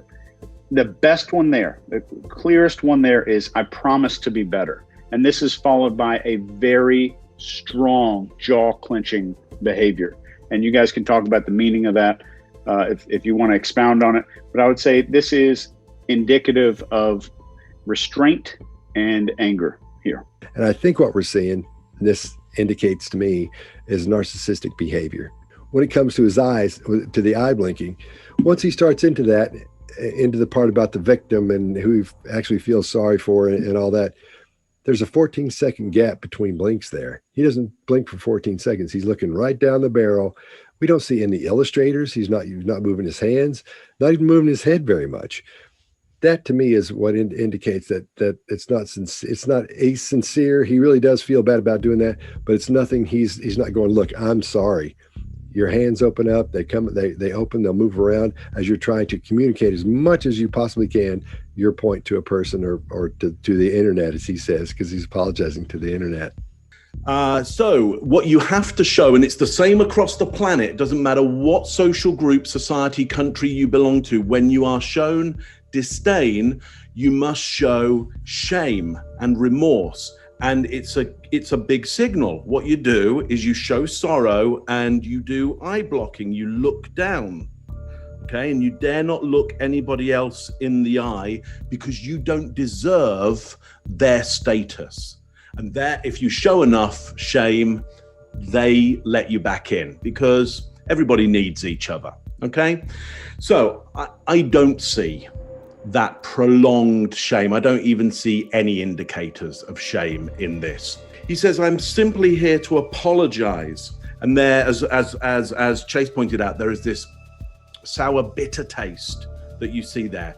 I concur with Chase. I don't think he likes this idea of having to apologize. I don't think the bitterness is around what got him there. I think the bitterness is around that he's there and having to do this right now. We might go, well, is he accessing those images, which would be pretty fearful images to most people, a pretty strong image of death? I think probably not. I think probably the fear is around him losing his status and his audience right now. Disappointed in myself. And again, sour, bitter taste. But again, we see no shame around this. So on a scale of great, sincere apologies that show shame, I don't think we're seeing one here. I think we see other things that all of us have described. But I agree with you. I don't see the normal try to break eye contact and do that. I actually looked at Ekman, and Ekman says the one thing that indicates shame is lack of facial expression and breaking eye contact. Yeah. So, I agree, Greg, and I'm going to push on that, which is, I would say shame and grief and guilt is not something we experience every day, especially shame at a high level, I would say. And therefore, most likely, you're not ready for it. When it comes, you're not prepared for it. And even though you might be an entertainer that deals with this every day, you know, and is on camera every day and is managing their emotions every day. Shame is not one that you'll have managed on a daily basis. So I would say if shame is really there, you're not going to be able to countermeasure it. It'll come out. And that's looking at other apologies that I've seen where people have shown shame and they are entertainers and it's super clear. They can't countermeasure it. They can't control it. So let's throw it around and see what our percentage of sincerity is on this, right? Because I gave him a 4 on being sincere. Greg, what do you give him? 4%. 4 out of 10. A 4 out of 10. On 1 to 10, I give him 4 out of 10. Yeah, so I think he's showing guilt, but guilt about himself. I don't think he's showing a sincere apology. I think he's apologizing because he has to, and the guilt is showing. So I'll give him a 3 or 4. Let's make it 4. I'll agree with you. Okay, Chase, what do you got? I think it's more regret than anything else, but I'd give him a 3.764 out of 10 for honesty of the apology. Excellent. Mark? Yeah, if it's shame that we're looking for, and from my point of view, I'd say it is. I'm giving him like a 2 or a 3 on that. I'm not seeing enough shame to, if any, really, to make it a sincere social apology. Now, one person that just is not buying it is Rob Dyke. Rob Dyke had this to say. I think Logan Paul still doesn't get it. This isn't about your journey to understanding suicide. It isn't about making a short film where you're yet again the star. Way to commercialize this even further. No normal person needs to be taught compassion for suicide victim. But I also see how some people are saying, well, this is just a PR move. Especially this part in the video. Both of those numbers are below, and although this is a tough conversation, it's important. Why is he staring at us like that? Like, what is that? Hey, bitches, I'm getting away with everything. Merch link in bio. I'm sorry, but that part where Logan Paul does this, I mean, it just seems like so goddamn fake. I, for one, love seeing slow-mo shots of Logan Paul with a serious face. Maybe petting his dog, or maybe just wrapping his fingers together. That's what I subscribe for Logan Paul, and I'm glad that he is back doing what he's doing best. This is the dog. Yes, touch the stone. Can I just say, I love his haircut. It's just perfect. It just made me completely forget about everything. I guess the thing about this video is that Logan Paul's initial video that stirred all the drama, it was made to make himself look better in the eye of suicide. That's what he did. He just did it so miserably that it just completely collapsed. And at the end of the day, this video is doing the same thing. He's trying to make himself look better in the eye of suicide. There's really no difference, but the general thing to learn here is that it's okay to do that. It's okay to benefit from suicide as long as you're doing it in the right way. And I just personally felt that was very disingenuous. It seemed like I'm obviously just doing it to repay my image, or to repair my image. I'm not doing it out of pure good intention. He had the Kevin 9 story on there, PR or whatnot, it was good. But for me, if you're going to try to redeem yourself and actually own up to your mistakes, reach out to the family if they existed. I find it odd that his pledge to the prevention line and the Kevin 9 story was his redemption. He didn't even consider reaching out. You know, he wants to film everything. He wants people to see him as a good guy. I wanted to see him reach out to the family if this was real. That would be a true act of redemption. That would get everyone to, you know, stop hating him. And you want to talk about redemption and owning up to your mistake. Shouldn't you just go to the police and say, hey, yes, I'm doing this, and accept your charges? He's avoided all punishment and all consequence. To me, there's no real redemption there. There's no act of showing that you truly are remorseful for what you've done. Paul does a fantastic job of making himself the sympathetic figure, the victim actually. A victim who feels like he deserves it. So to me that appears that he's trying to get sympathy, but also just based off another thing he did in the same 24 hours as this interview being released, I think he actually thinks he is the victim here. On a Cardi B Instagram post of this picture, Cardi wrote the caption, "They trying to crucify me like they did Christ." And Logan Paul left a comment, "Lols, you telling me." Oh, I apologize for thinking that he was gonna learn from this and that this wasn't just 100% a PR move to to rehabilitate his image and make himself bigger. But anyway, fluff piece interview with Good Morning America, and then he was back to making videos, and immediately he started bragging about how many subscribers he gained while he was not posting videos. One of the first videos he had back, he was tasing dead animals. And he made this whole cheesy, corny PR, I'm donating $1 million to prevention. By the way, where's the receipt on that? By the way, if you're gonna donate $1 million, a guy like Logan Paul, who's all about being flashy and show-offy, you'd think he'd have like a giant check or something, or a receipt, and be like, hey guys, here's the proof. I'm not saying he's a liar, but all I'm saying is, where's the proof? I think he claimed, but I'm just saying, are we supposed to take this guy at face value? That's an incredible claim. I donated $1 million to prevention. Where's the chat? I think it's Where's pretty the reasonable guac? to ask for proof for that. I think it's a pretty reasonable claim. I would provide it, because this is the internet. Everybody's skeptical. I gotta be Checkgate. honest, I Hashtag didn't even Checkgate. watch that part, so I don't know what proof did he provide. Well, no, he just said. He says at the end of the video, I'm donating $1 million to prevention. And then everybody was like, oh my God, he's a fucking saint. Well, if he did do it, good job. Yeah, You yeah. know, but Did he? we want some receipts. I We just want want some the receipt. receipts. Hey, can a guy get a receipt around here? No, but seriously, where that receipt? Just show me the receipt. If this was Judge Judy, she would say to him, Logan Paul versus the court of public opinion, Judge Judy would say, Logan, let me see the receipts. So anyway, so after the whole where's the receipts scandal, came out with an apology documentary. God, I wish I was making this up. But the timing of it all, it's still awful. The whole thing just comes across as very performative, okay? We have like the sad music cranked up to 11. And I know I've made mistakes. The shots of Logan Paul looking so sorry. Logan Paul playing with a dog near a river for literally no reason at all. Like, it's a good video, but it's fairly obvious that he wouldn't have made it if he didn't desperately need people to think he was a good person. And it kind of didn't matter either way, because it didn't desperately make people think he was a good person. So his Notes app apology didn't work. His YouTube apology didn't work. His apology documentary didn't work. So next he went on national TV and did an apology interview. Interview with ABC with Michael. Michael, I'm 22 years old. I'm gonna be honest with you, Michael. Michael, I've gotten to meet Michael. It was 100 yards away from the parking lot. It doesn't make any sense. And I believe it happened for a reason. So apparently, because it was just 100 yards from the parking lot, and Logan Paul found a dead body, it happened for a reason. There's a Logan Paul is on a divine path of redemption. This all happened for a reason. You let your kids watch my stuff? That's right, parents. Don't worry about everything that happened.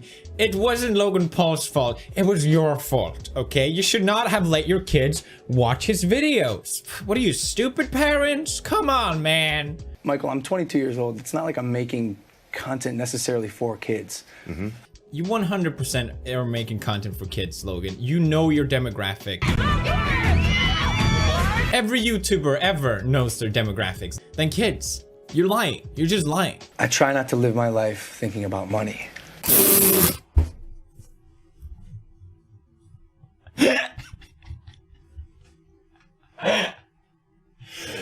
I'm sorry, what? Can you repeat that, please? I try not to live my life thinking about money.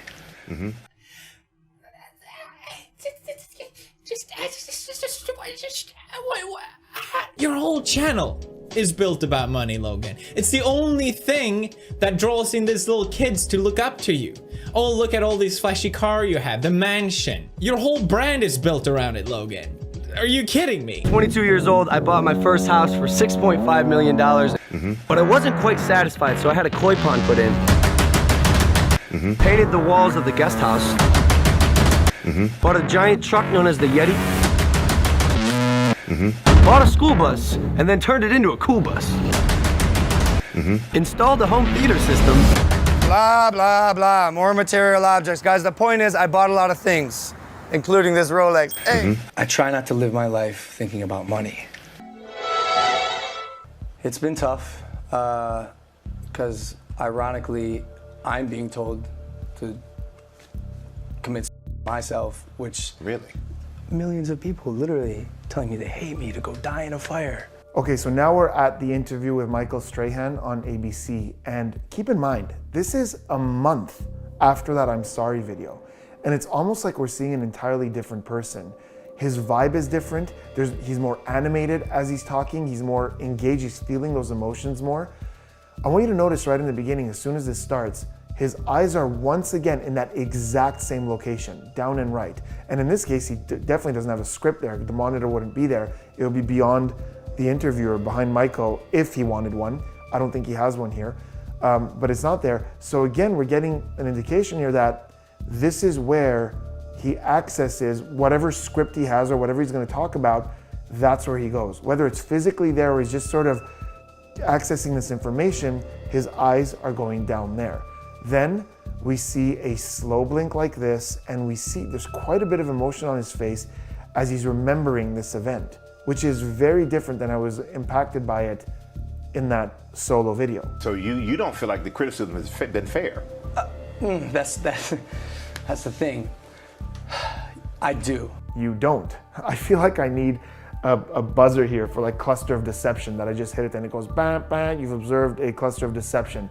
So always remember, one thing is never enough to tell us that someone is being deceptive. We need to see multiple signs at the same time, and we're definitely seeing that there.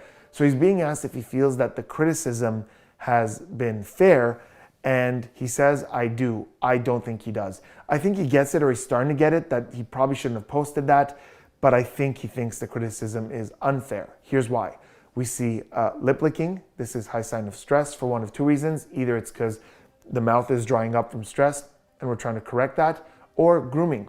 By doing that, we make ourselves look more appealing, more presentable. In either case, it contributes to a cluster of deception. Then we see hesitation as he's trying to formulate an answer. When he can't, he defaults to something else that buys him more time. And there's a lot of terms for this in the industry. Some call it, shorter non-answer statements. Some call it verbal leaks. Some pair it together with hesitancy, but he says, well, that's the thing. So anytime you hear, that's the thing, here's the thing. So here's what I think about that. It's just someone trying to buy time to come up with an answer, and we could see him struggling. As he's saying that, we see an eye flutter. Whenever we do this, remember, it's a hard time processing something. So I think he's just really trying to process, okay, how am I supposed to say this? So when we're having a hard time getting words out or processing words that are coming in, eye flutter, increased blink rate, and then we get the I do. So all that stuff before it leads me to believe that that is not exactly very truthful.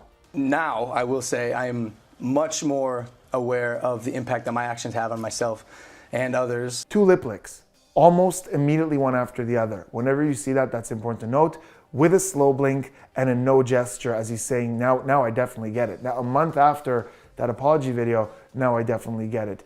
Look, I think he's trying. I think he's really trying to come off as he really gets this, but I still think at this point, he didn't really get what was so wrong with that. That's my feeling. Let me know if you guys agree. Google Preferred dropped you from their service. Yeah. Do you think that was fair of them to do? I understand that they needed to take a stance, and while I don't necessarily maybe agree with it, I do respect it. It's almost like we're seeing more emotion in this moment than any other point from both videos up until now. And there's a lot of emotion. First, it's actually a mix of sadness and anger. We see the eyebrows, the inner corners go up like this. This is really difficult to fake and only happens in real sadness. As his eyes close, like he's having a hard time looking at this, this is like a really, really slow blink. It's actually eye blocking. I don't want to face this. I don't want to look at it. And the sadness over here, but his jaw is clenched and his lips are a little tight, and that's anger. So he's angry about this, he's sad about this, and I don't even need to tell you that there's a lot of emotion there. You may not have known the specifics of those things, but even someone who's brand new to the channel, and if you are, welcome, you would know just by looking at that he's going through some sort of emotional experience there. Then the camera zooms out and we see that he's got one leg on top of the other, almost like a barrier between him and the interviewer. But this is not something I always jump on. Be careful with that, because sometimes people sit like that out of pure comfort. It's not the worst thing for me, especially alone, but this isn't alone, because the right hand is on top of right where his ankle is, and there's digital flexion. He's clenching. There's something we do when we're stressed, almost as a pacifier, a little bit of a massage there. And the left hand is blocking the pelvic area, which is something we do when we're feeling very defensive. So those hands are in a defensive position, and the right foot is fidgeting a little. It's not a happy or kind of bouncy movement. it's a more fidgety movement. So a lot of stress around that as well. This was a horrible lapse of judgment. And I can, will, and am going to learn from it and be a better person. It's amazing to me how he ends both videos with almost the same words. I'm going to be better. I will be better. And also, it's so interesting how everything he said there at the end, I can, will, am going to learn from this. Not I have, I did. And that just corroborates what I'm saying. I really feel like he does feel bad. He didn't want to hurt anyone. He didn't want to offend anyone because that's never his goal. Even if you go back, he was a silly kid. Like imagine your entire life being watched by 18 million people. That's a lot of pressure. He was just having a good time. He didn't think about it. He didn't want to hurt anyone. He didn't want to offend anyone. And when he realized he did, it hurt, but I don't think he quite understands why. And he's saying, I'm going to, I can, I will learn from this. I haven't yet, but I will. I know he did an interview with Casey Neistat. This was like 6 months after it happened as well. And you could tell he was not remorseful, he was not sympathetic. And these reactions make sense because he faked it. So he's sitting there like, I faked this, like, where's the remorse? Like, he didn't actually film the corpse that everyone believes he did. And he also hits on a note of even after he's not sure if Logan Paul is being sincere. The thing that I hope to learn, my very specific intention with this interview, was to see if he was sincere about what he's trying to accomplish with this documentary, or if the whole thing's just a charade for good PR. I will say personally, after watching the interview, I do not feel like Logan Paul is being sincere and that actual change is happening. That all of this from Logan's end are calculated PR moves meant to make him more money, raise his level of fame. Even he, when he came back from his month-long break, noted in his completely deflective video that he had gained 1 million subscribers because of this controversy. What other YouTuber you know can take a 3-week break and still gain 1 million subscribers? Falling into the social media machine over the past 4 years, building an audience, garnering false power through views, which equates to money, which equates to, again, success, and then essentially losing it all overnight, becoming the most hated man in the world in the snap of a finger. So the hyperbole every single time.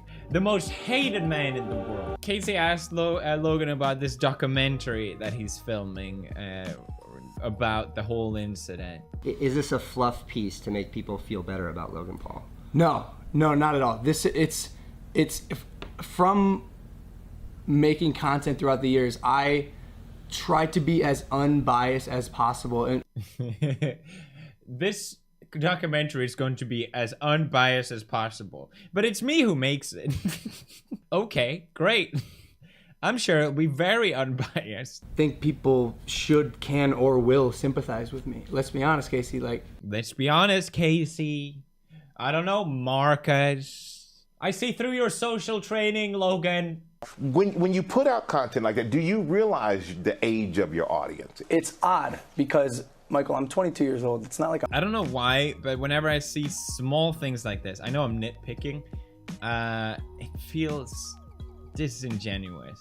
Is it not premature? Like, before you can tell a redemption story, there has to be an act of redemption. True. What has the act of redemption been for Logan Paul? It's not been done yet. Logan is talking about how this documentary is going to be his redemption story because people love a redemption story. Just like people told me after the Wall Street Journal that I need to do a charity for Jewish charities or something like that, and I said no, not because I don't want to, but because it will seem like the most disingenuous thing ever. You're not doing it because you want to, you're doing it to save your brand, and people are smart enough to see through those things. The rat. Casey asked Logan about the rat. You know, as soon as this forest incident, he tastes a rat or whatever. What was up with that? Yeah, the rat that was me becoming obsessed with the idea of being a villain. As sort of justification for, you know, killing a rat or... Well, I didn't kill the rat. Just shut up. It doesn't matter at this point. Don't defend these things. Some of the other more controversial, sensational things you've done, running around Japan wearing silly outfits, so that being insensitive to culture. Apparently, for some reason, Casey calls Casey calling Logan culturally insensitive is the most upsetting thing ever for him. I want to address this because I'm not gonna lie, this is the hardest thing about all this is I think being perceived as culturally insensitive. I'm not gonna lie, but the hardest thing out of all this is the fact that you just called me culturally insensitive. That's okay. Are we expected to believe that, or? As far as the outfits go, they were on sale at a store. The outfits were on sale on a store, so then it's okay. Right next to the temple that we were at for tourists. Do we not buy the outfits? Maybe he just doesn't understand what it is. There's a difference between culturally insensitive and insensitive. But it also doesn't matter. And you don't seem to understand why one is offensive anyway, so... I'm vegan now. That whole period in Japan was a mess, as you know, and there was a a part there where the narrative shifted to some sort of like Logan Paul racist against Asian people. Yeah. Did you feel that at all? Or I was definitely. By the way, I'm so open with this because hey, surprise, I'm not racist. Gotcha. Yeah. Like, here's the blogs. Take it away. I was definitely more irritated at the shenanigans in Japan. Yeah. Than to be honest, like the whole like the forest shit. You know what I'm saying? I was like, yeah. Because I was like, oh my god, oh my god, why would someone do this? And then I seen the Japanese shit. I was like, ugh. You know, it's just like rolling. You know, just like your typical like stupid white dude in Japan trying doing to dumb shit, just doing dressing dumb as Pokemon, shit, running, disrespecting the people. You know, but hey man, as long as you realize you did wrong, and I know you did, I know you realize that. I mean, do you know that, bro? There are also portions of the video where it appears that he is very combative to the idea that he did something wrong. He seemingly tries to fight the idea that he was being culturally insensitive when he was just running around harassing people in Japan, trying to say I was just being insensitive. There's a difference between culturally insensitive and insensitive. The brand that I was at the time was just all around insensitive. I thought that was a very weird hill for him to try and die on. If any, this is so preemptive, but if any shit like pops off about me, being insensitive, whatever the narrative is, like, eventually I'm gonna come to a point where I'm gonna double down and be like, this don't tell me how to handle my life and the way I deal with chaos. Doing what you want to do to achieve your goals, which is always, like I said, it's always been that. But all that stuff is overlooked when you make a mistake or... I can agree again with Logan here. He's done good. I mean, I don't agree with it, but he thinks he's done good, like inspiring kids. And I can relate to that. I think I've done a lot of positive with my channel as well. That never gets highlighted, but I don't feel the need to constantly tell people like, I'm a good person. Look, done all these things. I've done all these charities. I've done all these things. Look, I'm a good person. That shouldn't be your mission to keep reminding people. I understand. Do you, Casey? Do you, Casey? Do you understand? Okay, I can go on. Pick details. Whatever. You should watch the interview. It's interesting. Because Casey praises Logan's anti-suicide video, the video he did after the whole thing, and the response from Logan is just because that video I think had a very important message behind it. I liked that video. I tweeted that I liked that video and I got shit for it. But did it show you did it demonstrate to you that your channel is capable of so much more, and your reach is capable and your voice is capable of so much more than just sensationalism and views? Yes. Did it change you away from sensationalism and views? That was the question. His answer. It's the most viewed anti PSA ever. It's the most viewed ever. I am so great. I have the most viewed PSA anti-suicide video ever. I don't care about sensationalism or views. I have learned. Why you care that your video anti-PSA has the most views? Why is that important to you? So let me start. I just want to ask.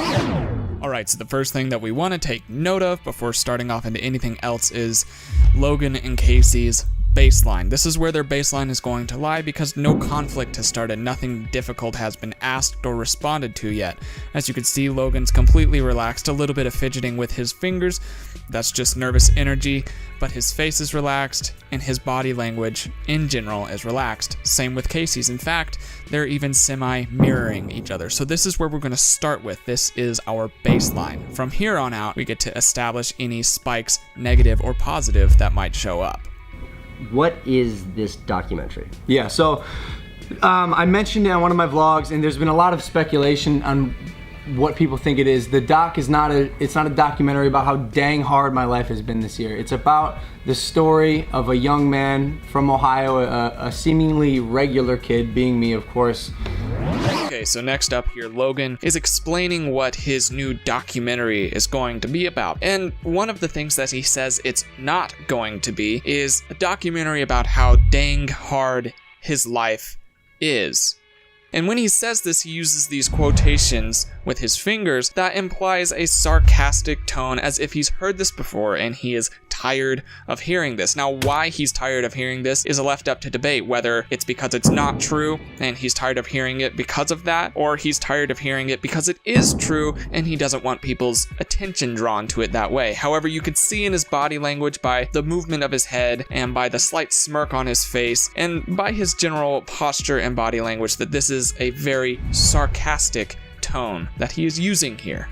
Garnering false power through views, which equates to money, which equates to, again, success, and then essentially losing it all overnight, becoming the most hated man in the world in the snap of a finger. So now, accompanying his nonverbal communication of sarcasm, Logan Paul makes a statement about himself being the most hated person in the world. While at first this might seem like a statement of self-realization of him being a bad person, it actually turns out to be a masked statement of egotism, as will be made clear throughout the rest of the interview. Now, even though this isn't strictly non-verbal, it is adding information for us to be able to utilize in more accurately reading his non-verbal communication throughout the rest of the interview.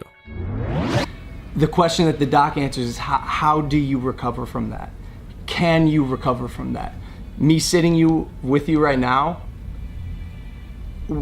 I'm in the journey right now with you. Like, is it possible for Logan Paul to make a comeback? Or am I gonna be a failed YouTuber and fall and crawl into a hole like half the world wants me to do? This next part is also verbal rather than non-verbal. However, it once again sheds some light on the psychological state of mind of Logan Paul. He refers to his brand, the Logan Paul brand, and then immediately switches over to himself. This indicates his inability to separate his own identity from his brand. Now, the implications of this is that he has trouble connecting himself to the reality of what is happening around him. This is also made quite clear throughout the rest of the interview.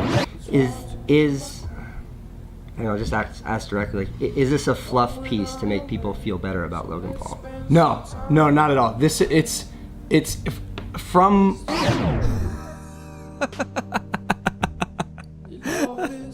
Ooh, are you sure about that, man? No.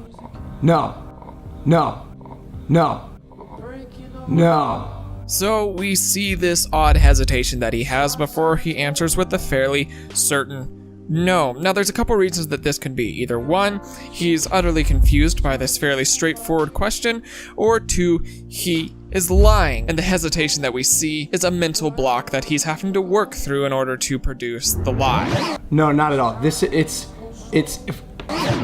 Here we have some verbal stumbling that Logan's doing, and the reason for this once again goes back to this idea of either one, he was blindsided by this question or confused by it and is struggling to come forth with a cohesive answer, or he's trying to figure out the best way to lie about things. And following this is some information that I feel sheds some light on the situation. From making content throughout the years, I try to be as unbiased as possible. And when you say fluff piece, like what? Here we have the reason for the non-verbal and verbal cues that we have been seeing. Logan was indeed confused by this. Why? I don't know. but he was confused, and you could tell because of not only the verbal and nonverbal stuttering, I should say, that he went through earlier on, but by his answer that he started giving and its disconnect to the question Casey presented. So Casey decided to reword how he asked the question before. Like a bullshit video that's just like, look, you should feel bad. Here's a way to characterize it. Is the video about how you've learned to better empathize with others, or is the video about making it easier for people to sympathize with you?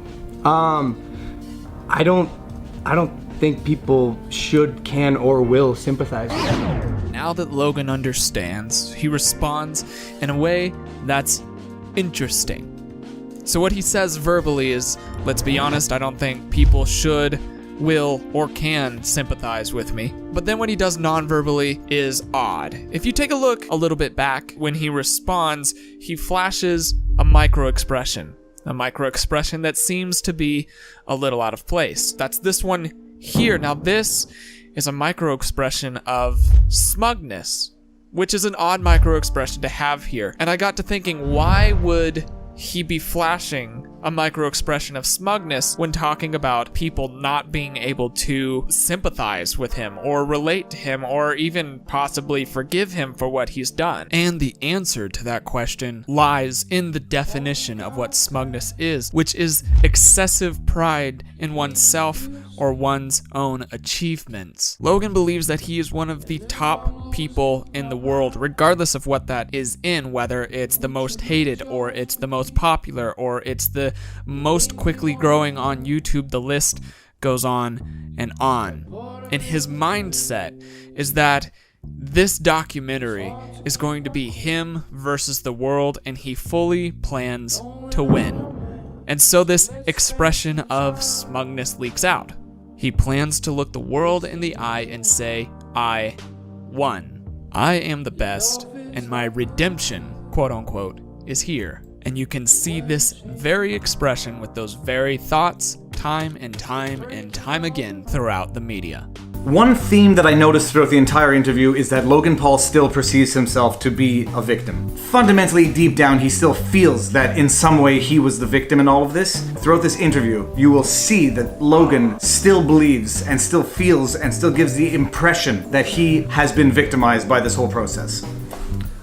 Is it possible for Logan Paul to make a comeback? Or am I gonna be a failed YouTuber and fall and crawl into a hole like half the world wants me to do? All right, as a lawyer cross-examining anybody, flags go flaring when I hear someone refer to themselves in the third person. It is not a normal way for someone to refer to themselves. When someone addresses themselves in the third person or refers to their behavior in a third person, it is as though they have dissociated their own ego from the act. It is as though they have taken themselves out of their own act to absolve themselves of responsibility from their own act. So they describe it in a very almost out-of-body experience. When Logan Paul did that, as though I am no longer Logan Paul, or as though I am not Logan Paul. I get suspicious whenever anyone refers to themselves in the third person. It usually is a red flag that they are either being deceitful, that they are trying to distance themselves from their actions, or they are trying to minimize their actions.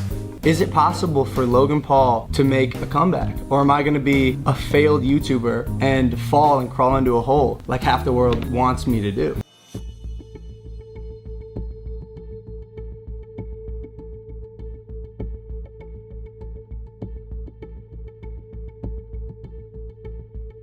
And his constant hitting on the story of what this documentary is supposed to be of, can your career survive this? Can you come back? Let's go on. Is this a fluff piece to make people feel better about Logan Paul? No, not at all. No, not at all. You see the way he goes, no, not at all. Methinks he doth protesteth too much. The over-exaggerated response is an indication of the untruthful nature of it. First of all, we'll get to this in a second. Let's do it now. It's an unbiased, objective story that captures how something like that can happen. That captures how something like that can happen. Talking about how something can happen it's talking about it in a passive sense. It's almost like he didn't do it, it just happened. And it's the same thing as talking about himself in the third person. It's no longer him doing it, some other person and something having happened to that person. I'm always weary when someone starts talking in a passive sense, like things just happened. It's not my fault. It's not me that made it happen. It's not me that did it. It just happened. When someone starts talking passively as though something happened when they were the authors of it actually happened, it is a way of sort of pushing off responsibility responsibility or the severity of the responsibility. It's an unbiased, objective story that... It is an unbiased, objective story. Logan Paul's documentary on Logan Paul is going to be an unbiased, objective documentary. Someone cannot make an objective, unbiased documentary about themselves. I mean, it is necessarily subjective because you are the subject. So getting back, is it a fluff piece? No, of course it's not a fluff piece. It's an objective, unbiased documentary that I am making on myself. It is obviously going to be sympathetic to him, tell the story from his perspective. Can't expect anything else. You want an unbiased, objective documentary, you hire a third party with no relation to you to do it in the first place. It's like me asking my mother to make an unbiased, objective documentary. Of course she's gonna say I'm the best person, I'm the best kid, one of the best 5 kids that she ever had. And she'd be right. Let's carry on. Hard talking about it right now with you, because up until that point in my life, it was really only wins. This is an interesting part where he touches his face. He goes, it's hard talking about it with you right now. And then he goes, I'm not a body language expert. I didn't study it except for over 10 years in litigation and determining who's a liar and who's not. When people start touching their face, especially around their eyes, I get suspicious. I may be wrong, but I get suspicious. And in this case, I do detect a certain amount of insincerity. To this day, I don't think he actually appreciates what he did wrong, why it was so wrong. And everything I say, I do need to not word it like that because I'm not the victim. Very interesting. Everything I say, I need to not word it like that. This is where I, as a lawyer, cross-examining someone would say, have you met with a lawyer and have you been prepped in advance of this examination? I mean, in law, you can't ask that question because you can't ask what a client does with his or her lawyer. Also, it's a stupid question because you know darn well if the lawyer is worth his weight in salt, he's going to have met with his client and prepped the client for the examination. But this is clearly coaching, somewhere either through a therapist or through a coach or through a PR rep. This is clearly him now getting back to, I need to remember how to phrase this so that it doesn't look like I am trying to pawn off responsibility or not take responsibility for my actions. Again, the whole idea of Jesus Christ, dude, there's a Harley dealer. This is crazy. It's fine. When he gets nervous about the noises in the background, I mean, that I find that curious because that shows that someone who's a little on edge. Now, he might be like me and be easily distracted by... No, sorry, I thought I just saw a squirrel through the window. He might be easily distracted. I don't know him enough as a person. I suspect he is easily distracted. But it is interesting when people are a little bit too nervous to their surrounding environment and they react in an exaggerated way to outside stimuli. They could just be hyperactive. They could have other issues. They could also be very nervous and insecure in what they're saying, and that their script sort of gets easily interrupted by startling noises in their outside environment. I've told stories my whole life through a lens, as have you. I've told stories my whole life through a lens, as have you. This is something he does a couple of times in this video, and it's also something that people who have done something wrong tend to do, is they try to bring other people in to their realm of wrongful conduct. You know what I'm talking about, or I'm sure you've done something similar. It is a way of minimizing their own responsibility by sharing it with people that they choose and try to bring into their realm of responsibility. It's an interesting tactic, totally subconscious in my opinion, but it's interesting that something a child will do reflexively. It's something as a parent I try to train them out of, because when you've done something wrong, you don't get to share that responsibility with anybody else, and it doesn't matter what other wrongful things other people have done. When you've done something wrong, you have to deal with you and yourself alone. Why let someone else make that story? Because someone's gonna want to make that story. Why let someone else do it when I could just do it myself? This is the clincher of all of his problems right here. Why let someone else make that story being the documentary of Logan? Other people want to make it, other people are going to make it. If I don't do it, someone else is going to do it. I can tell you that that's exactly what he was thinking when he found the suicide victim in Forest. If I don't do this, someone else is going to do it, and so I may as well get to it first so that I can reap the benefits, so the social media benefits, the view benefits. You know, if I don't do it, someone else is going to do it. It's funny, I was having a discussion with someone who doesn't mountain bike in Mount Royal, which is our central mountain, because it causes erosion. And I said, dude, bikers are going to bike no matter what. The erosion's going to happen no matter what, whether or not you do it. And he says, yeah, it may or may not happen whether or not I do it, but at least it won't be me doing it. It's an amazing thing that you have two people who see the world totally differently. Logan obviously says, if I don't do it, someone else is going to do it, so I may as well exploit it now myself. Why miss the opportunity? Whereas you have people with a moral conscience who are going to say, I don't care if someone else is going to do it, at least it won't have been me that will have done it. It is a telling symptom of his underlying conduct. It's the absence of a moral compass coupled with a highly developed economic compass, which is, it doesn't matter if it's right or wrong, someone else is going to do it, so I may as well get to do it first. Killing a rat, or... Well, I didn't kill the rat. Those circumstances around that video, or some of the other... This is very interesting. The part about talking about killing the rat, and Logan corrects Casey and says, I didn't kill the rat, and then Casey has a wry sort of smile, which leads me to believe that either Casey made a mistake and misspoke, or Casey might have some knowledge that the rest of the world doesn't have, and that there is something of a backstory to how that dead rat came into the possession of Logan Paul. Either way, something's going on there, and it's interesting. I'm not gonna lie, this is the hardest thing about all this. Okay.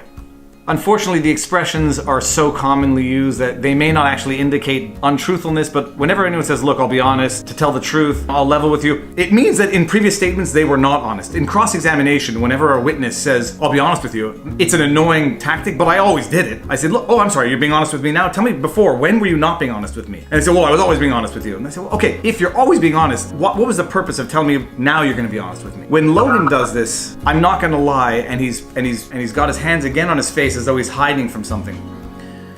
As far as the outfits go, they were on sale at a store right next to the temple that we were at. Do we not buy the outfits? There you go. The outfits, they were on sale. Do we not buy them? Because if we don't buy them, someone else is going to buy them, and someone else is going to make the same content of them running around Japan in Pokemon costumes, and I will have missed my opportunity to do it first. The same rationale for the documentary, obviously what was the same rationale for the suicide victim in the Japanese suicide forest. I'm vegan now. I got a girlfriend who is extremely wise.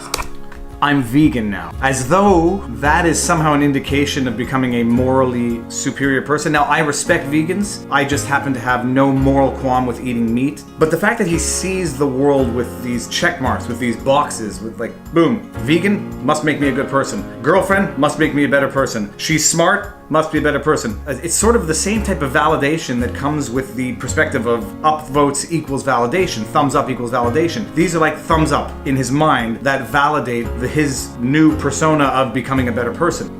Have you ever found yourself in a place where you are being influenced by your success rather than your creativity? And did that lead to your demise? Because that's what happened to me. I would probably push back with the idea that I had a demise. Here we go.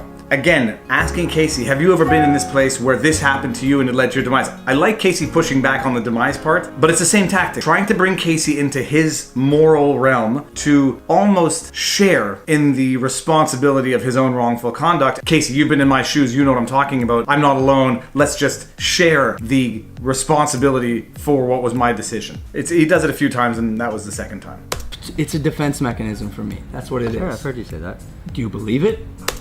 Do you believe it? And the aggressive nature of his tone. Do you believe it? And this is an interesting thing that I've also discovered in cross-examination of witnesses. When they are not necessarily being truthful, and they think that, like in chess, the best defense is a good offense. And so they're going to attack you for not believing their answer as though you have an obligation to believe what they're saying. And when people take that position, it's usually because they're not being entirely transparent, and they're trying to make you feel uncomfortable so that you don't continue pushing in that direction. How dare you? Shame on you for not believing me. Well, Casey's not there to believe Logan. He's there to listen to his answers. The rest of the world is going to be the one that believes or doesn't believe his answers. But the fact that he would get defensive and almost aggressive at the idea that someone doesn't believe his explanation is telling.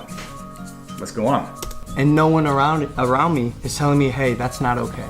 No one around me is telling me that, hey, that's not okay. Again, it's going back to the underlying, I don't think he gets it, and I don't think he's mature enough to fully appreciate it, and he's still trying to blame other people for what he did, and I don't think it's malice. I don't think it's a sign of him being a fundamentally evil person. I think he's just young, and I think there are some lessons that you can only learn through life. I think empathy can be acquired in life by experiencing and suffering through things that you had not suffered through before, and things that you are not empathetic in others about, until you have experienced it firsthand yourself. So I think Logan stands a good chance of learning empathy, but he needs to grow a little more. I think he's still young, and I think he's still in it to the point where he can't see it from the outside and understand what he's done. You're fighting KSI. What is the fight? It's true. What is the fight? I'm gonna beat his ass. You see the way his eyes change and go right back into the cocky, arrogant, excited young person that he is when he talks about the KSI fight. He shifts entirely out of the, I don't want to say act, but he shifts out of the sad eyes, the uncomfortable posture, the sort of rehearsed responses, and he's back to himself when he starts talking about the KSI fight, and that's very telling. I think Hollywood, I think America in general they love redemption stories. And this is where I have a problem with what seems to be his underlying motivations. It's not about actually learning and growing in his mind right now. It's about capitalizing off what he is going to storytell as his story of redemption. A symptom of the social media disease. If he doesn't do it, someone else is going to do it. This seems to be motivated by the story of redemption and not actual redemption. It's not about actually learning and growing from the experience. It's about capitalizing off a story that he thinks is going to sell.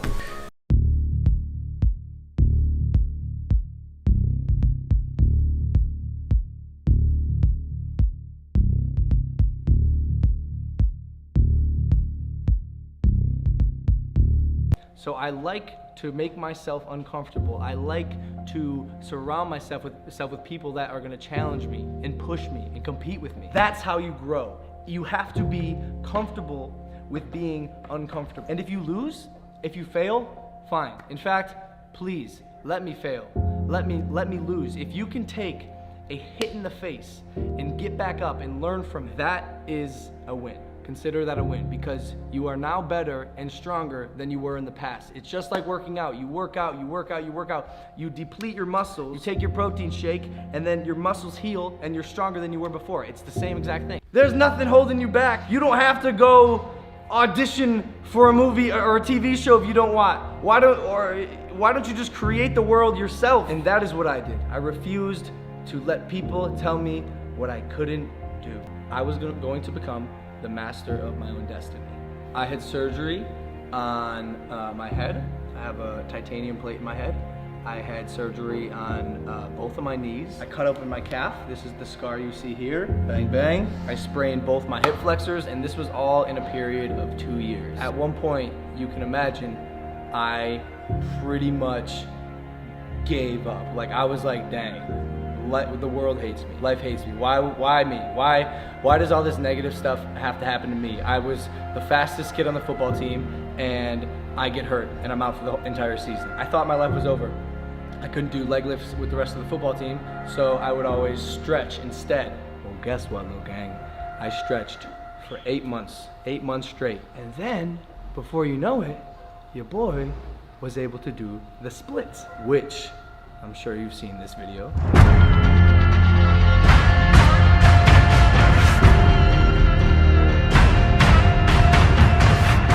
One of the many videos that made me who I am, that made me Logan Paul on the internet today. Well, everything happens for a reason. You might not know what it is at the time, but trust in yourself and work hard and believe that you can get through whatever struggle you're going through. Because when I got hurt, I said, fuck it, fuck everybody. I said, I am going to be a winner. I'm a champion. I am not gonna let what's happening outside of me, what's happening to my body, affect my brain, affect my mental. So one thing I did learn out of all of this, no matter how much hate or comments from random strangers who I have never even seen or heard of in my life. Logan, you're trash. Logan, you're garbage. Rotten hell, die, hang yourself. Like, all this, it's noise to me. I will never, ever, ever forget who I am at my core, and no one can make me think I'm something otherwise. And as long as I'm learning and improving and getting better as a person, then we good. You know what else is crazy? The day that I moved into this house, I gave like a little speech, and part of it, I think this is ironic and important, it was about failure and failing in life. Check this out. Please, let me fail. Let me lose. If you can take a hit in the face and get back up and learn from it, that is a win. Consider that a win, because you are now better and stronger than you were in the past. It's just like working out. You work out, you work out, you work out. You deplete your muscles, you take your protein shake, and then your muscles heal and you're stronger than you were before. It's the same exact thing. And that's a fact! That's truth, guys. That's how life works. I knew that I had more to offer in this world, and I did not want to let my failure define me. Little did I know, I had been preaching this message the whole time. And if you lose, if you fail, fine. In fact, please, let me fail. Let me lose. If you can take a hit in the face and get back up and learn from it, that is a win. Consider that a win, because you are now better and stronger than you were in the past. It's just like working out. You work out, you work out, you work out. You deplete your muscles, you take your protein shake, and then your muscles heal and you're stronger than you were before. It's the same exact thing. 2018 is the most important year of my life. Tell me why. This year is a defining year for me. I took a hit in the face because I hit myself in the face, and it was up to me to recover and do my best to redeem myself while doing it in real life as well, I found, and this is 12 months later after the thing, which I'm sure you know about. You would say that was the biggest lesson of your life? Oh, I would. Did it come at the biggest cost to you, or would you say that was like the biggest lesson? It's almost like I don't even want to call it a cost, man, because like to me it was so necessary, and it's unfortunate that it had to happen that way. But I honestly believe it did have to happen. He's a completely different person. I've just matured. Yeah. It's and you know what? Like, if that needed to happen to make me an actual human, like every injury I've ever had turns into something great somehow, some way, shape, or form. So just trust the process. You'll devote your energy and your time to improving some other facet of your life, and it will pay off. I promise.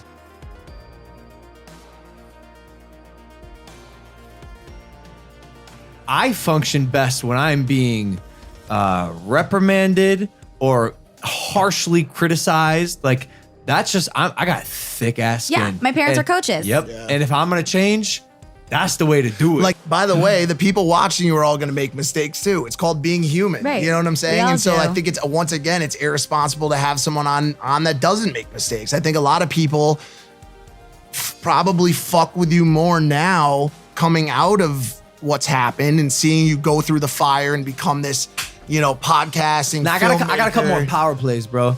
Coming up? Yeah, just look. You should. Literally, dude, I'm fighting to try to change me and try to earn a spot back in what I wanted to be back with my peers in a respectable way.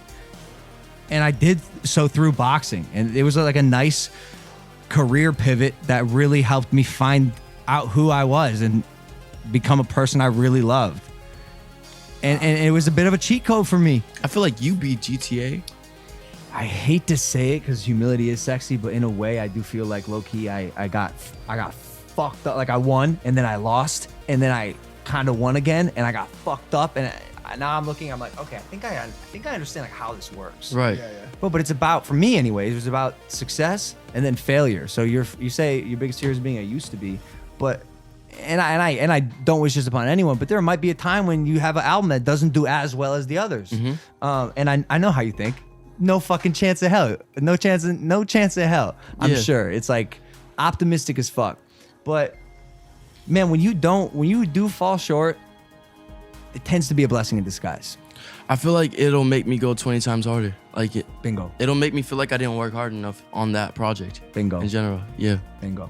Yeah. You know what I'm saying? It's all the growth is in those moments of struggle and desperation. And that's why I really have a hard time connecting with people that haven't been through it. And I tweeted about this before, a pretty harsh take, which is that like I don't really fuck with people that haven't been through some shit in their life, bro. It's just really hard for me to fucking to connect with them. That's why me and this dude get along. That's why me and you get along. Yeah. If you can survive that shit, you will come out a better person. You will come out a developed person, a person who's experienced something. You've actually been through shit.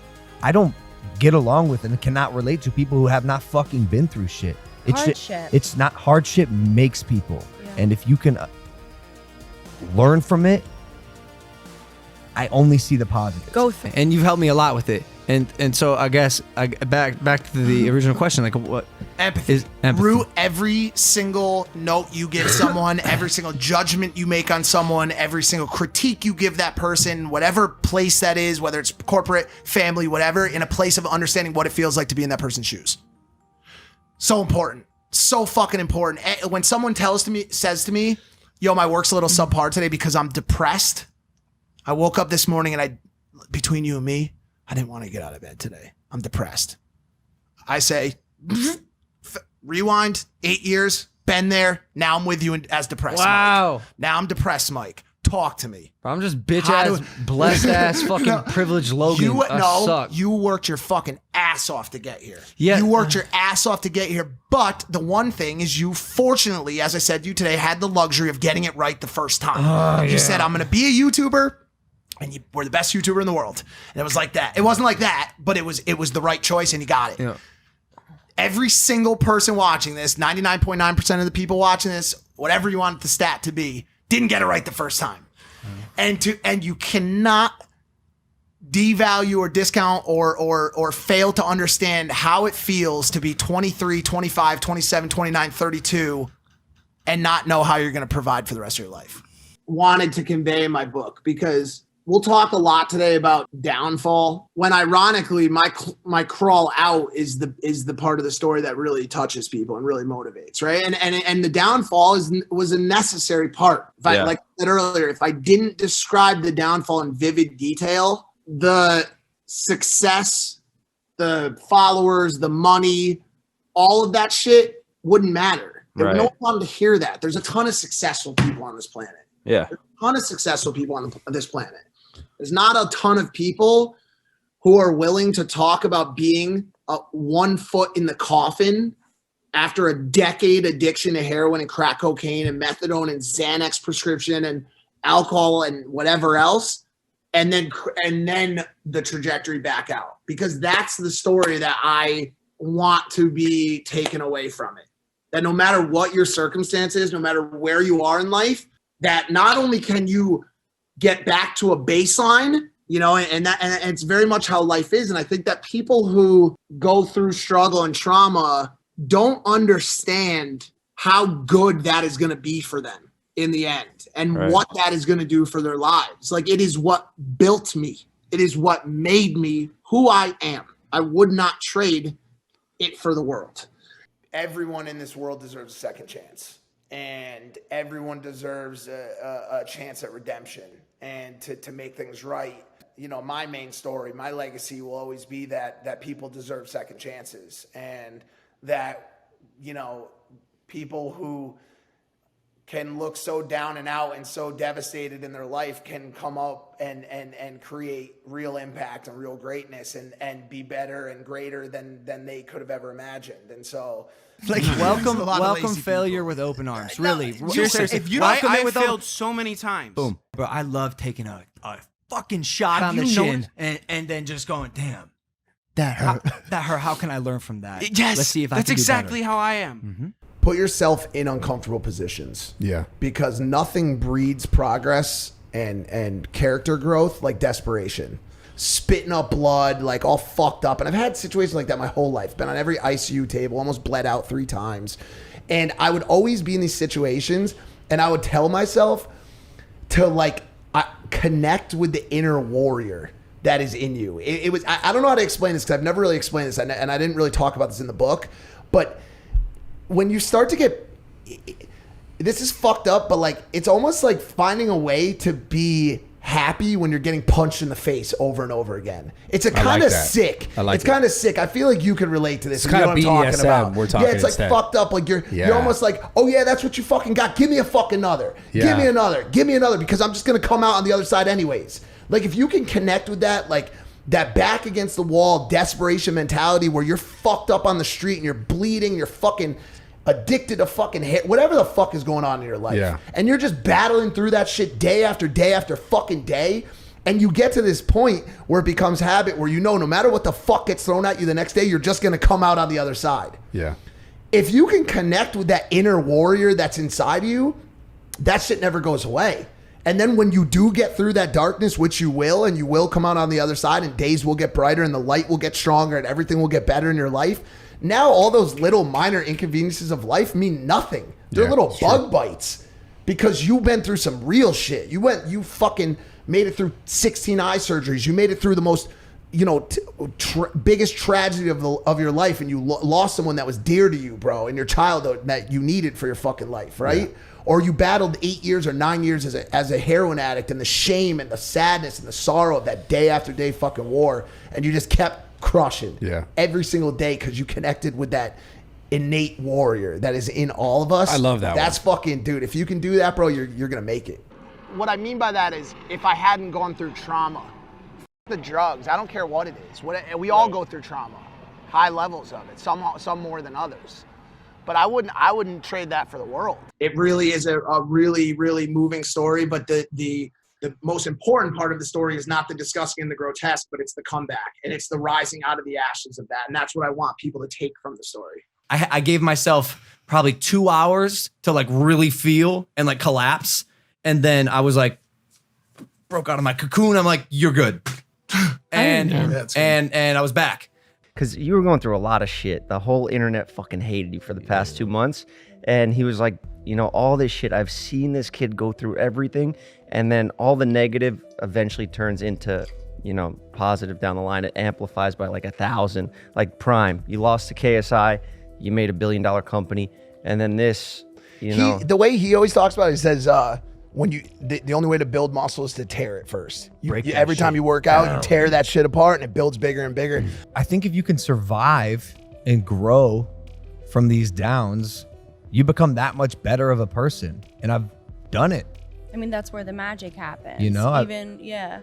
On the way up and on the way bottom, I've seen both sides, and now I can move with grace and humility and energy of complacency while still being hungry and comfortable with myself. I was there for those dark times. Yeah. I added you into the acknowledgments in my book. To Logan Paul, thank you for your trust. Your confidence in me during your own dark times forged our camaraderie and steel. You are the brother I never had. That is my acknowledgement in the fifth vital. Do you feel like going through trauma has made you more relatable for people like me or for anybody else out there who's been through shit? Does it make you a more relatable person, more empathetic, or allows people to empathize with you? For sure. I mean, that's definitely one way to put it. What? I realized yesterday that the reason I have F's on my rap sheet and the reason why I had to go in front of a judge in the first place was because of snitches. Snitches did you in Connecticut? This is insane. Sir, he didn't turn in his homework. I'm right here. He didn't turn in his grades. That's about it. You were not snitched out. You were not in the streets. People in the streets don't start befriending Logan Paul at their beanbag company. It really is a really, really moving story, but the most important part of the story is not the disgusting and the grotesque, but it's the comeback, and it's the rising out of the ashes of that, and that's what I want people to take from the story. Wanted to convey in my book, because we'll talk a lot today about downfall, when ironically my crawl out is the part of the story that really touches people and really motivates, right? And the downfall was a necessary part. Like I said earlier, if I didn't describe the downfall in vivid detail,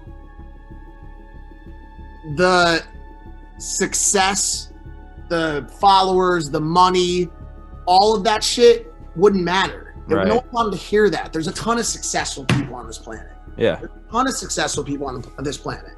There's not a ton of people who are willing to talk about being 1 foot in the coffin after a decade addiction to heroin and crack cocaine and methadone and Xanax prescription and alcohol and whatever else, and then the trajectory back out. Because that's the story that I want to be taken away from it. That no matter what your circumstance is, no matter where you are in life, that not only can you get back to a baseline, you know, and it's very much how life is. And I think that people who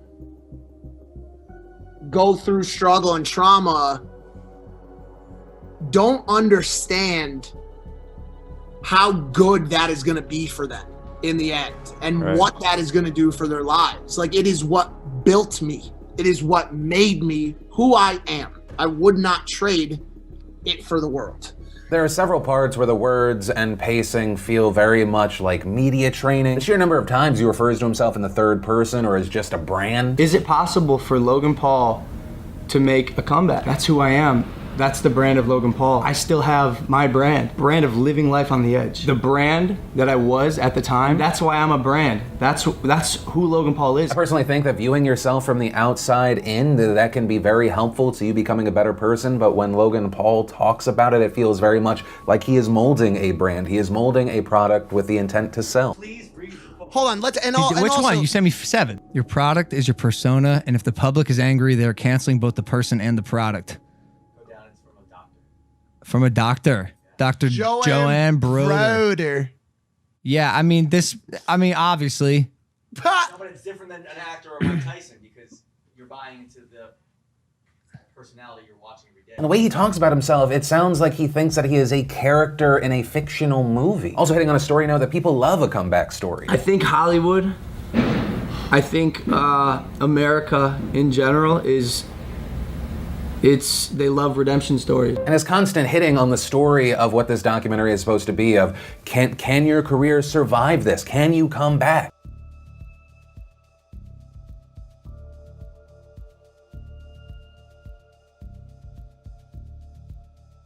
The important thing, and this is maybe why even we're such good friends, is the comeback, the bounce back, the redemption is the word you like. Redemption. It's my favorite word. Yep. Honest mistakes, on the other hand, I think deserve redemption. And I think our audience can appreciate an authentic story, and especially an authentic story of redemption of self.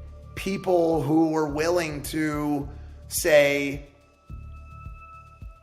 everyone in this world deserves a second chance, and everyone deserves a chance at redemption and to make things right, because there's a lot of people out there who are suffering, and there's a lot of people out there who have done some things that they're not proud of, and some things that they regret deeply out of desperation, out of mental illness, this substance abuse, whatever, and out of all the things we talk about today, I hope that, my main story, my legacy will always be that people deserve second chances, and that, people who can look so down and out and so devastated in their life can come up and create real impact and real greatness and be better and greater than they could have ever imagined. And so when I joined this team,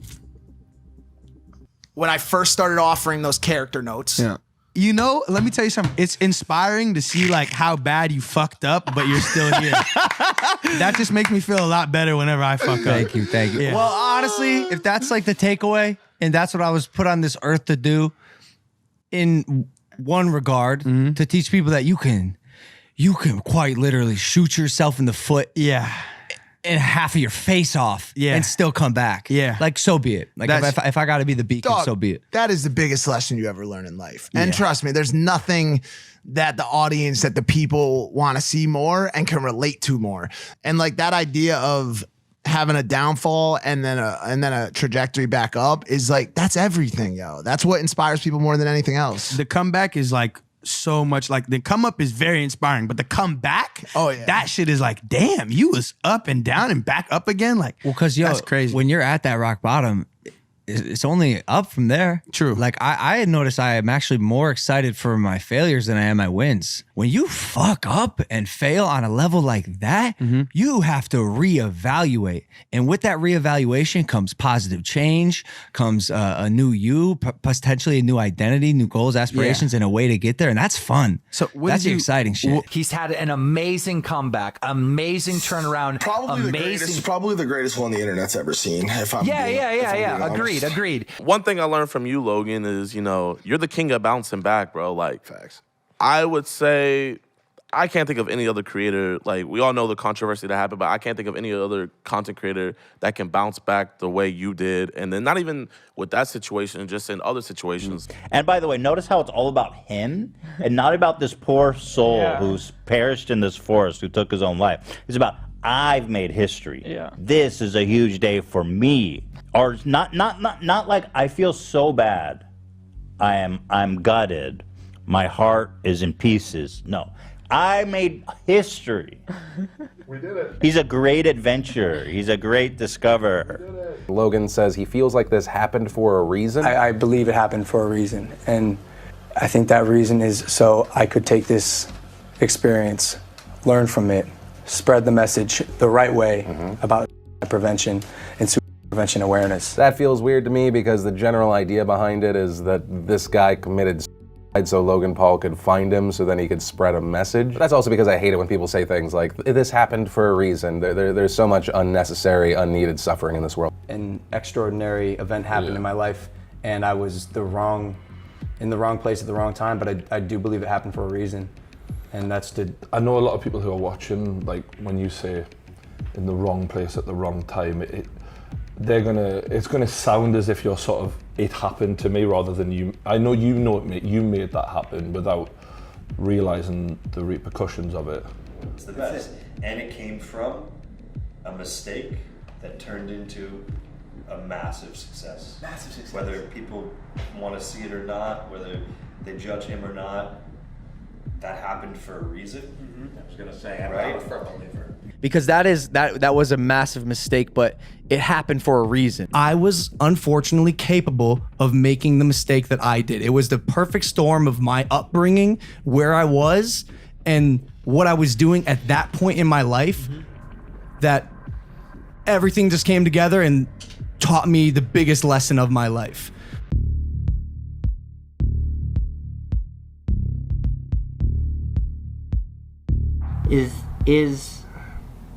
Just ask directly, like, is this a fluff piece to make people feel better about Logan Paul?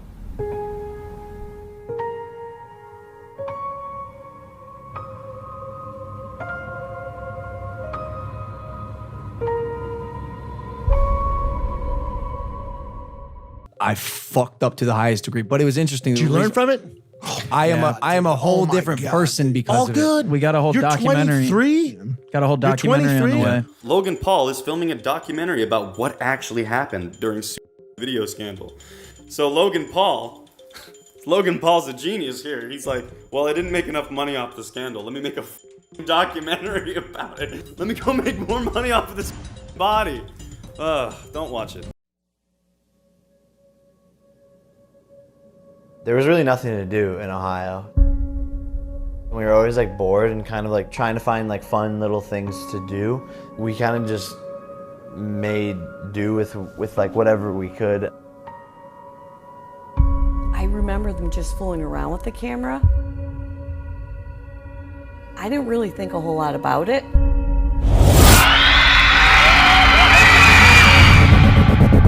So let me start. I just want to ask, what is this documentary? The backlash against the social media star who posted video of an apparent suicide victim is intensifying. Viewed over 6 million times in just 24 hours. People and creators of all sizes denouncing Logan Paul and this video. But he insists that he only did it to raise awareness about prevention. He starts laughing and his friends start laughing. You said before this fight, you had something planned. The man's got this belt right now, you can come get it. Logan Paul, if you want some, bro, I'm ready, yo. Stupid motherfuckers fucking did the same thing in Japan.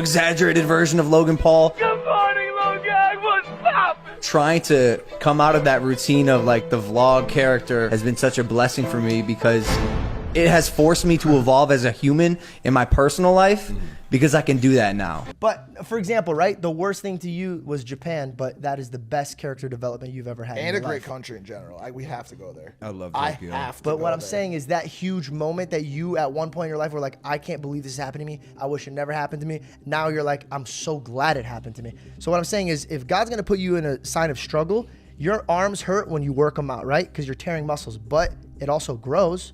It's also stronger. If you ask God for strength, He's gonna put you through situations that's gonna make you stronger. So you should ask for that. But Logan wasn't acting like a good guy around this time either, was he? He was still like, he wasn't doing stuff he did in Japan, but he was still on his YouTuber clout shit. You know what I'm saying? Or acting like this is where he, started going to church every Sunday. You know what I'm saying? Like this is where he fucking started feeding the homeless, He started going to freaking on bike rides with the elderly. No, dude, you're still doing fucking goofy ass YouTube videos, and like the ones around the fight were him and JJ getting personal. You know what I'm saying? Like, what do we? It's really what it is. What Graham said there is really the truth. Whether people wanted to see him fail or succeed, he commanded an audience. It wasn't ever a redemption arc. It was a how do I get back some clout and audience. I mean, I hated to say it that way, but that's what it really was. How do I regain attention from the public in a way that isn't, hey, stop, like, get this guy off the internet. You know what I'm saying?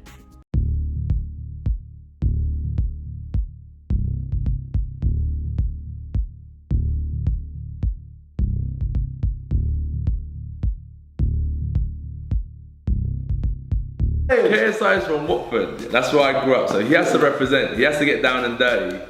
You're ready to fight? Bro, I'm so ready. I'm on the pole to say this fight has to happen. In it. Listen, if you need a promoter, you need someone to run the gate, do the numbers, you just worry about the fight and I'll take care of everything else. Saw it. For no reason at all, he calls out my brother and I. Jake Paul, Logan Paul, any of the Pauls, I don't care. Huh, okay, weird, because I don't really know this kid. I've had one interaction with him. About 2 years ago at the Super Bowl, we wanted to meet up. He texted me, he said, try and find me. I'm the black guy.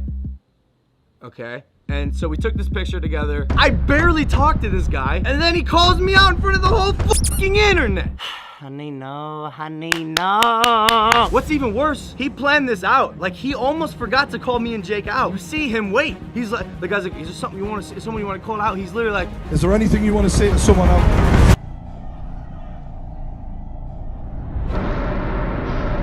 You said you wanted to call someone out. huh? He almost forgot, bro. JJ, I hope you're writing that white DJ Khaled a thank you letter, because you owe him one, bro. It was you, bro. You're why I'm here. Holy Nah, shit. literally, I laughed with JJ like yesterday because we were sat there. I was about to interview him. I was like, last time we were in this room, you told me, don't let me forget to call out Logan Paul, man. And I was like, oh my God. Fucking here we are. That's amazing. So, this is going to be the biggest event in YouTube history. By far, possibly the biggest event on the internet ever. Sorry about that. Couple things I want to clear up though. One, I know KSI wants to fight in England, his home, which is actually dope. I love England. I love my English fans. In fact, I may go far to say after the fight that England is my city. But honestly, bro, I'm an American boy. Like, I want to fight in the US. I'm also going to suggest KSI, listen closely to this. A neutral place, maybe like Dubai. Absolutely my favorite city in the entire world.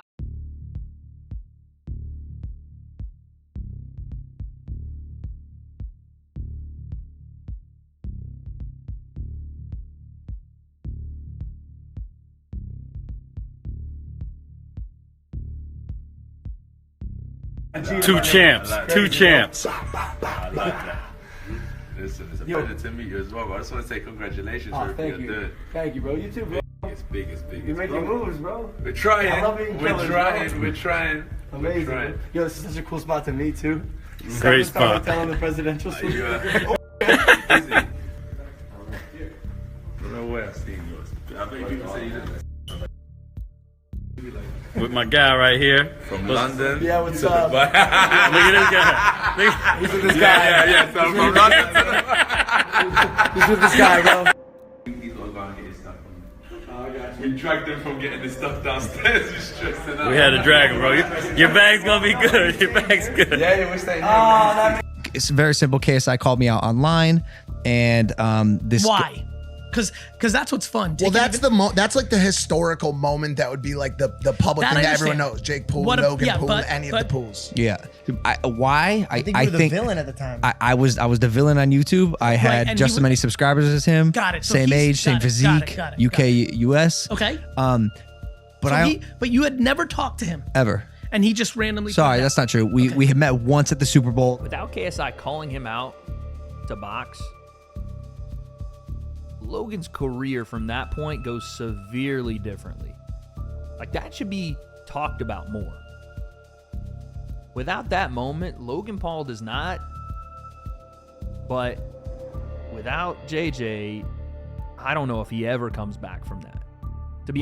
Like, dead honest, I don't know if he ever comes back from that. I mean, the way the internet moves, maybe at some point he would have, but it would have been a lot longer down the line, and I don't know if it would have been to this degree. I highly doubt you get any WWE stuff. In a way to attempt to redeem myself. Do you think you said he might have saved your career? Yeah, I've maybe said something like that, but yeah, I think it was a mutually beneficial thing there. Why did you apologize? Because I was sorry. Okay, so I think that people who heard that apology are interested in knowing if you followed that apology up with any sort of action that represents sincerity in that apology. During my first Japan, I was right in doing this. I hid in a hole and then I buckled and admitted defeat because I was defeated and I fucked up and I was actually sorry. With my other controversies, I did the same thing, and there was the apologies, there was the I'm sorry, there was the crawl in a hole. You should not crawl in a hole. You should keep doing exactly what the fuck you were doing before and change who you are as a person when you're not making videos. Change who you are there, because your videos are like, you're dope. You're a likable guy on camera. You're funny. You're very talented at makeup. And that's not going to go away. Thank God. Like throughout all this, the one thing that no one's going to take away from me, I'm going to be here for a minute. I'm still very talented, very creative, and very hardworking. And I'm going to be here for a goddamn minute, James. And if you do that, one, it doesn't warrant an apology. And two, more importantly, how fucking far have apologies gotten this kid in the past? I was just gonna say. If anything, it makes it worse. Mike said to me at dinner, he goes, yo, just to let you know, a Logan Paul apology is absolutely worthless. I go, yeah, you're not 100% happening unless the word is unapologetic. Yeah. Like you'll notice the people that get away with shit are the people that you'll never see apologize. And I don't know if it's like what came first, chicken or the egg type shit. Like, are they able to do shit because they don't apologize, or do they not apologize because they know they'll get away with shit? But like, certain people just never like. Have you ever seen Rice apologize for fucking anything, bro? He doesn't give a fuck. He really doesn't. Nelk boys haven't apologized for shit either. It's only like when you look at my camp, when you look at Logan, we look back at that whole thing and like, we think to ourselves like sometimes like, yo, what if there was no apology? Now you can't cancel rappers. True, they don't care. Want to know what she did? Okay. Want to know what she did? Issued an apology and changed the song. See, this changed the lyrics. This is the issue with being cancelled, right? Some people just fold over something like that. Yeah, Logan. That. Hey man, why didn't you fucking back your own corner on that one, Chief? Fuck me. Can you imagine? But like, I was see, no. No. This is a good one. See how trivial that is, right? Yeah. When someone folds so quickly over something so trivial, what the fuck are you doing? justifies it. I mean, What the fuck are you doing? You're giving these snowflake humans the fucking mountain to stand on. What are you doing? I didn't know what to think, but I specifically remember the feedback on the video was really good. There wasn't Before a it got blowback on the right. video. And I remember reading the comments, I was like, hey, this is actually, like, people are really like being helped by this in some way.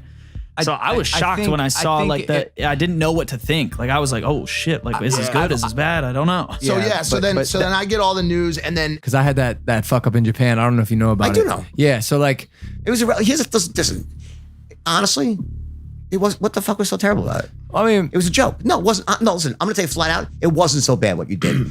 Okay, but when you're your age and they can nap, they're gonna fucking do anything to knock you down. And because of that, maybe you should have known better. Anyone else could have done that, and they would have said, "Oh, whatever." No one would have cared. Okay, so no, what's the fucking tell? Someone was dead. I feel bad for the dead guy, but what do? You didn't kill anyone. But when you are who you are, you're a target. People always try to knock you down in this life, right? That's okay. When I saw something, and I no doubt it would be. Listen, you can take a hit, you'll come back twice as strong. Because that's I know when I see someone like you guys, right? You didn't get here by accident. It's not luck. Yeah, you can get lucky, hit the fucking lottery. Yeah, you're born into the lucky sperm club and you inherit money. Yeah. But when you find young kids making a lot of money, there's always a reason why. Or they did something, they saw an opportunity, they jumped through it, and they built around it. They had a savvy sense of brand and branding and growing that brand and monetizing. It doesn't happen by accident. So a lot of people are jealous, haters out there. They love to, and listen, what it is, it's very few people, but they're very vocal and very fucking loud. Hey, that's what I always say. I love my haters. I love say that. I hope all you guys who hate me, I love you. Keep hating me because you increase my engagement. So just Hey, I say this all the time. No, Yo, fucking y'all dude. pay my bills, More you're comments. great. Just You're say great. terrible things about me because every time you do it, it's like $10. if you're watching this, you don't like us, please comment some hate. let us know below. No, Please. And a lot of them just hate you because you're like a young rich kid. They don't care what you did in the forest. No one cares. None of my fans care. You by the way, you called it the farm. Yeah, well, whatever it is. Which to me was I didn't know what it was. I'm not even up on it. I'm like, I didn't know what it was. I didn't know what I didn't know what he did. But none of my fans care about that. They just, they're like, he's rich, and we don't like him. But which is good. But I was on your team the second that happened. Yeah. And I said that exact thing. He's like, what are you talking about? Like, the guy's out there making videos every goddamn day. Like, this is never crossing anybody's mind. And this in the real world is a 0 on the scale. It was just like, it was so overblown. And I said, like, it's not a big deal. it feels like a big deal at the moment because that's the way the moment feels. And I've been there, everybody's been there, but it's just like, it was a non-issue. It was a non-issue. The polarizing sentiment for that video fascinates me. Yeah.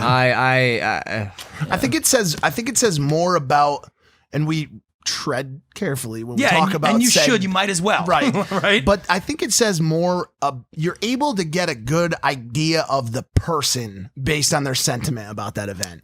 True. Do you know what I'm saying? True. Like it's just who told me they'll use that as a gauge to was that you? Someone told me that they'll use the person's feelings about Tokyo as a gauge of like what kind of person they are. It probably wasn't me, but I completely get that. And the haters are stronger than ever, guys. Logan, there's tough. There's a petition to get me removed from YouTube. Logan!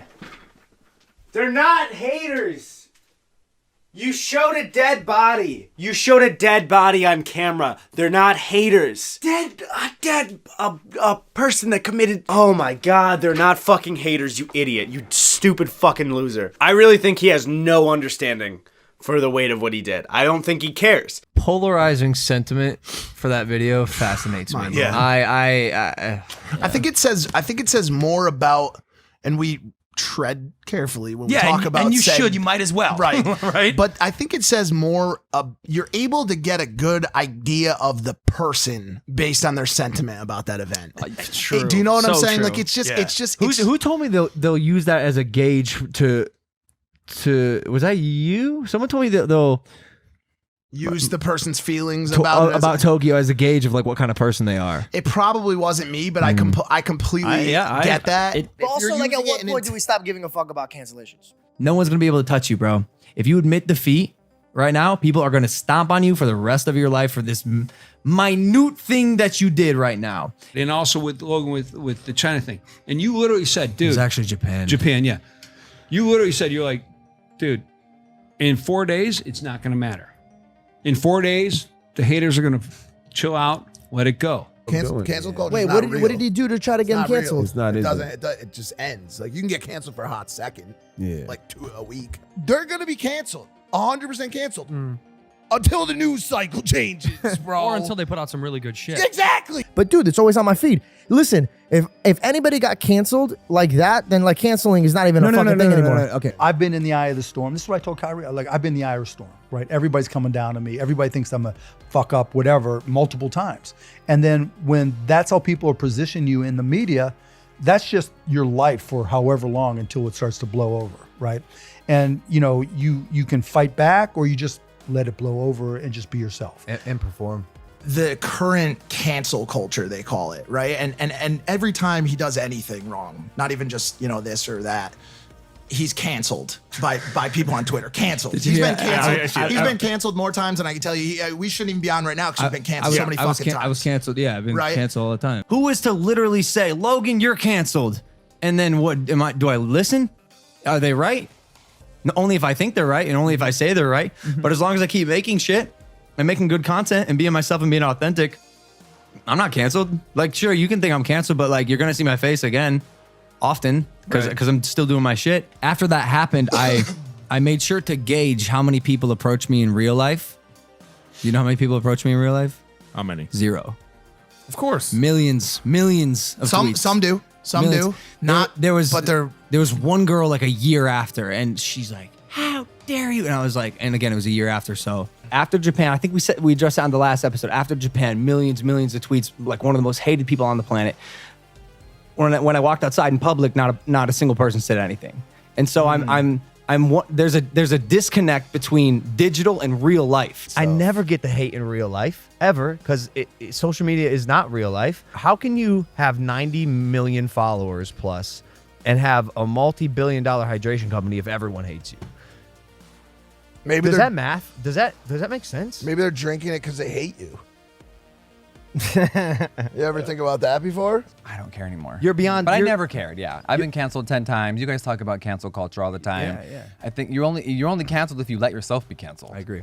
Do you think that I've been seeing a lot of conversation about cancel culture the past couple weeks. Do you think cancel culture is real? Because there's a lot of people who have been canceled, like fully canceled. I mean, this person is done. They're done. That are just creating content right now, making a shit ton of money and are very not canceled. Like, do you think cancel culture, does it have a shelf life? Are people able to, is it that people are coming back from it? All right, I'll just go back on what I said, and this is a powerful statement. Help me get through the Tokyo shit. Why would I let a group of strangers belittle me and tell me who they think I am? I don't know you. I'm not even sure I respect you. I'm sure you have an opinion. It's probably shitty. I'm trying my best, but I am uninterested in playing this game where I try to appease everyone anymore. I don't give a fuck. I'm gonna be myself. If you like watching my content, please do like and subscribe. Get your merch. If you don't watch my fucking But that content. said, you do give a fuck. Don't blanket statement it because you give a fuck enough to have this conversation. Because this.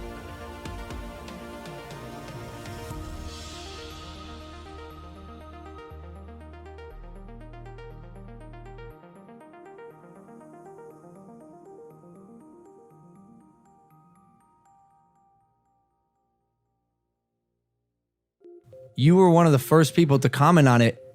Was it negative? And not tell me to go kill myself. Yeah. I've said this before publicly, but when everything happened with the Japan incident about a year and a half ago, I was surprised at how many people did reach out and was surprised at how much love and support I got versus people trying to distance themselves and stray away from me. Hopefully, That's awesome. Hopefully it's not the reason you said. Yeah, for sure. But maybe it is. But yeah, it was a quick way to weed out the weak, is what I like to say when we cut ties or whatever it is. Because I don't like James Charles. Rightfully so. Rightfully so. He kicked me when I was down, when I was vulnerable after Japan. He like harassed me on Twitter, poked fun at me, sent the James Charles army at me. James tweeted at me. He said, "Shut up, you imbecile." So dismissive. Just like get the like. Yeah. It's just so unnecessary. Yeah, like I feel. So I just like I clocked it. I put him on my radar.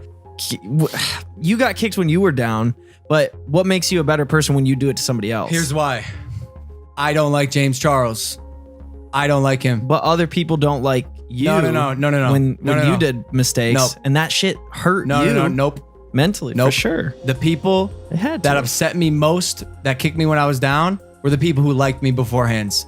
The Dolans, Aaron Paul, Christian Del Grosso. Just like the ones who were like, yo, Logan did something fucked up. Time to pounce. Let's rally the community and get everyone to hate him. Like, shut the fuck up. Y'all never had a problem. Why just now are you coming out of the woodworks and get some favorites? I'm just saying, I think and with me, I, again, clocked that James Charles was this guy who like went out of his way to make me feel like shit. Or when we asked you, I wasn't sure if you'd say yes or not. Cause like I said, I'm not sure where people lie nowadays. Like some people are holding it near and dear to their heart. Look, a year and a half later, like he's a completely different person now. I've just matured. Yeah. It's and you know what? Like if that needed to happen to make me an actual human, like on the studio, and you could hear what they were saying. I could hear what they were saying. They made a Suicide Forest joke. One of them, Jeff was actually, it was caught on camera. Someone like Instagram him and he was like making fun of me and my mistakes and my controversy. Jeff, what's fucking good, bro? Yeah, I'll let you say it. I don't fully remember. David goes, oh, you edited the Forest video. Like, David, shut the fuck up, dude. For real. Like, time to move on. We get it. You're hot shit now. But I think I can speak for everyone who knows you. If you keep this attitude up, your time is coming. I was there, dude. I was fucking there. So ease up, Tiger. Ease the fuck up. Oh, there we go. Respect. I think you should spar that guy. What's his name? Ryan? Jeff.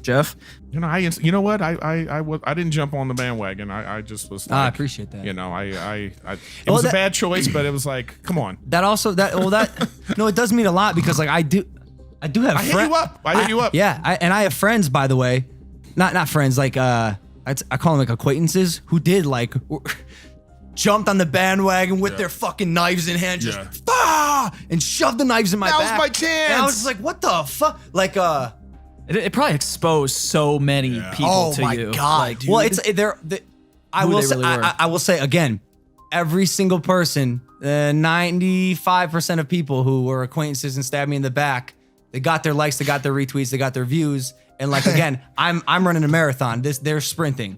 And now like you don't hear from. No, them. yeah, you do. Was that the first you hear time? from when they When's hate the last you time you heard from Christian Del Grosso? No, that you hear from them when they hate you up, when they hate you up to be a part of something. At that party you're putting together. At that party, right? Regarding that whole event, because a fellow YouTuber made a video about it the other day, kind of bringing it up, and people tweeted it at me, and I said, why don't we just say it? Rice Gum made a video, I'll pull it up. and I said it's weird because I actually don't remember that happening. Like I've moved to a point now, like what the fuck is good? You know how many scandals we've been through since then?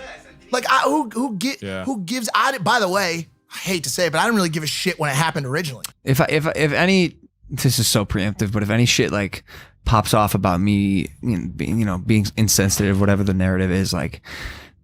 Eventually, I'm gonna come to a point where I'm gonna double down and be like, "This don't tell me how to handle my life and the way I deal with chaos." I don't really like to label myself anything. Okay. I feel like our generation is pretty woke. People my age, you know what I mean? Because when you were 20, like I was 14. I wasn't woke yet. You weren't woke yet. I think just the way the world. No, is but you were like even with the Japan thing, like you guys are pretty vocal and outspoken about like denouncing me. And prior to that, our only interaction was you condemning me after Japan. Yeah. I know, but also like, sorry, Daddy Issues fans, I don't have a burning desire to try to convert people. Like, I'm just gonna do me, and people can make the assumptions they want. But like, I don't know if you're that hasty to judge someone ignorantly because of like a mistake or two. Like, I don't know, just maybe we don't get along that well. That's how I feel. It's not like he did anything wrong. It's just like, I think my ego told myself that I'm gonna fucking remember that. And if I ever become great one day like you, I'm gonna remember this. And I'm gonna remember the way I was discarded. And again, rightfully so. But I don't think I've ever been really able to like truly let go of that. I think it starts with your ability to forgive. And if you can get yourself to a place where you honestly can say, I forgive, then I think you can begin the foundation to move forward. You don't have to, I'm not saying forgiveness and forgetfulness are two different things. But I think if you can bring yourself to a position where you can forgive someone, you can begin to move forward. That's just my perspective. I totally agree. I think I have an ego problem. It's like okay, kind of hard. I don't know why. It's like it's me and him. Speaking of Logan Paul, what are your thoughts on people that have like hate for him? So this is the thing. I figured it out. Hear this. When the Forrest thing happened, like I told you, like me and Amanda, we would text you, say, "Yo, we're still here for you. We have to do it on the DL because."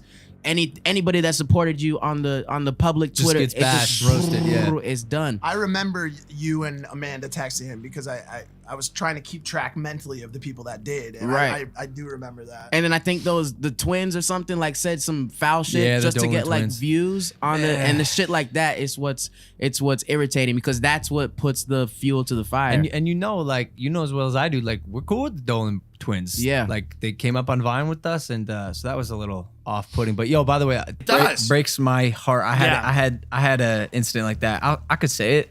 Yeah, I've said this publicly. Do you know who Aaron Paul is? Before the Japan thing, Aaron Paul, I had met him twice. Once was at I think the Streamy Awards, and the other was at Neon Carnival at Coachella. And the first time he came up to me, he's like, "Yo, I just want to say, love your stuff, love what you do with your brother, changing the landscape. Really appreciate you." I'm like, "Yo, that's all. You're Aaron Paul. Aaron Paul. Like, nice to meet you. We got the same last name." And then Coachella, same deal. Just stoked to see me. Big fan. Shook my hand, hug, whatever. Japan happens. Hate tweet immediately. One of the biggest ones. Really? It was bad. Like go rot in hell, I think was the verbiage he used. So crazy. Go rotten. And I'm like, bro, I've met you like twice. We have like a bunch of mutual friends. Like reach out to me. Now, do you DM him that, or are you just like you're getting so much of it you don't care? No, that one specifically just hurt because I saw his sentiment to me in real life, and then the 180. Like I wouldn't mind a flip. But the 180 from like, yo, love your stuff to like literally go die. And by the way, when you're dead, rot in hell. Yeah. Just the verbiage. The words he used prior to it too were so PC constructed. Yeah. Like kids are watching your content and you have a responsibility. Like it was like one of those like, by the way, if it was anyone who hadn't expressed such approval of me in real life, it wouldn't have been a problem. It wouldn't have mattered. And so I actually blew the tweet up on a poster board and taped it in front of my treadmill and used it as motivations for the better part of the last year. Just because Keemstar tweeted this, I think the body's fake, at Taylor Lorenz, can you help me figure it out? Blocked by Logan Paul instantly. Holy shit. So this isn't really a nuclear take, this is more of a conspiracy theory. Dude. Wait, blocked really? Instantly? Yeah, instantly. He was trying to say in 2019, me and Logan were cool. Logan Paul says that I swayed the opinions of 13 and 14-year-olds. Logan Paul, your entire fucking career is based on little fucking kids. True. Remember, Let's Be a Maverick? Yeah. Remember the Cringe. overweight little fucking 13-year-old, 11-year-old that you brought on and you made a music video with? Maverick. And you're mad because I gave you criticism when you were walking around in forest mocking a fucking swinging fucking body. I have been more than charitable to you, and we have been charitable back and forth, and all of a sudden a switch hit when your career came back on track. Once people started supporting you again, even though me and you were cool, you started fucking dogging me, and you keep trying to throw this little fucking jab here and jab there, and none of it fucking makes sense. None of it fucking lines up. You have a lifelong grudge with The Rock because he was down on you when you, who apparently took responsibility for the Forest, were offended that The Rock wouldn't hang out with you. If you took responsibility, then you would take The Rock not wanting to hang out with you. If you took responsibility, Logan Paul, for your fucking actions, then you would take responsibility for the criticisms that Dromler in my show fucking gave you. You are a fake fucking fraud. Salvo has roasted you multiple times for being this walking, talking fucking commercial. You have lost the right to complain about those that have criticized you because you have accepted responsibility for your own actions. And if you don't accept them, then you are sitting there with FaZe Banks upset that Keemstar criticized you. You fake ass fucking fraud little fucking bitch. And he's committing tax fraud in Puerto Rico. So Logan Paul, all right. Wow, can you breathe? Moving forward, all right. Every time I talk about you, whether it be on this show or if I come back to YouTube Drama Alert, I'm going to refer to you as the person that didn't take responsibility, for the forest, because you haven't. If you did, then you wouldn't have an issue with The Rock. If you did, then you wouldn't have an issue with me. The reason why this is an issue is because you haven't accepted responsibility. If you accepted responsibility for your actions, then you would understand why people hated on you and why people didn't want to be connected with you or didn't want to work with you. To be clear, I had Prime. I've heard it through like I supported Prime. I celebrated that he had an amazing WWE career. I have been supportive. For him to play this game over and over again, he has a beef with Ethan Klein, which is fair in my opinion. When I look at Ethan Klein and Logan's beef, it makes sense. When I look at our beef, I'm like, what are you talking about? Like, what are you talking about? You know, and he'll go on in this conversation to be like, oh, well, he was so hard on me and my brother. That was at the time that you were manipulating these little kids to make $1 million a day in your fucking clothing line, like teaching them some horrible shit. How can you go on camera and say, I was lost, I got lost in the sauce and I was vlogging every day and I was setting a bad example and thank God that I've grown, but then be mad at the people that criticized you at that time? That just shows that you're not taking any fucking responsibility for what you've done at all, and you actually haven't changed, bitch. And the suicide forest was faked. All right. Anytime you hear from Logan Paul, it's commercial gain shit. Unbelievable. Hey, check out this Prime. Hey, check out this new company I'm launching. Check out this. Check out that. Yeah, of course. You know, I understand this is a business, right? But where is the fucking entertainment, motherfucker? Where's the entertainment? You fucking uploaded videos every single day when your fans were buying the Maverick merch, and as soon as that train left, then it's fucking Pokemon card this, Pokemon card that. Where is the actually you giving a fuck about the fucking fans? Where is the authentic, like, I accept responsibility for being a bad example? Where is anything authentic from you, Logan fucking fake ass fucking Paul? And he went to school with you, so he knows how calculated and how much of a fucking fraud you are.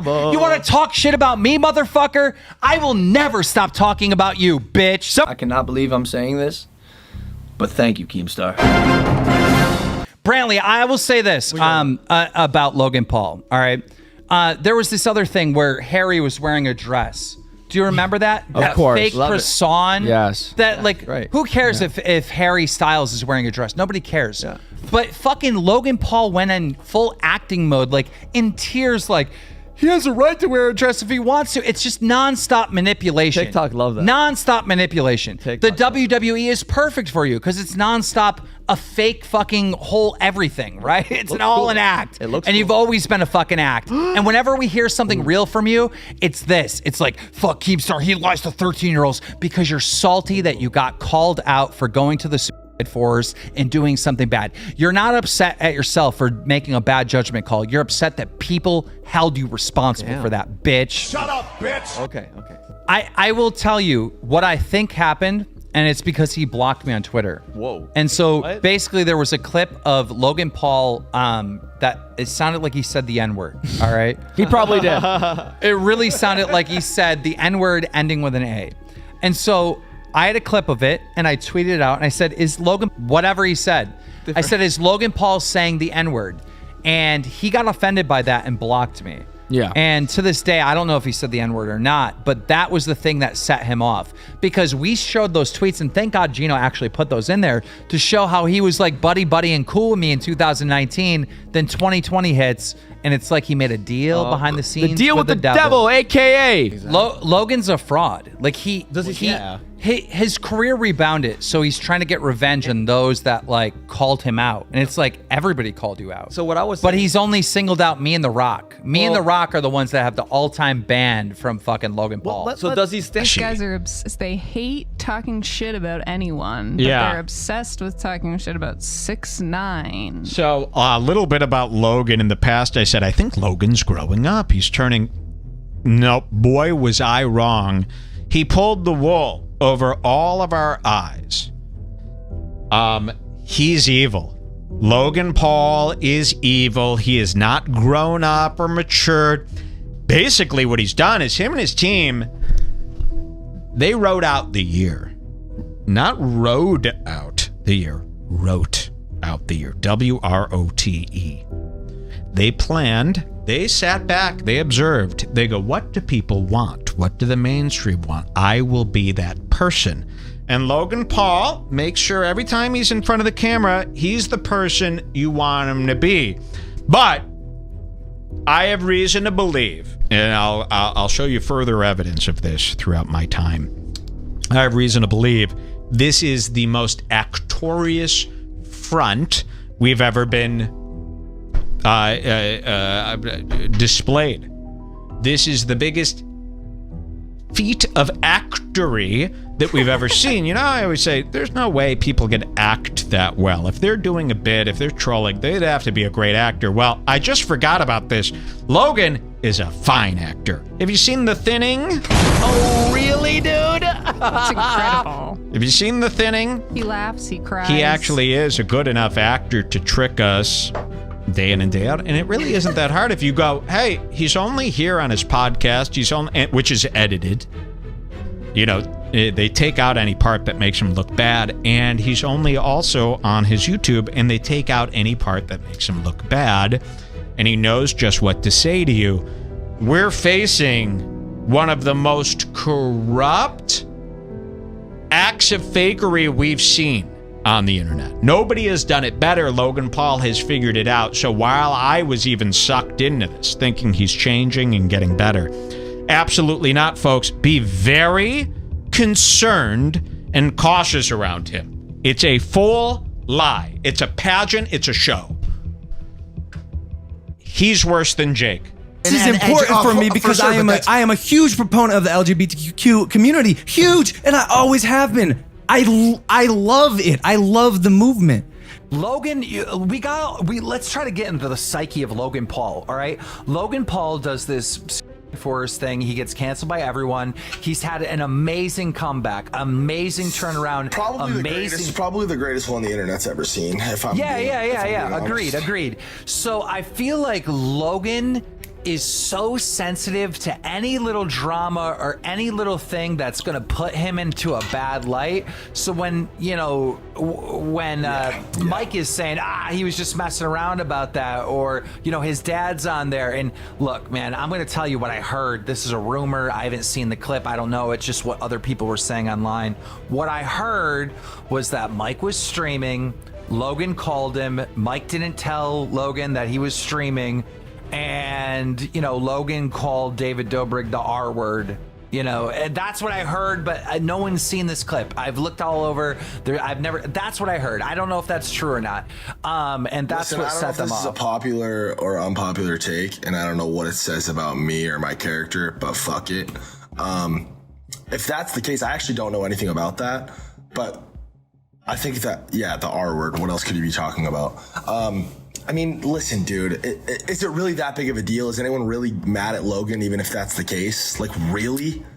No, but I think that goes into the psyche. Humans, not these fucking, anonymous fucking cancel culture Twitter accounts. Like, is anyone actually mad? Two friends on a conversation, he calls David Dobrik maybe not the most flattering of words, maybe not the most appropriate of words. Like, is anyone actually mad? Like, if that happened to me, for example, and there was some drama around it, Big Mike, you're fucking stupid. Like, maybe next time let me know you're streaming, but it's not that big of a deal. You know what I mean? No, it's not that big of a deal, but this is what I'm trying to say. I think in the psyche of Logan Paul, anything that's negative, anything that could cause another controversy with him, he is hypersensitive to, Logan Paul, it was cool to be woke, was woke. Why recently is Logan Paul picking on religion, calling Andrew Tate homophobic and racist and all this other weird shit? Andrew Tate's got other problems now. making jokes that Andrew Tate and fucking Aiden Ross are fucking each other. Why is Logan Paul being edgy now? Because the rise of Andrew Tate and all these other people. Logan Paul's trying to be edgy now because it's cool to be edgy. And when it was cool to be woke, he was being woke. It's like he actually is a fraud. This is Logan's pivotal realization amidst Black Lives Matter speech.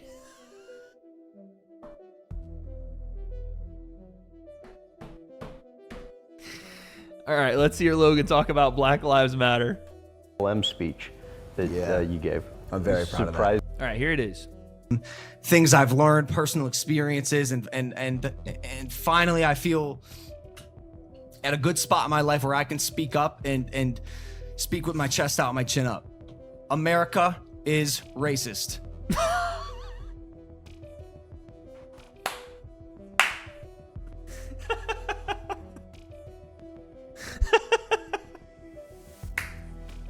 It's the most important piece of footage in his life right there. There it was, ladies and gentlemen. I think that's the end of the video. I think we can end it. Why does he sound like he just sounds so acted, bro. He just sounds like so fake. But all right, here we go. Listen carefully to what I said. America. He's reading it. By the way, he's reading it. I just now realized it. He's reading it. Is racist. I did not say Americans. Although there is definitely an embarrassingly large amount of Americans with the archaic belief that superiority is based on skin color. However, I'm talking about America as a nation. Oh my we are all. And look at Mac and Mike. Listen. Yeah, Logan. Preach, brother, preach. Oh God. Logan Paul ends racism. Not good enough. Tell us what it is, Logan. To ensure inequality. No, 100% he's for reading the longest. For the long. You can tell in the pauses and the big breaths that this was prepared, and gone over many a time. Look at Mike's reading it too. He's like, "Did we make the right corrections in there? Like, what are we doing?" You know what this sounds like? To be honest, yeah, he practiced in the mirror before this. I think Logan fancies himself a future politician, and this is his way of like, "Hey, look, guys, I'm the progressive future politician here. 100% that's what this is. I am a human. I'm just like you. I'm just like you. I am a human.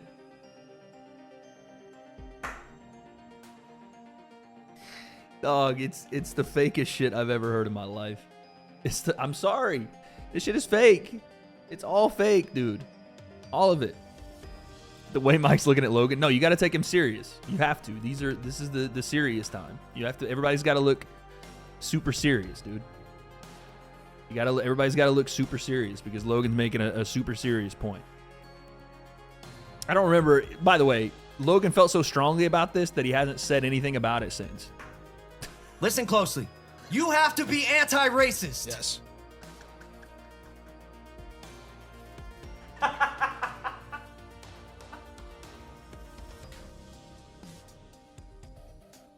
What is Mike doing with that fucking yes ad lib?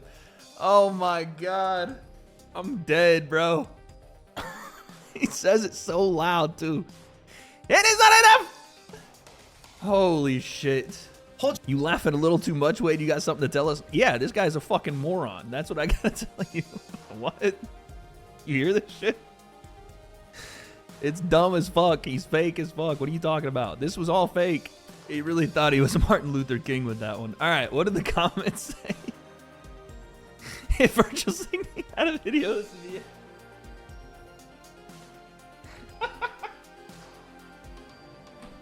I'm black and I find this logic back to front. So he's already claiming he's privileged because of his skin color. Is that defense?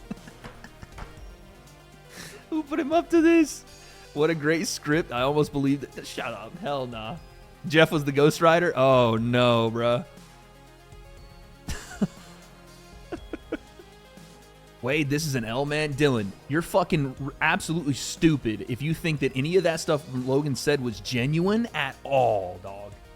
At all. The man put a fucking script on it.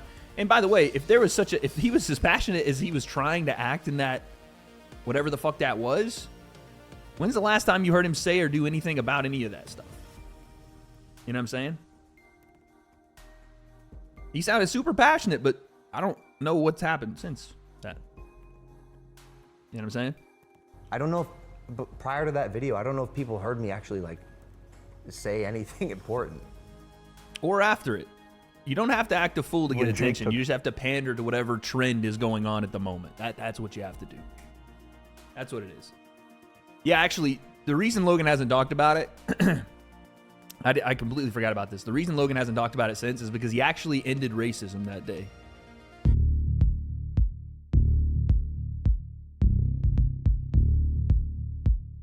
Because I was so embarrassed. I was like, ow, I'm not a kid anymore. I'm growing up to be an adult. How will any girl like me if I have these cheesy YouTube videos online? And I deleted all of them. So like the first wave of Logan and Jake Paul on YouTube from like ages 9 to 13 is gone. And I have 2 regrets in my life. I don't really regret much. That is one of them. I won't. Save it What all. was your other regret?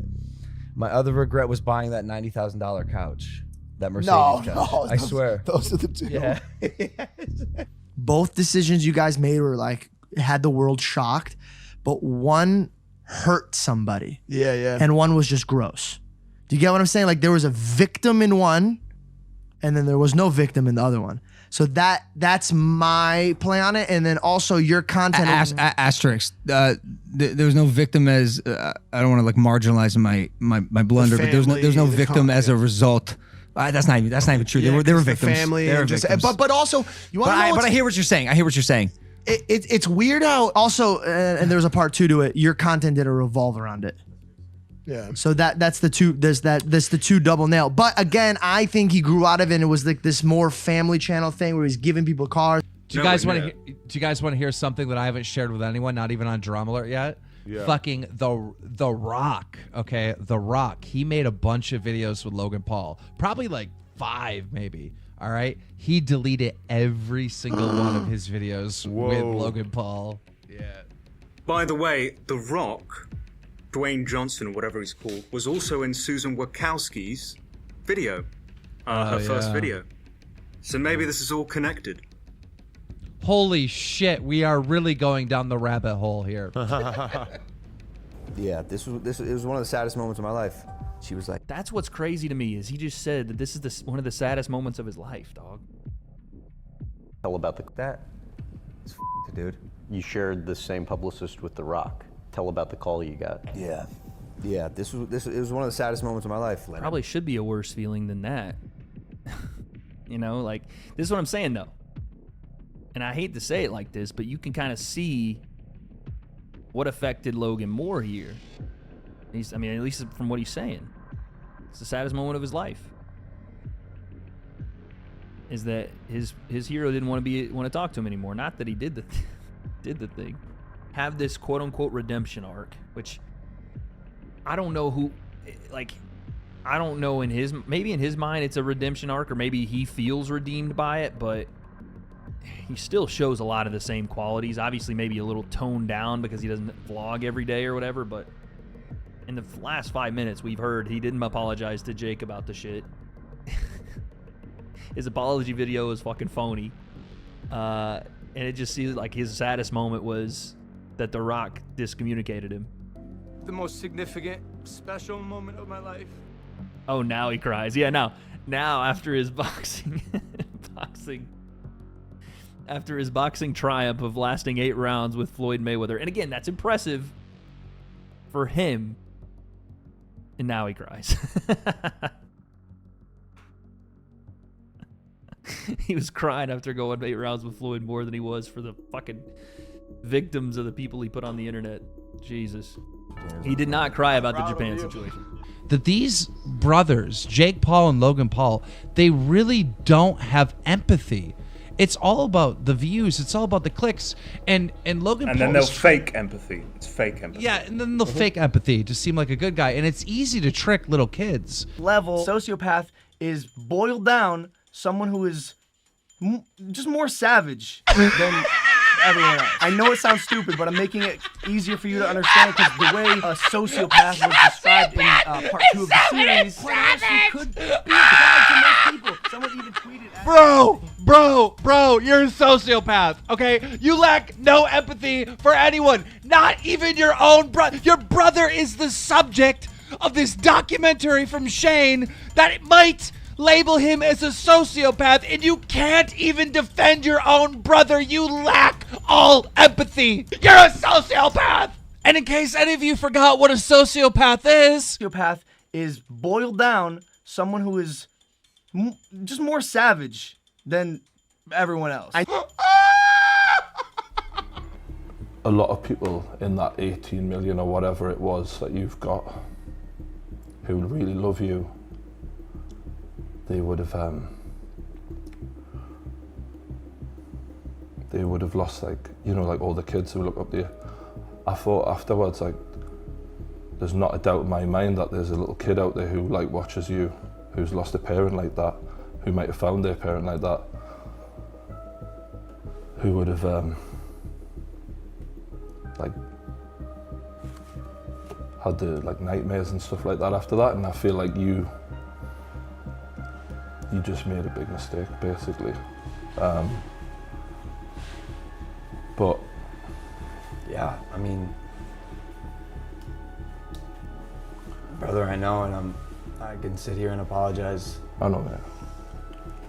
I just wanted to tell you what it is. Do you know what I mean?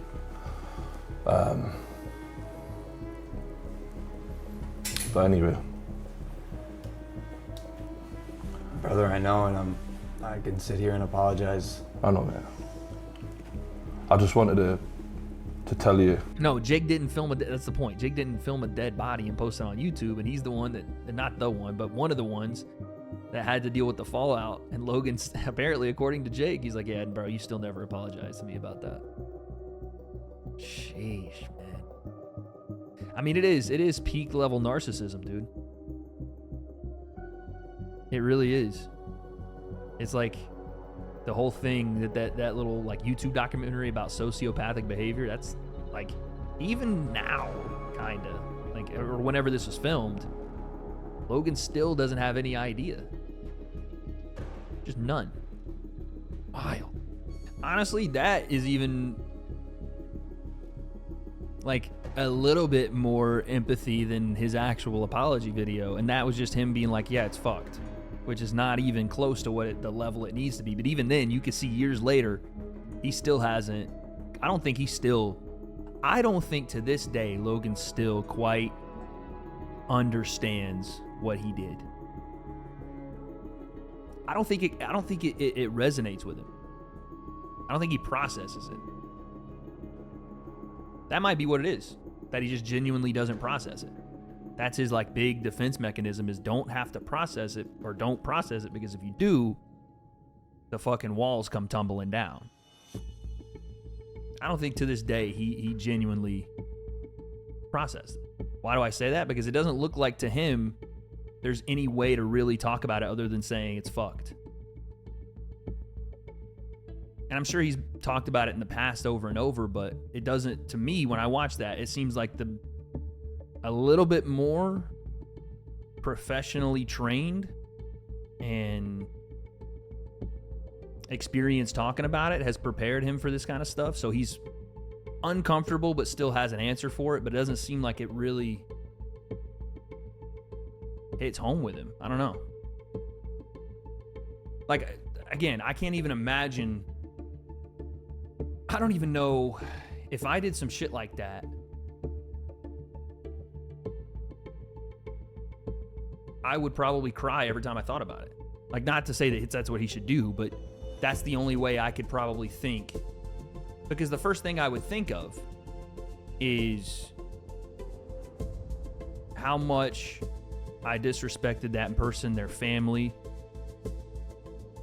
my own family, what my mother would think about me, what my dad would think about me, how embarrassed I would be of myself. Like, it would be so tough for me to, I don't know. I would not be able to I wouldn't be able to handle that. No. It'd be tough to live with myself. You know what I'm saying?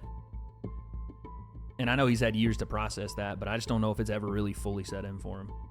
Like it took me a while to really understand the damage that I had done, A, to the world, and B, to myself.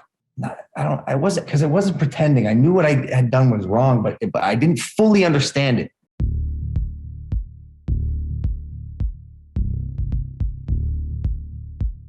Logan Paul! Logan Paul in the forest, believe it or not, is back in the news. That's right, like there's this conspiracy going on that it was all a hoax. That another YouTuber, Maddie Love, ended up posting this video, Logan Paul Japan vlog is fake, and that was posted over 3 years ago. People that are making the videos are getting their videos taken down. People that are tweeting about this story are getting their Twitter suspended, which is causing this controversy to get even bigger and bigger and bigger.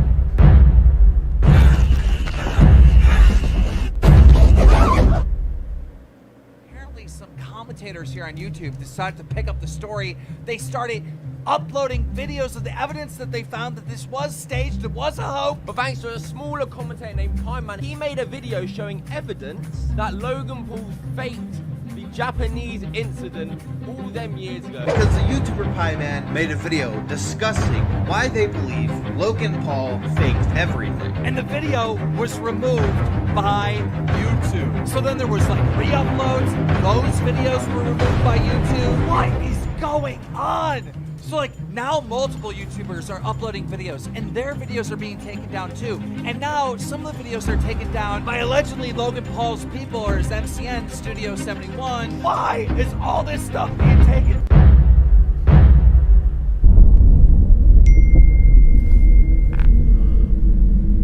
See the evidence.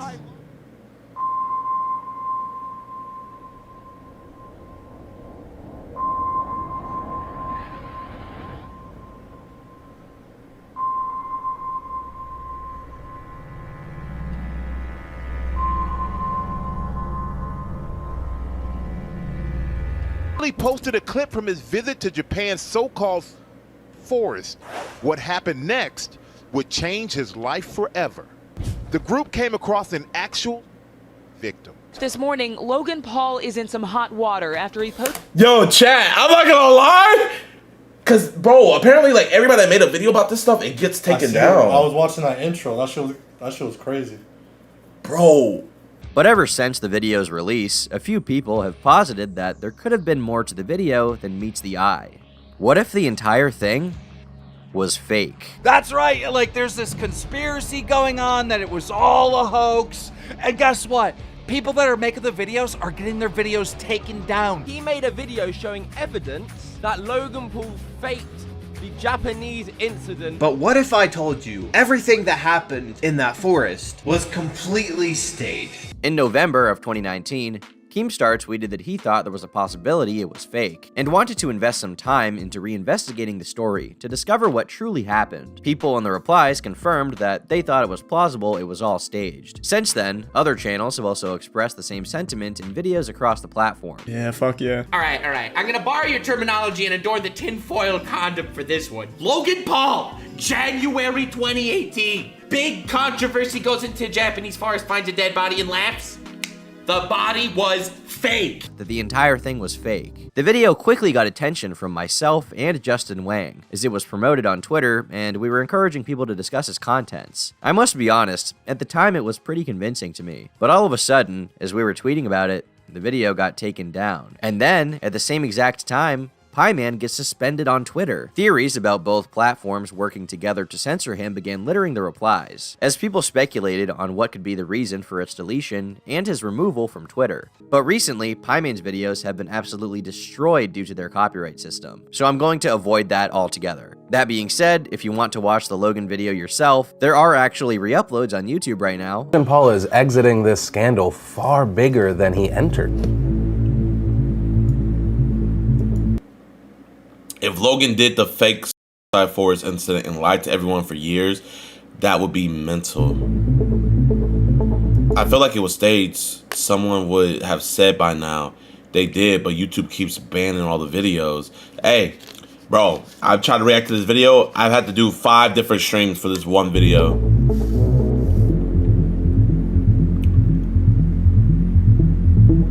Did YouTube know it was fake and worked with Logan throughout the scandal? Since then, videos even suggesting it was fake have been removed by YouTube, despite re-uploads of the original and people saying it's real still being allowed. 16 reasons Logan Paul vid is a hoax. Video unavailable. Studio 71. Someone look into that and send it in my Discord. I want to learn about this Studio 71.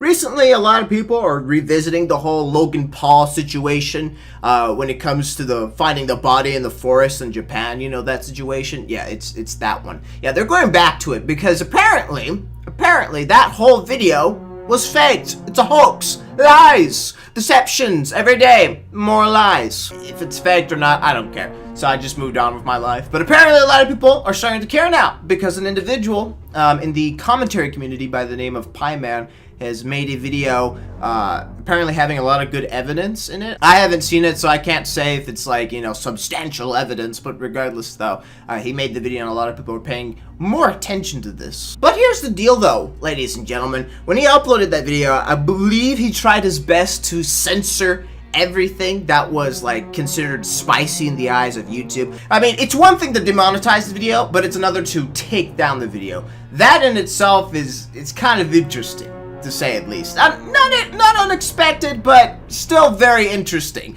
But what is a little unexpected is other individuals that are reacting to this video, their live streams or videos are also getting taken down as well, along with the original video. That right there, I think, is very interesting. You're trying to spread the truth here, right? You're trying to, you know, share the evidence to the individuals so they can come up to the conclusion that maybe, just maybe, Logan actually faked the whole body in the forest situation in Japan, right? But YouTube is like, hey there, buddy, that ain't cool. You can't do that. We're gonna have to take down all your videos. We're gonna look around, scour the internet on our platform, and we're gonna make sure no one talks about this, which, again, is very interesting. Might I dare say, very suspect, very highly suspect. YouTube doesn't want you to see the videos, or especially the video that Pieman made, which I don't know why YouTube is trying their best to protect Logan in this situation. Why did they take it down in the first place? Like, if he did his best to censor everything, to take out all the parts that could be considered saucy,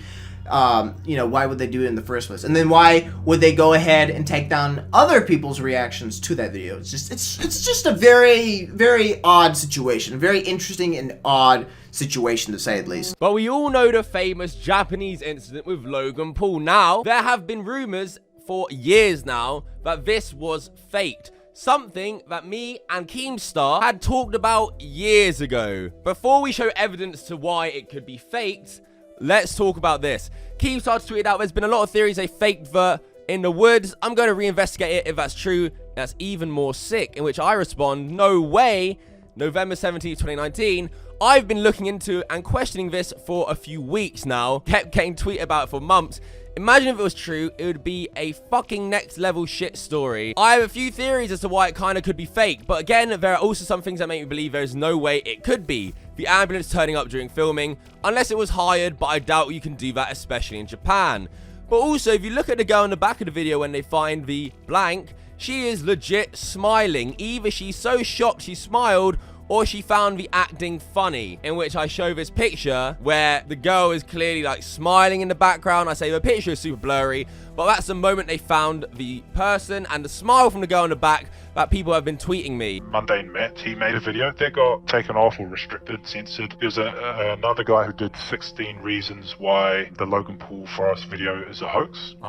His channel was Vlog Like No One's Watching, but it's short VLNOW. His video got taken down, and this happened right before the Mayweather fight. They just took Logan Paul's Studio 71, they flagged this video and took it down. And that, to me, is a bit strange. So they did this all before Pieman was sort of, you know, bringing this to the surface again. They did this right before the sort of Mayweather fight, and I've been talking to him as well. He's uploaded the video on BitChute, so you can find it there. So that was another video saying, oh, this is a hoax, completely taken and scrubbed off YouTube. Your video where you're like, this is very interesting how YouTube are reacting, it is. It's very strange that they're censoring this story so much, and they're quite relentless with it. I watched Pieman's update video where he was like, oh, he had to edit it like 5 times, and they're claiming segments of the video that aren't even theirs, and all that. So it's very fishy, because I saw Keemstar's poll. He made a poll. How many people you think it was real, how many people you think it was fake. I think 100,000 people voted. 30% of those people believed it was fake. That's not a conspiracy anymore. That's like, well, this is quite legitimate theory, and to this day, there's nothing to prove it's real. Nothing. You search for hours on the internet, you won't find a damn thing. What's the percentage possibility that it was all fake? The body was fake, everything was fake. I think honestly 25%. I will give it a good 25% that it's fake. But yeah, I don't think it's a far-fetched theory. Otherwise, like, how much would you be willing to put on it that it's fake? Man, I don't know. I really don't. It's like 50-50 to me. But no, I shouldn't say that. I think it's like 60% he faked it. I'm leaning towards that the body was not real. There's no way. They were laughing and shit. How do you see a dead body and laugh? Like, what? Doesn't make sense. All right, here, I'm gonna decide with my chat if I'm gonna watch it or not. It's very crazy to me that they're relentlessly taking down, even just talking about it or even referencing it. Kavos's video was getting taken down. Another thing YouTube can do, and this is what Pieman, I don't know if you saw it, he did a video this morning or he was tweeting about it. His videos are completely taken out of like recommended, the YouTube's recommended section where you get your suggested or browse traffic sources. It's completely taken out of it. So YouTube have reinstated the video. However, they've now got this sort of, I don't know if you call it a shadow ban or blacklist or something, but they've kind of suppressed it a bit. And that to me is, it's another strange thing. Oh, so you think that they could possibly blacklisted the whole Logan Paul thing, or just Pieman? And this is something Pieman pointed out in his update video. If you go on YouTube now, there are still videos of actual re-uploads of Logan Paul's original vlog. Obviously the body and all that is censored out, But apart from that, it's like a rip-off copy of his upload on YouTube with 500,000 million views, still going, still popping up in the top of search. Because Kavos did his reaction to Logan Paul at the time, and it had like 18 million views or something. YouTube took it down. They took it down for a long time. I remember this happening, and Kavos was complaining about it for a while. They were striking down people who were just talking. They weren't showing anything bad. You know, they weren't showing clips or censored elements of Logan's video. They were simply just talking and discussing it. They were getting flagged. They were getting strikes on their channel. Logan Paul, on the other hand, his video stayed up on trending for like a week or whatever it was, a few days. And I believe YouTube knew it was fake, which explains their behavior now. Why are they censoring people just considering, oh wait, this might be fake? And they're censoring people who aren't showing anything bad. There's nothing wrong with their videos. They're just sitting there saying, oh, remember that thing that happened 3 years ago? Maybe that wasn't real. Like he's a fake prankster. Since then, there's been no evidence that it was real. Oh, that's interesting. And they're getting clamped down. I feel bad for Byman because he had 1,000 or 2,000 subs. He's a small channel, and they were clamping down on him hard. They reacted swiftly and relentlessly, and that's very strange. Because apparently anyone who's talking about this subject is being censored and their videos are being taken down. A YouTuber, Pyman, ended up releasing a video stating that Logan Paul faked the whole video, and now a bunch of YouTubers are releasing videos here stating that Logan Paul faked it, it's a hoax. I just want to quickly point out that another YouTuber, Maddie Love, ended up posting this video, Logan Paul Japan vlog is fake, and that was posted over 3 years ago. And there's another channel called Logan Faked It with a bunch of videos. So these other YouTubers in their videos explain why they believe Logan Paul either did or didn't fake this video. And a lot of people now are coming out saying that it's fake, and the fact that Logan Paul and his media companies are flagging the videos also kind of state, hey, why are they flagging these videos for saying that it's a fake and hoax, unless that they're worried that it's going to get out and that they could be responsible. It's just weird that they would want to silence people as well. So if they're silencing people that are talking about this possibility that the chances of this being fake or whatever, then that makes me also believe that he possibly did fake the whole video and fake the whole incident just so we could get clout, blown up, get famous, and make money. And it seemed to work, regardless. It didn't really backfire. It kind of, in the sense, worked out positively for him. Like, even negative publicity is good publicity. He still has his YouTube channel, he's still making millions of dollars, and he's still in the news, and he's still in the limelight.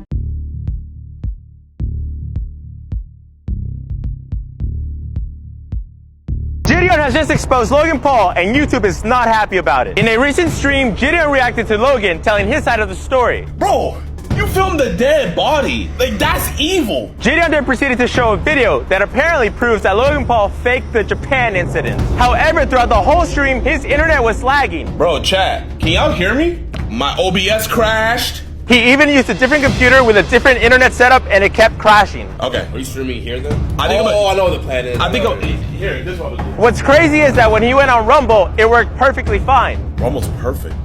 Why is this YouTube? Nah, that's actually scary as I don't know who is with my stream right now. I don't know who's trying to keep this information from the public. But guess what? The truth always comes out. So you know how there's this theory going around, I think me and you talked about it, how Logan Paul in the forest or whatever, how there really wasn't a dead body, that he faked it. People keep bringing this up and it never goes away. Well, apparently a brand new documentary just went up on YouTube. It literally has 14 views. Somebody tweeted it at me and I sent it to you. Oh, bro, I'm not gonna lie, that's like Hall of Fame instigating if I watch that vid. Okay, here, I'm gonna fill chat in, okay? Chat, so I've been hearing Keem talk about this for years now, right? Like, years. And just like a couple weeks ago, this was probably a month or two ago, right? Yeah. So I was just like, you know what? I wanna go on and ask Keem. So Keem has this theory that Logan faked the whole Japan incident. And I don't know. I don't know shit, but Keem just sends me. Oh fuck, my stream just lagged. Oh my gosh, bro. The whole street. We good? Okay. Here. Okay. All right. So, basically, everybody knows the Forest incident. Everyone 100% knows it, right? You know, long story short, the video goes up. You know, there was no backlash in the first 48 hours. People don't know that. Like, for 2 days, this video was massively viral, and nobody said anything. And then all of a sudden, people just started like putting opinions out on Twitter, and then it just snowballed to everyone saying this is a horrible thing that Logan Paul did, right? But there was a time period of 48 hours where this thing was on the trending page of YouTube, and that's a YouTube employee that put it on there, and there was no backlash. All right. Then wait, it was trending? Yes, YouTube put it on the trending page. I did not know that. Yeah, and that's like an employee. That's not just like an algorithm that picks trending. That's a YouTube employee that was like, man, this video really popped off. Let me throw it on the trending page. So YouTube actually got some criticism later on. I'll tell you the story. But anyhow, Logan does his apology. You know, you got celebrities going after him. He's like in big trouble, right? But the story was always that he filmed a dead body. But if you go back and you watch that original footage, it doesn't make sense because Logan is like laughing. His friend with him and his friend's girlfriend that are in the video, all right, they're like laughing. Like it doesn't make sense, their reactions whatsoever. My theory, and you know, a couple other people online's theory, is that Logan went to the suicide forest. He made phase rug videos all the time. He was phase rugging it, like JiDion would say, right? So he set it up knowing that he would have to find a dead body in order for the video to go viral. So they set up a dead body, they hang it in the tree or whatever they do, right? And then they put it out there and they blur the face and da-da-da-da. Once he gets backlash, he can't tell people that he staged the video. He can't tell people that he did like a fake side in the force, because that looks even worse. So he just has to go with a lie that he filmed the dead body. What do you think? Do you think he faked it, or do you think it was real? For his sake, I hope it's real. You know what I mean? I think he was in YouTuber mode. I think he went there and he was like, bro, if we don't film a dead body, then this video is not going to go viral. We need to get a dead body. They bring the dummy in, they set it up. Otherwise, like, how much would you be willing to put on it that it's fake? Man, I don't know. I really don't. It's like 50-50 to me. But no, I shouldn't say that. I think it's like 60% he faked it. I'm leaning towards that the body was not real. There's no way. They were laughing and shit. How do you see a dead body and laugh? Like, what? It doesn't make sense. Bro, the only reason because I would just always hear Keem say that theory. And I'll be like, what the fuck? Does he have like some inside scoop or something? And I finally asked him, and he was like, no, I don't have an inside scoop. I just have a hunch. That's right. Like, there's this conspiracy going on that it was all a hoax. That another YouTuber, Maddie Love, ended up posting this video, Logan Paul Japan vlog is fake, and that was posted over 3 years ago. People that are making the videos are getting their videos taken down. People that are tweeting about this story are getting their Twitter suspended, which is causing this controversy to get even bigger and bigger and bigger.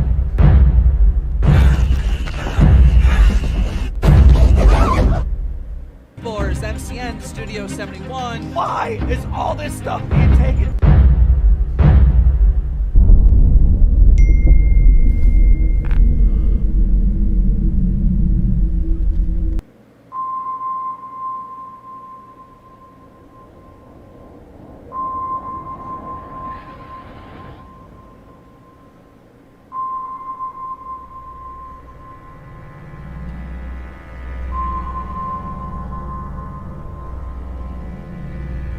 He posted a clip from his visit to Japan's so-called forest. What happened next would change his life forever. The group came across an actual victim. this morning, Logan Paul is in some hot water after he posted. Yo, chat, I'm not gonna lie. Here, before we watch it, let me ask you guys something. Do you guys believe it? Yes or no?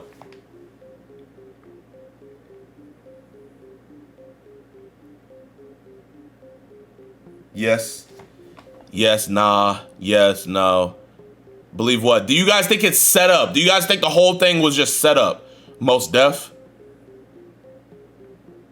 Explain what's going on? Okay, here, I'll explain. So,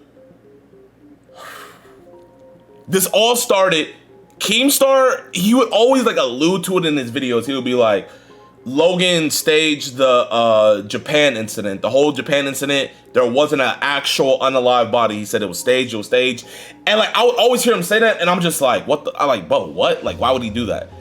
But I finally just one day, I just asked Keem, I was like, bro, why do you think it's staged? And he was just telling me, and I was like, okay. And while I was streaming, he just texted me a video, and it's an hour-long documentary, was posted 20 hours ago, had 9 views when I first looked at it, right? And then Keem was talking about how people have been trying to expose this for like years, but every time someone would make a video on it, YouTube would take it down, YouTube would take it down, YouTube would take it down. So it's just like, yo, is this, I don't know if it's real or not, bro. I really can't sit up here and say. But it's like, I can see an argument. I can see an argument. Is FaZe rugged?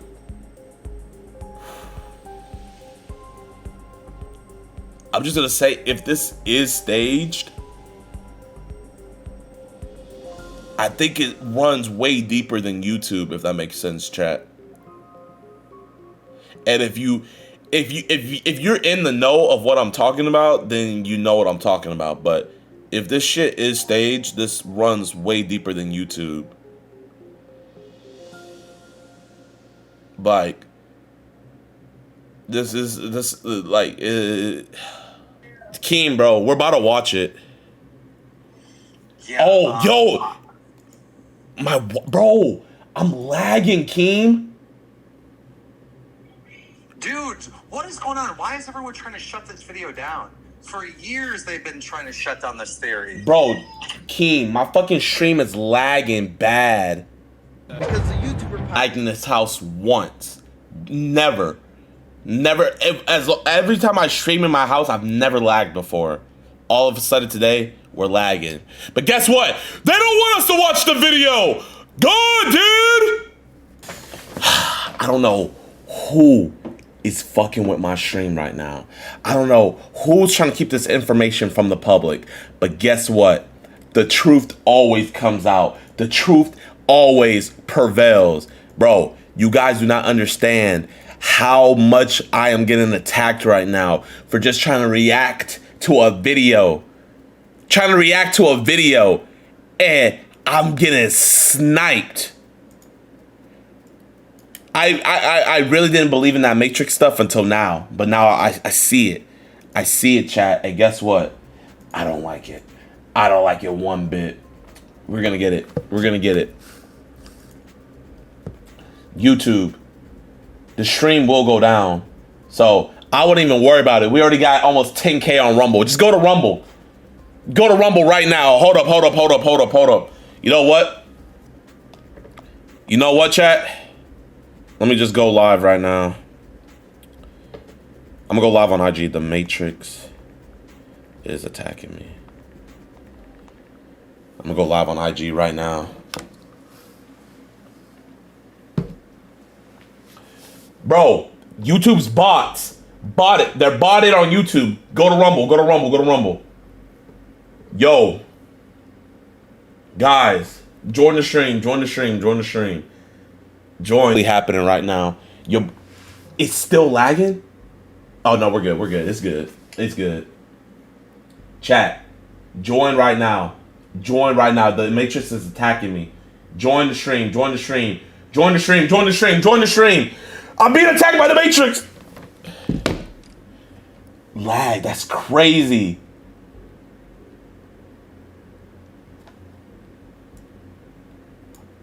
That's crazy.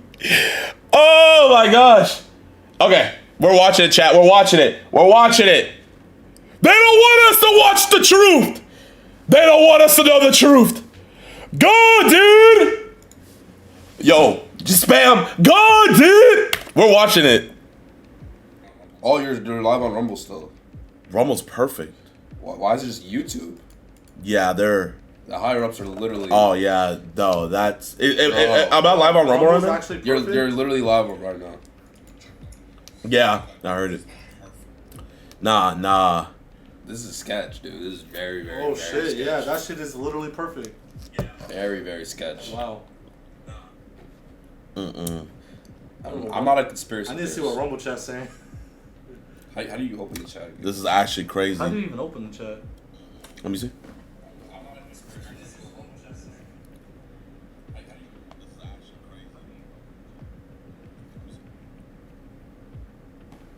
Oh, I was on the wrong shit. Rumble's good, W Rumble.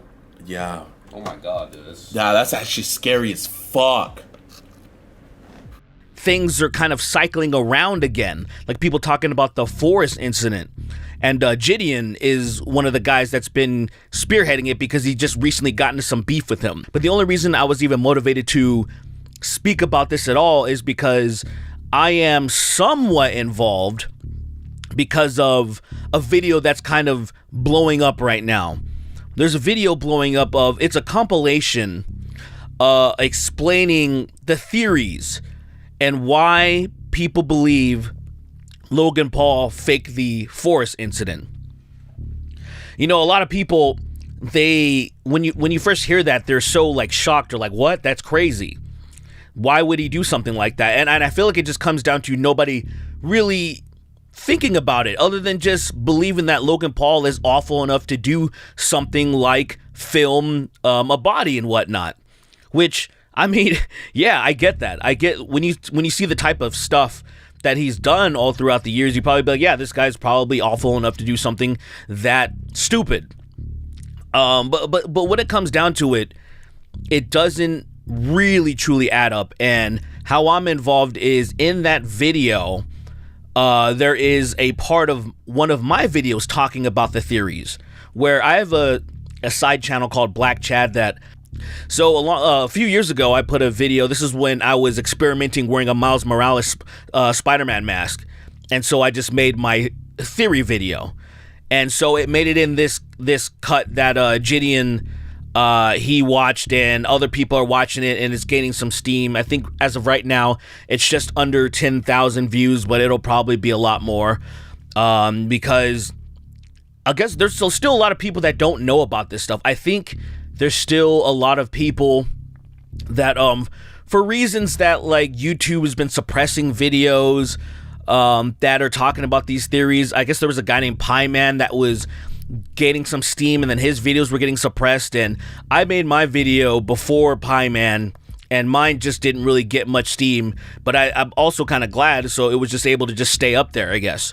But the thing is, I think when people actually listen to these theories, when they listen to Occam's razor, if you know Occam's razor, it's just like the most simple scenario is the most likely one. The more that there's extra stuff involved, the more things seem impossible, like the less likely the scenario is, right?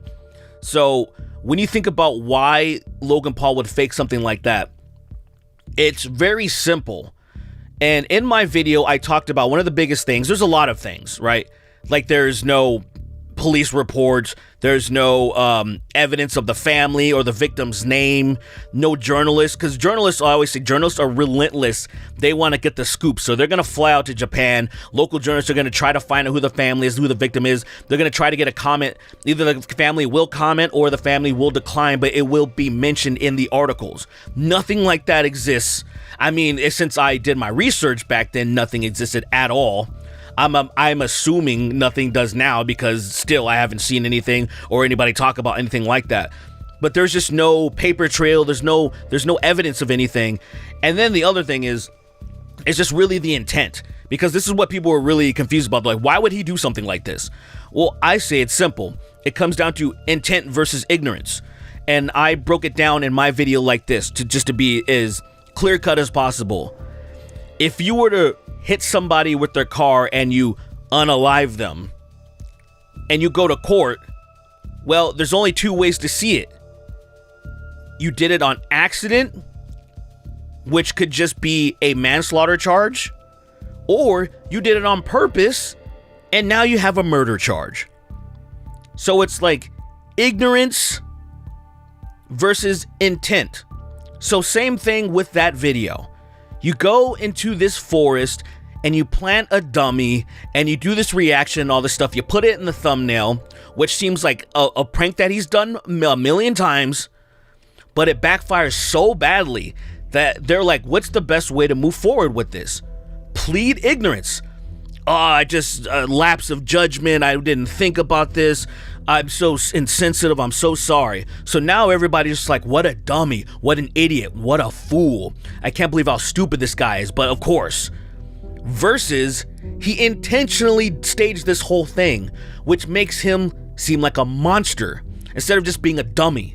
Or it's like, I can't believe this guy made a mockery of this. I can't believe he did all this and staged this and all this and tried to make it look like it was real. Like, this is crazy.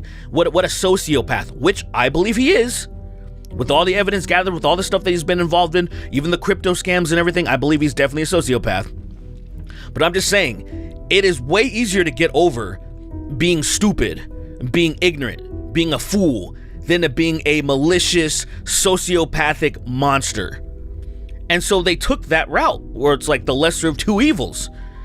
And to me, it's as simple as that. That, like, how people are like, I don't, why would he do, I'm like, why would anybody plead ignorance?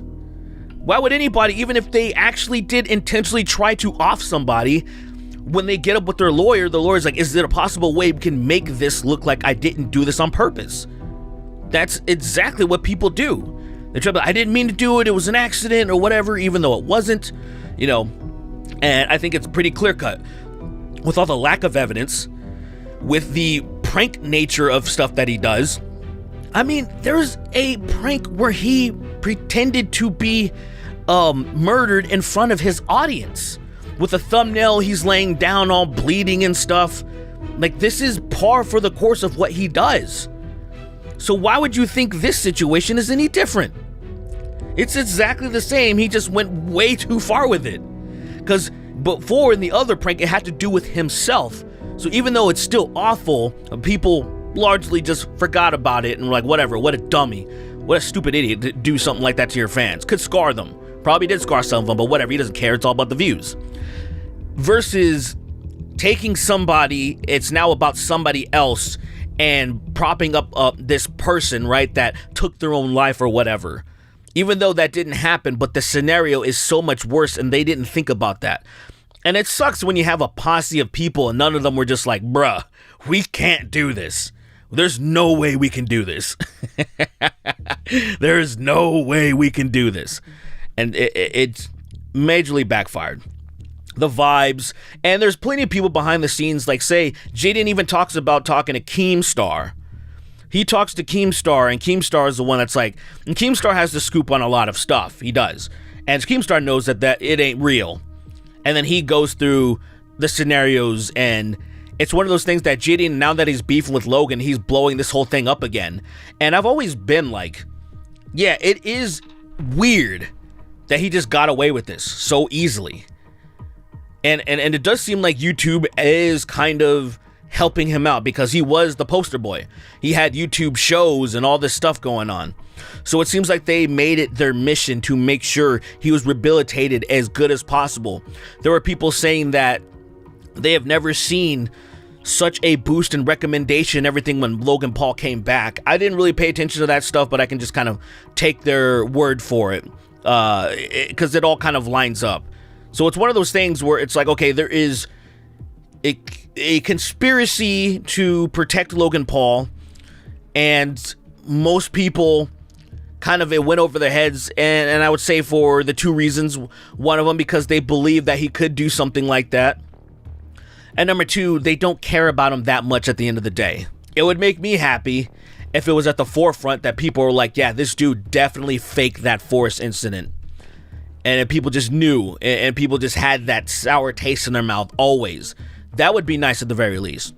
Alright, what's going on, everybody? Welcome back to another video here on the channel, and today we're going to be talking about YouTube's hottest conspiracy theory, man. We're going to be putting on the tinfoil hat. We're going to be avoiding the reptilian lizard people. We're going to be walking the edges of our flat earth to basically figure out whether or not Logan Paul actually faked the infamous Japanese forest video that in a lot of ways has really defined his entire career. I mean, it's been even what, like half a decade at this point, like 5-6 years since the whole video even released with Logan Paul and his crew going into this forest in Japan where notably a lot of happened. However, there's been a long-running conspiracy theory on YouTube, and the reason why you may have not even heard of it before is because it appears that most of the time when people actually talk about this conspiracy, their videos have been deleted from YouTube. Now, a lot of people have even accused Logan Paul of faking this whole thing, even from the jump. There were people when all of this initially started, the backlash really started coming out, you know, mainstream media even eventually started kind of picking this whole thing up. There were people then who accused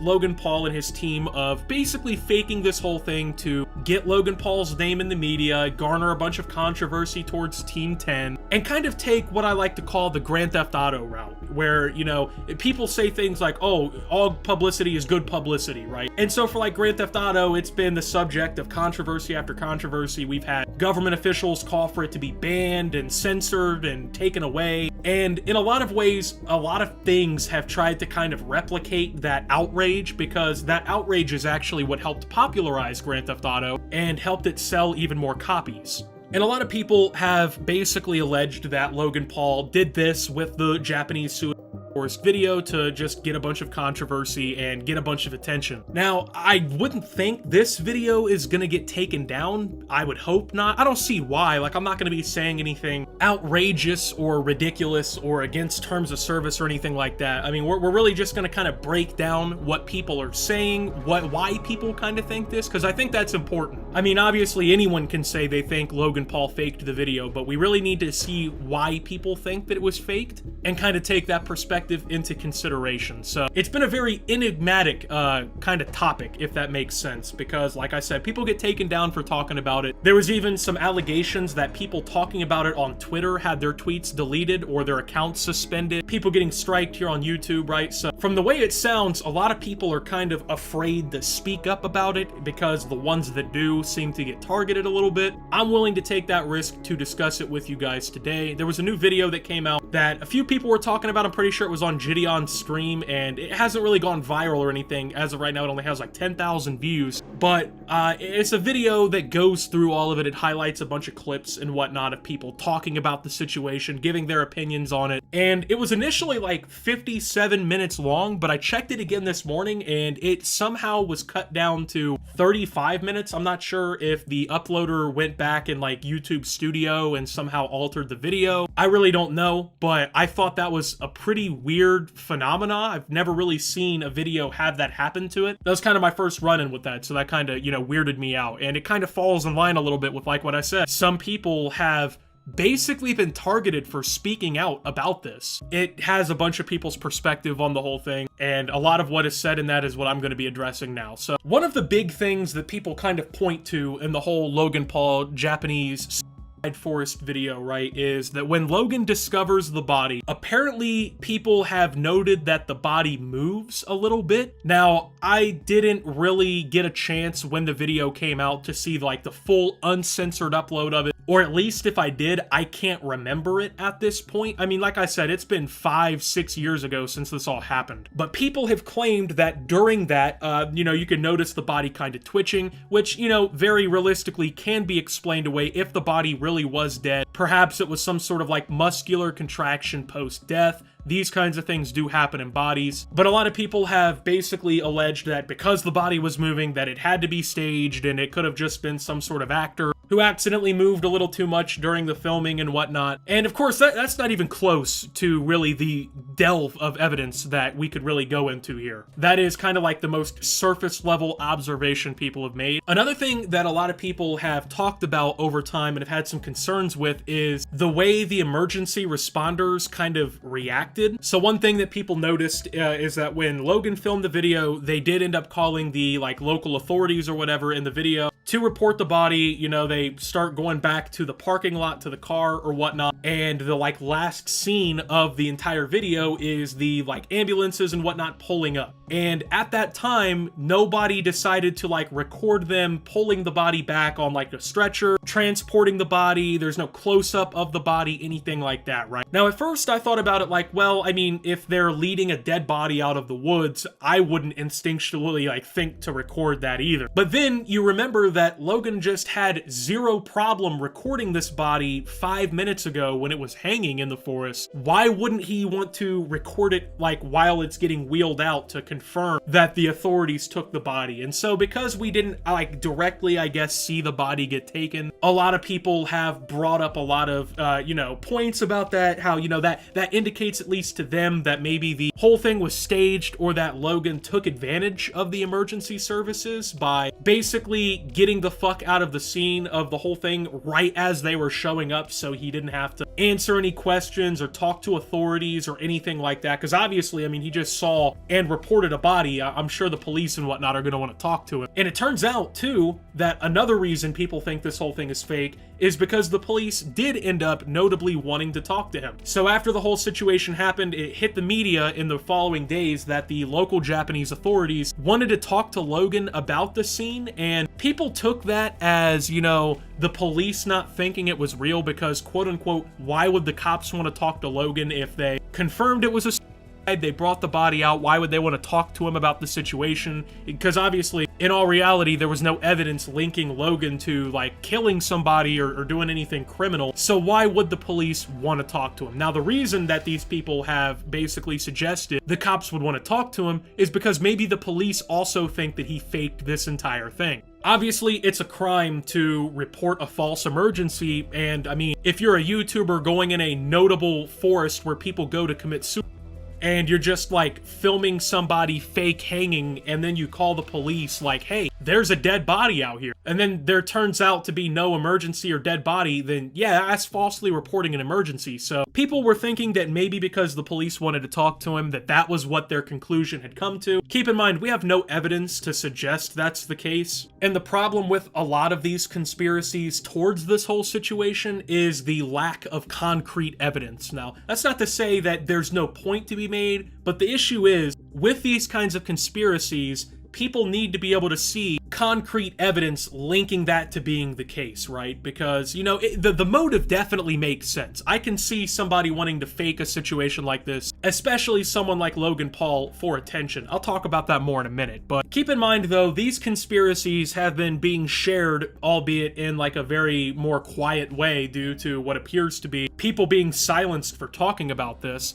And, you know, there's a lot of conclusions that you can come to about a lot of different details in the whole situation. Now, do I personally believe that Logan Paul faked the entire Japanese forest video for attention? Well, honestly, I would say I'm about 70-30. The 70% being no, he didn't fake it, and the 30% being, yeah, actually, it's very plausible that he would have done it. So I truly want to give Logan the benefit of the doubt, right? Because, you know, as good of points as people have brought up as to how this could have been faked, saying something could have been faked does not definitively mean it has been faked. And unfortunately, there's just no real solid, landed, concrete, bulletproof, 100% real, independently verified evidence that this whole thing was fake. I mean, the police wanting to question Logan surrounding the details of the incident doesn't indicate that it was fake. I can't independently verify that there was any sort of like movement of the body during the video. There's just too much plausible deniability for me to automatically jump on board with the whole, oh yeah, Logan Paul definitely faked it. Now, there is still that 30% of me, and the only reason there's that 30% that still really lingers, is because of this, okay? And this is really why a lot of people, especially recently, have started to open up to the idea that this whole thing was fake. Logan Paul is not the best person. I hate to say it. I don't like to say things like that about people, but this is somebody who has repeatedly shown he is willing to sacrifice his whole reputation. He's willing to sacrifice all of his morals. He's willing to sacrifice all of his dignity. He's willing to sacrifice all of his integrity to make as much money and to get as much attention as possible. If this was the only scandal in his career, like if after 2018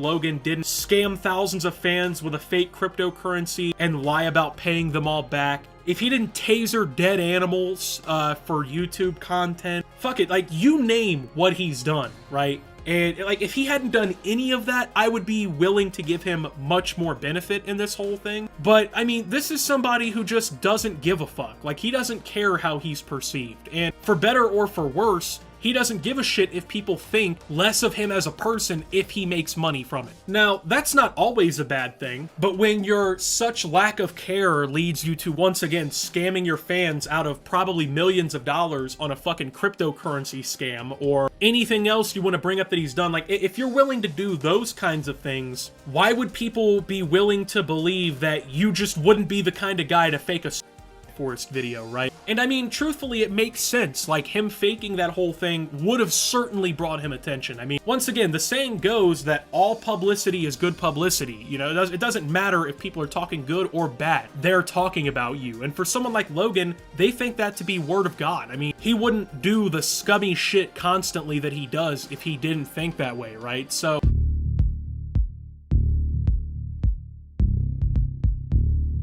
Logan Paul's Forest. Yes, we're talking about this, 5-year-old drama. Again, there's been this ongoing theory that Logan faked it, right? He went to the forest in Japan. He had like a dummy or someone else played the dead character, because back in those days, like a bunch of YouTubers faked their videos. I mean, they still do today. But like, if you're planning on going to the forest and you want a viral video, you gotta have a dead body. I mean, that would be the mindset of a YouTuber back then. Now, if that is true and Logan faked it, why wouldn't he tell everyone that it was staged? Because I think that makes it worse, right? You're making a mockery of suicide. But let me cut to the point. The reason why we're talking about this now is because one YouTuber attempted to de-blur the dead body. It is Logan Paul, and I am not joking. I'm not playing any games. I'm going to fade in and out Logan's face and then my blurred image. When you do facial comparison, find different areas of the face to compare it.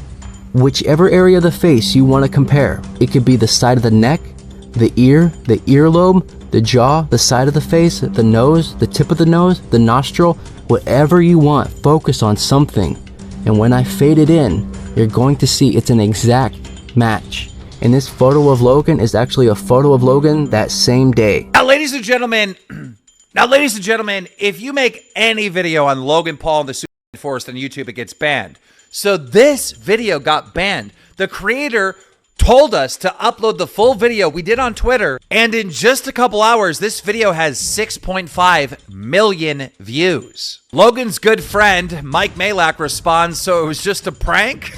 So if you want to see that full video, it's on the Drumler Twitter, but to go more into this a little bit, that's just one part of this guy's documentary.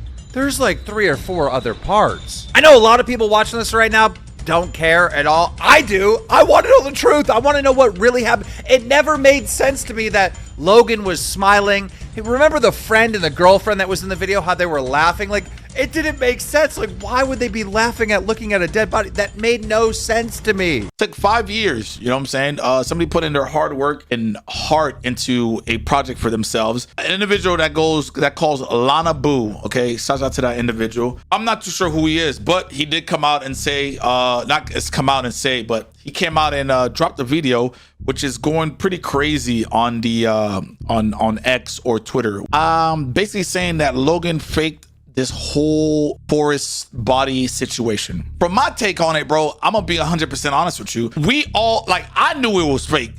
You know what I'm saying? I knew it was bullshit. I don't know if it is, but I thought it was fake from the beginning. I was like, listen, ain't nobody gonna go to a forest, okay, see a dead body, especially somebody that, you know, I grew up in Ohio, was on Disney Channel. Wait, was it Disney Channel? Well, it don't matter. Team 10, whatever, you know, no one's gonna film a dead body. They would probably spaz out, be like, oh crap, let me get the hell out of there. But that's just me, all right? A lot of people try to bring out videos on why it was fake, blase, blase, blase. But shouts out to Lonabu. That's basically it. If this was fake, you know what I'm saying? Great marketing scheme by Logan, because it was on a, I was watching 7 News in Miami. Once again, 7 News in Miami is insane. There's a lot of stuff. Logan Paul, YouTube star, films body. I'm like, damn, that it was everywhere. You know what I'm saying? You got people that don't even know who Logan is in the hood, just watching Logan.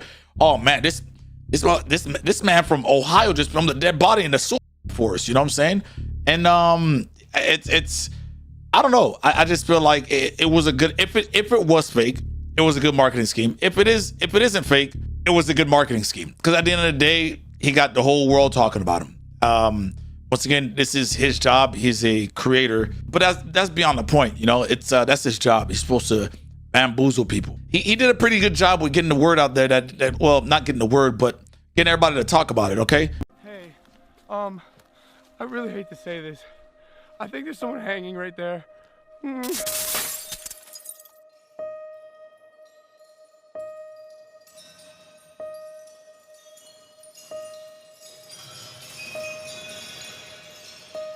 Backlash against the social media star who posted video of an apparent victim is intensifying. Video viewed over 6 million times. This process, people and creators of all sizes show interest across everyone. Including sharing stories of people they lost due to he insists that he only did it to raise awareness. Frustrated and pissed off people sharing stories about people they lost due to I care so much. What's gonna draw in more people to the channel? Me filming a dead body? I think there's someone hanging right there. The 2017 whenever he showed the man hanging in the forest or something. Body. Put an entire corpse on blast. Finds a dead body. A man hung himself. Logan Paul. Logan Paul. Logan Paul. Logan Paul. Logan Paul. And if this isn't bad enough for Logan, recently a video went incredibly viral of the most infamous moment in vlog history. A creator named Lonabu spent years trying to de-blur the footage of Logan Paul's forest video, and he was claiming that it was all faked and that the body was not real. It was actually Logan in the tree, digitally altered or something. It's like an example. Logan Paul seeing the body in the forest, man was giddy with excitement that he was gonna make a video with where he actually found a guy that killed himself. Like, as crazy as that sounds. But he was so excited to get on trending with this banger video. Did you guys see the guy who unblurred his face and he's claiming that it's Logan Paul? That it's like, you know, it's easier to forgive ignorance than it is to forgive deception. That's kind of like the distillation of what I got from talking to him. Like, it makes more, I'm not saying Logan faked anything, but there's like 3 main points of evidence that this guy had. He had like 90 chapters in his video that were supposed to go up, but every single one that had what he would consider a valid counter argument, he took out. So he only has like 5 chapters or whatever in his video that he posted, that Drama Alert retweeted. And the three main points were: 1, the de-blurring, which I don't know how to prove that at all. I sent him a picture of one of my friends blurred, Gaussian blur, and if he can show my friend's face that he's never seen before, using his de-blurring method, then it's like there's some validity there. And if there's an instance with the rope around the tree, there's 3 knots in one, and then there's 5 in one shot. More. And also when the camera like turns back and forth, the scenery changes multiple times, as if it's like filmed in different areas. Which information? Did anyone actually think that was real? Like, no one actually thought that was real. right? When I saw that Look, de-blurring we Logan have to Paul, be very careful with this, by the way, because this stuff gets kicked off of YouTube really fast. So. Yeah, any talk of sewer slide gets well, annihilated by specifically, YouTube. This is like Vegas shooter territory of a subject matter for YouTube. Yeah, YouTube. I look, as far as I'm gonna say on this whole thing is like, listen, Logan Paul is a really, really deceptive piece of shit. If he faked something of this magnitude, I'm not going to be surprised. You know, this is like Yandere Dev talking to minors level of surprise. I'm going to be like, all right, cool. I expected it, right? Like, this is Logan Paul. Logan Paul faked the Japanese forest incident, and the real person hanging there was, well,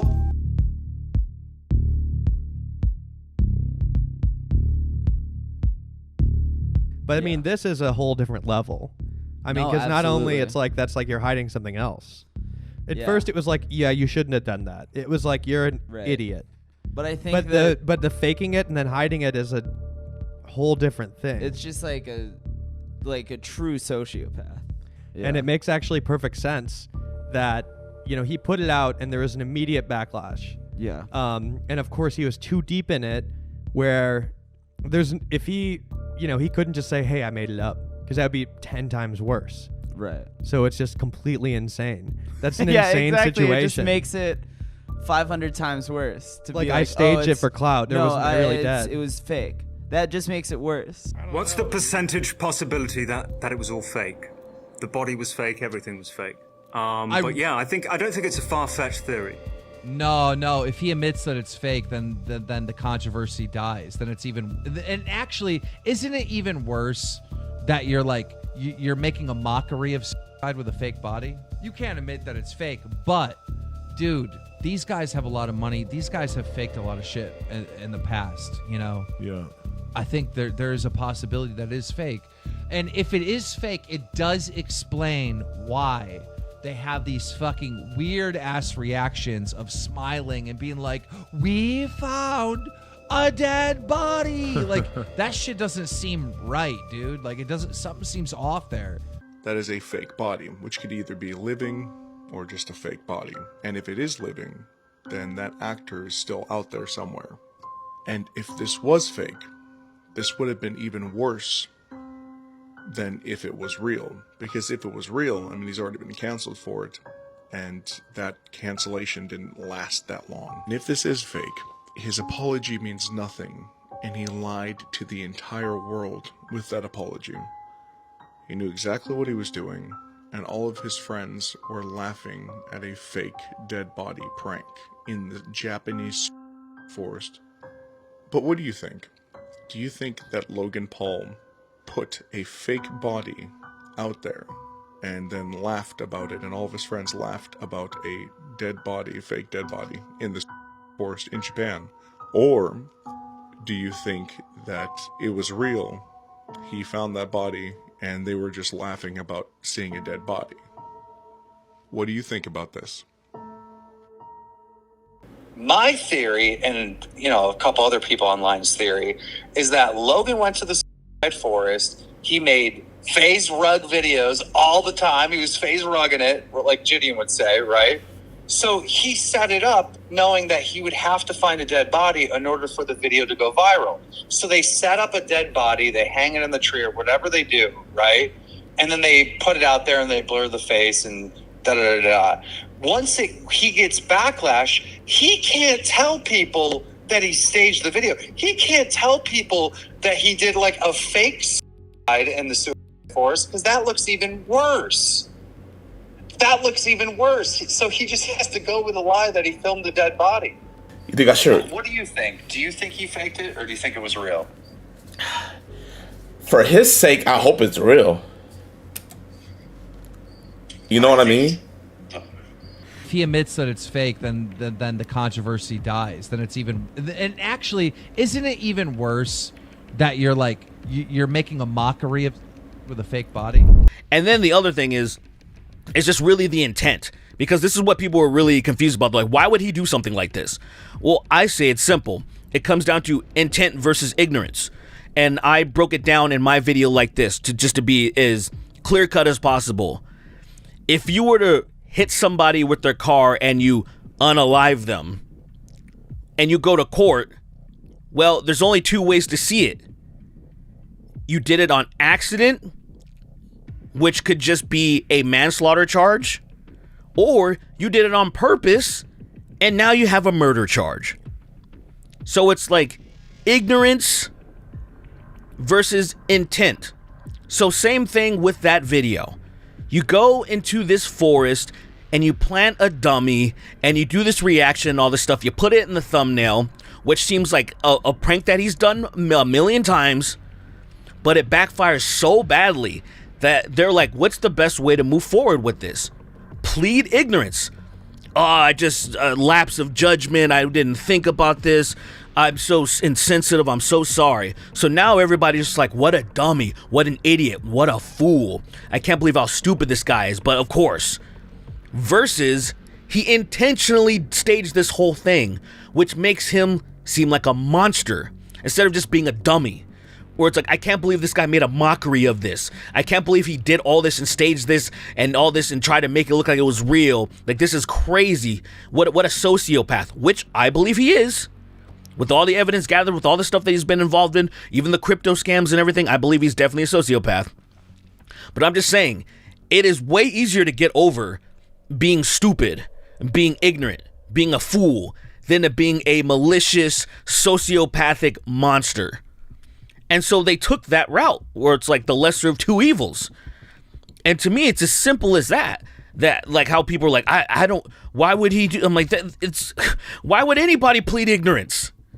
Why would anybody, even if they actually did intentionally try to off somebody, when they get up with their lawyer, the lawyer's like, is there a possible way we can make this look like I didn't do this on purpose? That's exactly what people do. They try to be like, I didn't mean to do it, it was an accident or whatever, even though it wasn't. You know, and I think it's pretty clear cut with all the lack of evidence. I wouldn't think he would think that it was going to blow up like that, because he had did some other fucked up shit, you know, tasing the rat, the murder in front of the kids. Like, he's done fucked up shit. So I wouldn't think that he knew it was going to blow up like that.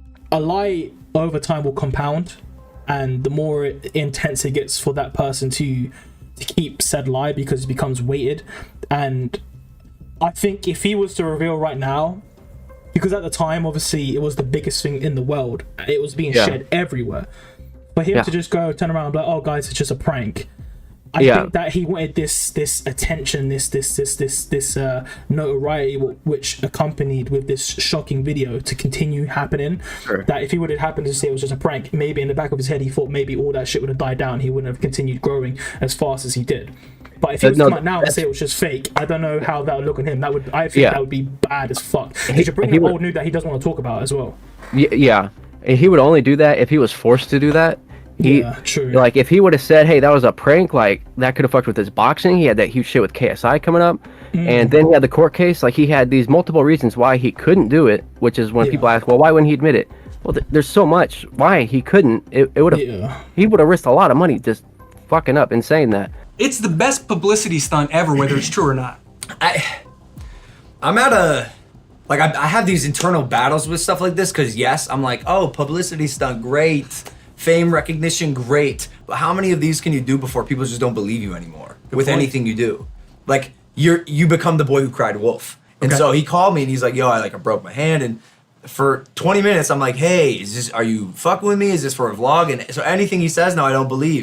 There is also the possibility that non-disclosure agreements were signed following what happened, so that anyone who knew it was fake would be legally unable to talk about it to anyone, including the media or YouTubers. This would make a whistleblower impossible due to the threat of legal action. This was also semi-confirmed by Keemstar, who said that at the conclusion of his investigation, he found nothing, and if anyone knows the truth, it's supposedly information stuck behind signed contracts. My guess, and this is what Keemstar tweeted as well, there were NDAs signed.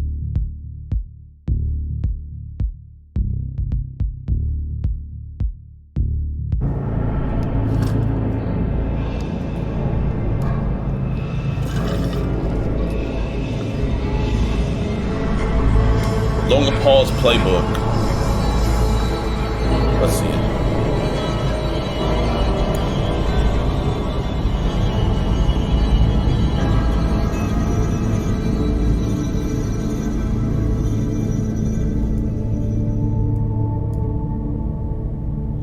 book used for power and fame. Oh, I'm not gonna lie, I'm reading this one right now. This one's fire. I really like that book. And now YouTubers.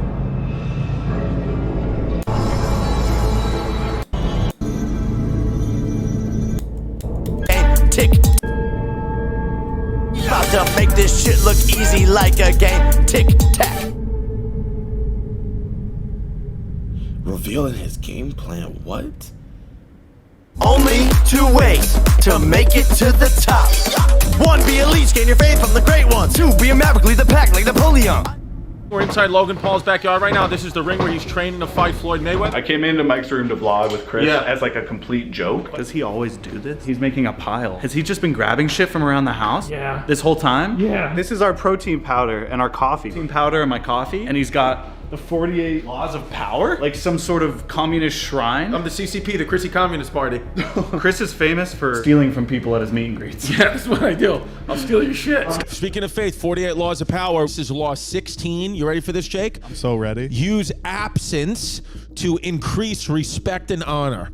Okay? Holy shit. Judgment. That's what Logan's doing right now. Yes, the hardcore founder. Here's what they say. Here's what Robert Greene says. Judgment. Too much circulation makes the price go down. The more you are seen and heard from, the more common you appear. If you are already established in a group, temporary withdrawal from it will make you more talked about, even more admired. You must learn when to leave. Create value through scarcity. Look at that, dude. Holy shit, you're telling so I need to leave this house immediately. Yeah, dude, well, no, here's the thing. My 5-year plan just changed. Here we go. From the French courtesan Ninon de Lenclos. Nailed it. Yes. Love never dies of starvation, but often of indigestion. So you see that? Love never dies of starvation, but if you eat too much love, it's going to give you GERD and she's going to leave. Don't fart in front of your girlfriend. Don't fart in front of your girl. But there's always These are good. But there's always a law reversal on these laws, which I like, because Robert Greene will always tell you about how the laws have been used in history and all these kind of statements about it, but then there's always a law reversal. And this law reversal says, this law only applies once a certain level of power has been attained. The need to withdraw only comes after you have established your presence. Leave too early and you do not increase your respect. You are simply forgotten. When you are first entering onto the world stage, create an image that is recognizable. That's what Tekashi 6ix9ine did. Reproducible and is seen everywhere. Until that status is attained, absence is dangerous. Instead of fanning the flames, it will extinguish them. 48 laws of power, fucking Bitcoin. No, he is kind of a creep, right? He's kind of thinking very manipulation. Chrissy. But that's what I like the book. He's not telling you like what your mother tells you or what to say. He tells you like, go the opposite way. Lie, steal, cheat. Just the title of the next law, we're not going to get into it, but just the title of the next law is keep others in suspended terror. That's the next law. That's law 17. Dude, Robert Greene is like, that's the gospel, man. Dude, if my daughter ever learns to read and reads that book, I'm fucked, dude. You're fucked anyway. Books are fugazi, man. They won't let 48 laws of power. They can't read it in prison. The guards won't let them read that in prison. Probably fuck with you more now coming out of what's happened and seeing you go through the fire and become this, podcasting. Nah, I got a couple more power plays, bro. Coming soon? Yeah. So yeah, I'm excited, man. Fantastic. Big moves, power moves, money moves, bro. I like it. Are we? No. Use selective honesty and generosity to disarm your victim. Point on, I want to make an effort to contribute and immerse myself in the conversation, so I'm pledging to donate $1 million to various suicide prevention organizations, with the first $250,000 going immediately to the National Suicide Prevention Lifeline, so they can increase their capacity to help those in need. Never put too much I mean, guys, radar. I come at me, bro. Come on, man. About me on your. Bro, what do I have to do to get a video about me on your channel? Come at me, beauty. Beauty pie.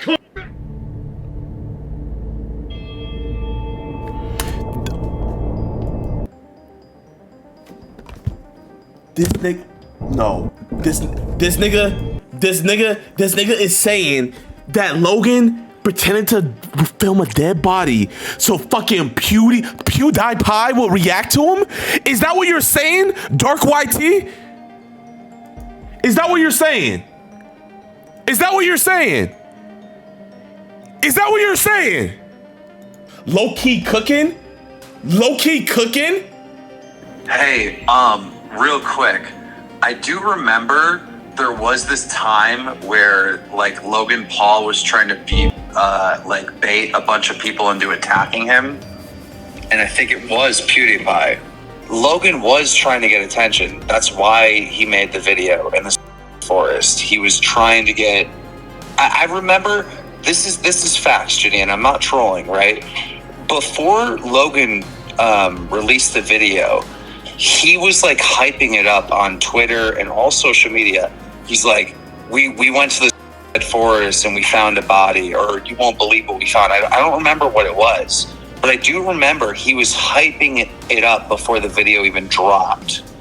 3.5, 4 years ago, when I was the most hated person on the planet, undoubtedly. Because again, it was right after Japan. I literally I was like cannot. one of the most hated people on the planet, and like Come live with the most, at the time, hated man on the planet. Do you know what it's like to be the most hated person on the planet? I don't think there was a more hated person in the world than me. A timely Trojan horse before baiting them once again. What's the bait? Now monetize. Logan and his supporters are saying, you know, he made a mistake. He's learning, he's changing. Then he comes back to YouTube, all right? He interviews people about, you know, what they think of Logan Paul in the forest. What do you think about Logan Paul? Logan Paul? That Logan Paul. He has Logan Paul in Forest in the tags of that video, so he's now monetizing his own fuck up. He has this stunt where he like jumps out of the plane and the parachute doesn't open. I don't know if that's real or not. Somebody allegedly breaks into his house. I don't know if that's real or not. One of his goldfish dies and he tries to give it CPR. And then he tases 2 rats. He tases 2 dead rats.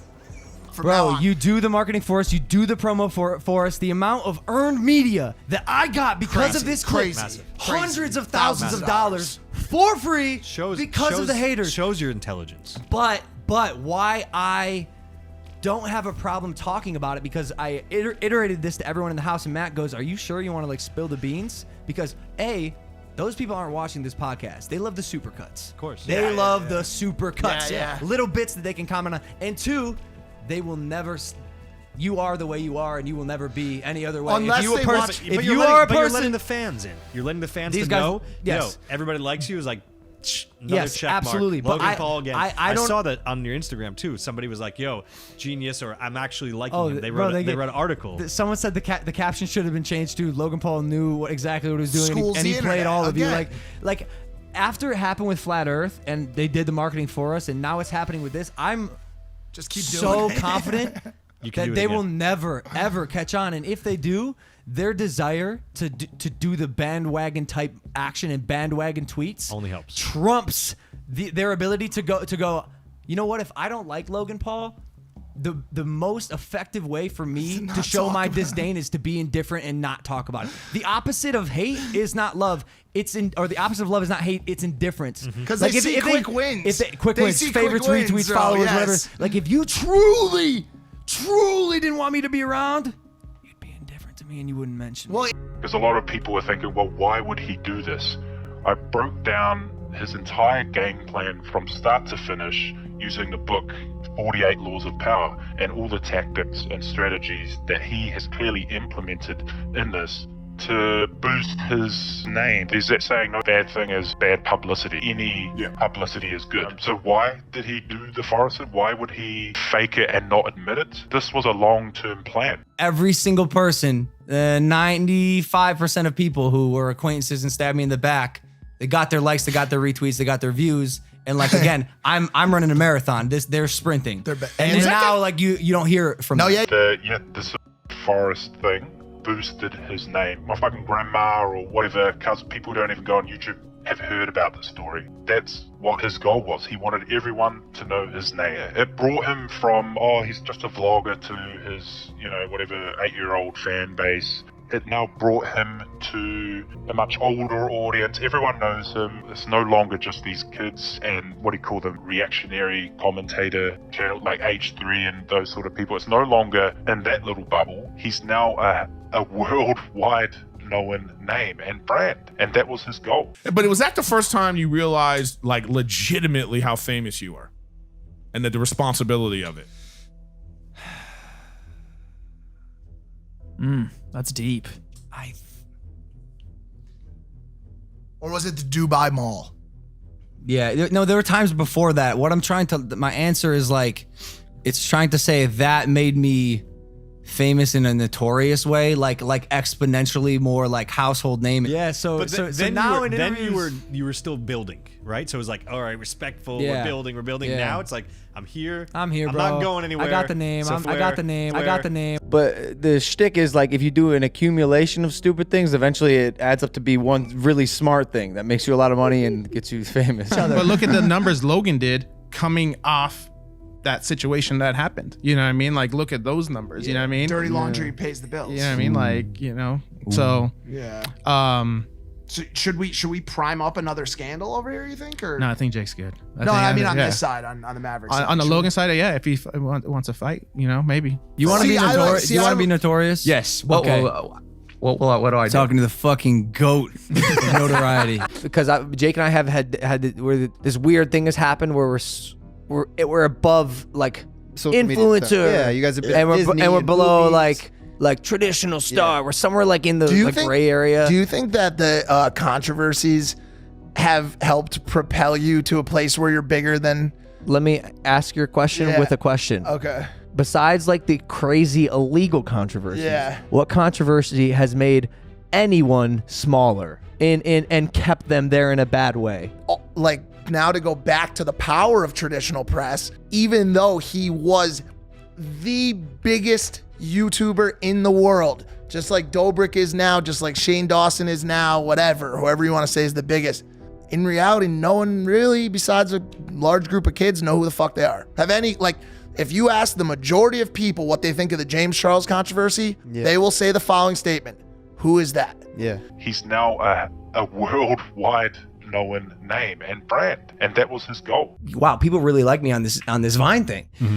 Then I realized, okay, I think it's time to optimize and hold on, this cut out. I think it's time to optimize and do the best I can to make a really exciting life for myself. And then I met Manager Jeff and shout out Manager Jeff. It's interesting.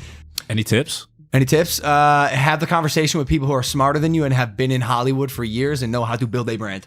Not just get clout. The real Logan Paul. So it's not bullshit. It's what you do is, well, it's planned out, right? It's strategic. If you can drive viewership and clicks and controversy, you are doing what needs to be done in this current internet climate. I think bad publicity is actually better publicity because negativity travels faster and farther. Yep, absolutely. So if you're getting a shitload of negative comments now, you're in terms of the business, you're actually doing it right, which I hate to say. I hate it, and I don't like that, and I don't like to do that shit.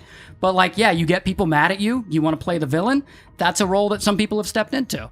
And they've made a career out of it. I go through most of the laws and break down each one to show his game plan. He even had song lyrics that were interesting to me a few months before the Forest incident. Him and his brother, I think the song was called Rise of the Pools, and he's singing, we're about to make this look easy like a game, tic-tac. He also said, be a maverick, lead a pack like Napoleon, leech your fame off the great ones. These are no normal song lyrics. These are tactics and strategies that these Paul brothers are using to increase their fame.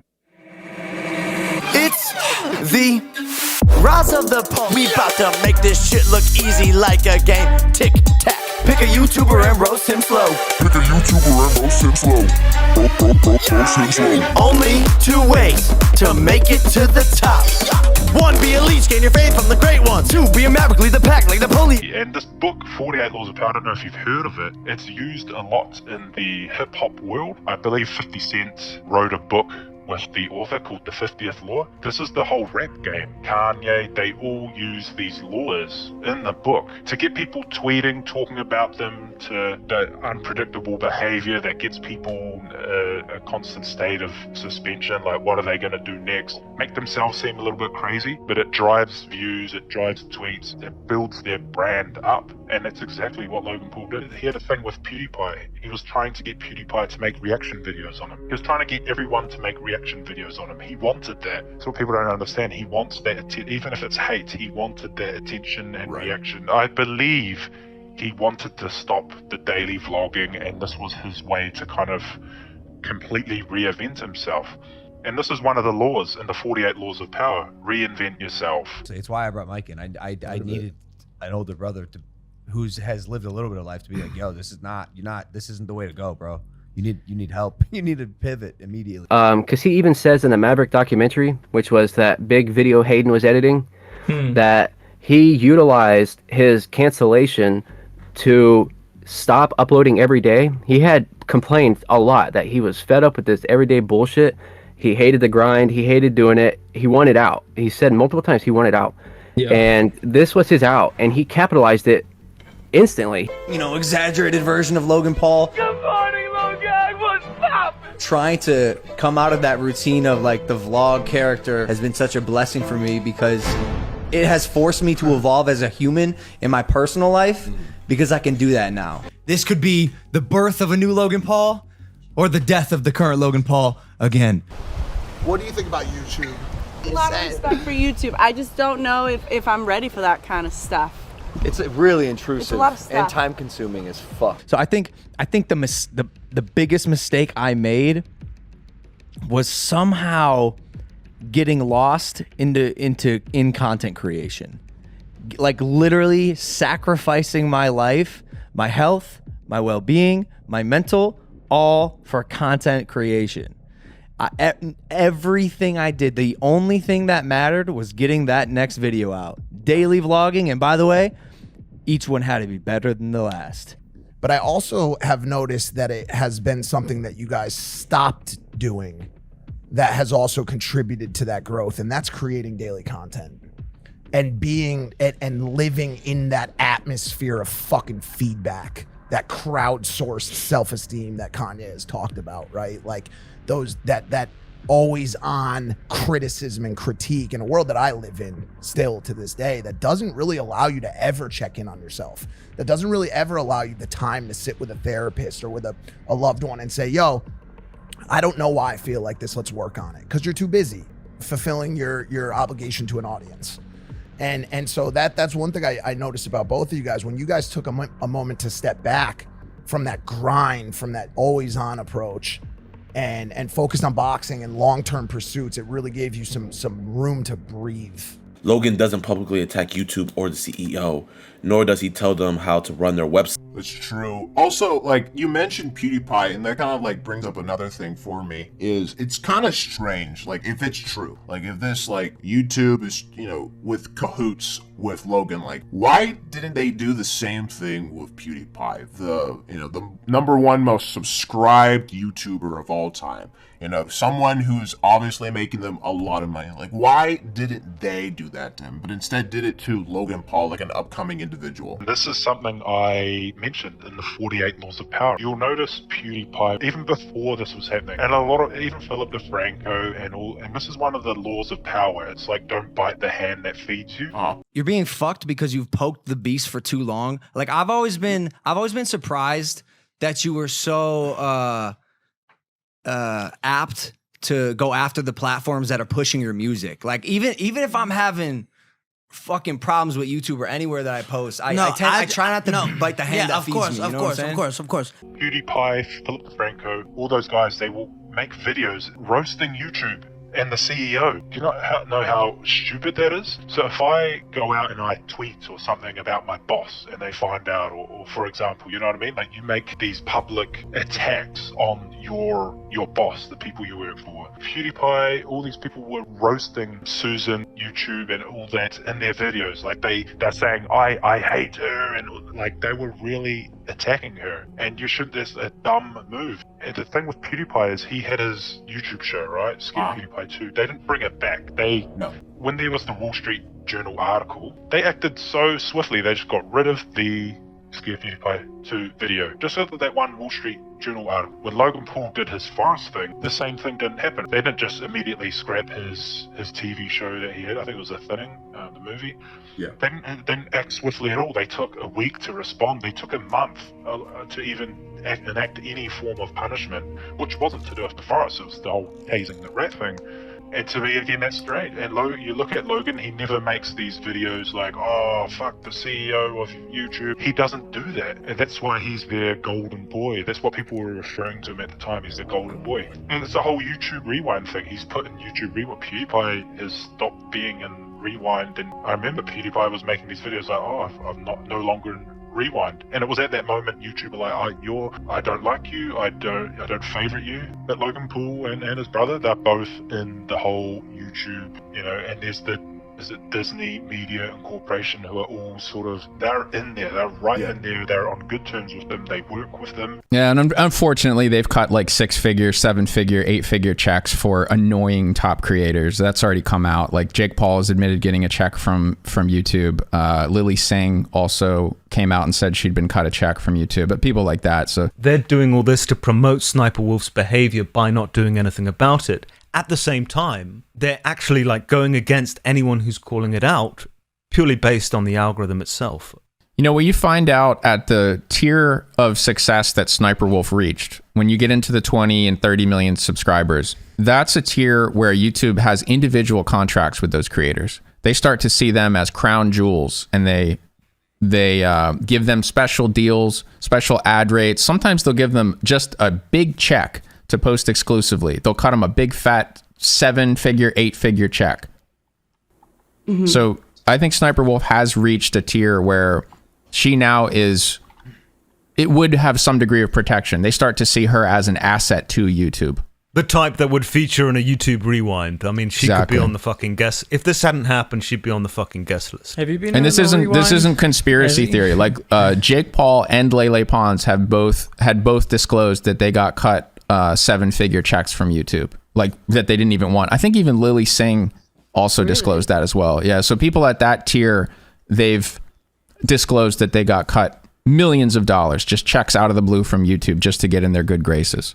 There's another thing with YouTube. You have the preferred partner program, but you also have like these diamond contracts. And you know how to tell people who have these diamond contracts with YouTube. It's this sort of hidden kind of agreement. It's the people who you never see attacking YouTube. They aren't publicly making videos like, screw you, YouTube. You can tell who's in it because they don't even do it at all. Like KSI, I think Jacksepticeye might have been in it. A few of those big ones. Whereas PewDiePie, Philip DeFranco, H3, they constantly roast YouTube, and they're not part of this whole diamond sort of thing. These edgy people they don't like. Yet Logan Paul, and even to this day, he's still, his videos will still get on trending. He uploads a vlog, or the Floyd Mayweather was big, it'll still get on trending. He's back on trending. Why isn't H3 on trending anymore? Why isn't Philip DeFranco? Why isn't like Drama Alert? When was the last time you saw a Drama Alert on trending? It used to be on it all the time. Same with Philip DeFranco. These people who have, so to speak, bit the hand that feeds them. This nigga Logan studied the 48 laws of power and knows how to manipulate the fucking system. Thinking that this is gonna be the end, I gotta get this information out to the people, and this nigga's fucking talking about the rappers read this book, now YouTubers. I just have to see that PewDiePie. I gotta see that PewDiePie thing. So Logan filmed the dead body so Keemstar could report on him.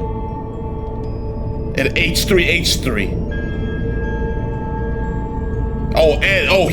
He got the PewDiePie. Oh, so you're saying this nigga filmed the dead body so PewDiePie could make a video about him? That's what you're saying? I remember Logan begging PewDiePie to like make a video on him. So he was like, "Damn, PewDiePie won't make a video on me, so I need to fly all the way to Japan, and I need to film a dead body." He couldn't find some nigga in the States. He couldn't even go to fucking Tijuana. I need to fly 16 hours and find a little Japanese boy and record him. I know PewDiePie likes anime. That's what you're telling me, Keem. That's what you're telling me. That's what you're telling me. That's what you're telling me. Bro, Logan, he's a maverick. So what? He wants to spread his wings and fly to the forest? I tuned into your stream right after you hung up on me to see what the fuck was going on, and I just saw that clip. Look, dude, there is some stuff, bro. There is some stuff. Dude, maybe he's onto something. Maybe more research needs to happen. How bad was he trying to bait PewDiePie? I don't know what the truth is, man. Neither do you. To be honest, what if this guy has like way more added context that he hasn't put in the video, you know? What if he really remembers this time frame where Logan was like trying to bait PewDiePie, trying to get attention? I mean, at the end of the day, Logan was trying to get attention. That's why he made the video in the forest.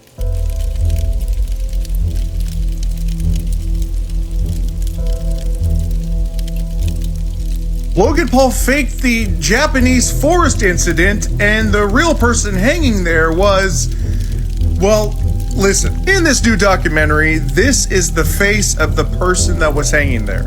But it's okay because that's a live person. As a matter of fact, that live person looks like this, because that live person is Logan Paul. Logan Paul was the person that was fake hanging from the woods, the forest in Japan. And his hands move and his head moves up and down. Up and down, his hands move up and down. Also, when they came up on his body, these were two different camera views of different parts of the forest.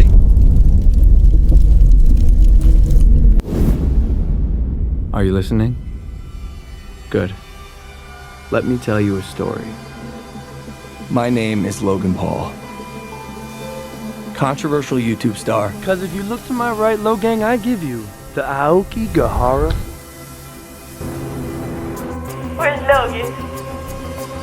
Where's Logan? You took a shot at my reputation.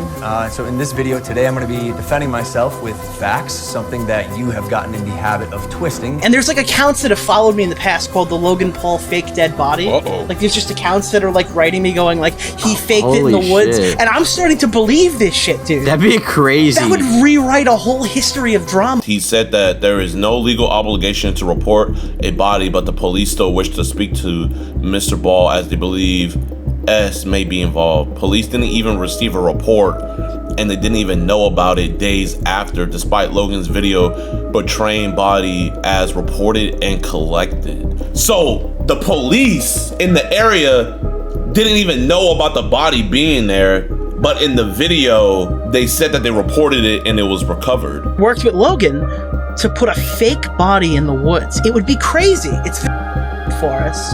That would be like, there would be so many views from that. What if the body wasn't real? But if you go back and you watch that original footage, it doesn't make sense.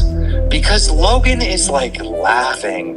His friend with him and his friend's girlfriend that are in the video, all right, they're like laughing. Like it doesn't make sense, their reactions whatsoever. My theory, and you know, a couple other people online's theory, is that Logan went to the forest. He made phase rug videos all the time. He was phase rugging it, like JiDion would say, right? So he set it up knowing that he would have to find a dead body in order for the video to go viral. So they set up a dead body, they hang it in the tree or whatever they do, right? And then they put it out there and they blur the face and da-da-da-da. Once he gets backlash, he can't tell people that he staged the video. He can't tell people that he did like a fake in the forest, because that looks even worse.